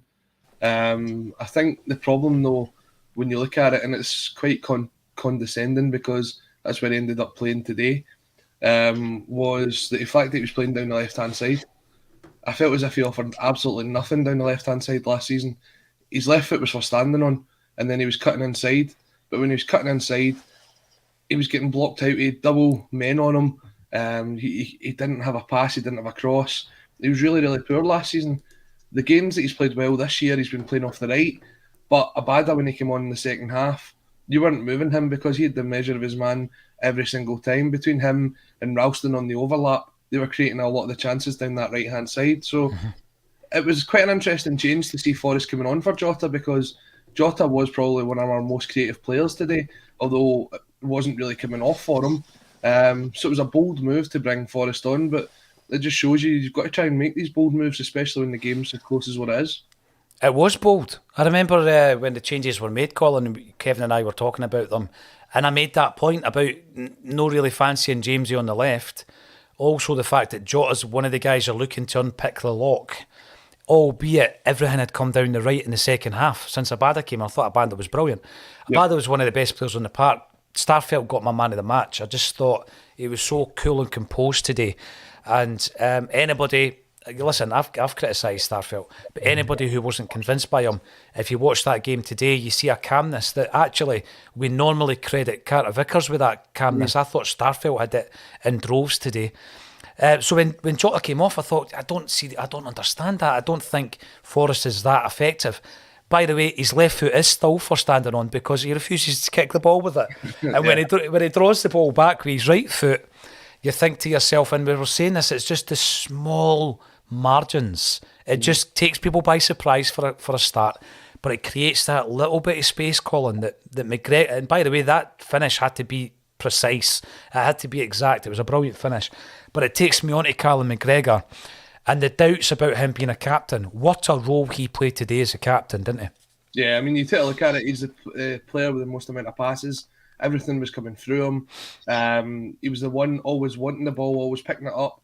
Don't think he really gave away a ball at all. He was very effective in the middle of the park.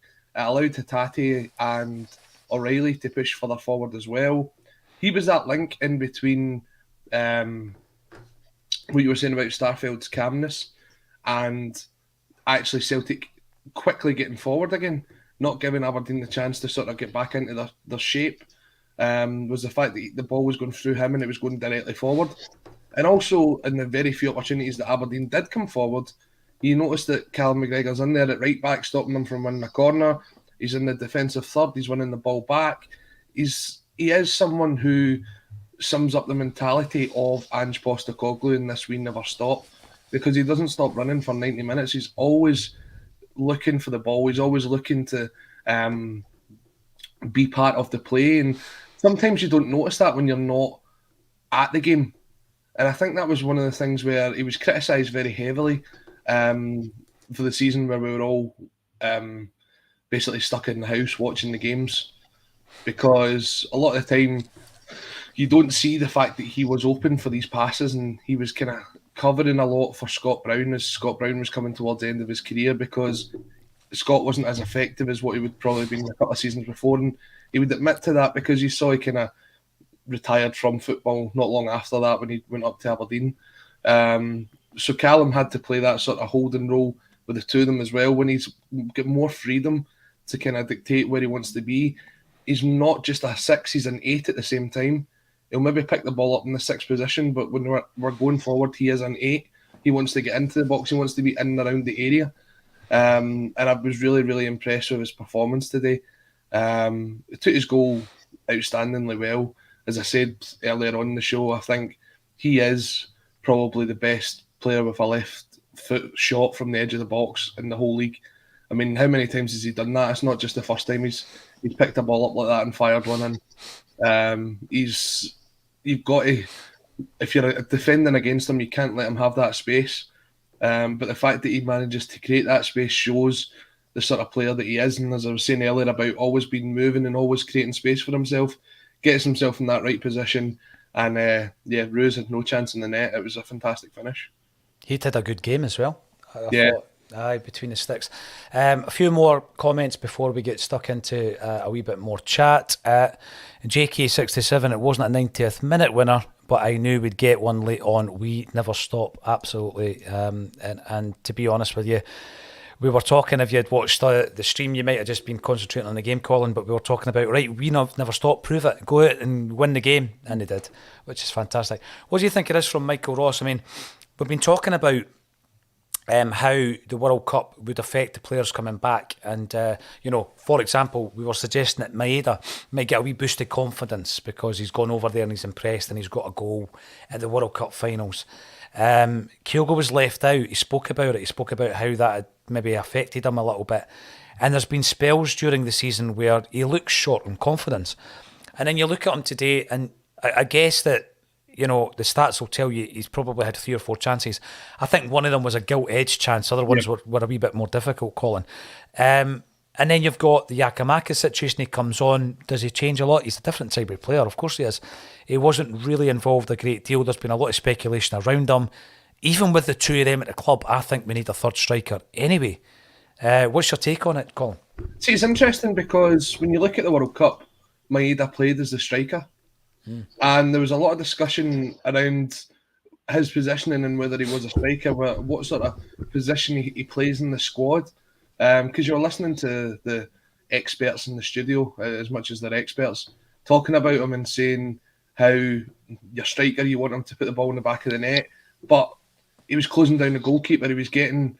he was creating opportunities for Japan because it was forcing mistakes in the back line. And when he's playing out in the left for us today, he's not going to cause that because he's kind of stuck out there. He's not going to be the one that's going to be closing down Ruse. He's not going to be the one that's closing down Stewart and whoever else was playing centre-half. I think it was McCrory. He's not going to be the player doing that because he's stuck out in the wing. It's very similar to when we tried to accommodate Kyogo and Edward at first. We knew Kyogo through the middle was going to close down from the word go. And Edward was more the sort of sluggish, pick the ball up, but fantastic technically players. And then when we moved Kyogo into the middle, we saw that closing down straight away from the word go. But the thing with Kyogo is, as much as he misses these sitters, he is still scoring goals as well. Yeah. He's got 10 goals in 14 games in the league so far this season. Now, if you can't count the amount of chances he's had, he could have easily had 20 already. But I think the fact that he hasn't got 20 is the reason that he's still at Celtic. Because if he was scoring every single chance that he had, would we be able to hold on to someone like that even after a season, Paul? Well, I'm going to go back to his early appearances for Celtic, right? And I remember on Acsom, he was criticised when he was scoring, when he was being prolific, because he was missing loads of chances. And I don't think this is a new phenomenon. No, it's just not. he's always missed a lot of chances. But then I always think back to that game against Hibs in the cup final, and the 2 goals that he scored in that cup final, and thinking to myself, he's the only player on the pitch, potentially the only player in Scottish football with the technique to score those 2 goals, Colin. And you don't lose that. No. You don't lose that technique. So form and confidence, absolutely up and down.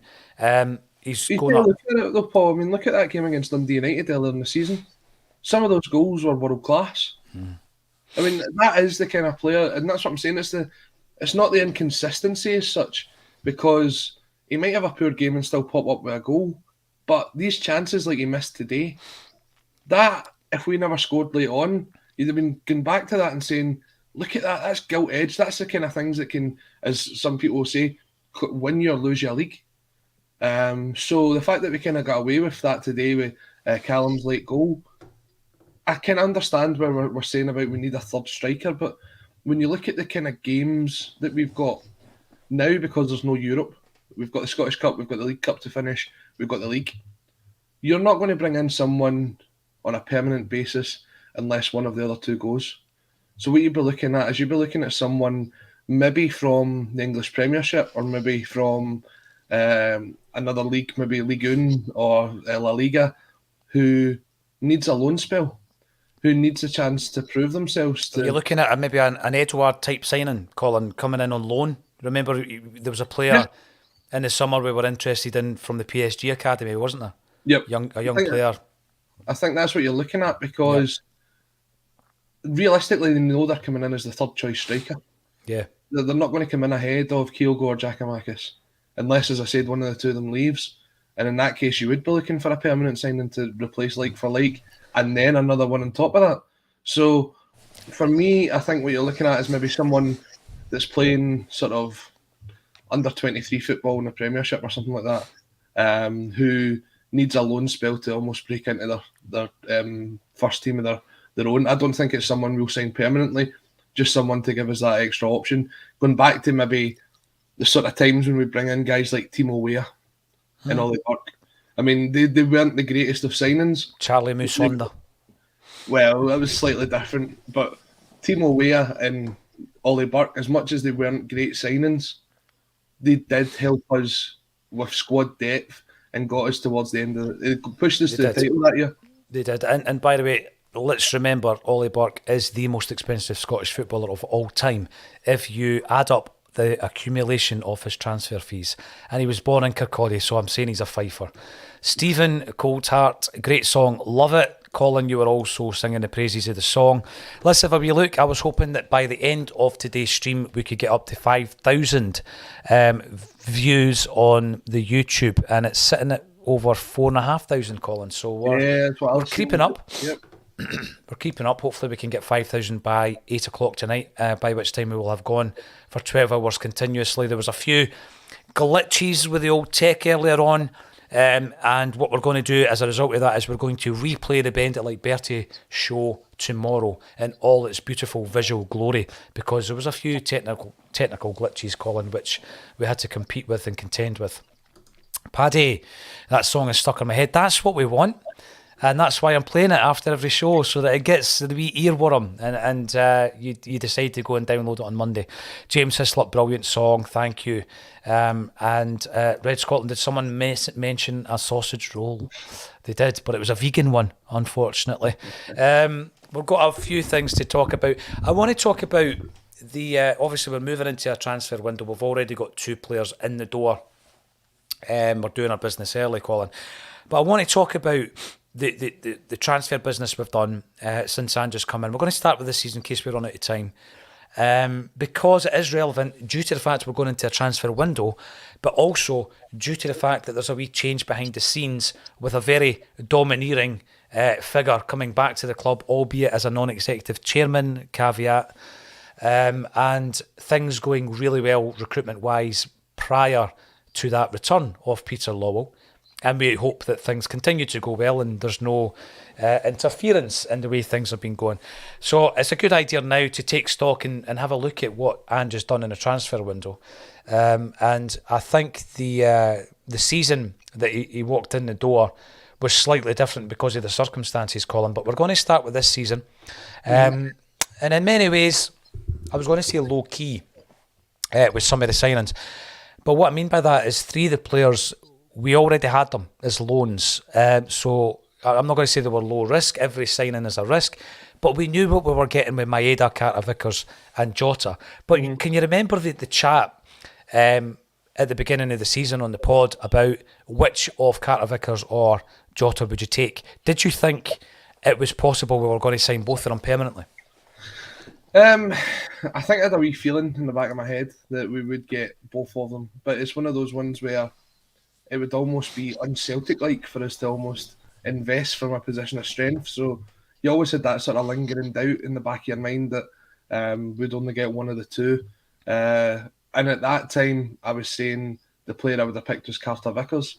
And to be honest, I think I still stand by that because players like Jota, as incredibly gifted as they are players that might only be here for a short period of time. And I'm not saying that in a sort of bad way. There'll be someone that we maybe go and get 30-40 million pounds for eventually, and we can build a team around that. But having a defensive rock like Cameron Carter-Vickers, you can build a team around that all the time. You can't, but I mean, are you going to go out there and find someone as technically gifted right away as Jota? That might take a couple of seasons to do that. But having a team like, if you can build a team around Cameron Carter-Vickers for the next 4 or 5 years, it's just such a reliable way to do things. It's like keeping McGregor on a long-term deal because we know what we're getting from him. We know how consistent he can be. We know how consistent Cameron Carter-Vickers can be. And for me, I think probably we've said it on here before, but for me, he's probably the best centre-half we've had since Virgil. Yeah, we did suggest that, and people thought we were comparing him to Virgil. We weren't. No, doing that. not at all. You know, we were saying, has there been a better centre-half since Virgil van Dijk was at the club? And I would say no. I spoke about the CCV security number on the back of your bank card and the CCV security at the back for Celtic, because that's what he is. He gives you that added layer of security, albeit Starfelt today, I think, has picked up a lot from the performances of Carter-Vickers, by the way, because the way he was sweeping up at the back. By the way, Paddy Lavery, you have made me smile today with that comment. I'm not going to bring it up in case any kids are watching, but it was to do with that player that Colin mentioned, and you were asking about almost signing for Celtic, and you're asking if he was a Brazilian, and I like that kind of patter. Jungle Lion, think the gap will be bigger than 9 when Celtic play them. Let's hope it is. Today is that type of day that could have given them a bit of momentum, given them a bit of hope.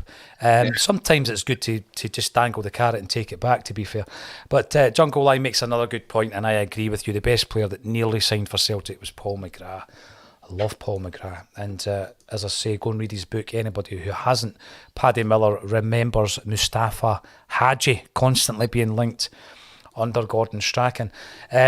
What does the future hold for Jota and Carter-Vickers then, Colin? How long can we hold on to them? They strike me as being part of a plan whereby we do increase the value of players and eventually we move them on for a huge profit. I mean, you mentioned Callum McGregor. It looks as though he's going to be with us for his entire career. I don't ever get that. I don't want to think about the day that Jota and Carter-Vickers leaves, but it is going to happen, isn't it? Yeah, I mean, it's just the inevitability of football. We never wanted to think of the day that Henrik Larsson would leave Celtic, but when it came, it was hard enough to swallow. So, look, it is going to happen eventually. I think the first one to go will be Jota. I think he's already on the radar of some really big clubs. You could see Benfica were absolutely frustrated with themselves, to say the least, that they included that clause in the contract when he went out on loan, and was probably one of the reasons why it took so long for us to get that deal over the line. But Carter-Vickers, when you look at Carter-Vickers' history, he's a bit of a nomad. He's played for 6 different teams in the Championship and League One. He's never really found his way. He's always been the sort of standout, maybe as a loan spell, but could never get the deal done. Now he's got a permanent home at Celtic. It's only really his first season permanently. Jota's obviously played for Benfica's first team a number of times before. I think he'll be the one that goes first. And as I said, will we get someone that's like a like replacement? That might be very difficult to find, but as long as we can keep the ball out of the back of our own net, then you look at some of the players that we do have, the likes of Haksabanovic, the likes of Maeda, Abada, Kyogo, Hatate. We're scoring goals from all over the park. So if there was an area that you could probably afford to let one go from, it would be the forward line, because there is always players that's ready to step up and take advantage of that position. Whereas if we lost Cameron Carter-Vickers, it would be serious money to try and replace someone of that ilk. I mean, I know you're saying Carl Starfelt stood up and looked very good, but he's always looked good playing alongside Carter-Vickers. I never think it's been a partnership like that when Carter-Vickers has been injured. Excuse me, when he's been playing alongside either Jens or Welsh, he's never looked as comfortable as that. So when you've got a partnership that's as solid as that, you go back to sort of, we're speaking about Van Dijk and Denier. Van Dijk made Denier look a fantastic player. And I think that's the same thing with Carter-Vickers and Starfelt. Just being so comfortable and knowing who's playing alongside you and knowing what your role is can maybe make an average player look very good. The thing with Denier, I think he's made really bad choices. I know that he went to Lyon, but I just think that he's a player that's kind of faded out of the international scene as well. Yeah. And he was more than part of that for a long time, a very good side as well. Joe Hamilton comes in to admit that he was worried around who would take over after Scott Brown. Remember, I said it should be Chris Ayer, and Joe says I'm ashamed to say that he was worried. Who did you think? I said at one point during the summer, James Forrest, and Kevin Graham said Greg Taylor. Yeah. And to be fair to him, I mean, Greg Taylor is coming across as a leader. Yeah. You even saw that today, how far forward he was and getting involved in everything. I think he's definitely someone who has developed massively over the last 2 years under Ange Postecoglou. We speak about how far Anthony Ralston's came on, but Greg Taylor's came on leaps and bounds as well, and that's great to see, especially for a young Scottish talent as well. Yep, absolutely. Now, we spoke about 3 loan deals who became permanent. Called another one, of course, was Maeda, who's come back from the World Cup. Has come in for some criticism this season, went away, had a good World Cup, came in today. Wasn't great today. What's his best position? You tell me. Honestly, I struggle. I think he's someone who almost needs that free role behind the striker to sort of just chase everything down. Because for me, he's not going to be someone who will score you 20 goals a season. I don't think his finishing's up there. But his energy, his enthusiasm, he is the epitome of we don't stop. He doesn't stop for 90 minutes. Even in the game, was it at Ibrox last season, or was it the one at Celtic Park this season, where it looked as if he was injured after 70 minutes and he played on till the end of the game, and he never stopped running the whole time. And that's such a vital asset when there's games maybe in Europe where you're chasing the game for a long period of time, or you're trying to force teams to come out and instead of playing this sort of low block against you. He played as a striker for Japan. He got his goal. Didn't really create much else apart from that. So if you're happy with a striker that's maybe only going to get you 10 goals but may create a lot of chances for other people, then you play him as a centre forward. I don't think he's effective on the wings. So apart from that, maybe it has to be a sort of floating 10 position behind the striker, where he's got that free rein just to be a Duracell bunny and chase everything down. You know, you've made a point there, Colin, right? Talking about playing through the middle. I think this is the reason we've not got a third out-and-out striker, because Haksabanovic, Maeda and Abada can all play through the middle. It's not their preferred position. It's probably not their strongest position, but they can play there. And I think that's the reason why we haven't brought in a third, because if the chips were down like they were last season when Kyogo and Giakoumakis were both injured at the same time, and we had to face St Johnstone away from home in a tricky tie on Boxing Day, we were forced to play Joey Dawson for part of that game. Yep. We wouldn't be in that position because it's just a switcheroo, Maeda or Haksabanovic or Abada. So when Ange's looking at that, maybe the best case scenario would be to have a third striker, but then you're having to try and keep three strikers happy, and it's hard enough keeping the two of them happy, it would appear, with a rotation. So that's maybe why we've not invested so far in a third striker. Yeah, that's the thing. I mean, you look at Maeda's goal return in the J League. A lot of that was when he was playing as the solo striker, and I'm talking about that sort of 4-5-1, not so much the 4-3-3 that we play. It was like he was chasing everything down. He was getting onto it. There was balls getting played over the top to him. We don't really play that style of football, and I think it's very difficult for someone who really benefits from that to have a role where we're a very passive sort of, yes, get the ball forward as quick as possible. But I mean, look at the amount of passes we had today. I think it was the best part of 900 passes, and we'll pass teams to death in this league. But you saw it yourself when he came off at half time. Abada was able to beat his man, to get forward, get the balls over, had a really good partnership with Anthony Ralston in the second half. Abada was brilliant in the second half. Abada was superb in the second half, Colin. And it then can I ask you, right, so what do you do with Maeda? I think there is a place for him in the squad, especially. I mean, there's no shame in being someone who could be seen as someone to come off the bench and change the game. Guys like Ole Gunnar Solskjaer made a career out of it, and is always regarded very highly at Manchester United before he became a manager, obviously, for that. But how do you keep everyone happy? That is the challenge, and because we've got this amount of games coming up, then everyone should really get that time. Look, we've got Morton coming up in the Cup, right? And I'm not being dismissive of Morton, but for me, that's a chance to get some guys minutes. Dougie Imrie's done a fantastic job at Morton. They're pushing for promotion this season, and they're playing some good football. But on a big park at Celtic Park in the Cup, sort of early kick-off, guys like Maeda could maybe get that chance through the middle to show what he can do. You mentioned Dougie, you mentioned Dougie Imrie there, and I got a flashback, mate. Yeah, the penalty. Do you know, here, obviously being in Greenock, the local sports shop is actually selling, which sells Morton's merchandise, is selling the old Fruit of the Loom t-shirts with a printed image of him celebrating after scoring the penalty, like printed across it. Probably costs about £3 to make, and they're selling it for about £15.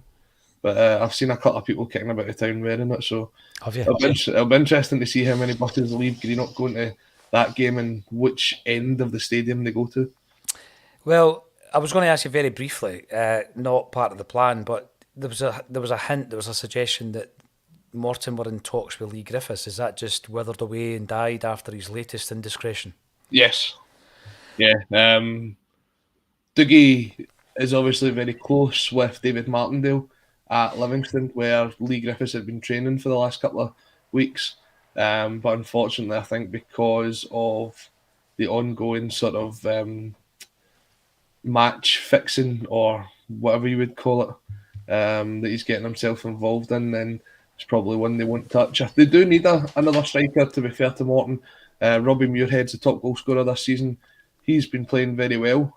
He's someone who looks as if he's finally shown the promise that he did when he broke through as a youngster. And they've got goals coming from all over the park as well. But yeah, I'd love to see Morton up in the Premiership. I think Caplow's a fantastic stadium. It's one of those old school stadiums that you just love to visit.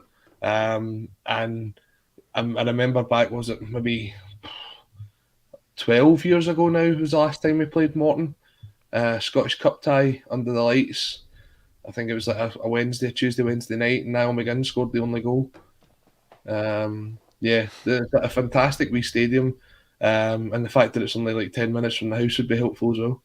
Yeah, I get that, Colin, but obviously we know where your loyalties lie.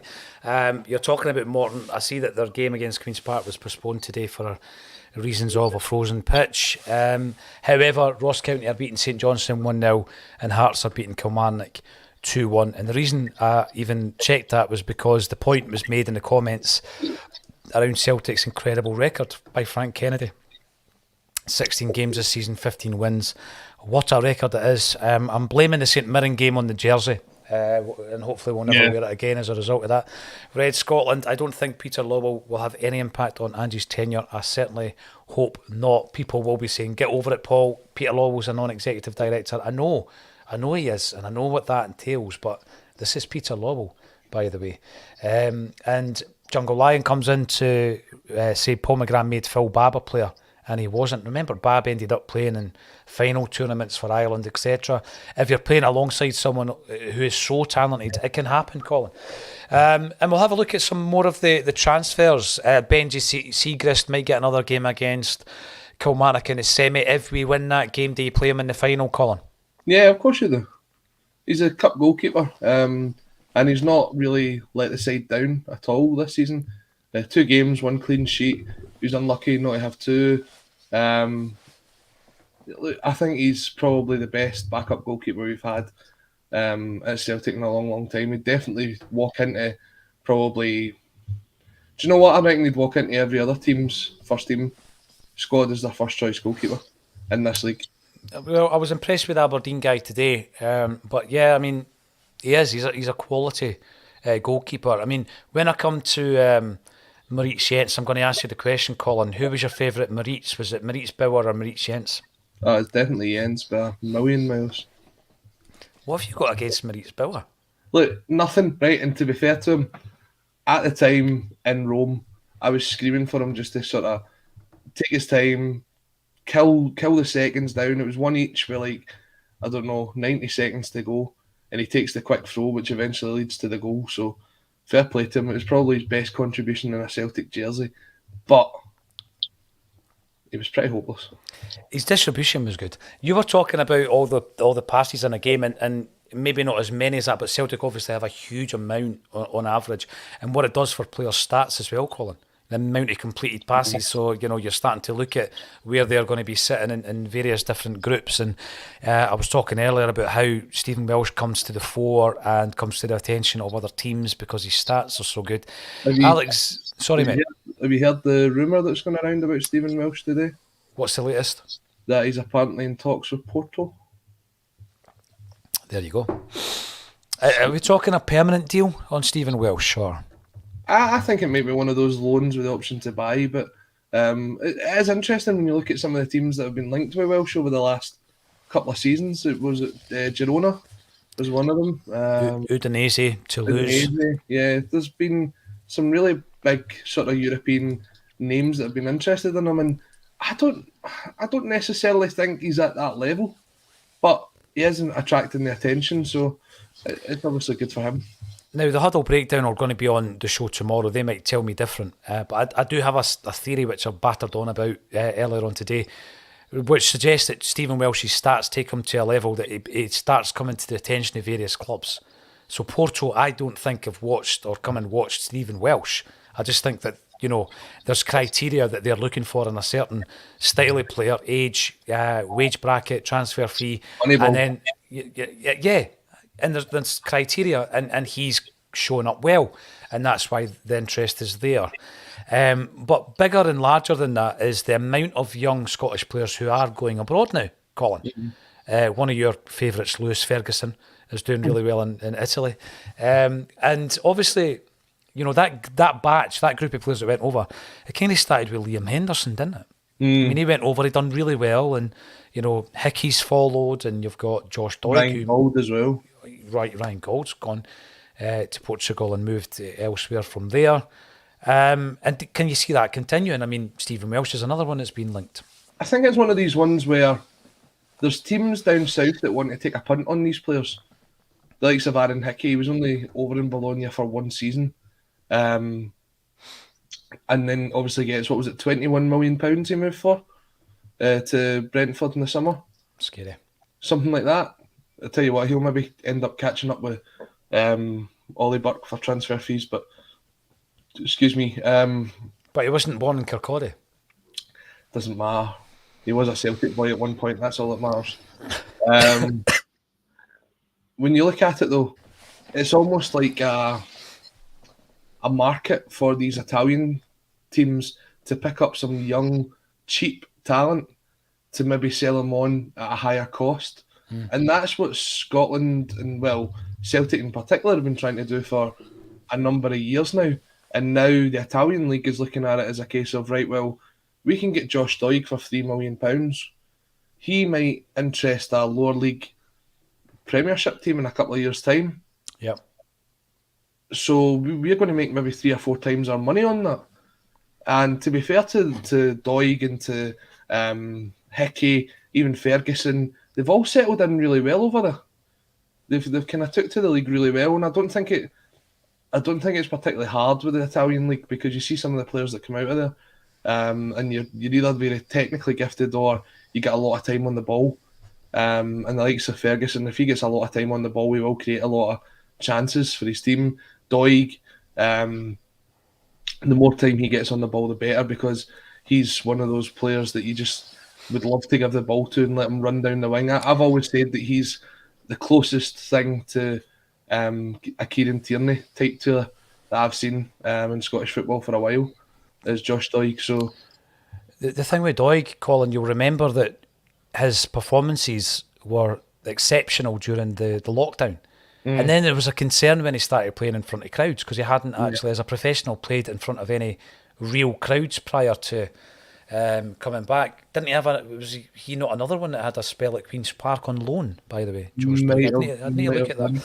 You take a look at it. I mean, the only team so far that has been bold enough to take a punt on a young Scottish player who maybe doesn't have that amount of experience is Liverpool with Calvin Ramsey.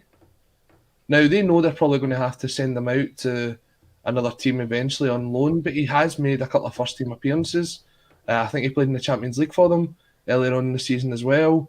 They've then got young Ben Doak, who came off the bench yesterday and put an assist in the friendly tournament that they're playing in over in the United Arab Emirates at the minute.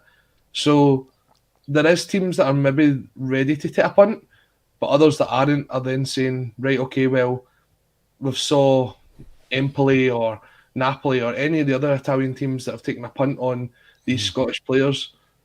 They've done not too well for a season. Let's spend the money and get it in, because £20 million for a Premiership team is nothing these days. They spend that money on players like Ollie McBurney. Oh, exactly. I prefer Ollie Burke. Josh Doig did join a whole host of players who have played for Queen's Park, including Simon Donnelly, Alex Ferguson, Malky Mackay, the boy Robertson that did okay, and Tony Ralston, who's probably the best of that list. But and also a lead singer of Las Vegas. Oh yeah, James Allen. Yeah. Tam Mac, where's the rumours coming from? Where did you hear the rumours, Colin, about Porto? I saw it on social media earlier on, but it's made its way onto Kerrydale Street as well. So KDS. At least if it's something that's going ahead. Alan Woods reckons that Porto would be a good move for Welsh, better weather to sit on the bench. There's a few other players that we've not mentioned. Jack Hendry, his career turned round when he moved to Belgium. Lewis Morgan, he goes to America. He gets most valuable player. He gets a move. I think it was 1.5 million over there. Yep. He got a move. Which is massive in America, by the way, because they don't spend a lot of money. Yeah, it was a big move for him. And Mikey Johnson's doing pretty well at the moment as well in Portugal. So sometimes you need the change of environment. And I'll tell you what, imagine being a young footballer and getting an opportunity to go and basically immerse yourself in a new culture, learn a language. You'd be all over it, Colin, wouldn't you? I watched Celtic play Real Madrid's reserves in the Estadio de Alfredo Di Stefano when Celtic played Real. And when you look at it, that Real Madrid squad, they're going to have players that are going to go to the Premier League, they're going to go to the Bundesliga, they're going to go to Ligue 1. There's going to be a lot of really good talent coming out of that team that they say, well, they came through the Real Madrid Academy. Now, for young Scottish players, I mean, we look at Morrison, who went to Bayern Munich alongside, who did he go with again? Barry Hepburn. Barry Hepburn. I mean, they've been in Champions League squads for Bayern Munich before.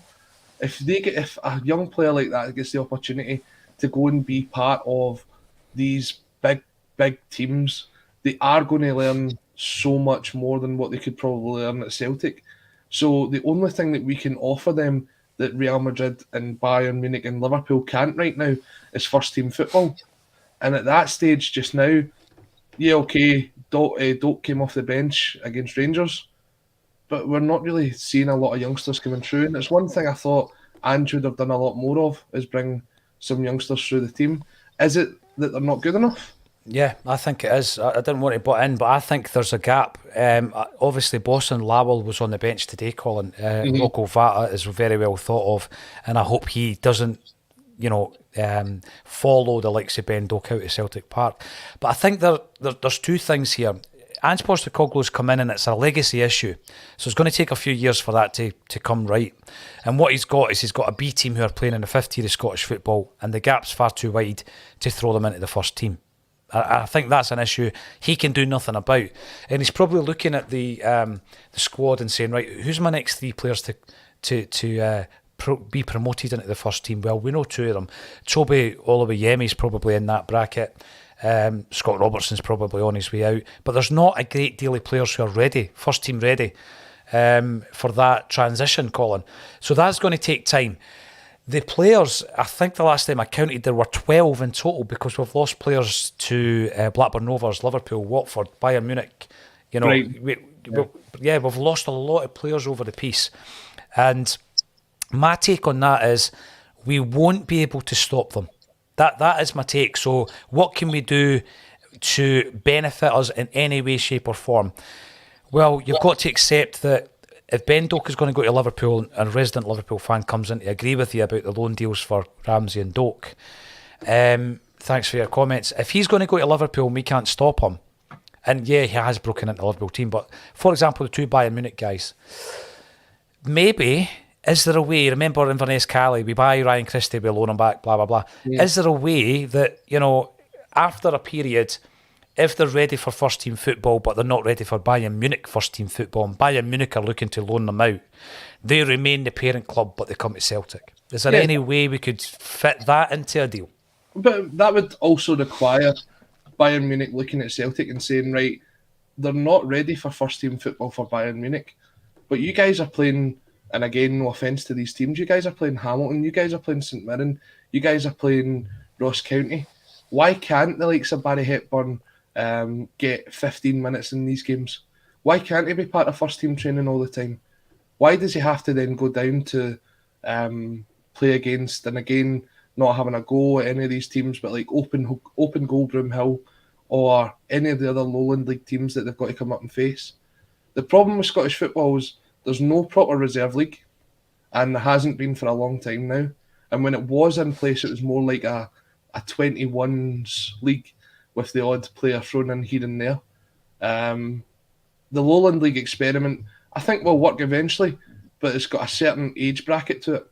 I think once you get above 18, 19, you've got to come away from that, because we need to get them up the leagues. I think we need to get, promotion has to be a part of that. And I know that the clubs that are in that league will say that it shouldn't be. And at the moment, the team's not good enough to get promoted anyway. But it needs to be a part of that, because if you've got a team like in other countries where you can be promoted to the division under the top league, so you can never play in the same division as your A team, then I think the transition from Championship for a young guy to come in is probably like a reserve league that we used to have back in the day, Colin.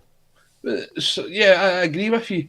And I also think that Celtic, if they were to do deals like that for the likes of Hepburn and Morrison, should also look at it as having the sort of thing that Barcelona used to include in the deals, being the sort of first refusal. So that if they maybe don't go on to make the first team, or but they still have the talent to come back, then Celtic have the first refusal to buy them back at a certain price. The player that I thought Celtic really could have done with the sort of buy and loan back thing was Calvin Ramsey. I thought Calvin Ramsey was one of those players that's came through the Aberdeen Academy, looks very, very good. I knew he was a very talented player. You saw it even when he came up against Celtic, that he looked very comfortable on the ball, and he's probably going to go on and make that right back position his in the Scotland team for a number of years going forward as well. We could have lent him back to Aberdeen for a season or two to aid his development, but the problem is, and it's an attitude that's rife across Scottish football. You speak about some of the guys that we've had on the state of Scottish football before. Any time that they're linked with a player from Celtic or Rangers or any other sort of bigger teams than them, they say, well, we're developing their players. Why? Why can't we develop our own? Yep. And the chat that I had with Glenn earlier on in the season when we were looking ahead to the season was, when you look at Aberdeen and where they finished last year, it's such a progression to get from there to being top 6, top 3, top 4. And if someone like Liam Scales, who's there just now, who's having a fantastic season for them, it has to be said, if he's that sort of player that can come in and get you to that stage where you've got the money to then go and invest in other players, then surely, even if it is developing for another team, it's helping you in the short term. And it's too much of this long-term focus where, yeah, they might go on and play for Celtic for 5 years and Celtic get a couple of £1 million for them. But it was never said about that for James Maddison. It was never said about that for, what was the goalkeeper called? Daniel Ward, who went on to play for Wales at the World Cup there. There's a sort of snobbery around taking some of the best young talents out of Scotland and developing them at other teams. Who knows? Someone like Mikey Johnson, who has fallen out of favour at Celtic, or a Scott Robertson, who Ange spoke about on his press conference yesterday. If you have that opportunity to show them what it's like up at Aberdeen... Who grassed them up? Oh, we don't speak about that person. I'm surprised that was that sort of question that wasn't to do with biasness or conspiracy theories. If you introduce someone like Scott Robertson up to Aberdeen for a season, you never know that they might turn around and say, do you know what, I see my future here. Robbie McCrory did it when he was at Rangers. Not everybody's going to make that breakthrough from youth development football to the team's first team, especially at Celtic. Very few are going to do it. But if you want to keep a career in Scottish football, you've got to look at these teams like Aberdeen, like Hibs, and say, do you know what, I'd take a loan spell up there. And the Aberdeen fans, I think the snobbery around that is just one of the reasons why they can never get anywhere near closing the gap between where they are and the top two. And there is an opportunity to do that if they would just be less sort of... I think Christie was the one that annoyed him, wasn't it? Christie goes to Aberdeen. He transformed as a player, I felt, and physically he transformed. He comes back to Celtic and he is then a first-team player. Whereas when he went to Aberdeen, he wasn't getting a look in. And that's the one that annoyed the Aberdeen boys you're talking about, isn't it? Yeah, but I mean... Look, they always speak about this gap in finances. Now, the way but they won't sell us tickets. Well, there's that as well. There's an opportunity now, and Hearts got to experience it this year, of playing 6 games in Europe. And the way that if Celtic, Rangers, even Hearts, whoever else qualifies for Europe, if they keep putting the performances in for the next 2 or 3 seasons, that's almost guaranteed. For me, I would be looking to spend the money, invest in my squad, and guarantee that I've got that European spot. Because if you spend £3-4 million to bring in 8, you've doubled it.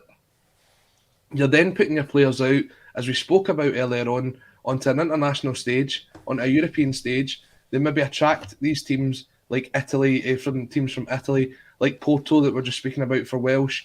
Suddenly, the move comes in, you get £4-5 million in, you reinvest, you bring in better players, you close the gap.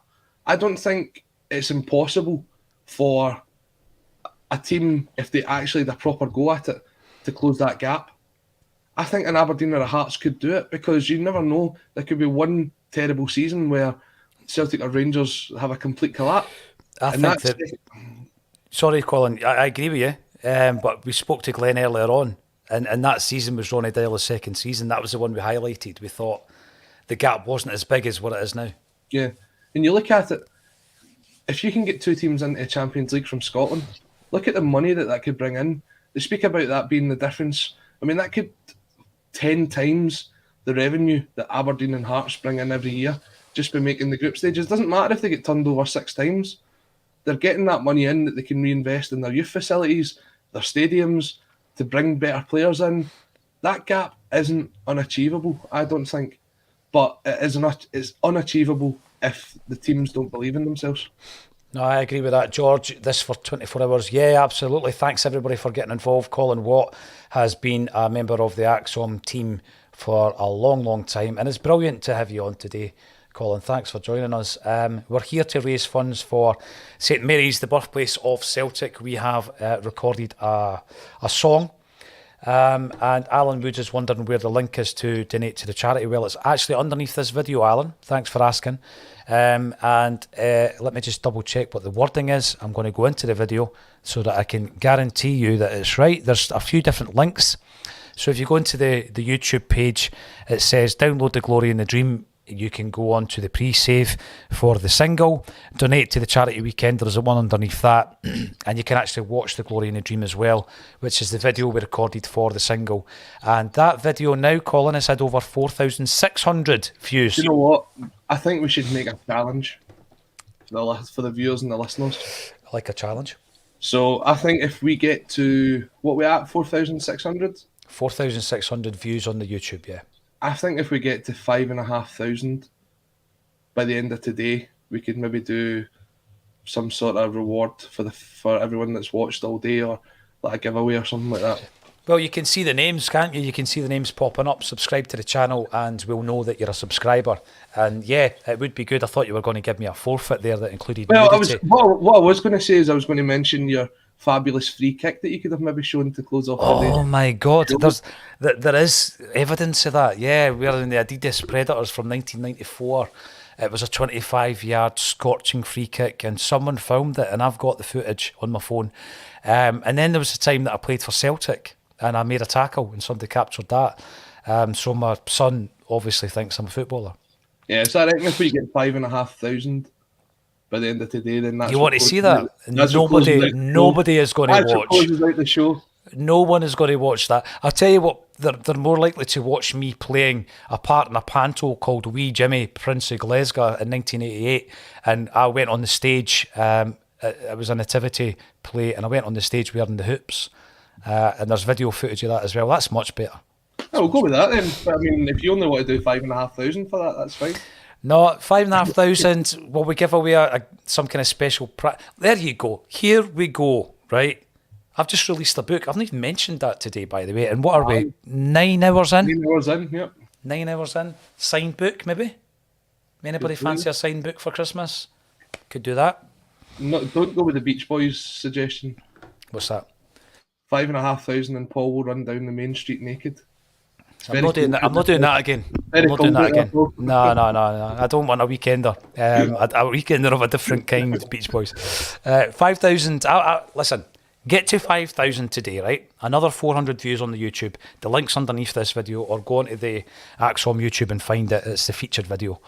And we'll give away a signed brand new book for Christmas. We'll make sure it comes to you for Christmas as well. If it's in Glasgow, I'll drop it off on Monday or something like that. Yeah, so make sure when you're watching the video, take a screenshot of it, tweet at Axon Pod, tweet Paul John so that we know that you've watched it, subscribe to the channel, and most importantly, when the single comes out on Monday, purchase it. We need roughly about 8,000 of you to do it.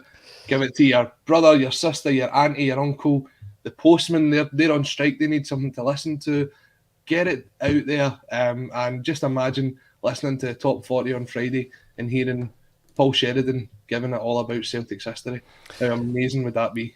Jungle Lion, you follow me on Twitter, mate. DM me an address and I'll send it over, and tell me your size as well. I'm feeling a wee bit charitable today, so do that.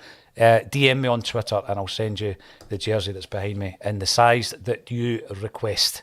Yes, I'll do that with the book. There was something else came to my mind. I'll definitely do that with the Bukai. That's no problem. 5,000 views. Get on it. It's a great track. I love it. Paul Sheridan, an absolute brilliant guy. Callie Connor, a genius, superb vocalist. Colin Watt, an Acsom legend in his own right. Thank you very much for joining us, Colin. What I'm going to do is I'm going to play the song. I'm going to play the song again after I say farewell to Colin. And then there'll be a 1 hour show where I speak to Callum McFadden. Callum McFadden is up for an hour. And I'm trying to remember what I spoke to him about, Colin. It's been a long day, but I'll play you that one. And then we've got another hour after that, and then we've got another Celtic podcast coming on to see us through to 8 o'clock. Paddy Lavery said, I look tired. Yes, my throat is getting a bit tired, mate. So I'm going to play a wee pre-record. It won't do what the Bend It Like Bertie one done earlier. It will be much better quality. All that's left for me to say is, Colin Watt, thank you once again, my friend, for joining me on A Celtic State of Mind. Take care.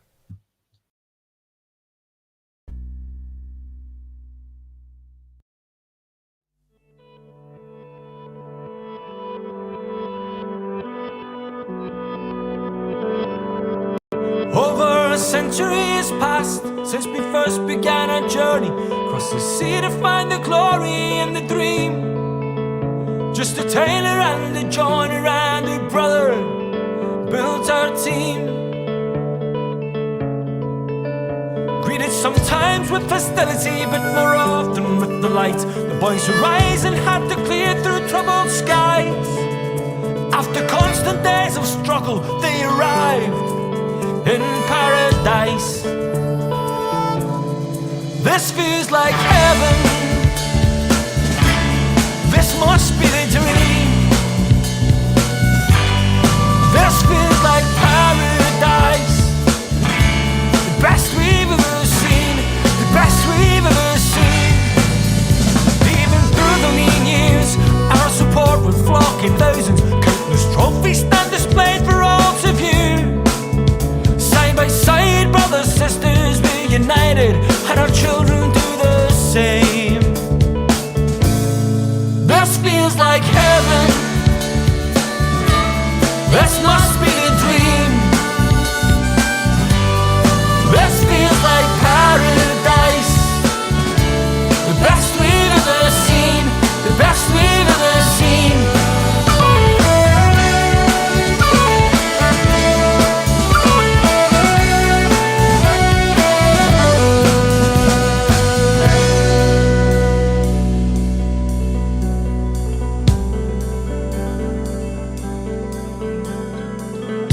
The above club was formed in November 1887 by a number of Catholics in the East End of the city.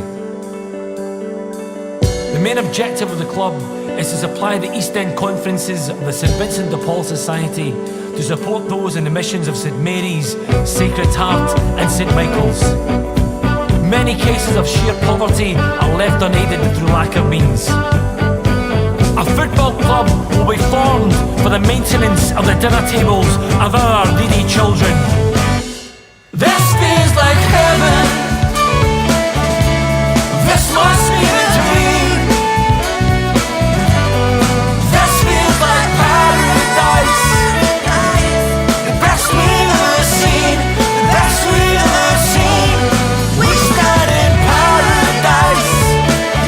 Brothers, sisters, hand in hand. We stand in paradise. So what's the finest in the land? The finest in the land.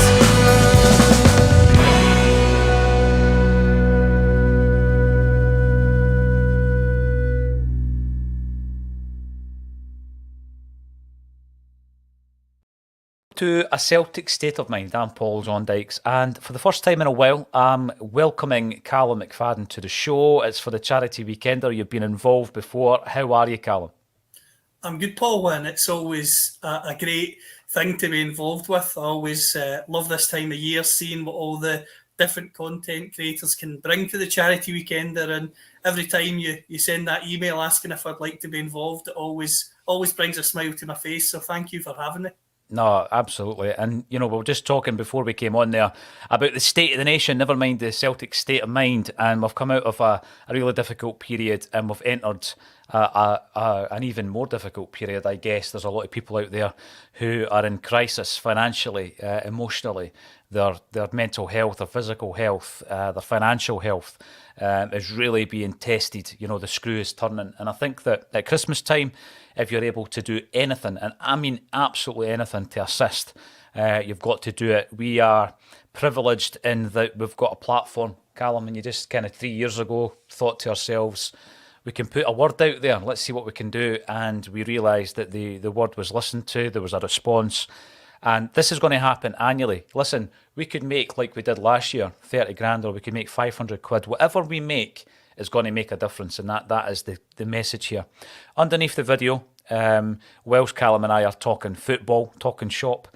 There are 2 links I want you to pay attention to, please, ladies and gentlemen. The first one is our charity single, The Glory and the Dream, as performed by the Wakes and Carly Connor, written by JJ Gilmore of the Silencers and Gary John Kane from the Proclaimers. It's a song that has been sitting in a vault for 35 years, since Celtic's centenary season, and we've brought it back to life. You can download it. Every single penny of that goes to the charity fundraiser, which is St Mary's of the Calton. It's the chapel where Celtic were formed. It's the birthplace of our great football club, and there's a separate donation link if you wish to donate anything further than your 99 pence download. Please enjoy the single. I hope that at some point in the future, my dream would be you walk into an Irish boozer in Glasgow or anywhere in the world and somebody is on that stage singing the song, or you hear it at Celtic Park. You can dream. I mean, it wasn't me that wrote it or sang it, you'll be glad to hear, Callum. So there is a chance that those people, far more talented than me, will hear their song. We're going to do a half-term report on Ange Postecoglou. I'm saying it's half-term. There's been a wee break in proceedings with the World Cup and all that kind of stuff, Callum. But let's have a wee chat about Ange's second season, the sophomore season, it might be called. And he really is turning the screw, not only on his own squad, but on the challengers, Rangers, who obviously have lost a manager this season on account of the fact that they're not able to compete with the Ange Postecoglou juggernaut. We're going to rock through his signings, the performances of his players, and at the end, you can give him a mark. Now, let's do it A, B, C, D. Let's do that. You can give pluses and minuses as well. We'll start off then with the transfers that we've made this season from the beginning of the campaign. Last season, it was so busy, Callum. He really had to get the bodies in. This season, we start off with the 3 loanees who have been made permanent. We've got Dyson Maeda, who has come in at 1.6 million, an astonishing figure. Cameron Carter-Vickers, £6 million fee, worth every single penny. And a wee bit later than that, he kept us waiting. Jota came in from Benfica for a reported 6.4 million, there or thereabouts. So the 3 loanees that have been made permanent. Give me your half-term report card on those 3 guys. I think keeping them at the club, Paul, was massive. Not only for the playing staff that are going to be playing alongside, that have played alongside them, or the manager, but also I think for the fan base, because how many times over the years have we seen great players come in and loan, and think obviously the likes of Craig Bellamy, Robbie Keane in years gone by, just to name 2 really high-profile ones, where you get a glimpse of their magic, and then unfortunately for a multitude of reasons they go and they can't really be replaced to the same level of quality. Whereas with these guys, they came in last season during a transitional year for the football club. You think what Ange inherited post Neil Lennon and John Kennedy, obviously in the interim charge before he came in, and they were all absolutely magnificent. Obviously, we had Carter-Vickers and Jota from the beginning of last year. They were superb, and then obviously Maeda comes in and midway through the season and makes an incredible impact. And they've carried that on this season. I would say Jota obviously had a niggle towards the end of the break there, but he's produced some really incredible moments this season, some fantastic goals, especially in the home games that have wrestled into that top corner and get everyone off their feet. And for me, Paul, Carter-Vickers is the best centre-back in the country by a distance, in my opinion. Obviously, Moritz Jens has come in. I'm sure we'll get to him soon. And Starfelt's played alongside him as Stephen Welsh. But for me, I'm much more confident and calm when Cameron Carter-Vickers is playing. So for me, he's definitely an A. You know, I know he's again had a wee niggle himself, but as I say, I think Celtic are a better all-round team when he plays. Yeah, absolutely. You know, I think that when Carter-Vickers is in the heart of that defence, there's a coolness, there's a calmness, a composure. And I'm going to use a couple of examples that Paddy Sinnott and I were talking about previously, because you brought up loans that have worked for us previously. And then there's loans that you would have loved the players to have stayed. And I think Craig Bellamy comes into that category. Robbie Keane comes into that category. Before I move on to the three players you've just mentioned, Paddy and I had a right good debate about this, actually. We looked through all the loan deals from Craig Bellamy up to the present day, because I think we're using the loan market really well at the moment. We haven't always done that. There's been a whole host of loanees that came and went and so forth. So I'm going to ask you then, would you put Paddy Roberts in the category of loanees that got away, or do you think that he came, he saw, he did well, and it was time for him to go? So Paddy Roberts, what do you reckon? I would certainly have liked to have kept him permanently because of the age he was at. But it's safe to say, unfortunately for him, that since he's left the football club, Celtic have, for the most part, continued on a trend of success. So although I'd have liked him to have stayed, I think it ending when it had, you know, it's not been something that's defined Celtic. It's maybe defined him more than it has the club. But he seems to be getting back on track now, which is good to see. Yeah, he was a real fan's favourite. I remember a game against Hearts. I was at it with David Connolly, George's son. We went to that game that day, and he was absolutely unplayable. And I remember if you had asked me at that time, I would have bitten your hand off. But the question, I guess, would be, would he get into this current team? And I'm not so sure he would. The other lone player that I really liked at the time, a few seasons back under Ronnie Dyler it was Jason Denayer, who, in terms of his age, he's still got time on his side. I don't know if he's made the best moves. I know he's had a spell at Lyon, but he's had a few strange choices as well. You know, he could have come back to Celtic. He decides to go to Sunderland on loan. Then he plays his football in Turkey, and then he was available in the summer, and Celtic weren't interested. So is that a player that you think was one that got away, or are you in the camp, Callum, who thinks that he looked as good as he did because he played alongside Van Dijk? Others might argue, yeah, but he also got 35 caps for Belgium, who at the time were seeded number one in the world. What's your take on Denayer? But again, another one I would like to have kept. And obviously he went to Lyon and he was doing well there for a period of time. So I think that shows you just that there was a quality player in there. Playing alongside Van Dijk, of course, would help any centre-back, you know, let's not deny that. But I think he was a strong player and one that I would like, again, to have kept at the time.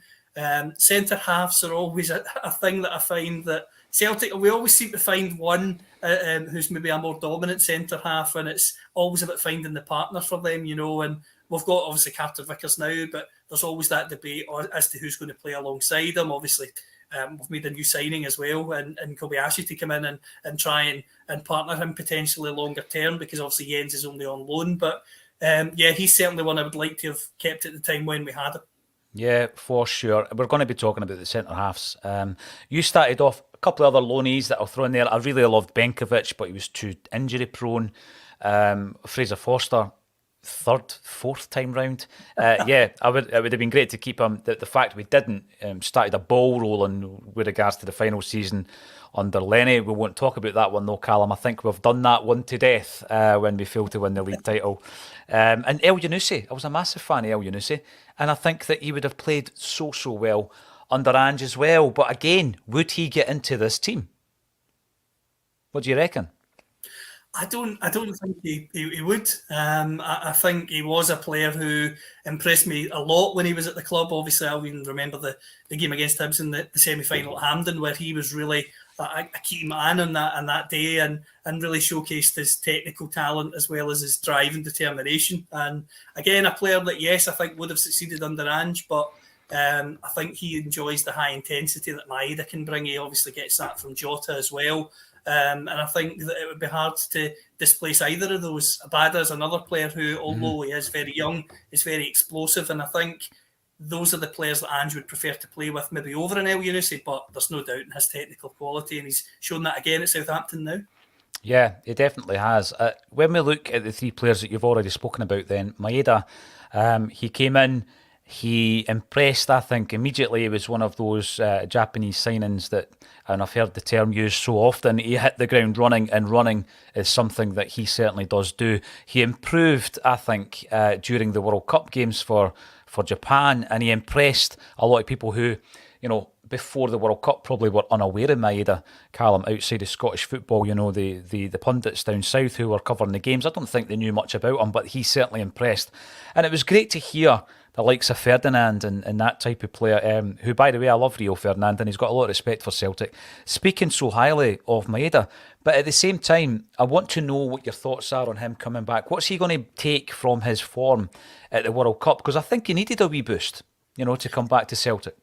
He did need a boost, as you say, and I think the most frustrating thing about his game, Paul, I would say, is his finishing. I wouldn't call him or classify him as a natural finisher. He gets into a lot of good areas, and sometimes he can look awkward in those areas, but there is absolutely no disputing his work rate, his drive to succeed for the team. He's a real team player, and he's certainly someone that the manager trusts wholeheartedly, and you can understand why. Personally, I would like to see him add more goals to his game, and hopefully that boost of playing at the World Cup and being a key player for Japan will hopefully pay dividends in the second half of the season, because he's someone I'd like to see get a burst of goals in a couple of games in a row, and you just never know if that could maybe kick him on to be a more consistent goal scorer, because, as I say, he certainly gets into the positions and then some.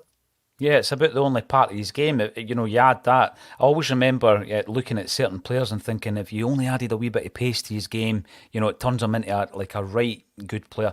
He's got all those attributes, you know. It's just the finishing aspect. And I think, you know, it didn't help when he had that gilt-edged chance against Real Madrid, and he's missed it. And that could have changed not just the game, but the whole Champions League campaign. Did it do his confidence? Did it give his confidence a knock? Probably. He spoke fairly recently about the influence of Harry Kewell to his game as well. There's a lot of things happening in the background. You mentioned John Kennedy, and you know there was a time where Kennedy and Strachan were getting absolutely, you know, dog's abuse with regards to the breakdown of Celtic's 10-in-a-row challenge. You know, there was a lot of people on Acsom saying that they should go with Neil Lennon.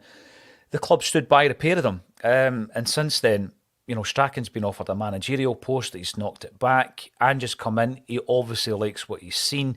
And I think that we just need to accept that John Kennedy might never be a manager, Callum, but there's so many people at football clubs who are great at being a number two, they're great at being a coach. And he's obviously well thought of. I mean, he's been there since Brendan Rodgers. He's a guy that's gone through a number of different managerial changes. And I think that speaks volumes for the likes of John Kennedy, even now that Ange Postecoglou's assembling his backroom team, and you know that Harry Kewell's his man. John Kennedy's still there, and it's interesting now, Callum, that we very rarely mention him. We very rarely mention his body language. This was a big focus on Axon for ages, and we just don't mention it anymore. Is it because we're fickle? Is it because we're winning? Or maybe Kennedy's just doing his job and he's doing it well?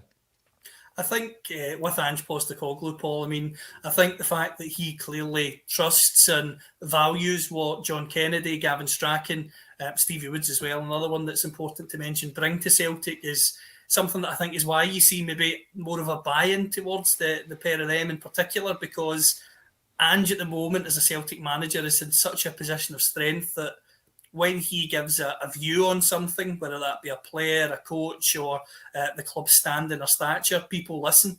And I certainly think that the fact he's been impressed, the fact he's kept them on, obviously he's brought in Q, which again is great to see him bringing in one of his own. You know, that you like to see that with managers so that they can get their ideas across in an even quicker and more efficient way. But the fact he values them, I think, speaks volumes, because he's certainly not the character that would just keep people there for the sake of it. He's said as much, and I think he's shown that in the past as well, where he can be ruthless when he has to be, and that's a quality that he's got.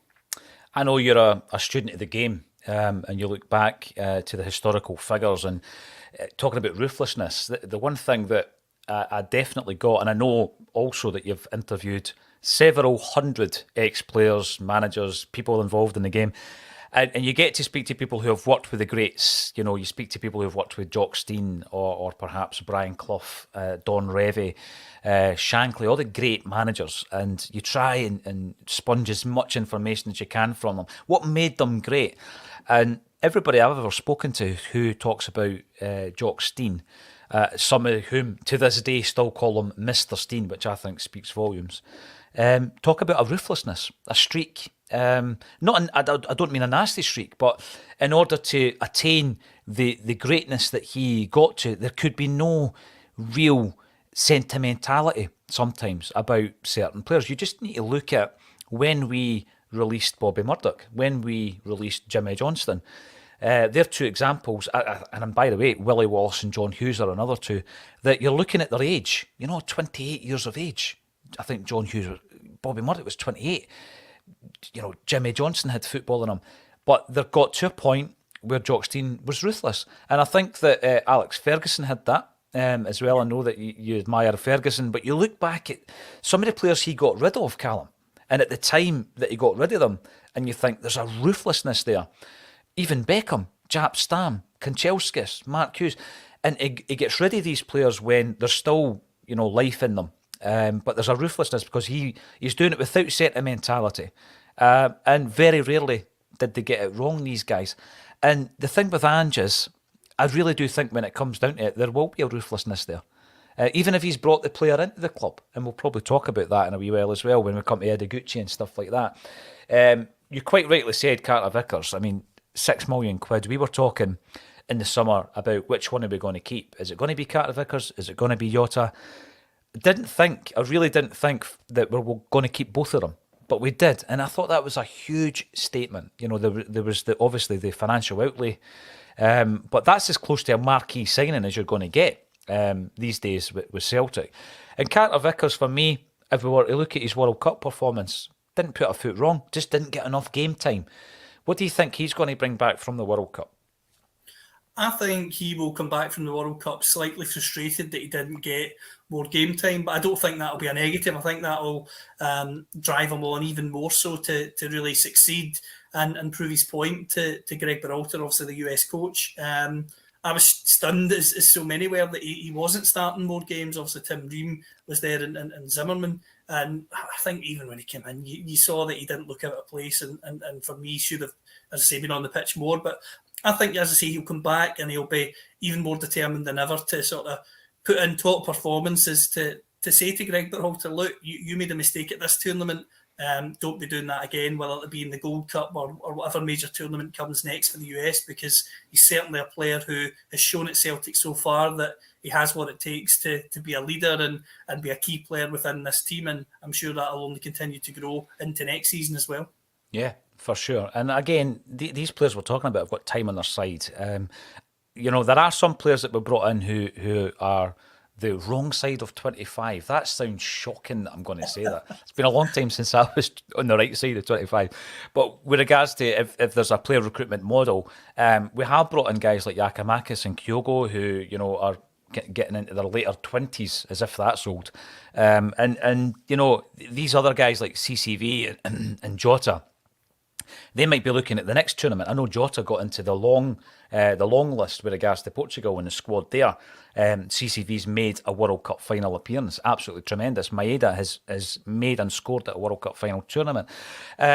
Jota, I think, his form this season, I know that he's been criticised a wee bit actually about his Champions League form, but I think over the piece, I think he's been more consistent than he was last season. But I still think the best is yet to come from him. I think in the second half of this season and moving into next season, he's got it in him to be sensational, Callum, and I think we're going to see a lot more of that from Jota. Yeah, absolutely.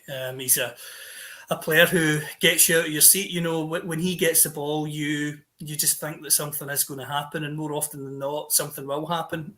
Even if it's not a direct goal or assist from him, he's the sort of player that when he gets the ball, he scares the opposition into doubling up on him, which can create space for someone else. You know, David Turnbull's an example of that. Quite a lot of the time, he's a player that will arrive late into the box, and because teams are spooked by Jota when he gets the ball out wide, you know, Turnbull can just swoop in and finish from sort of close range, and that's something I think we will see in the second half of the season. He's a player who, obviously, to get him to stay at Celtic, as you say, Paul, was massive, because I think if Benfica were to somehow have got him back, I think it's not silly to say they'd have got more than £6.4 million if they tried to sell him on.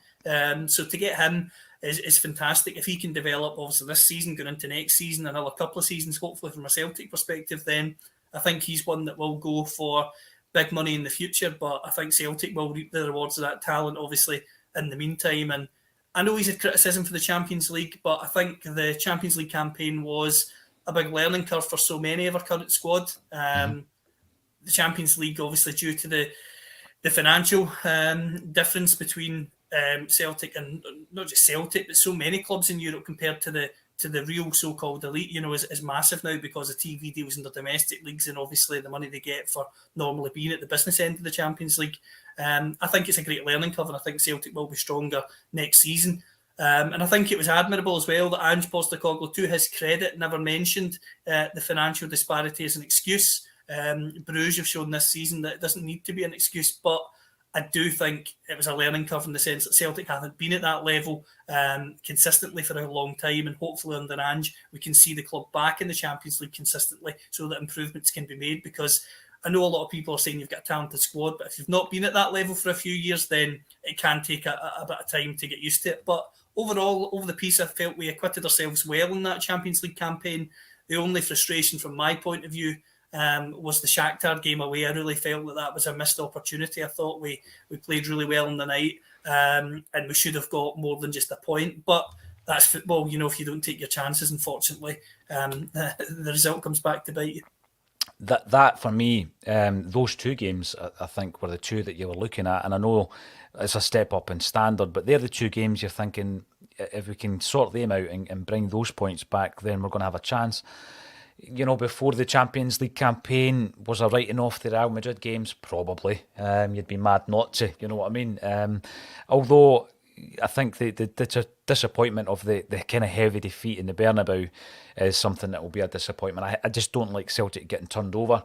And I know that, yeah, we scored a goal and Jota celebrated it and everything else, but that game at home was the missed opportunity against Real Madrid. And I think we let ourselves down in the other two fixtures, to be fair, but there were other scenarios that were taking place within those games. And I think that with regards to what you said about Jota, the best is yet to come. The big key matter, the key factor for me is if he was to have got into that Portugal squad, even if he didn't play, it would have set him, it would have put him into a category, I think, in terms of the interest that we're going to get in certain players. And it might have sped up that interest in Jota. The interest will come. There's been a few players that have come in this season in Angie's second campaign that haven't played a great deal of football yet. And I don't see it being an issue, to be honest with you. The first one is Benjamin Siegrist, a player who, you know, at Dundee United, he really did impress. I think that, you know, when we signed him and we're thinking he's a backup, at the beginning of the season I'm thinking to myself, at what point is he going to push for a place in the team? And there's been a couple of moments this season where people have moaned about, on Axom, moaned about Joe Hart. I don't think I'm at that point yet where I don't think Joe Hart should be playing, but I think the way it's been managed with Siegrist getting the League Cup games, and I'll be interested to see if that continues in the semi-final, for this season at least, makes sense. Do you think Siegrist will be satisfied with that, though? Because obviously you're now in a situation where you're trying to keep players happy. He's used to playing every single week at Dundee United. And, you know, outside of the Celtic squad and potentially the Rangers squad, he was one of the best performers out there. I mean, we've seen his shot-stopping ability. He's got attributes to his game, maybe that Joe Hart doesn't, and vice versa. But I've not seen enough of him, Callum. Although I don't see that as an issue.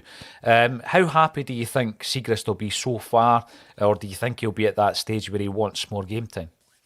I think he will naturally want more game time, but I think he is willing to be patient. You know, I think he's got Joe Hart in front of him, who's had an exceptional career He's won Premier League titles, of course, down south. I think it's 75 or 73 England caps. He's been around the block. He's played at the highest level for well over a decade and a half. And I think he's someone that Siegrist can certainly learn a lot from. He was at Aston Villa earlier in his career. It was difficult to break through there. Of course, they were a Premier League side at the time, and there's even a lot of money sloshing about, as we know, near the foot of that table where they were at that time. But he's came up to Dundee United, as you say, Paul, performed well. He's getting the League Cup games this season. It's definitely going to be giving him a taster of what he wants to come, and I think it'll be handled well towards the end of this season. I don't think it's controversial to say that I don't think Joe Hart will be the starting goalkeeper for Celtic next season. I think that's just natural with the age he's at. I think he is someone who I think would be accepting of that, in the sense that he seems to be a very good character around the place. He's certainly a leader in the dressing room, and I think he knows eventually that transition, that handing over of the baton will come. Whether that is to Siegrist longer term or another goalkeeper, it remains to be seen, but I certainly think Siegrist will gradually get opportunities to show what he's worth at Celtic, and whether he can take that number 1 jersey in the medium term, because age is still on his side, because he's still young enough for a goalkeeper. You know, he is coming up to late 20s, you know, nearly 30, but he's not old by any means when it comes to a goalkeeper when you consider Joe Hart's 36, 37. He absolutely isn't. And when you look back at his time at Villa, he was at Villa with Martin O'Neill. That's another guy you've interviewed, isn't it? I need to ask you about that. When you compare, like we're talking about the defence so far, when you compare where we were when Ange comes in, right, to where we are now, so the goalkeeper position, shambolic, right? So the previous season, the season where we lost the league, we didn't know who our number one was. You had Barkas, you had Scott Bain, and you had Conor Hazard, and they all played games, and none of them were all particularly good. And then what we've got now is Siegrist and Joe Hart. I mean, it's night and day. You look at the right-back position, there was one right-back at the football club, Callum, Tony Ralston. And at that time, everybody was gasping when he was given a 1-year extension on his contract. What we've got now is 3 right-backs, Juranovic, Ralston and Johnston, who we'll talk about a wee bit later. Same situation at the left-back position. Who did we have at the club? We actually still had Bolingoli. He played 2 games for Ange Postecoglou last season, and we had Greg Taylor. What we got now, we've got a rejuvenated Greg Taylor, as well as a rejuvenated Tony Ralston. We've got Bernabe, who came in for decent money. He hasn't barely played. And we've got a couple of other guys who can play left-back who's had to get loaned out because they too are not going to get shifted. And then you look at the centre-half position. We were in such dire straits in that area of the park last season that we start the Champions League campaign with Nir Bitton once again playing centre-half, right? And when he gets sent off, we're having to give Dane Murray his debut in Europe in the biggest game of the season, the qualifier against Midtjylland. And look at where we are now. We've got 5 centre-halves. Kobayashi, Welsh, Jens, Starfelt, Kat Vickers. The transformation under Ange Postecoglou in just a few transfer windows has been astonishing, and we could do that all the way up the park. So if we were to look at the left-back scenario now, we bring in a left-back who is the first Argentinian ever to play for Celtic, we all know. Alexandro Bernabe, not in the squad unfortunately, won't be playing in the World Cup final, not this time anyway. But I remember when he came in, and quite a few people, I think a few of the contributors in Acsom, I might have been one of them, because I reckoned that Juranovic was the best left-back at the club. We're saying that Bernabe's coming in because that's the strength that we need at left-back. We maybe have that. Taylor's going to be the backup. Hasn't it worked out like that though, has it? How impressed have you been with Greg Taylor this season? I've been incredibly impressed with Greg Taylor. I think he's been one of Celtic's best players. A lot of people maybe didn't think they'd be saying that a couple of years ago, but he's improved unbelievably well under Ange, and the position is his to lose, and it has been all season, and he shows no signs of that. I was asked on to a radio station in Glasgow at the start of the season when Bernabe came in, and Aidan McGeady, former Celt, was on the panel, and they asked me about, obviously, Bernabe in the left-back situation, and I said at the time that I felt that it was Taylor's position to lose, and McGeady agreed, but he said for the money that Celtic have spent to bring Bernabe in, it's only a matter of time before he takes over. And I think that's maybe a logical viewpoint. It certainly was at the time, considering, as you say, Paul, with the outlay, close to £4 million. But, I mean, Taylor's been immense. He's been a real leader within that Celtic team. He's certainly grown in stature. As a player at Celtic, he looks far more comfortable now in a Celtic jersey. He looks like a Celtic player now, whereas there was always that debate, is he Celtic class, is he quite there, is he not?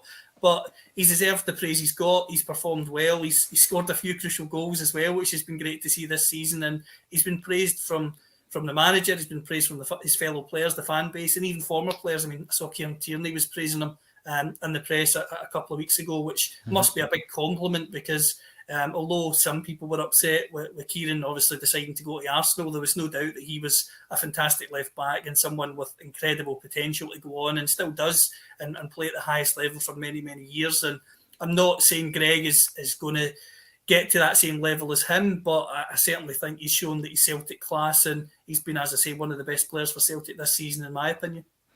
Up there with Tony Ralston with most improved players since Ange came in, for sure. Absolutely no doubt about it. But let's talk about the next one. And this throws up a few different dilemmas, I guess, discussion points. But Maurice Jens, calling himself Mercedes, fair enough, Maurice. He was a player that obviously knew Matt O'Reilly pretty well from their time at Fulham. He was also coached by Peter Grant, who knows him very, very well. He's come in on loan. And he's been in a scenario, and I sometimes refer to this, Callum, that Ange Postecoglou had a situation with Chris Julian. He's a player that there was a big outlay to bring him into the club. He had great success with Celtic. And then that injury occurred. And I think he played something like 20 or 30 minutes under Ange in a game against Wraith Rovers. And whatever happened, and he's no longer at the club. But it left Ange Postecoglou in a scenario last summer, where we've had to buy Carter Vickers. You remember he came in on the last day of the transfer window as a loan player. And the transfer window just passed. Again, there was a bit of debate as to what's going to happen with Julien. We didn't really know. There was a bit of doubt whether or not he would still be at the club. So we bring in another loan player in Maurice Jens because you need to get the big earning player off the wage bill, which we eventually did. So Jens comes in, and I think he was a player that impressed really early on, got a couple of goals early on in his Celtic career. But we have brought in Kobayashi, and we're in a scenario now where you've got Carter Vickers plus another. I think everybody will agree that's where we are at Celtic. Brilliant partnership with Starfelt. He built that last season, absolutely. But Starfelt is playing slightly out of position on the left. Jens looks more comfortable on the left. Is he as good as Starfelt? Some would argue that he's not. And then we bring in Kobayashi, who in January will be available for selection. And let's not forget Welsh. Now, we can't run with 5 centre-halves. I don't think. We can't keep 5 centre-halves happy. And for me, the way to deal with this, I would suggest, is that we'll loan out Stephen Welsh in January. And we'll loan him out for the rest of the season with an option, not an obligation, but an option to buy at the end of that period. There's been interest previously from Udinese and Toulouse. Whether or not they're still interested, who knows? But if we could get him out there to get him game time. And at that point, one of the backups we're going to have is Jens. And at the end of the season, we can then say, right, are we going to recall Welsh or sell him? Or are we going to keep Jens or buy him? And I think we'll be in a good position then to kind of gauge it. That's my take on it. What's yours? I think that would be a very sensible approach. I certainly do agree, Paul, that Stephen Welsh has to be playing more regular games. As a young centre-back, I think the only way to develop in such a key position on the pitch like that is to play regularly. If you're an attacking player, a young striker or a winger, yes, you can come on for 30 minutes, 25 minutes and make a difference and showcase your talent and get into the team from there. Whereas I think as a centre-half, that's one of those positions where I don't think you coming on for the last 25 minutes, unless you have the game of all games, you're really going to stake a claim. So he needs to be playing week in, week out. I think his progression could hopefully be like Ryan Christie's in the sense that maybe a loan spell, whether that be a 6-month loan spell or an 18-month loan spell, could do him the world of good, where he can then come back to Celtic and be more than ready to play the level of games that would be expected of a Celtic centre-half, whether that be as one of the two starters or to be the sort of third centre-half who's in and around there and playing regular games throughout a season. I certainly agree. I don't think you can keep 5 centre-backs happy. Unfortunately, we're not in European competition after Christmas, so I certainly don't. But again, you just simply can't keep 5 happy, considering the League Cup is already at the business end, and you've got the League and the Scottish Cup to go. So I certainly think something will need to happen there. a loan spell would make sense for Wales, considering that Jens is on loan and it's unlikely that you would send him back. So I think the way you've articulated that, Paul, is a sensible approach, and one that I think, in all honesty, I would go with as well. Not as a cop-out, just because I can see the sense of you loan him out, you've got the option to have him back, and you've got Jens there and you've got the option to buy him. It would make sense for all parties as far as I'm concerned. What do you make, Callum? We spoke about some of the interest around Stephen Welsh, and in particular interest from Italy. What do you make of this generation of Scottish talents going to Italy? And I've called Liam Henderson a bit of a progenitor of that, a trailblazer. He goes out there, and at that point you're thinking, a Scottish player in Italy? Fantastic. How's this going to work out? And he's done so well. A couple of moves over there as well. And other players have followed him. Aaron Hickey's gone over there. Lewis Ferguson and Josh Doig. And they're all going over and playing particularly well. And they're interested in Stephen Welsh. What do you make of that? Where do you think that interest comes from? Is it Liam Henderson's success that's paved the way?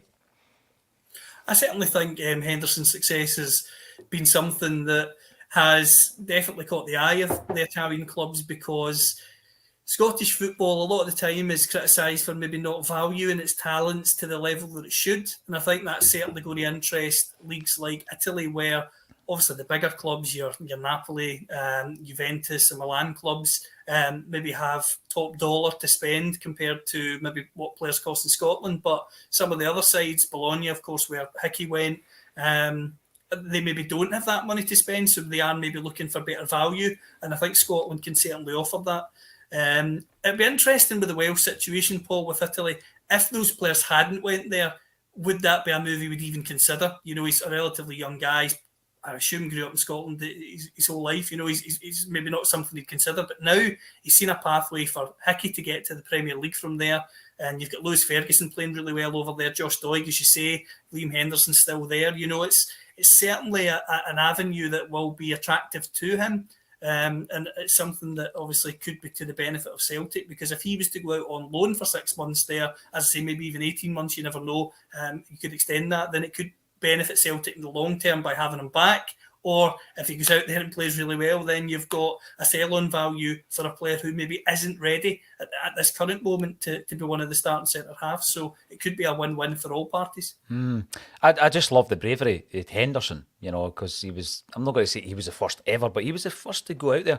I mean, I admired Paul Lambert for doing it, going over to Germany. I think Jack Hendry done it really well by going over to Belgium. And young footballers need to look at that as an example and think, you know, I can turn my entire career around. I can learn a new language. I can steep myself in a new culture and a new environment, and go and work professionally somewhere else.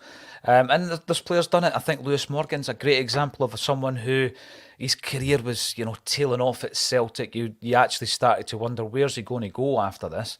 And then he's revitalised by going over to the States. Fantastic. And, you know, Ryan Gauld as well. I mean, let's not forget Ryan Gauld has gone away, and although he's maybe written off his international career under Stevie Clarke, he's playing games, he's getting plaudits and accolades, and I think, you know, if I was a young footballer, and as I say, it's been a long time since I could call myself that, I would be looking abroad, particularly now.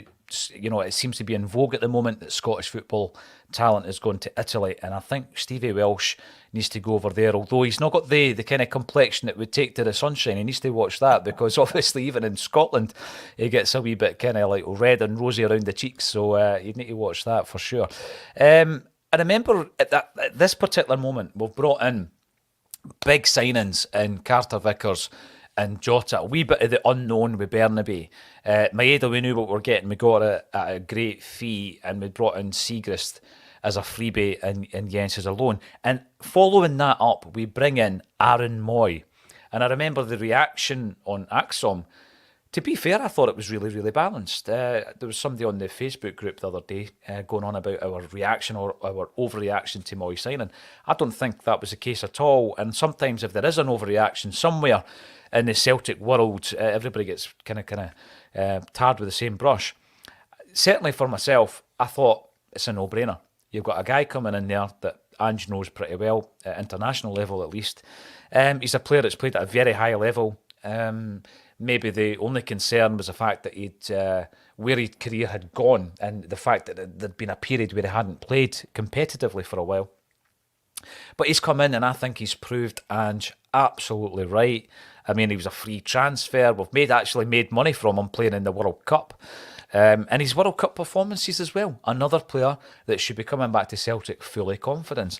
What was your initial take on him signing, and how impressed or otherwise have you been since he came to the club? I think on a free transfer, it is a no-brainer. The manager knows the player very well.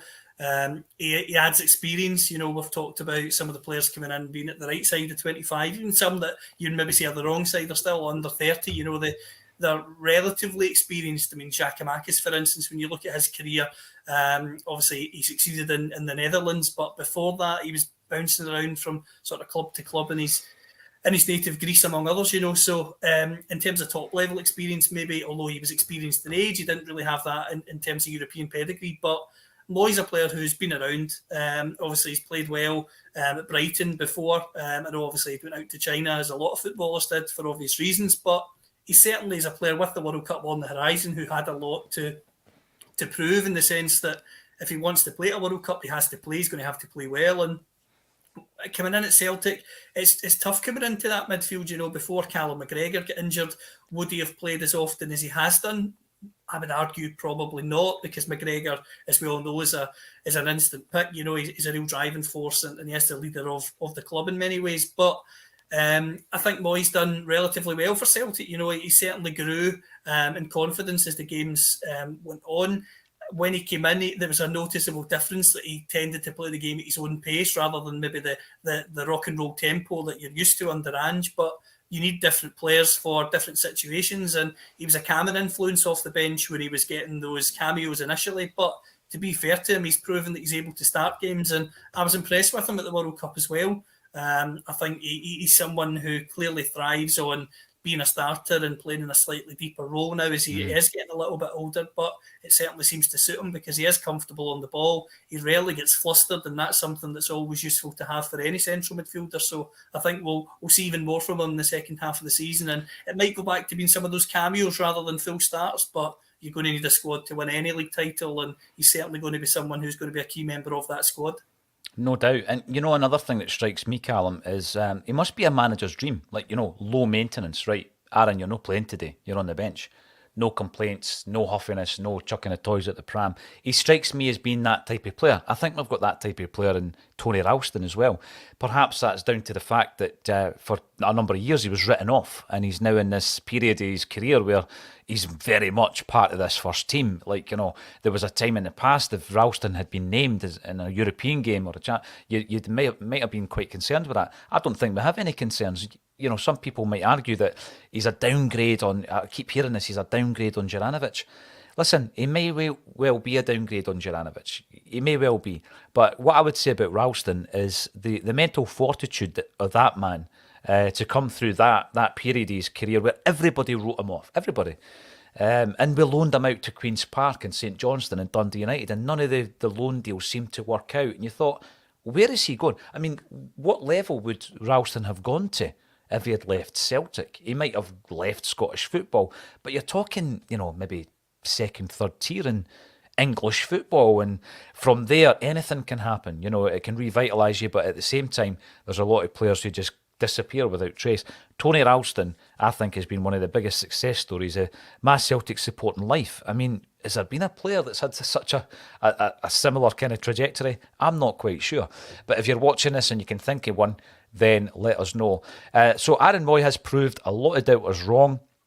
We then have a couple of players here that I find this really interesting.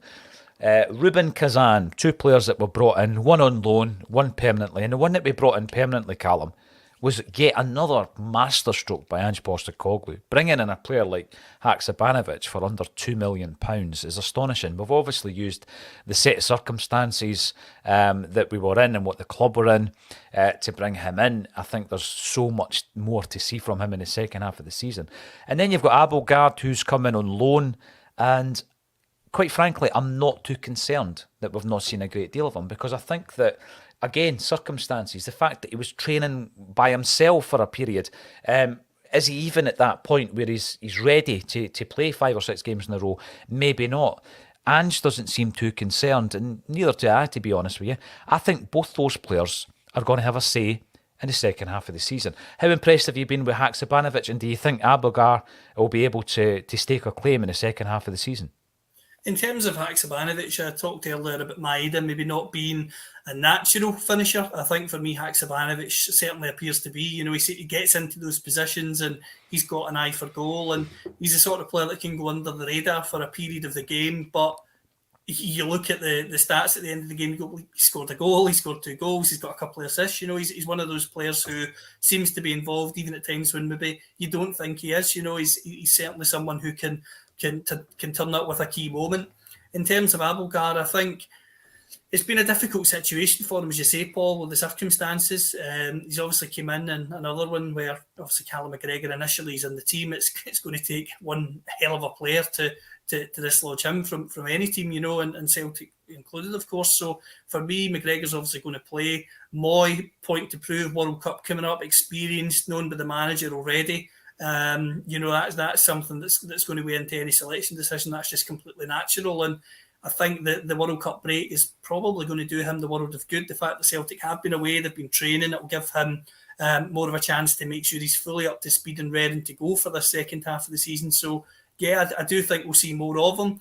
Does that mean he'll become an automatic pick and be someone that the club are absolutely desperate to sign permanently? Who knows? But the ball's certainly going to be in his court, because there will be rotation in the second half of the season, and he might start similar to Moy, where it starts with 25, 30-minute cameos and then builds into starts. And obviously, as I say, it'll be up to him to prove his worth when he gets those starts. But I certainly don't think people should write him off, because Celtic have been winning games. They've been really strong over the piece, and if you've got a winning team, then it is going to be harder to get in. If Celtic were losing games, then we would have seen probably much more of them, because that throw the dice comes in management when you're losing games. But Celtic have played well consistently this season.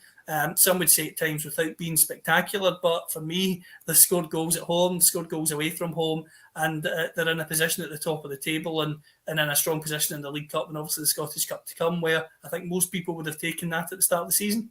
Yeah, without a doubt. Now, back in November, Callum, Ange Postecoglou said that he was going to bring in a couple of players, and we have brought in a couple of players.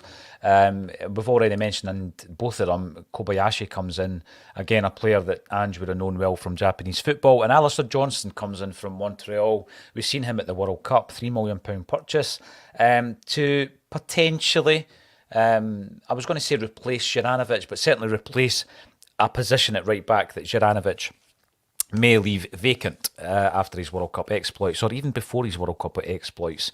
JP has a theory that the deal may have already been done prior to the World Cup, who knows. But we're brought into, and what I would ask, obviously we've not seen them playing for Celtic yet, but how impressed have you been with this absolutely, this turnaround in how we do business? You look back at the January deals at the beginning of this year, and we got them done early. We had 3 boys in before January the 1st, and then Matt O'Reilly came in, sensational signing. And we've got these 2 guys in before January the 1st. I mean, how impressed have you been with that? Because that was always a big criticism that we had. We always left things late. We were buying players for the Champions League in the pre-season rather than the previous January. It looks as though we're doing things a wee bit differently now, Callum. I think teams that recruit with a structured plan and recruit early tend to have real success. Obviously there's no guarantee, but examples that spring to mind from English football in the last sort of 5 to 10 years, I remember when Mourinho came back to Chelsea and he brought in Costa and Fabregas very early in his first window, gets that spine of the team, and off they go and they win the title. You look at even Manchester City this season with the signing of Erling Haaland, they didn't let that drag on to be a real competition between the European heavyweights. They got the deal done, and they probably will reap the rewards from it. And it's good to see Celtic at our level getting that sort of business done early, because any football club that succeeds has to have a clear identity and a clear plan. If you are in the market on deadline day looking for 4 or 5 players, then something's gone badly wrong, because at the end of the day, there should be a plan in place there. The manager should know what he wants to do when it comes to a particular style or a particular age range of player or whatever it may be. And Ange certainly seems to have had that. He's used the Japanese market well. which is great to see, because at the end of the day, every manager that comes into a football club should be able to lean on their expertise from a field they've been in. A lot of people talk about maybe a sporting director having total power at a football club. Yeah, I can understand the argument for that, but I think it has to be a hybrid. I think if you've got a manager like Ange Postecoglou, who knows a very unique and relatively untapped market for UK football, then why not exploit that? Because at the end of the day, if you don't exploit it, eventually someone else will. And Celtic have done that brilliantly under Ange, and they've also signed players who maybe have been under the radar. I mean, we talk about Jota there earlier, Paul, a player who comes in and loan. A lot of people, I don't think, would have been shouting from the rooftops that they knew an awful lot about him. Now they certainly do. Carter Vickers is another one where, yes, he'd obviously been in and out at Tottenham, getting games here and there, but he certainly wasn't an established name as such to people up and down the length and breadth of the UK and Ireland, but he comes into Celtic and establishes himself as a leader and someone who's going to continue to go forward. So it's great to see Celtic being forward-thinking. And in relation to Juranovic, if he is to leave and they've got Johnson in now, then again, for me, you never want to see good players leave your football club, but it has to be a positive that there's a plan in place that's been executed there if that is going to happen, because how often have we seen in football where a team loses a key player and they're scrambling about trying to get third, fourth choices because they can't get who they really want, whereas Celtic appear to have wanted Johnson. In his interview with Acsom and others at the fan media conference, he's talking about they showed interest a number of months ago. And that's great to see, because it shows you that the plan was there. It's not just a case of scramble and get him. The contact was made months ago with Montreal. They've kept tabs on him, and the deal's been done prior to January. So for me, that's only a positive.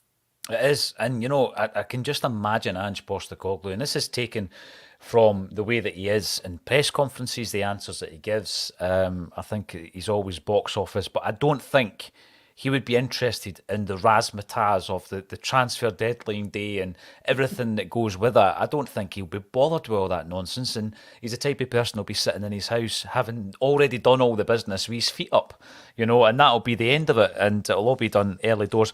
I've been asking over the last few weeks in relation to the amount of players that we have out on loan and whether or not you see a future for any of these guys at Celtic Park. Some of them may seem obvious, but I'm going to run through them in any case. And there are 10 that we have out on loan at the moment, 10 first-team players anyway, with first-team experience.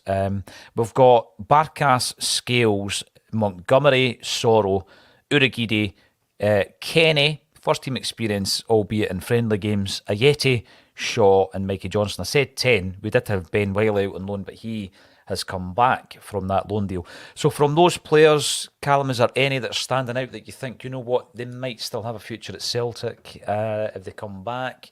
There's a few in there that I certainly don't expect to see back in a Celtic jersey. What's your thoughts?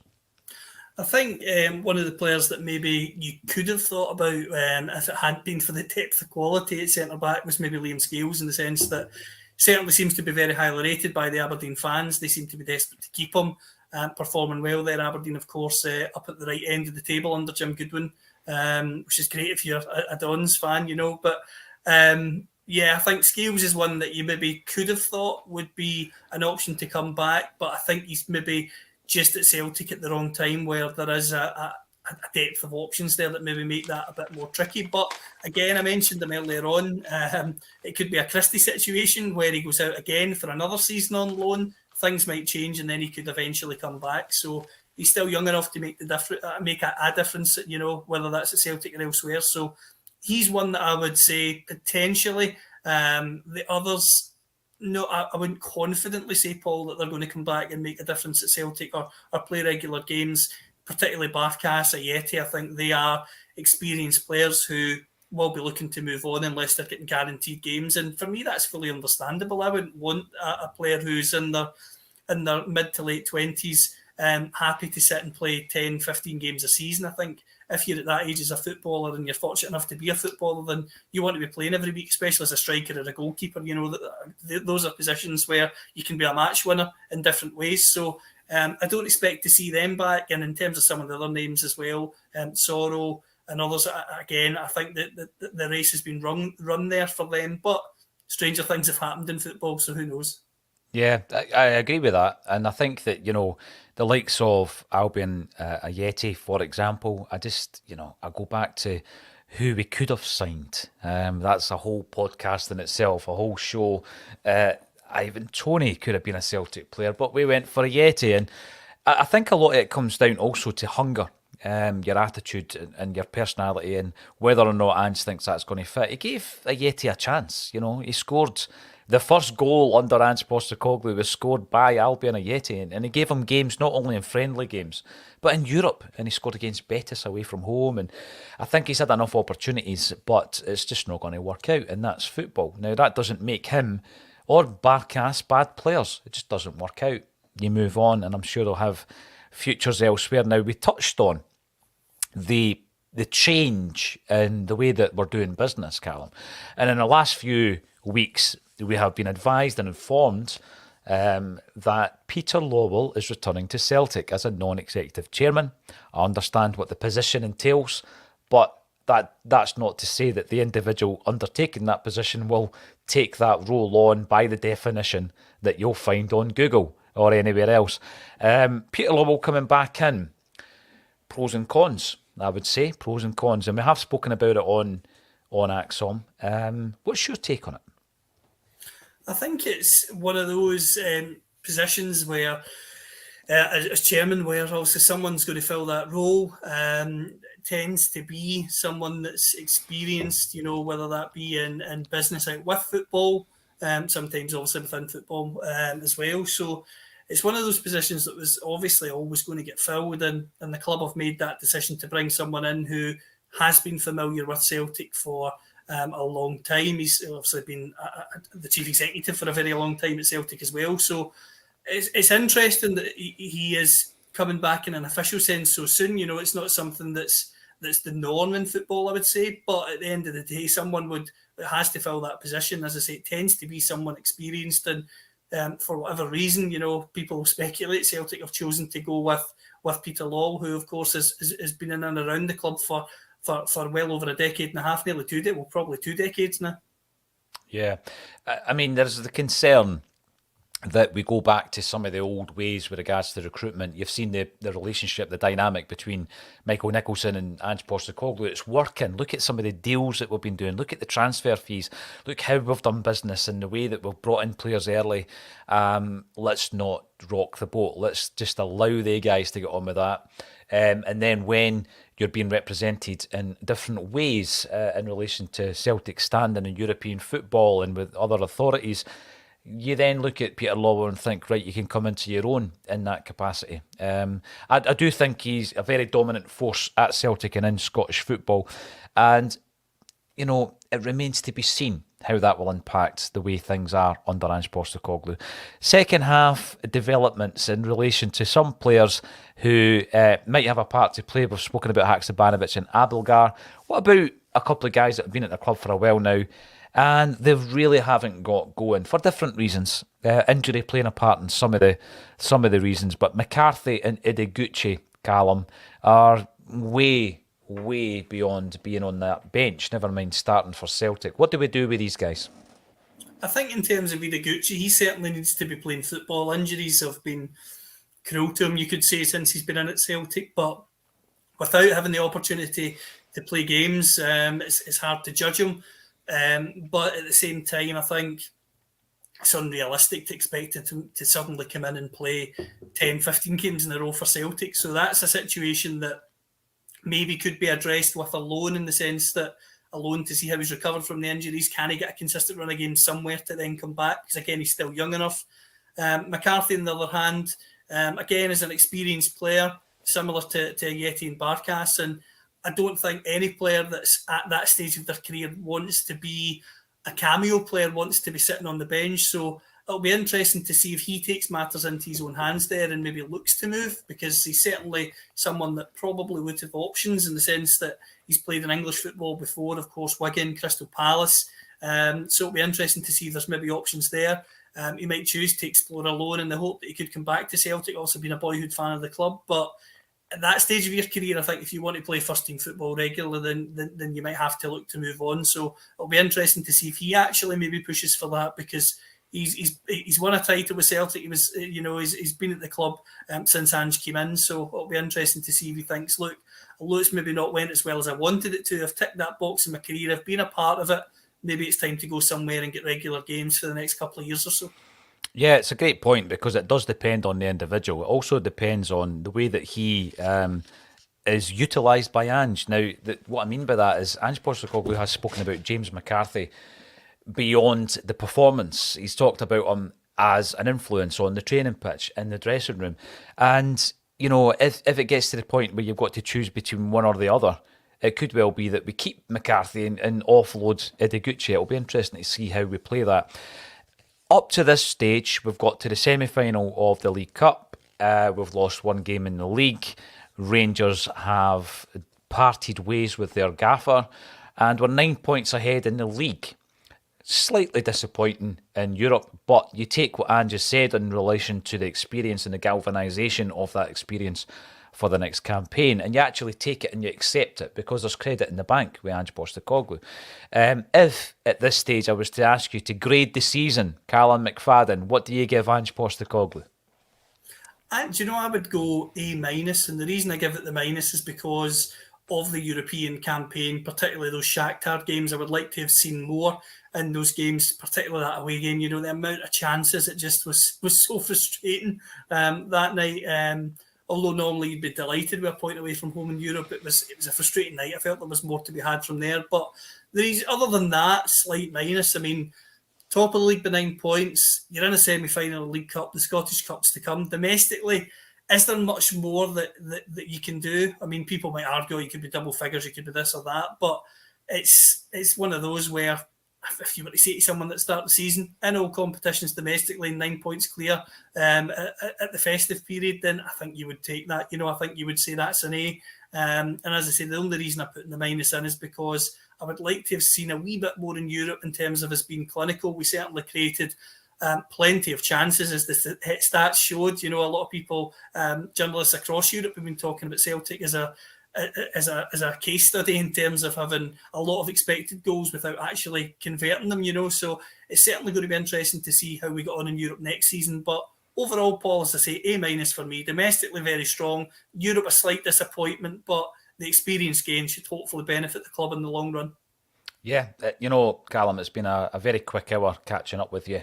It's always an absolute pleasure to have you on A Celtic State of Mind. You're coming in for part of the charity weekender where we're raising cash for St Mary's of the Calton in the East End of Glasgow, which is where Celtic were born. That's the birthplace of the club. And, we were down there recently filming the video. Oh, there's a wee clue for you. Filming the video for The Glory and the Dream, which is available for download for 99 pence underneath this video. The release date is actually Monday. You can watch the full video, the promotional video on the channel, but you can pre-save it underneath this video. You can also donate to the fundraiser. We're hoping to raise as much as possible for St Mary's. And just so that you know where the money actually goes, yes, it helps the church run. It helps it to function, in terms of the heating of the place, the maintenance of the building, beautiful building as it is, by the way. But it also helps with the community work that they do within the communities. And, some of the work they do goes under the radar because they don't shout about it from the rooftops, Callum. They help people in dire need, be that through financial distress or domestic distress or the fact that there's addiction issues or mental health issues. And they're there, and they're always there, to quote a great man from the Calton in Tommy Burns. So thanks so much for getting involved, Callum. It's always an absolute pleasure. And thanks everybody for your support. And hopefully you're enjoying the charity weekender and you can download the single. And hopefully, Callum, it's not a year before you're back on Axon, mate. Absolutely. Always happy to come on anytime, and thanks for having me.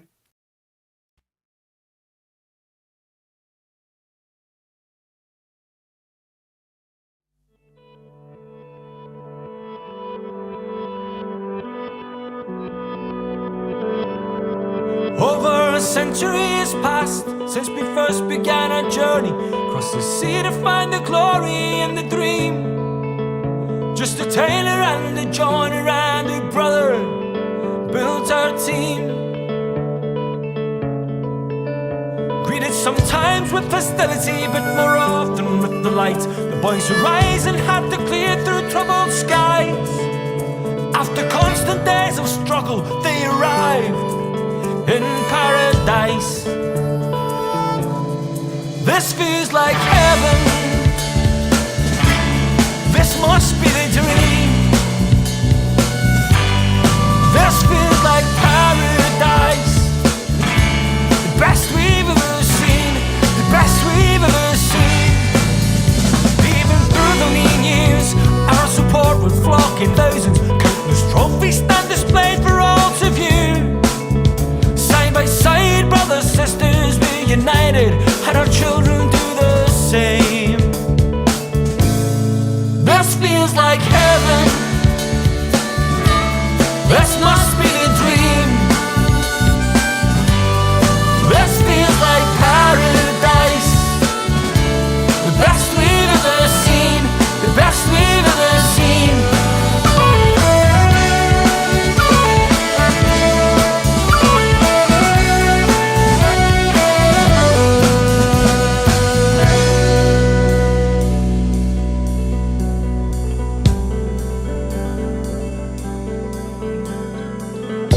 The above club was formed in November 1887 by a number of Catholics in the East End of the city.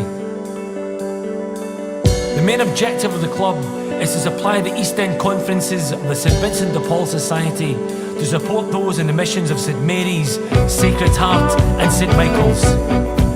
Many cases of sheer poverty are left unaided through lack of means. A football club will be formed for the maintenance of the dinner tables of our needy children. This feels like heaven. This must be the dream. This feels like paradise. The best we've ever seen. The best we've ever seen. We stand in paradise. Brothers, sisters, hand in hand. We stand in paradise. So what's the finest in the land? The finest in the land.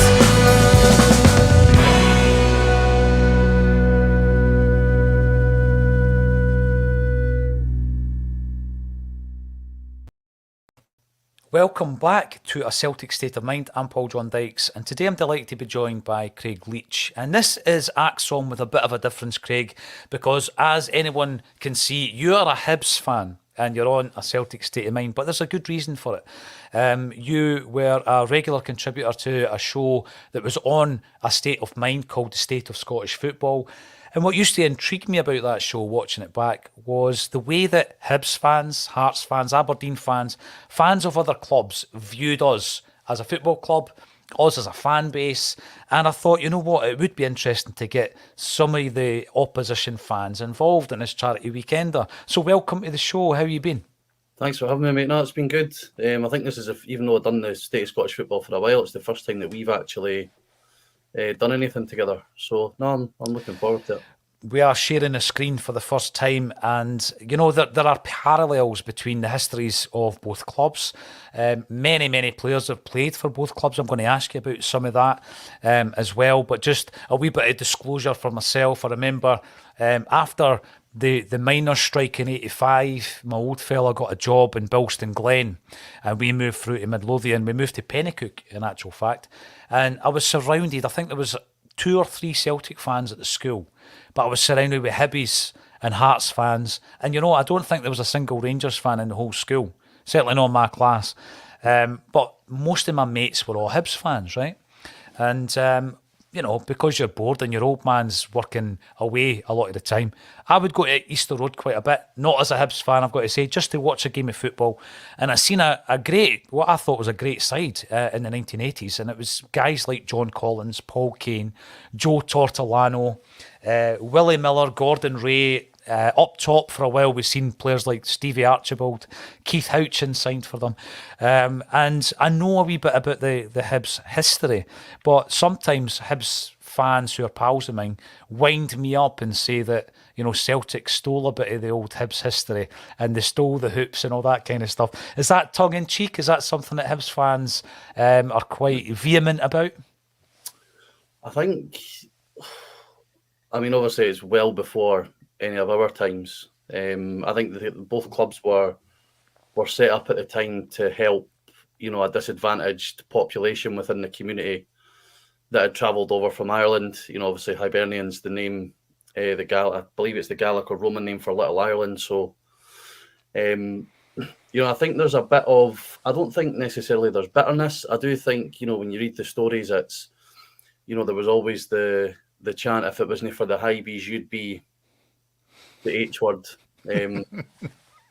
So I do think there's a bit, it can be a bit tongue in cheek, but I do think there's a bit of, probably on both sides, a bit of rewriting the history to sort of suit both sides. Obviously, we were the first to wear the green. We were the first to have the green and white hoops. Yep. But no, I do. I mean, to me, it doesn't. It's not a massive thing to me. More when you think about it, both clubs were set up for the right reasons, which was to help the disadvantaged Catholic population that lived in Edinburgh firstly, and then obviously 12, 13 years later through in Glasgow for Celtic. Sorry, the Catholic population in Glasgow. So, it's probably a bit of both. I'd say a bit tongue in cheek and a bit of maybe green-eyed jealousy at seeing the comparative, journeys of both clubs since then. Yeah, and the thing with that is when I'm massively into Celtic history. I know football fans, not everybody is into the history of the clubs, but I delve into that. And obviously, my latest project was looking at the jerseys, and I seen that Hibs jersey, and obviously we've taken the hoops at a certain time in our history, 1903, changing into the green and white hoops, and it's something that stayed with us. But there's other things as well throughout the history of both clubs with regards to certain players and managers, obviously. The big one being, of course, Jock Stein moving from Hibs to Celtic in 1965, and things were never the same again for Celtic. The European name that they became was down to the team that Jock Stein built. It was down to the standards that he set. And when, as a Hibs fan, you look back to that and you see what he did at Dunfermline and you see what he did at Celtic, and that short period in between times, is there ever a moment where you think, what if he'd stayed with Hibs? And, he could have rewritten history if he had stayed with Hibs, because wherever he went, he made it happen, didn't he? I think, obviously, my granddad, who's no longer with us, he used to talk a lot about that sort of era, the famous fives, era in the 50s, and the name in Europe that Hibs became at the time. Obviously, they were the first British club to compete in European competition by default. It doesn't matter; they were still the first team there, and that period sort of between the famous five finishing and then the Turnbers Tornadoes and the sort of late 60s transitioning into the early 70s, there was all, and I used to, like yourself, I used to love sitting listening to him tell the old stories about the old players, Eddie Turnbull, Willie Ormond, Joe Baker, all of they types, and he would always reference Jock Stein as a case of the one that got away, because there was a real belief. I think he was only maybe at Hibs for a year, maybe not even as long as a year. But I believe that his tenure at the club was relatively successful, and there is, amongst that older generation of fans, I do think that they do maybe look back on that as a case of what if. Probably wouldn't have managed to get the level of success that Celtic did in terms of winning the European Cup, and then almost, I think, was it the year after he's got to the final again, almost won it again 1970. 2 years ago. Yeah, 1970. So 2 within 3 years. I don't think that would have happened, but we certainly maybe would have been sitting with more than 3 league titles and 3 Scottish Cups in our trophy cabinet.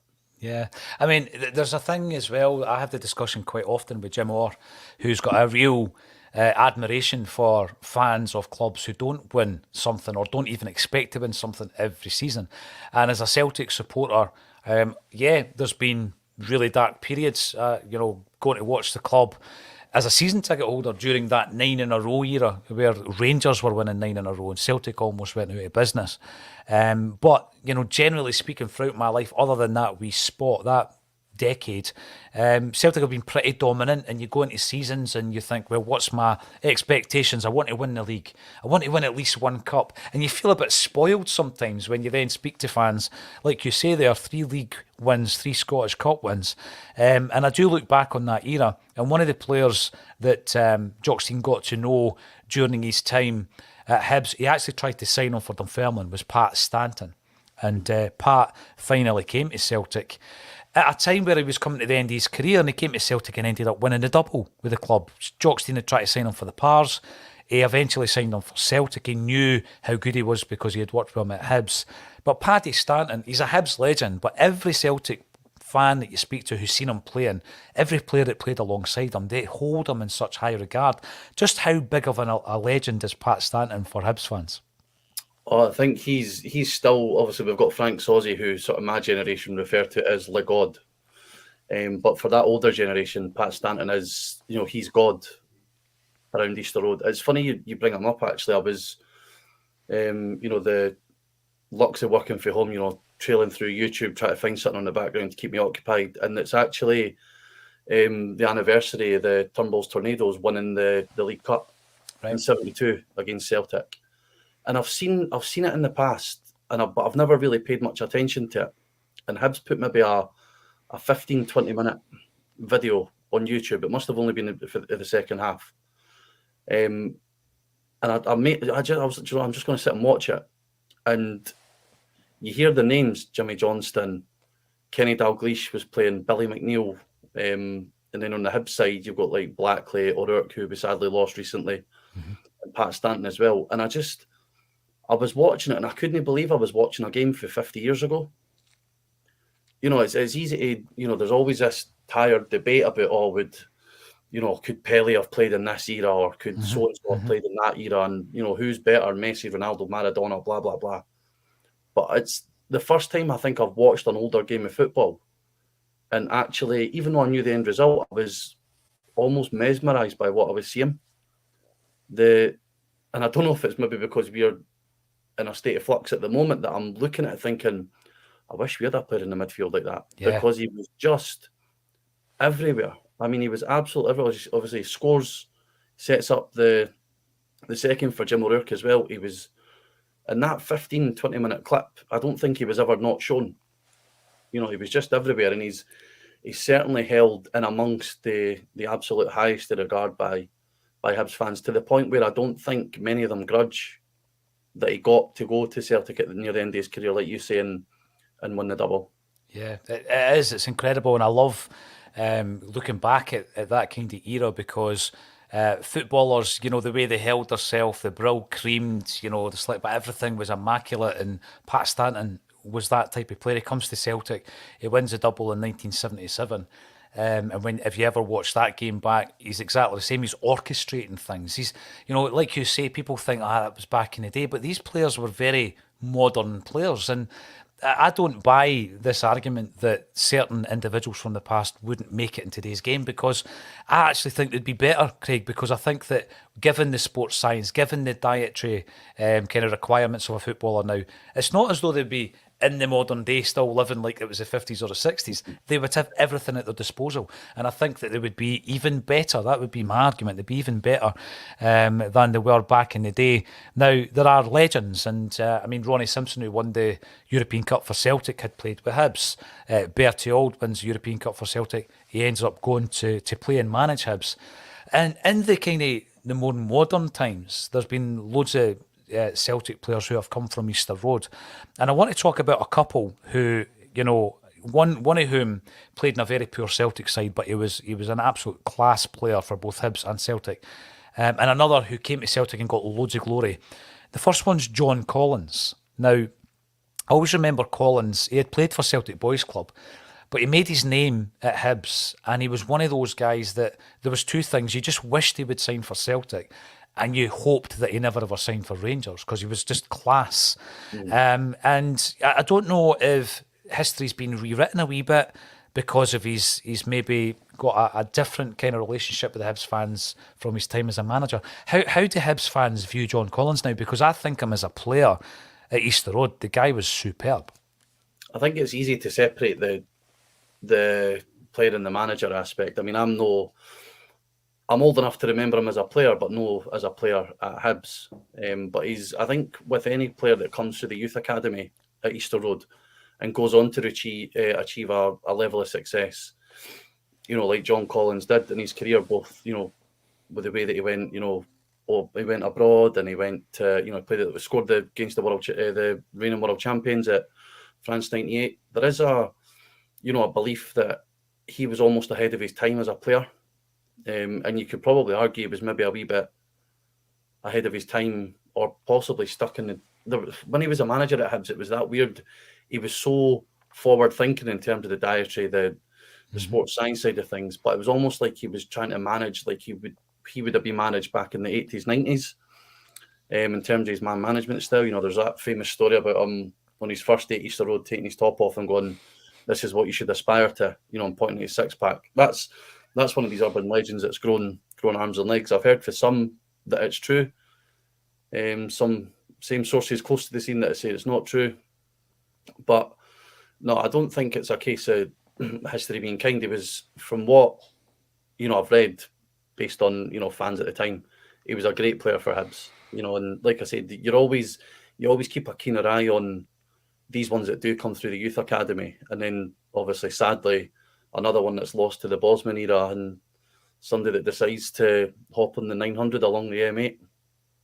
See the thing, I do want to talk to you about that, because as a Celtic supporter, you either bring a player through or you manage to find a talent of a certain age.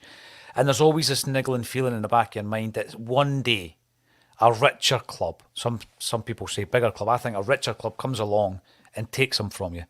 And, recent examples are people like Victor Wanyama, Virgil van Dijk. And Celtic have done it deliberately. They've bought the players in. That's the model. And we know that someday we're going to sell them on. But also the guys that have come through over the years, like people like Charlie Nicholas came through. We lost them to Arsenal. And, most recently, Kieran Tierney comes through and we lose him to Arsenal as well. Aidan McGeady, the same thing happened with him. But to kind of like a similar degree, Hibs have got that issue, because you can rear a young player. Is it in the back of your mind that pretty quickly Celtic or Rangers are going to come in and buy them off us? I would say so. I mean, you think that it's Celtic and Rangers obviously look beyond what can they do in the Scottish League. You see the same issue down in England now as well, with players trying to buy English players because of the rules for Europe, whether it be the Europa League, Champions League or whatever, having that quota of homegrown players in your squad. There's always that feeling that they will, if we have a player that's performing at the top of his game, the most recent one probably John McGinn, and that whole summer was Celtic, coming in from it wasn't happening, and then it was going to happen, and it didn't happen. There is, you do kind of get that feeling that there is always going to be the opportunity, purely because they know that, even if you take Ryan Porteous, for example, this January, for Celtic or Rangers, he's probably, he's a low risk investment type because he's homegrown, but also because he's played over 150 games for Hibs. He knows the league. He's lower risk than Celtic's overall strategy, which seems to be looking towards that sort of Asian market. You look at I think he's got a centre half coming in for Japanese already. But you weigh up the two, you could argue that Porteous would be more low risk because you almost know exactly what you're getting. He's played at Ibrox, he's played at Parkhead, Tynecastle, he's been in those intimidating atmospheres and he knows how to do it. So hopefully, fingers crossed, he doesn't follow the rest that have made that journey along the M8. But it's always, I think it's the same for every club, whether it's Hibs, Hearts, Aberdeen, Dundee United. As soon as anybody decent comes along, you have that kind of idea in the back of your mind that one of you will be circling round anyway. Yep, and it is interesting because as Celtic fans, You know, and when we start talking about budgets as well, it's kind of similar because we feel the same with the richer clubs. And then, you know, that disparity in finance, we feel kind of similar when we're in the Champions League. But how can we complain? Because we've kind of got that monopoly once we come back to the domestic game. So I do appreciate the other player I was going to mention, actually, when I was talking about Johnny Collins, was a player that played under him when he was a manager at Hibs, and that was Scott Brown. And I always remember Bruni as a Hibs player, and I really fancied him, but I also liked Kevin Thompson at the time. I thought he was a very, very useful player in the midfield. And to be honest, at that point, I wasn't seeing enough of Hibs to know what would have been the better signing. Obviously, one of them goes to Rangers eventually, one of them comes to Celtic. And we kind of snipped Rangers to the signing of Scott Brown. And he turned out to be an absolute legendary figure at Celtic, which at the time, when you watched, you know, when you look back at when Gordon Strachan signed him, if you had predicted that, I think most people, you know, if Axom was around at that time, we probably wouldn't have predicted that, Craig. You know, the type of player he was. I don't think he had issues with his temperament, to be honest with you, at that time. But he certainly had development in him. He had to develop as a player and as a character, and he did that. He became one of, and this is maybe something that will only be accepted in years to come, one of the most iconic captains. You just got to look at what he won for the club, 9 in a row, 4 trebles. And he's become an absolute Celtic legend. And when I look back on that at £4.5 million, you know, he repaid that time and time again, note for note. But when I'm looking at that time, that was a Hibs side that was really breaking up. And I sometimes wonder, what if that group of players from that era were to have stayed together, Craig? Do you ever think back at what they could have achieved for Hibs? Oh, all the time. I think the thing at the time was that it was meant to be Scott Brown was meant to go to Rangers and Kevin Thompson was meant to go to Celtic. At that period, so I was about 13, I think, when Tony Mowbray was appointed, and that is maybe bar 6 months under Neil Lennon. That's probably my favourite time supporting Hibs. That side was just full to the brim. You know, you had O'Connor and Riordan up top, and even then we had Stephen Fletcher coming in at the back of them. We had Brown, Thompson and Boozy in midfield, Whittaker and Murphy at fullback. Like, I can reel off that team like, you know, my elders can reel off the Turnbulls Tornadoes team. And it's Scott Brown was the one that, I mean, I remember his debut. He came on as an early substitute against Aberdeen, I believe, at Easter Road. And I'm sure he scored. And he started as a striker. Right. He was a striker when he started. And then the Mowbray's first season, he transitioned more out as a wide player, playing in right midfield, because he had bundles of energy. Like, he was the player that left Hibs, I never envisaged would become the player that he became at Celtic, because at Hibs, he was all action. He was everywhere. You only need to go back and see when we beat Rangers at Ibrox, when Sproul scored his hat-trick. For the second goal, Brown picks the ball up, maybe about 35 yards out for goal, away on the touchline, mind, but about 35 yards out, and he smokes Lovenkrands. Now, Lovenkrands himself was an absolute whippet, and Brown just leaves him for dust, like he's not even there. And then to see the player, there was always I think a point of discussion between Hibs fans is that we wished he would have went down south, because I felt personally that he could have played at a high level in the Premier League. You know, maybe not necessarily starting every week for Man United, but I think that the player that he was at Hibs, he could have held his own in that company.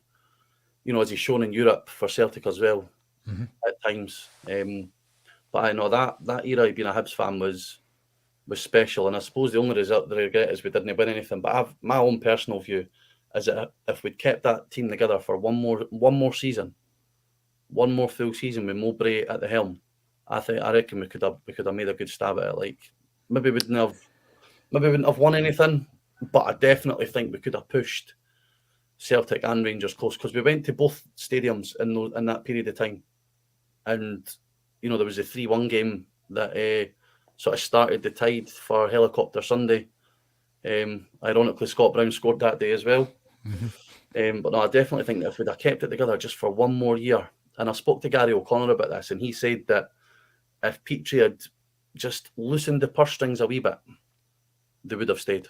Would have made all the difference. And the thing with Bruni, the wonders of social media, that particular goal that you just described there, where he leaves Lovenkrands for dead, it popped up on my Twitter not that long ago, and I remember looking at it going, wow, that's a different player. You know, the Scott Brown you're describing there, it was a different player to the one that we grew to love at Celtic Park. Some of the names that you're mentioning, I will come back to them, but just on that note, you're talking about that team.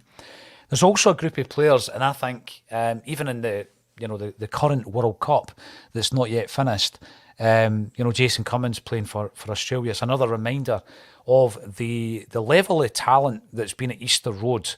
That they did achieve a lot, but you wonder if they achieved their full potential. You mentioned Gary O'Connor. He's one that I'm thinking about. I'm thinking about the likes of Derek Riordan. Tony Stokes, I know he wasn't a product of your youth academy, neither was Lee Griffiths, but obviously he also played there. And they're guys that have virtually gone off the rails. And I've asked Hibs fans before, is there something in the water down at Easter Road there? Because, these guys could have achieved just about anything. I remember Riordan as a young player at Hibs, and he was a skinny laddie. Of course he was, his physique in that probably wasn't right. But you think to yourself, when Celtic signed him, I remember Strachan saying that Riordan was the best finisher at the club, but there was just something missing, for him to transition from Hibs to Celtic. It didn't work out for him. As a Hibs fan, when you're looking at the talent I've just mentioned there, the ones that didn't quite achieve what you think they should have done, is there a frustration there as well? Can you explain why it happens so often? I think in my own eyes, they played for the club that they loved numerous times.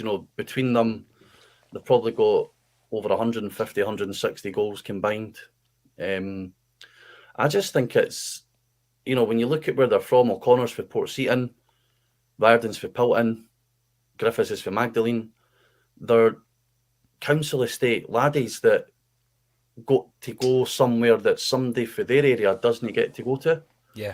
And whether you can argue the company that they keep or their own mentality. I mean, you still, O'Connor made it to the Premier League. They were all capped internationally. Mm-hmm. Griffiths ended up playing in the Champions League. I believe Riordan did as well. I think Riordan scored a penalty against I can't remember who it was, but to get you through. So I think there's you could probably argue that Griffiths done the best at a lot of them, considering he's, when you look back on the medals at the end of the career, it's Griffiths that'll probably be ahead of them. But for me, they were just council estate laddies that made it big. Mm-hmm. And they got to play for the club that they loved. They got to score goals for the club that they loved. They managed to, make an appearance for their country. And I don't know, I think if you could ask them all if they'd trade it all to win something with Hibs, even Griffiths and the enormous success that he had at Celtic, I think it'd be a close call if they give it all up just for that one chance to be part of that, that elite that won the Scottish Cup in 2016. It's interesting because I always think of the ones that didn't achieve enough, and actually when you put it like that, it's almost as if they achieved a lot more than they should have done, because you look at the background and their upbringing and the environment that they came through in as well. But just one last word on Griffiths. I mean, he's a frustrating character for Celtic fans. It wasn't that long ago he was given a 1-year extension by Ange Postecoglou. He's now on the soccer scrap heap. What can you see the future holding for Lee Griffiths? I mean,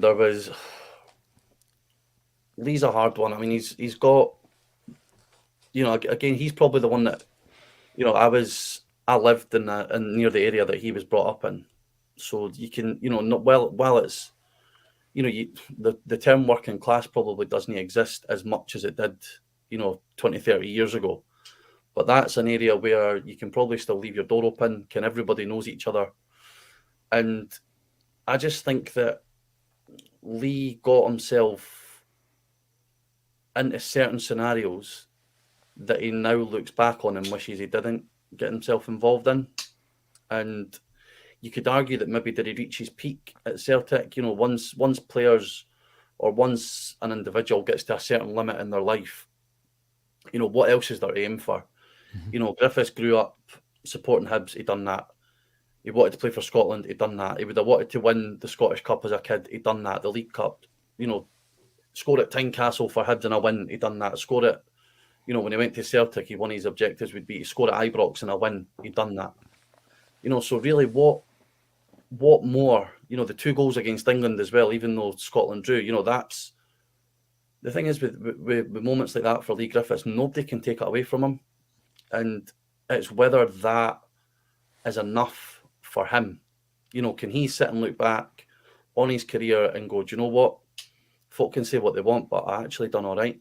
Yeah. And it's sad because there's always that sort of, I don't know if Celtic fans get the same, but when you see players that have came through your academy and go elsewhere, so Scott Brown, Stephen Whittaker, Kevin Thompson, Gary O'Connor, Derek Riordan, all of them came back.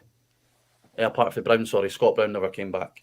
But there's always that, oh, do you know what, see if we can get them at the end for a year or two, just as a farewell, just to sort of, you know, bring the memories for 10, 12 years ago back again. Griffiths would have been that one. You know, there was a clamour for Hibs to go for him in the summer when Postecoglou gave him his 1-year extension. Yeah, yep. And then obviously the off-field stuff happened and it was just a complete no-brainer for that. But the fall-off has been pretty... I don't think our players fell off as quick. You know, considering the level that they're at. Yeah, he has, yep. I mean, I know he has suffered off the field stuff, you know, with his mental health, and you know, it just goes to show you that all the money, all the trophies, all the adulation in the world doesn't mean anything if you can't fight with your demons. And maybe that's just, maybe he's chosen that he'd rather look at himself and look after himself than try and find a high that'll obviously never come again, because he'll never reach the level of playing for Celtic. He'll never even reach the level of playing for Hibs again. No, it's unfortunate. You were talking about players coming back. Do you think we'll ever see Scott Brown back, maybe in the dugout in the future? I think any time there's going to be a job opening up, it will. I mean, you see it with Kevin Thompson. He gets linked with a Rangers job or some sort of role at Rangers, because he likes to eat the blue pound every now and again, despite saying he's a lifelong Hibby. But who knows? He's got Whittaker as well. There'll be a chance. It depends how well he does it at Fleetwood. If he does well at Fleetwood, then I think there'll be that clamour. I mean, I've seen it. I was reading the forums today. Somebody still wants John Collins to come back as a director of football. So I think that feeling, I think it's just a sense of familiarity. If you know that you've got someone, like I mind when John Hughes was appointed, and he was probably the first player that I grew up watching that became the manager, and there was almost that feeling he gets it. Do you know what I mean? He knows the club. He's a fan. He gets it. So you never know. There's a chance. I would say I hope not, because it means Lee Johnson will be successful. But the way things are looking now, that link might come sooner rather than later. Yeah, I'm sure that will be spoken about in the future as well. But another manager I'm familiar as a player as well, but who was at both clubs is Neil Lennon, of course, and he was a manager at Celtic twice. He also had a successful spell at Hibs. And I remember when Hibs appointed Neil Lennon, thinking to myself, the only other club outside of Celtic in Scottish football that would suit Neil Lennon would have been Hibs. I remember thinking that when he got the job. When you look back on it, you've already mentioned, you enjoyed his tenure. Was it soured by the way it ended in any way, Craig? No, definitely. I think there's a lot of misty-eyed nostalgia that goes back when you look at Lennon's tenure at Hibs. I mean, the championship season that folk reference, we'd had Hearts and Rangers the season before, then we'd had Rangers. So there was no way we weren't going to come back up. So that season was almost a needs must. And, we pulled off a masterstroke in the January by, somehow managing to send Simon Murray away and swap him with Scott Bain to go to Celtic, and it meant that we got Scott Allen to come back to Easter Road. And that 6 months, the midfield three of Allen, McGinn and McGeoch with Canberry and McLaren up top was magic. I mean, I think the way that they played, it was almost like gung-ho at times. Mm-hmm. As evident, we beat Kilmarnock 5-3, second last home game of the season, and then we had to win by 6 to finish second against Rangers, and we were 3-0 up in 21 minutes. It was just madness, and you know that game sort of encapsulated, you know, Lennon doing the, you know, the person that Lennon is. If your team goes 3-0 up and ends up 5-3 down, you would never imagine somebody like Lennon to be on the park doing aeroplanes after a last minute equaliser, but you could probably temper it with the opposition that day as well. But aye, for Lennon at Hibs, I mean, for me, it started to fall apart even before that. We played Hearts away at Tynecastle after the split, and he totally changed the system. We were absolutely flying, and he changed it, and we ended up getting beat. And he came out after the game and he went, I don't know what I can do with these players. I don't know if I can do it anymore. And he went AWOL for about 3 or 4 days. Right. And there was, you always knew there was that element with him. I mean, I know he's described as a fiery character, and this argument that he doesn't help himself gets flown about a lot as well. But he's another one who's had to put up with a lot mentally. You know, whether it be, you know, I couldn't even imagine what it would be like to get bullets in the post.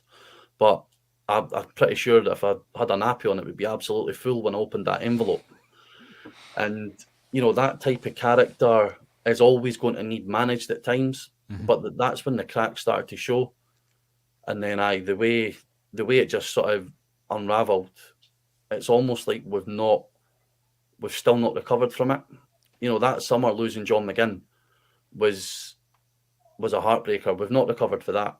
We've still not found someone to replace John McGinn in the centre of the park. And that's like finding a needle in a haystack at times. You know, sometimes you just get a player who fits the mould. And McGinn done that for the 3 years that he was at Hibs. But no, there's elements of Lennon's tenure that I do look back on and I think, that was class. And then there is elements that you look back on and you think, you know, it wasn't far off the shark fences getting thrown at him at Easter Road like there was at Park Craig during the COVID season. It's interesting, the parallels, isn't it? I mean, you've got that burst of success and adulation and momentum, and then, as you said, it unravels at the end. And, you know, Neil Lennon's a guy I'm pretty sure will be back in the game at some point. I'm just not sure if it will be in Scottish football. You've mentioned John McGinn a couple of times. I remember the first time I ever seen him playing. It was for St Mirren at Celtic Park. And he was a 17-year-old laddie. He was brilliant. He ran the show. And we won the game. But I remember thinking, at this stage, why don't we buy a player like him? And I know that a lot of guys haven't transitioned well from other Scottish clubs. One of the other talents from St Mirren, of course, was Lewis Morgan. Didn't quite work out. But it's low risk. It's like what you're talking earlier about Ryan Porteous. And I remember thinking that he, of course, went to Hibs. And then there was that whole saga when Celtic tried to sign him. And it did put me back in mind of the Stephen Fletcher deal, which I remember trying to get Stephen Fletcher. It was a January transfer window, and we ended up losing the league that season. We never got Fletcher. He eventually signs for Burnley. It was Burnley he went to, wasn't it, after Hibs? I went to Burnley.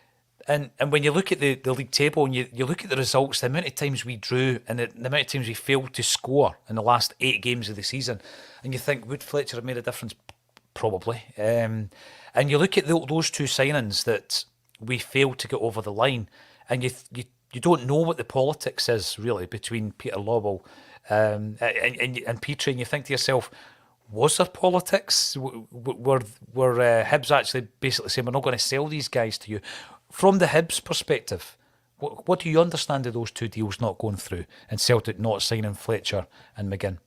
The McGinn one is that just Hibs, they didn't offer what Hibs wanted, and it was a case of Aston. I think John McGinn's even spoken about this himself, about it, that, you know, his granddad was the Celtic chairman, his entire family were Celtic season ticket holders. You know, he's made no bones that, you know, that was where he wanted to go. He told Hibs, that's where I want to go. And at the end of the day, Celtic just didn't offer enough money. Whether it was, you know, at the time, did they look at, could McGinn get in that midfield? I mean, you look back on it now and you say, there's absolutely no, for me anyway, there's no bones about it. He would have played in that Celtic midfield, and he would have played every week in that Celtic midfield. The Fletcher one is interesting because through my granddad, he used to sponsor players at Hibs, and it was Stephen Fletcher that he'd done for me. So at the end of the year, you'd go to the sponsors, get the framed shirt. So for the age of maybe 13 to 17, at the end of every season, I would go and sit with Stephen Fletcher and talk to him. And there was a big thing at the end of the season that he left about how close he was to going to Celtic in the January. Yeah. And again, I believe it was just a case of Hibs put up a figure. Celtic didn't want to match the figure.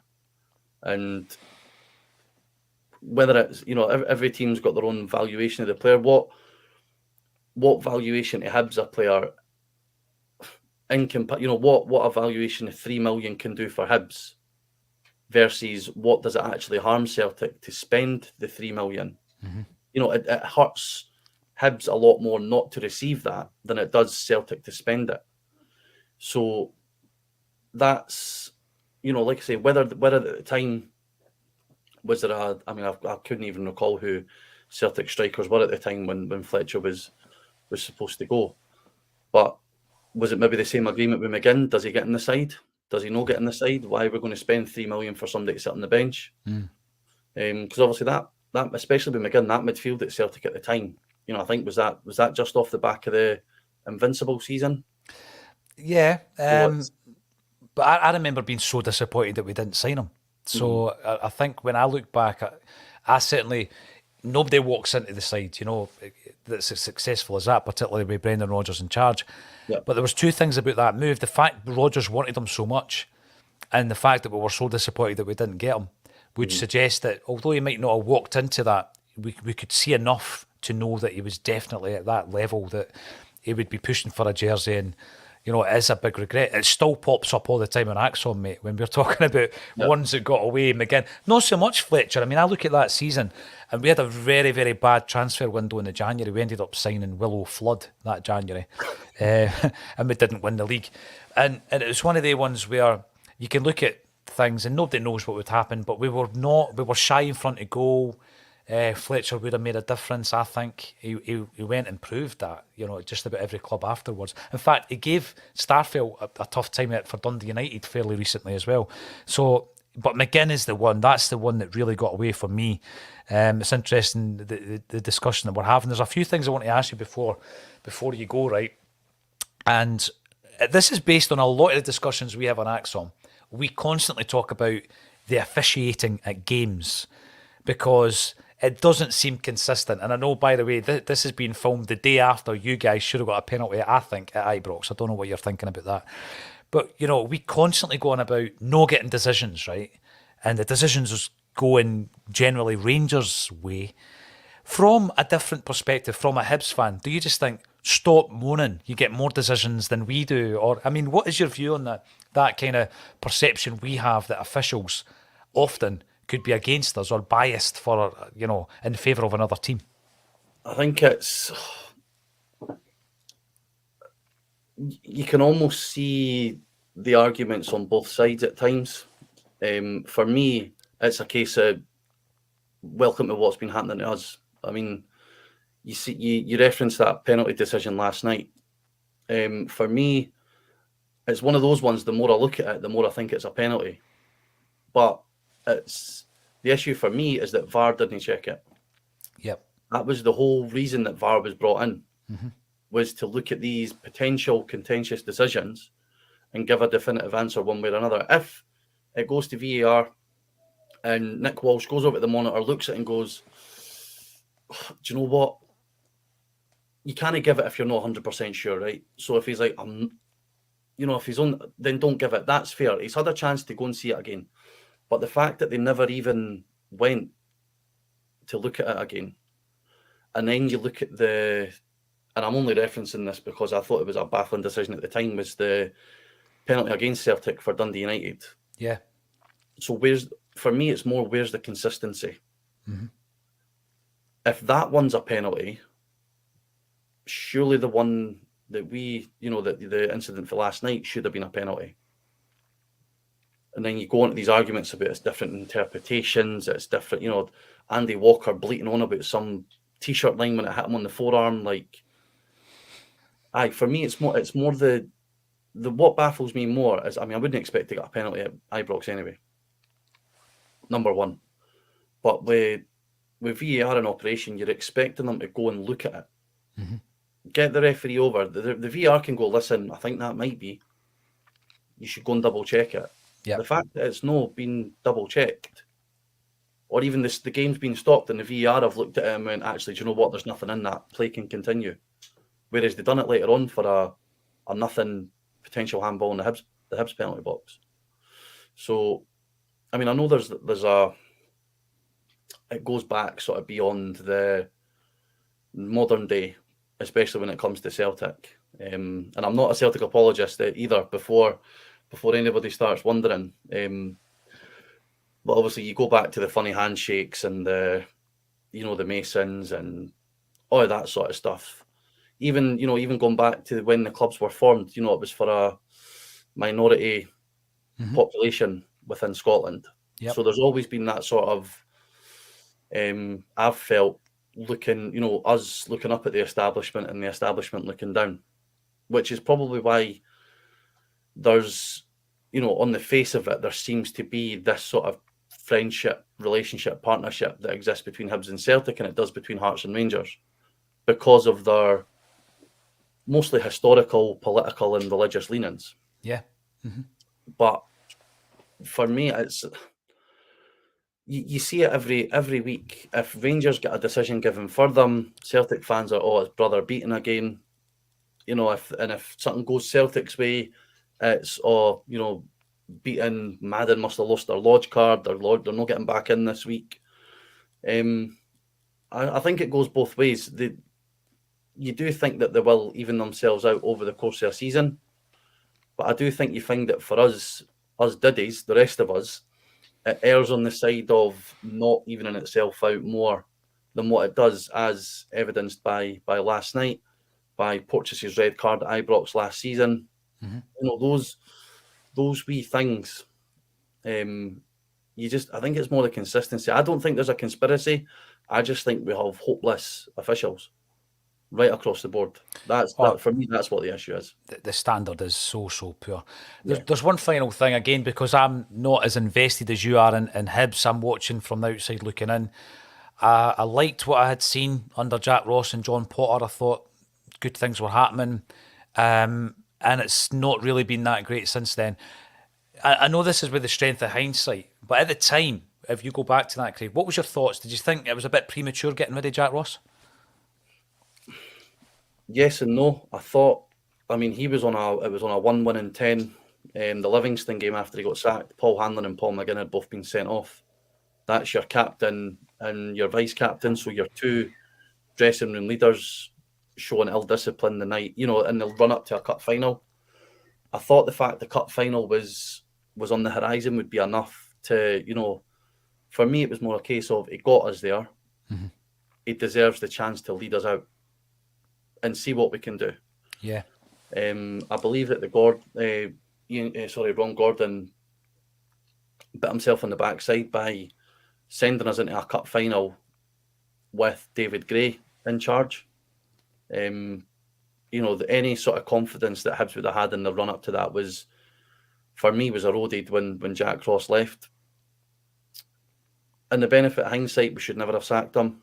I can understand why at the time, but then it rolls onto so that we should never have sacked Ross, but then we should never have hired Maloney. And then the whole plan with Maloney gets, is unravelled by the end of the season. No, he doesn't even make the end of the season. And then obviously we bring in Lee Johnson, and that's, we're on 7 defeats in 8 games. But at some point, where does the merry-go-round stop? Because we're going to, you look down south and you see teams like Watford, and they are, you hear about when Michael Beale gets the Rangers job, he's the 18th manager in Rangers history. Postecoglou's probably the similar number here, here or there, Yeah. And then you look at Watford and they're on like their 25th manager in the last 12 years. That's incredible. That's Potentially the route that Hibs are going down because of inept decision making from the top. There's this argument about Lee Johnson to go now. I don't see the point. I don't see the point in sacking him if we're going to let the same individuals who not only sacked Ross, who not only hired then sacked Maloney, then also hired and potentially sacked Lee Johnson to have another kick at the ball. I don't. It's for me. It just this culture that Ron Gordon's trying to build at Hibs. I mean, off the field is magnificent. I mean, we've got the I never thought I'd see huge 50-foot screens being installed at Easter Road, but we've got them. The hospitality's been ripped out, revamped. We've got even down to small issues like I complained last season that the astro around the pitch looked horrible. Like as soon as the grass stopped, it was just almost like gravel. That's all been redone. There's been a lot off the field that Hibs have done extremely well, but they've taken their eye off the ball by focusing so much on that and not focusing on what matters to us. I didn't turn up to see what the turnover of the hospitality suites are on a Saturday. I turn up to see my team hopefully win. We're not going to win them all, obviously I understand that, but you want to see something. Something like you referenced earlier about, as a Celtic fan, you almost feel spoiled because 9 seasons out of 10, you're going to end up with at least one trophy. Whether it be the League Cup, the Scottish Cup, the League, whatever it is, more often than not, you'll get at least one of them. Whereas for us, it's more about seeing, just take us on a journey, make us dream a wee bit. You know what I mean? Let us start to, fantasize after 6 games in the league because we've won 6 that we're going to win the league. That we're going to be playing in the Champions League music is going to be Easter Road next season. Just let us dream a wee bit. And now it's closer to a nightmare than it is a dream. It's really interesting to get an insight. It really is, which is the reason I thought it was a good idea for you to come on, Craig. And it's been a real pleasure talking to you about your Hibs state of mind on a Celtic state of mind. It's obviously for a good cause. We're raising funds over the weekend for St Mary's of the Carlton. And if you want to download our new single, The Glory and the Dream, or donate, both links are underneath this video. I've got to say, hopefully we can do it again sometime, Craig. And thank you for joining me on a Celtic state of mind. No, it's been a pleasure, mate. Thanks very much for having me. I would wish you all the best for the rest of the season, but I wouldn't mean it.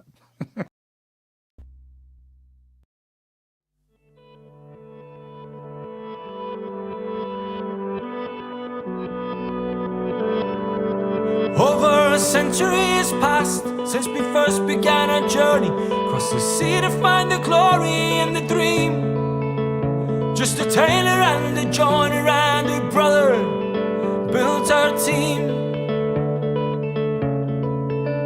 Greeted sometimes with hostility, but more often with the light. The boys who rise and had to clear through troubled skies.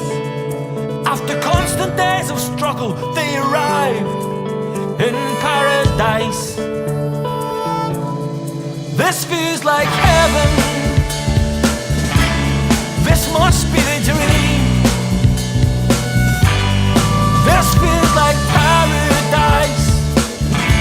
The best we've ever seen. The best we've ever seen. Even through the lean years, our support would flock in thousands. Countless trophies stand displayed for all to view. Side by side, brothers, sisters, we're united, and our children do the same. This feels like heaven. This must be the dream. This feels like paradise. The best we've ever seen. The best we've ever seen.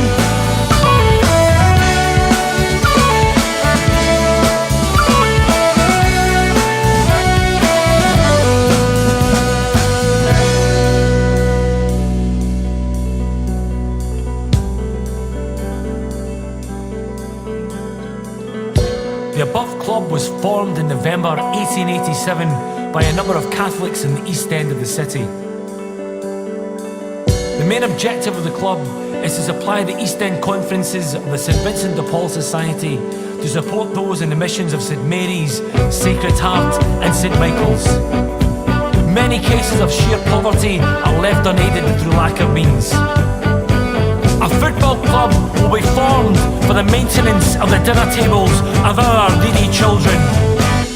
This feels like heaven. This must be the dream. This feels like paradise. The best we've ever seen. The best we've ever seen. We stand in paradise. Brothers, sisters, hand in hand. We stand in paradise. So what's the finest in the land? The finest in the land.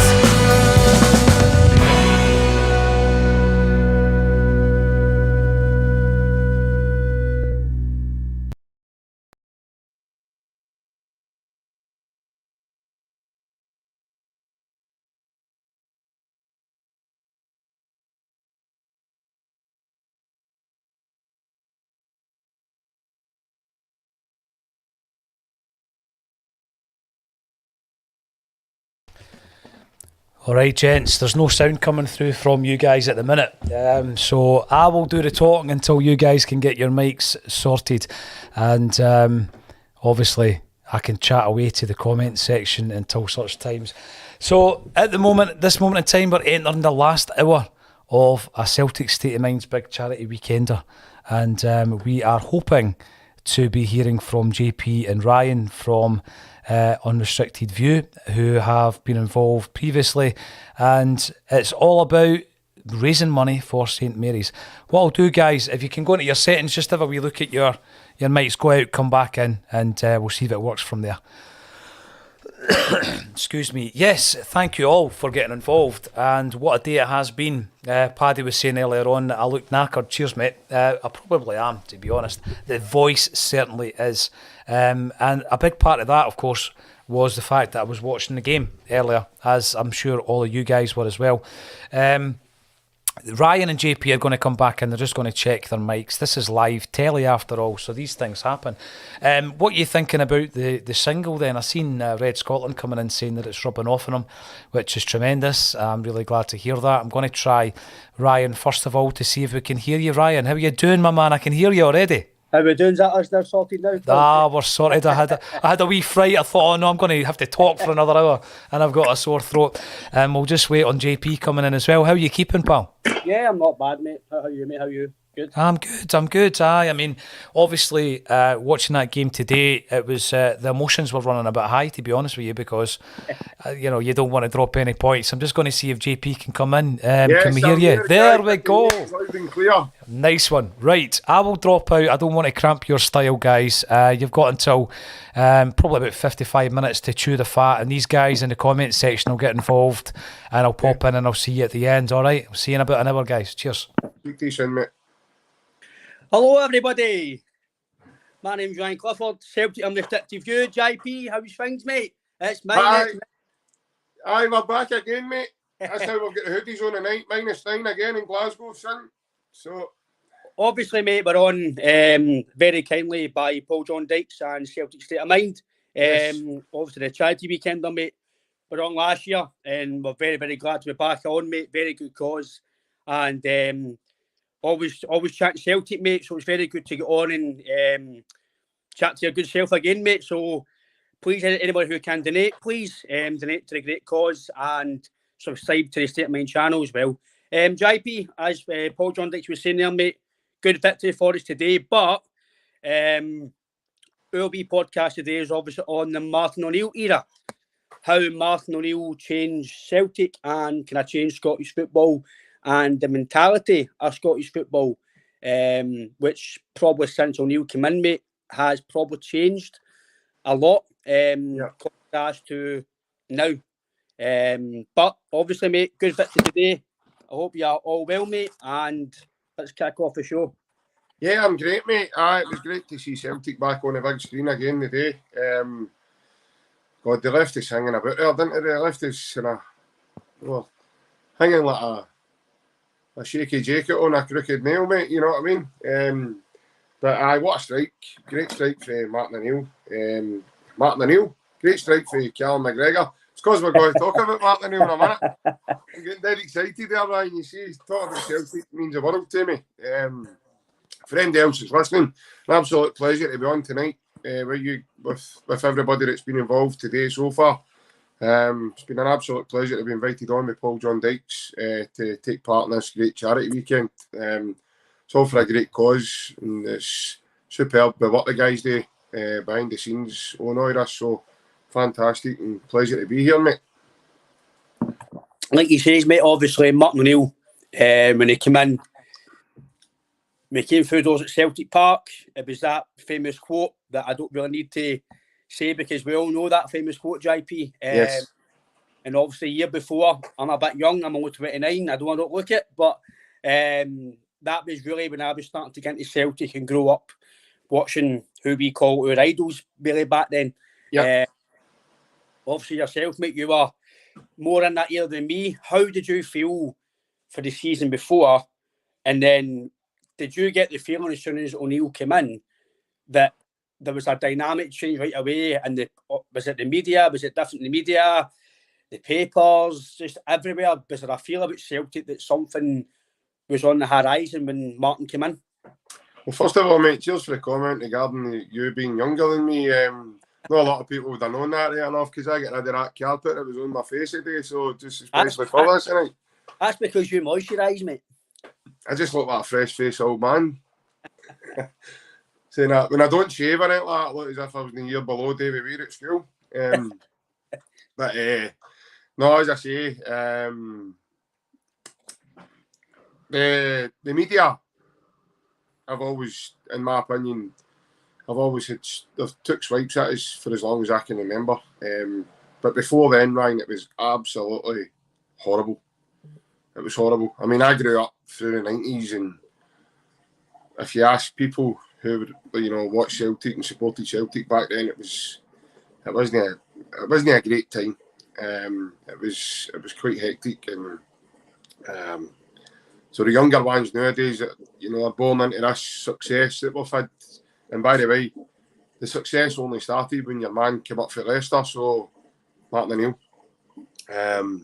In my opinion, that's when Celtic changed as a club and started to become the more dominant side here.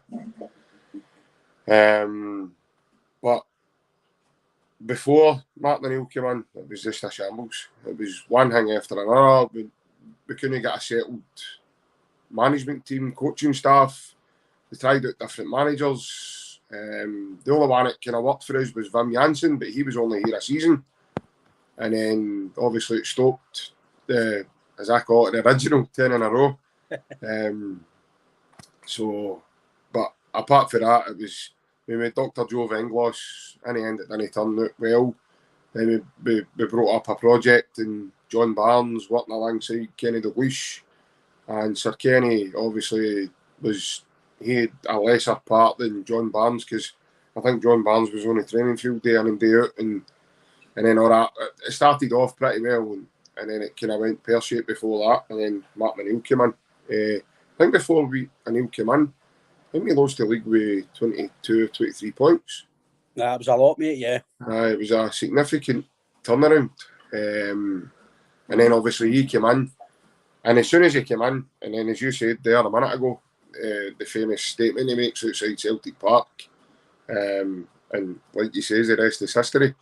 Faye he came in, things started to change, and he started to pioneer Celtic to be more dominant. Now, I remember when he came in, we went to pre-season, and pre-season didn't go too well. We get beat by a German side. I can't remember right off the top of my head, I don't know the name of them. But they gave us a doing. I think it might have been Leipzig. But way back then they were kind of. Rings a bell, I'm sure. Way back then they weren't as obviously big, and they didn't have the riches that they certainly have now. But I remember they gave us a doing, and we were kind of all over the shop. And I think I knew pretty quickly that there was a lot of work to do. There was a lot of guys in the squad that. I mean, I remember my dad saying some of them wouldn't get a game of Kirby with you. You know what I mean? Like, and they were playing in that Celtic. I know you're laughing, Nine, but honestly, like growing up through the 90s, mate, was absolutely hectic. The amount of people we had that just didn't work out in my squad, that just weren't at the level that we as Celtic fans would put that expectation on them. But then obviously, as you said, Daniel came up and right away, the first game, his first league game was at Tannadice, and I think Larson was his proper return for that broken leg as well. And then we got a couple of goals, and actually I think we took 4 or 5 after Dundee United that game, if my memory serves me right. Jules Volharen made his debut as well. Big Sutton got off the score sheet straight away as well. And then that just sort of pioneered the partnership between him and Henrik Larsson. And then as Anil started adding to the squad as we went, and obviously but then we goes on a few games into the season and we plays them for across the water, and we beat them 6-2 on a memorable day at Celtic Park. And then there was a big mentality shift then, right? You could see in the impact. I'm saying that right now, but then we went to Ibrox and get gubbed 5-1. So after that, it was a kind of. But there was a kind of mentality. I think a lot of the Celtic squad, even guys that had been there like Paul Lambert and Tom Boyd and Jackie McNamara, and they started to believe that we can actually do this. And then, as I say, we'll talk about it more as we go, mate. Aye, because for me, mate, it was probably the start of my Celtic journey, I would say, as a fan. Obviously, I was kind of born in the 90s. I was born what some Celtic fans would call maybe the worst times in a long time. Which is obviously, for me, as I say, mate, we spoke about on our podcast that I'm being a bit spoiled. All I've really seen has been success, barring maybe the odd season here and there in between. Like we've said, mate, I've seen 9 in a row, 9 leagues in a row. That's 4 trebles. That's phenomenal. I've seen it the other way.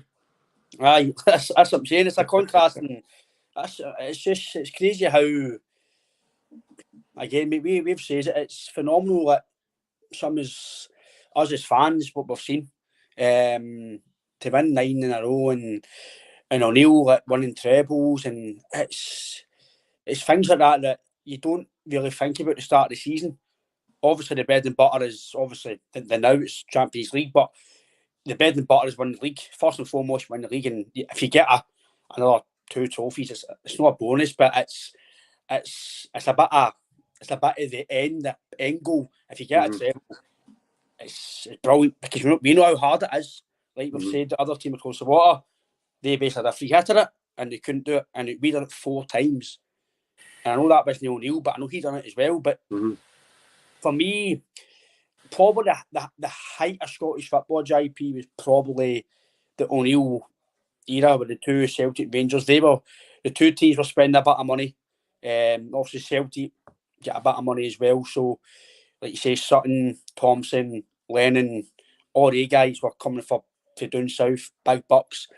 Like you say, but you've seen early on, mate, for the first few games, you've seen similar to the way Ange, like his contrast, and you've seen what Ange was trying to do when he first with O'Neill as well. You've seen what he was trying to do, and then eventually, like you say, that game at Celtic Park, where, again, I don't need to mention it, we all know that game, but probably one of the best goals, or if not the best goal I've ever seen as a fan.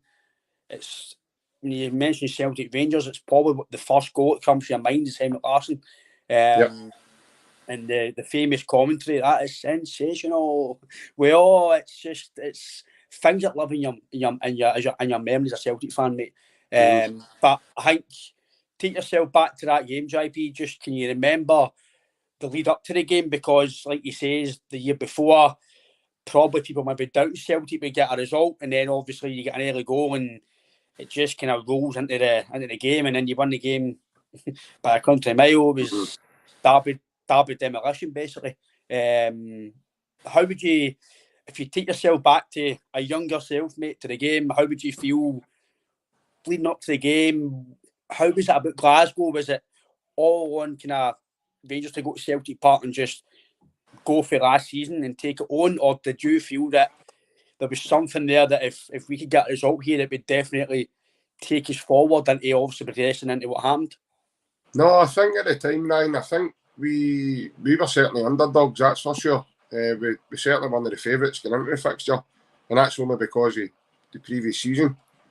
Now I know obviously the season before we done them 5-1 as well. No, the season before. Sorry, under Dr. Joe, we done them 5-1 as well at Celtic Park. But that, in the context of what happened, that was more or less a one-off. Mm-hmm. There wasn't a level of consistency in that fixture base. Under Wim Jansen, we managed to beat them as well. We beat them 2-0. Craig Burley and Paul Lambert were that screamer. But in terms of constantly having success in the fixture, that was far and few between, mate, for a long time. And there was a level of nerves. I remember that getting into the game, because you didn't know what was turning up in terms of us as well, because it was a relatively new side that Martin O'Neill would chuck together, and guys like Stein Petrov, and who under the previous manager was playing out of position and maybe carrying a wee bit of excess weight than he should have been. And it took for a guy like Martin O'Neill to come in, who in my opinion, even then he was an elite manager, because of what he'd achieved at Leicester. I mean, they won the FA Cup with Leicester, and I think way back then Leicester's expectations was just stay in the league, just stay well in that league, and he managed to. I think it was like 2 or 3 seasons the bounce. He managed to. They finished the top 10 in English Premier League, and that for Leicester was monumental. I mean, I know obviously Leicester's team now, I mean, they ended up winning the Premier League under Ranieri, but in terms of that, way back then, that was really big success for them. So you kind of knew about O'Neill coming in, you knew a bit about him, and he got the best out of players, and you heard about his man management and everything else. But again, getting into that fixture line, you didn't know what Celtic team was going to turn up. Mm-hmm. Rangers then were very, very strong. They had a very, very strong team. When you look at, I mean, Stefan Klose had won the Champions League with Borussia Dortmund. They had guys like Tugai, a very good player, Claudio Reyna, Rod Wallace, very good player, especially in Scottish football. He done quite well for them. Because of the success we had that day, I'm actually finding it tough to remember their actual team. I know obviously Fernando Rickson played. He lasted about 11 minutes and was whipped off because the damage Bobby Pettit had done to him that day.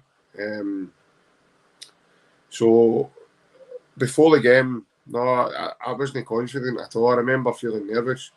Going to that game with my dad, and I remember a wee bit of me is no looking forward, and that's something, Ryan, I think as a Celtic fan, you should never feel going to a game, especially at Celtic Park. But way back then, it wasn't the way it is now, and a lot of the younger generation now just doesn't know how lucky they really are because of what I had saw growing up. So no, there wasn't a lot of big expectation for your side for what I remember, especially like my pals and their dads and uncles, and I think a few of them expected Celtic to get turned over. I can get what you mean in terms of maybe not being confident, because obviously what happened before. Like now, you're confident every game. We all know you've got no divine right to win any game of football. Nope. But the way this Celtic team are at the moment, you just feel that, like today against Aberdeen, if you listen to media, you would think we were struggling. But Aberdeen were just defensively set up very well, and we were kind of struggling to beat them down. We weren't struggling to play against them, we were just struggling to really get that chance. Kyogo missed the chance, and you're thinking, right, is that the one now that we've missed? But we've got a mentality shift, in my opinion, for every other team in Scotland. We just keep going. And the phrase that Anne says, I know people might laugh and joke about outside Celtic, or they don't stop, etc. But if you actually watch the team play, that is, we don't stop. It's relentless. And I think people outside of Celtic are realising now that I think, to be fair, even though he might not be the best of pals to Celtic fans, Chris Baldy even said it today. He says, that's not a foot, Barry, what's happening here. Like, they do it all the time. To be fair, we've done it for years. Done it under Stratton, done it under Lennon. We've done it for years. Not just a last-minute goal and it's a fluke. Like he says, as much as some fans might not like him, it's the truth what he says, and you've got to agree with him. But when O'Neill came in, like he says, the shift of that season, and then obviously what came further on, you've got Seville and you've got close leads, and you look back now and you're thinking, oh, that goal here, that game here, and this is why even this season we're saying Aberdeen 9 points clear. Inside, I'm thinking, right, the league's not in the bag. You've still got a lot to go, but you're confident. But like we've always said, mate, football can change like that. Football's mental. We've seen it, like you say, down south where I think it was Leicester and Watford 1 minute. Leicester and Watford were basically getting up, and then another one was no getting up, and then it switched. Football is a crazy game. And like you say, you don't take anything for granted.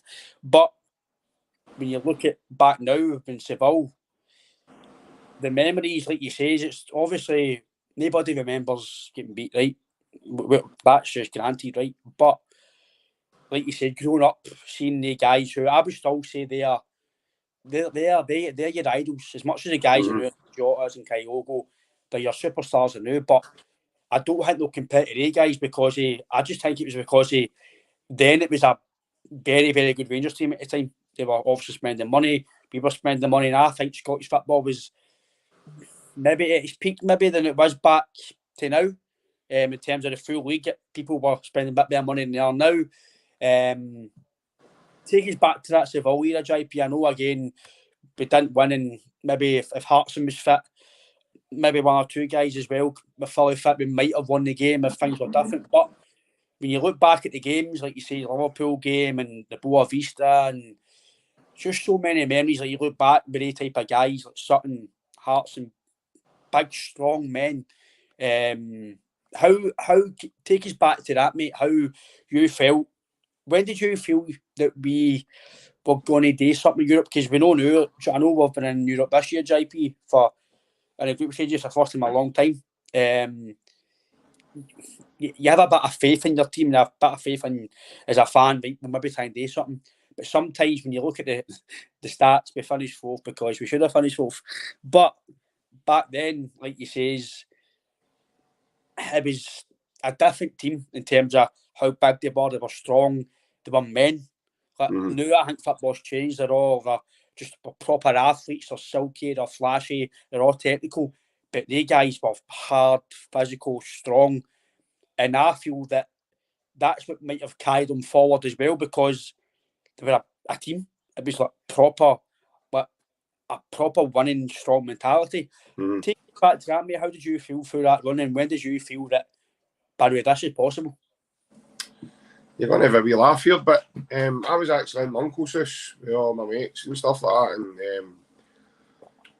and the night we beat Blackburn 1-0 at Celtic Park. Now, see that night, Ryan, we get battered that night, and I mean battered. They totally outplayed us. We just weren't at it that night at all. We never turned up. They had a wad of chances. Probably one of the best games I think I've seen Rob Douglas play for us. He was phenomenal that night. And some of the defending was last ditch stuff, and clearing boys here and clearing boys away from there. But guys like David Dunn and Damien Duff, and they were a good side. And obviously, who our manager was as well, he'd have made sure they were right up for it. And Graham Souness. But when we beat them 1-0, everybody laughed at me, but I made a statement, and I firmly believed I seen something in that Celtic team. I thought we're going to be very hard to beat here, because that wasn't us even anywhere near our point. Yeah. And we still get through that game. We still managed to.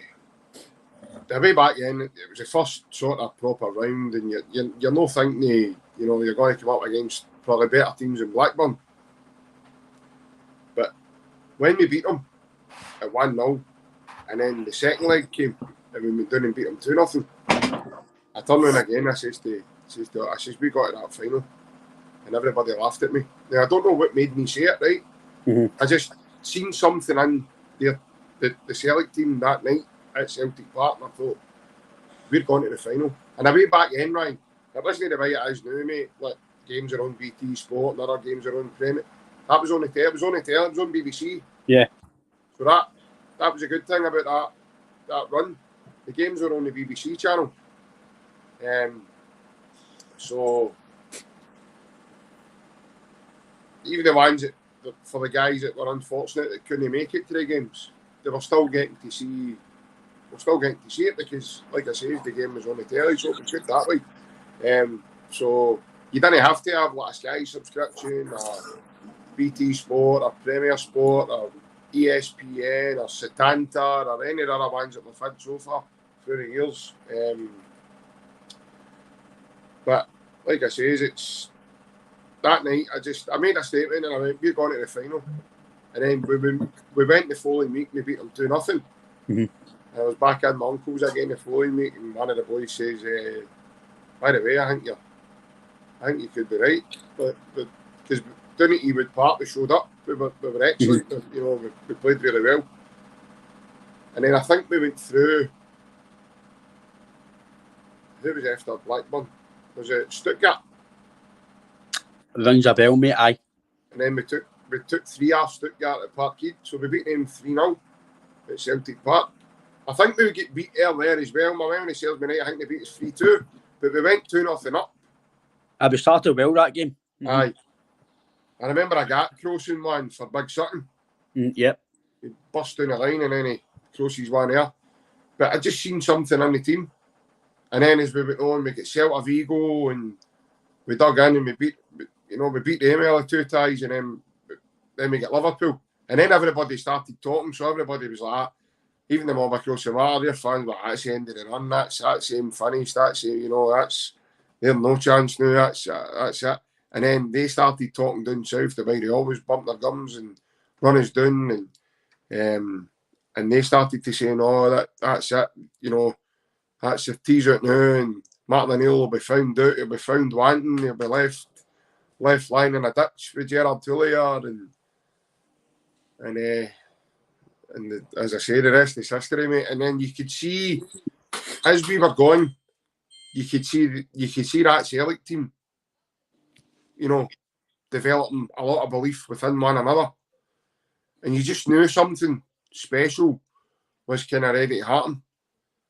And then obviously we go through, we get Boa Vista, and we managed to negotiate that. And I always remember that the goal away from home, Larsson's kind of it's one of the last few minutes of the game. Mm-hmm. And he just dinks Ricardo. And way back then, I mean, he was a Portugal goalkeeper. That's right, mate, that's right. So he was way back then, you know, it was like, but we'd beat a lot of good sides with some good players on the teams, and it was special, mate. But right away, I could see something in them at the Blackburn game at Celtic Park, because they weren't at it that night at all. And even if you go back and try and get some of the old footage, mate, you'll see what I mean.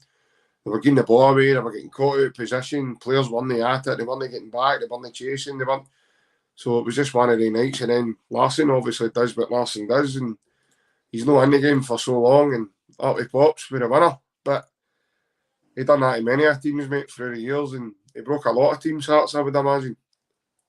Aye, like you says, mate, I can actually remember watching it. My dad, I can remember wandering to sleep when we scored and all that, and it's just a crazy turn of events. The actual final itself, like you says, if Big Hartson was fit, could it have changed the game? Could it have made you stronger? It made you stronger, definitely. If they give you at least an extra 10-20% to win the game, because we all know Big Hartson was superb. He's a big question for you, JP, right? I don't know if any of the listeners or anybody in Celtic thinks that it could be. Could you, in your mind, mate, do you think they three were maybe, if not Celtic's best ever front three? Or one of the best front three we've ever had? In my time, they're probably best front three. Aye, they're definitely up there, but I obviously spoke to you in terms of the Tommy Burns era as well, and yeah. Cadet, Van Hooijdonk, the Canio were special as well, mate. They were, they were up there as well.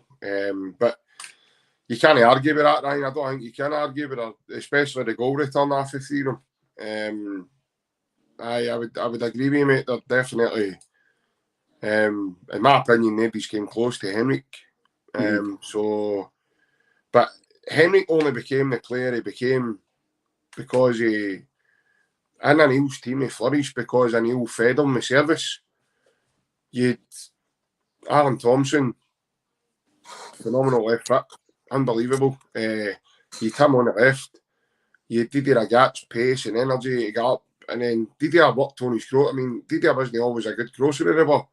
He had to work on that.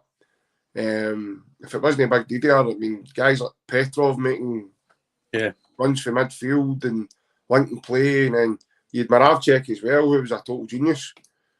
Guys like Paul Lambert, who could read a game, and Fred Stein and Ira and Needle with a pass. And I've been blessed that way, Ryan, in terms of the time being a Celtic fan, because, like I say, mate, I've seen some phenomenal players, like guys like Paul McStay, John Collins. I mean, in my opinion, mate, these guys are world class. So I've been blessed to see such an array of talent through a number of years now. I'm not going to say the number right enough in case anybody's want to have a guess in the comments. Definitely not telling you, so that's what I'm keeping. But no, it's been really good. But I would agree with you, Ryan, in terms of that front three. I think they three were phenomenal. But they all brought something different to the team. Big City brought a versatility, because if you look at it, he played in a few positions for us. So he played centre forward, centre midfield, and I think he played a couple of games at centre back as well in his time. Big John was just a put the ball in my bonnet type of guy, and the ball's in the back. 9 times out of 10, the ball's in the back of the net. He was a goal getter. Larson was he started off at Celtic as a playmaker, playing sort of with Simon Donnelly. But saying that, when I say he started with Celtic, he didn't start too well. So the first thing he done was give a ball to Chick Charlie. And then in the midweek, like I say, Steve, the following week, he scored an OG against a team for Austria called FC Tyrol. But no, as I say, we were totally blessed and totally spoiled in that time. And Martin O'Neill brought, in my opinion, the best out in Henrik Larsson by bringing service that Larsson never got before, because I don't want to down anybody at all at their job, but I just didn't think we had the right quality. When Larsson came in, you could see after a few games, obviously, what he was all about. And Wim Jansen knew what he was buying, Ryan. Do you know what I mean? He knew £650,000, probably the best investment for any player, especially for that return he gave you. So, no, I think he's. But at the time, Ryan, the squad wasn't. It took guys like Craig Burley, Paul Lambert, run about Henrik to help him. But it wasn't what Anil brought. Anil brought a different level of quality that took us on at a level or two, even, in order to make us that bit better. And it wasn't surprising that the way Anil built the team through the 4 years he was there was, we ended up so good in Europe, and he made Celtic part of Fortress, especially. Teams found it really hard to come in. And I think what was there as well, you said it earlier, the big characters, right? I think they played with a level of freedom. So they weren't frightened to go in against teams like Barcelona, Juventus. They thrived on that. They thought to themselves, right, you might be worth 100 million or, whatever, but we're going to show you what we're made of. Whereas maybe nowadays, a lot of teams are looking across at one another in the tunnel, and, as soon as you're up against guys like Neymar and Messi and Mbappe and, Griezmann, guys of that calibre that are playing at the top level at the World Cup, teams that are maybe lesser quality, you've already lost the game before you've left the tunnel, mate. Do you know what I mean? The mentality probably is totally different. But when you had a team full of men who were all massive characters in their own sort of individuality way, then it was always going to be a case of, you know, there was nothing but success going to happen for them because of it, you know, the character in that team. Like you say, mate, just a few of the names that it brings back brilliant memories. Guys like Petrov and Lambert. I still think Lambert was very underrated with not just some Celtic fans, but overall. The guy for me was world class. Like you says, if some of these guys were in today's Celtic team, they probably not. We're thinking guys like O'Reilly and Hatate are superb. These guys were just, in my opinion, pushing out the road because I thought they guys were world class. Petrov, like you said, even down south done well. I think here's a wee question for you, mate. Right, one player for that team to play in Angie's style. For me, I'm going to say Petrov. I think Petrov would suit that style a T. The way he made the forward runs, the way just for me, Petrov is outstanding. I think he was suited by Ange wants to play. The high pressing game, we don't stop, and let's be fair, Petrov was always absolutely sweating. The guy gave his absolute all every single game. He was absolutely so fit. I think for me, mate, he would be the guy for me that would come in and just fit into that system like a glove. He would just slot in and just it wouldn't change your mindset. Obviously, I'm talking here in a total imaginary world here, but he's came for that mentality with a new team. Yeah. Imagine in this team with that mindset and then playing in that style. For me, mate, it'd be an absolute match in heaven. Yeah, but I couldn't disagree with you there, right? I think there's a few for that team, mate, that would probably do quite well and Angie's setup. Like see a big physical boys. I'm not too sure in terms of that forward pressing for front. You're not like to John Hartson for that, mate. You know what I mean? I know Big City could shift in these days well, not as quick as Maeda or Kyogo, etc. But I don't think you're looking to the guys to go and press high on top of the goalkeeper, looking for pass backs, etc. But the game's changed as well, Ryan. The game, you never saw teams playing out for a away back then, and if you did, it was always your teams like Barcelona, etc. That kind of pioneered that kind of style. And again, it took Guardiola to manage them to back in the day to kind of implement that style and start that off. But no, I think a few. I mean, just for pace alone, I'd love to see Didier Agat playing in a sort of Ange Postecoglou side. I actually had a similar conversation with somebody the other day, and I said that the one player for Lennon's second term who I'd like to maybe see in Angie's team is probably wee Frimpong.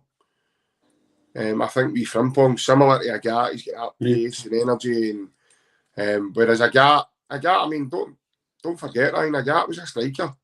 Played with Ray Flowers and he played with Hibs as a forward.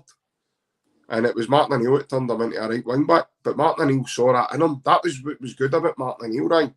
He saw that in Agat. He could see something in people and go, no, I think you'd be more suited to this.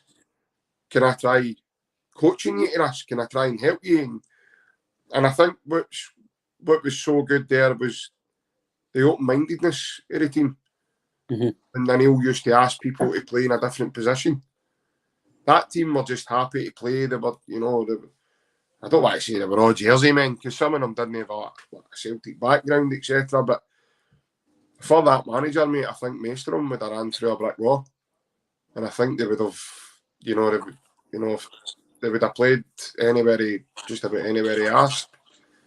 But you're looking at maybe Alan Thompson as well, especially in inverted roles, etc. Because Tomo was good at coming inside the pitch. He was probably better on his right foot as well than a lot of people give him credit for. If you look at that goal he scored at Ibrox, Yeah. A perfect example of one he just curls away for close. I would probably say Jackie McNamara could play in any team.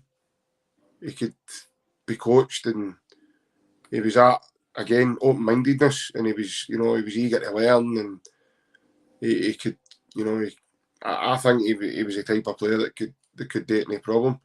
In terms of your centre backs, I think you'd be struggling to find a ball playing centre back between Big Johan, Baldy, and Big Jules Vaughan. They were just three big bouncers who just decided thou shall not pass. I think they had big signs on their Celtic tammies before they came out the tunnel and stuff.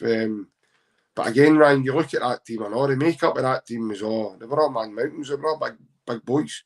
Yep. And that was a big cry away back then. There was teams, they were too physical. They were in your face. And then you guys like Neil Lennon, I know, he was probably one of the biggest unsung heroes as a player, because people don't realise what Lennon used to do. He was class at breaking up play and getting in the road and being a nuisance and not letting the other team's number 10 settle, and the amount of ding-dongs. I mean, I watched him against Steven Gerrard, mate, and he skilled him. Totally skilled him. At Anfield. I mean, Gerrard, I know, at the time, he was a younger man, and he was just breaking through properly into a Liverpool team, but Lennon totally skilled him. And then you Dietmar Hamann as well, who couldn't get near Petrov. Because it was Lambert, Lennon and Petrov that night, and the three of them were outstanding. It's probably one of the best away performances I've ever enjoyed. It's not often you go to Anfield, Ryan, and you win 2-0. And you're probably the most dominant team the majority of the game as well. And very quickly, Anfield was silenced with the way we were playing. I think they were kind of mesmerised and shocked at how good we actually were, because, like I say, Steve, Gerrard Tullia, the Drewies at Celtic Park, and the patter was, I mean, well, I'm saying that the tabloids and the headlines and the papers and stuff way back then, because way back then, Ryan, we didn't have smartphones. We could go in and check things the way we can now. Way back then, you had to use teletext. That was your information. That was your... That's you showing your age now, big man. Well, there we go. I'm still not giving you a number, by the way. I'm not telling you the number. Like I say, I do look as if I was the year below Davy Weir at school, right enough, so, but I'm nowhere near that age yet. But no. But that's what the source of information was way back then. Unless you bought a paper, you used to press the red button and go into teletext and then go through the menus, and you could, way back then, you could select what team you were looking for. Then it would give you maybe a wee paragraph about your team, and then your granny or somebody would be moaning about missing blind date on a Saturday if you're trying to check out what's going on, you know what I mean? But no, as I say, they were the good old days, mate, when you didn't have social media way back then. You didn't have all that that you've got now, and even this platform that we're speaking on now, you didn't, nothing like that was available. So to even, I don't even think they had fan sort of liaison, fan comments, I think you just went to the game and you went home and that was it. They didn't have anything like this way back then, and it's totally night and day for, I would say, the last 20 years even. Even when we beat Rangers 6-2 at Celtic Park, you didn't have social media or anything like that, so it's not as if you could go on and have a bit of banter with your pals the way you can now, or even these smartphones, none of them are kicking about. Somebody phones you had to phone the house. Your phone would be lying on a table at the middle of the hall. Why is it when your pal wanted to phone you, why is it your house was always stowed and full of people? That's what I wanted to know as well. Like, it was always full of, and then everybody wanted to know who it was on the phone, so they'd be going, who's that? You couldn't hear your pal. You think your pal was still in the middle of a close trying to talk to you with a amount of echoes. It's going, who's that? But no, they were the good old days, mate. It's just brought back an array of memory there to myself talking about it, actually. Aye, no, but like you said about argument against Liverpool, obviously, big Hartson, and obviously Alan Thompson as well in that run. I think Hartson basically said it's one of, if not one of the best goals he's ever scored. Unbelievable strike, man, for Big John. Like you say, that's when you were basically going toe to toe with these very, very, very, very good teams back then. Obviously, some disappointments regarding obviously the referees and over Juventus and stuff. And if you win that, you might have qualified for that group. But there's but under O'Neill, JP, I think the overall consensus with O'Neill is there was so small margins, mate, and they could have won even more than they did. It was so close to basically being invincible in terms of trophies. Like every year was so close. They had the odd point or the odd goal. Or that's So how look at you the one at the helicopter Sunday. Aye, that's what I'm saying. So he was so close to basically. He's already probably kind of an immortal, mate, in terms of because of what happened and who he brought to the club and what he done and he changed the mentality, in my opinion, of the Scottish football. To be honest with you, like you says with that team, you stand in the tunnel. Maybe similar to you spoke about in your pod, mate, that you kind of look the tunnel now with Celtic players, and you've got like Carter Vickers going up against like maybe like James Sands or Jock going up against like guys like Golson, even like guys like Hibs and like Motherwell and St Mirren. They're looking and they're seeing Kyogo or Jack and Marcus, and for me, the game's kind of won in the tunnel sometimes because you look at these guys and go, right, we're in for a really good game today because I'm playing against him. Obviously, you're still going to try and get the better of them. That's because you're in the day, they're professional players. That's their mentality. It doesn't matter if it's Mbappe or Jota or a guy who's playing in the own league. They still get the same mentality. I want to be the best against him. But I think even, again, I'll mention him again, Chris Boyd actually spoke about it today. He says when him and Petrov played, you kind of looked in the tunnel and you thought the game is won today. And I think that's similar to us, the new mate, with Ange, and even like today, you're trying to break down your missing chances and you're thinking, right, is this going to be one of the days where we are going to that point? But you keep going. And there's somewhat with O'Neill, you kept going, and you always knew last would pop up or something, or Thomas would have a wonder free kick, same as I knew. Like you would think, like Greg Taylor, again, anybody who's listened to the pod, I gave Greg a bit of stick before. I think a few of these did, some with Alston, but they've turned it around. Who was it told you about, man? You thought I was talking, you thought, what was it you says to me? With Sam? You're high. You're high? You says to me, I think you're high, mate. I don't know what you've been taking before this. And I says, I'm telling you, there's a player in him, and you never listen to me. But I just think the way it's changed, mate, for me, the mentality for O'Neill and then the mentality now with Ange, it's very hard to compare them, but just in terms of this topic, mate, for me, the mentality that obviously we didn't have a year and a bit ago before Ange came in, obviously we all know what happened that season. Ange just came in and what he's done, it's no, I don't want to say a miracle, but it's borderline that because of the way we were left. We've all had our chats about it, and the guy's just totally, you can trust your guy. The guy be just about your life in terms of who he signs, because like you're saying, maybe apart from the Gucci, because he's not been given a chance to injury. McCarthy's done okay when he's played.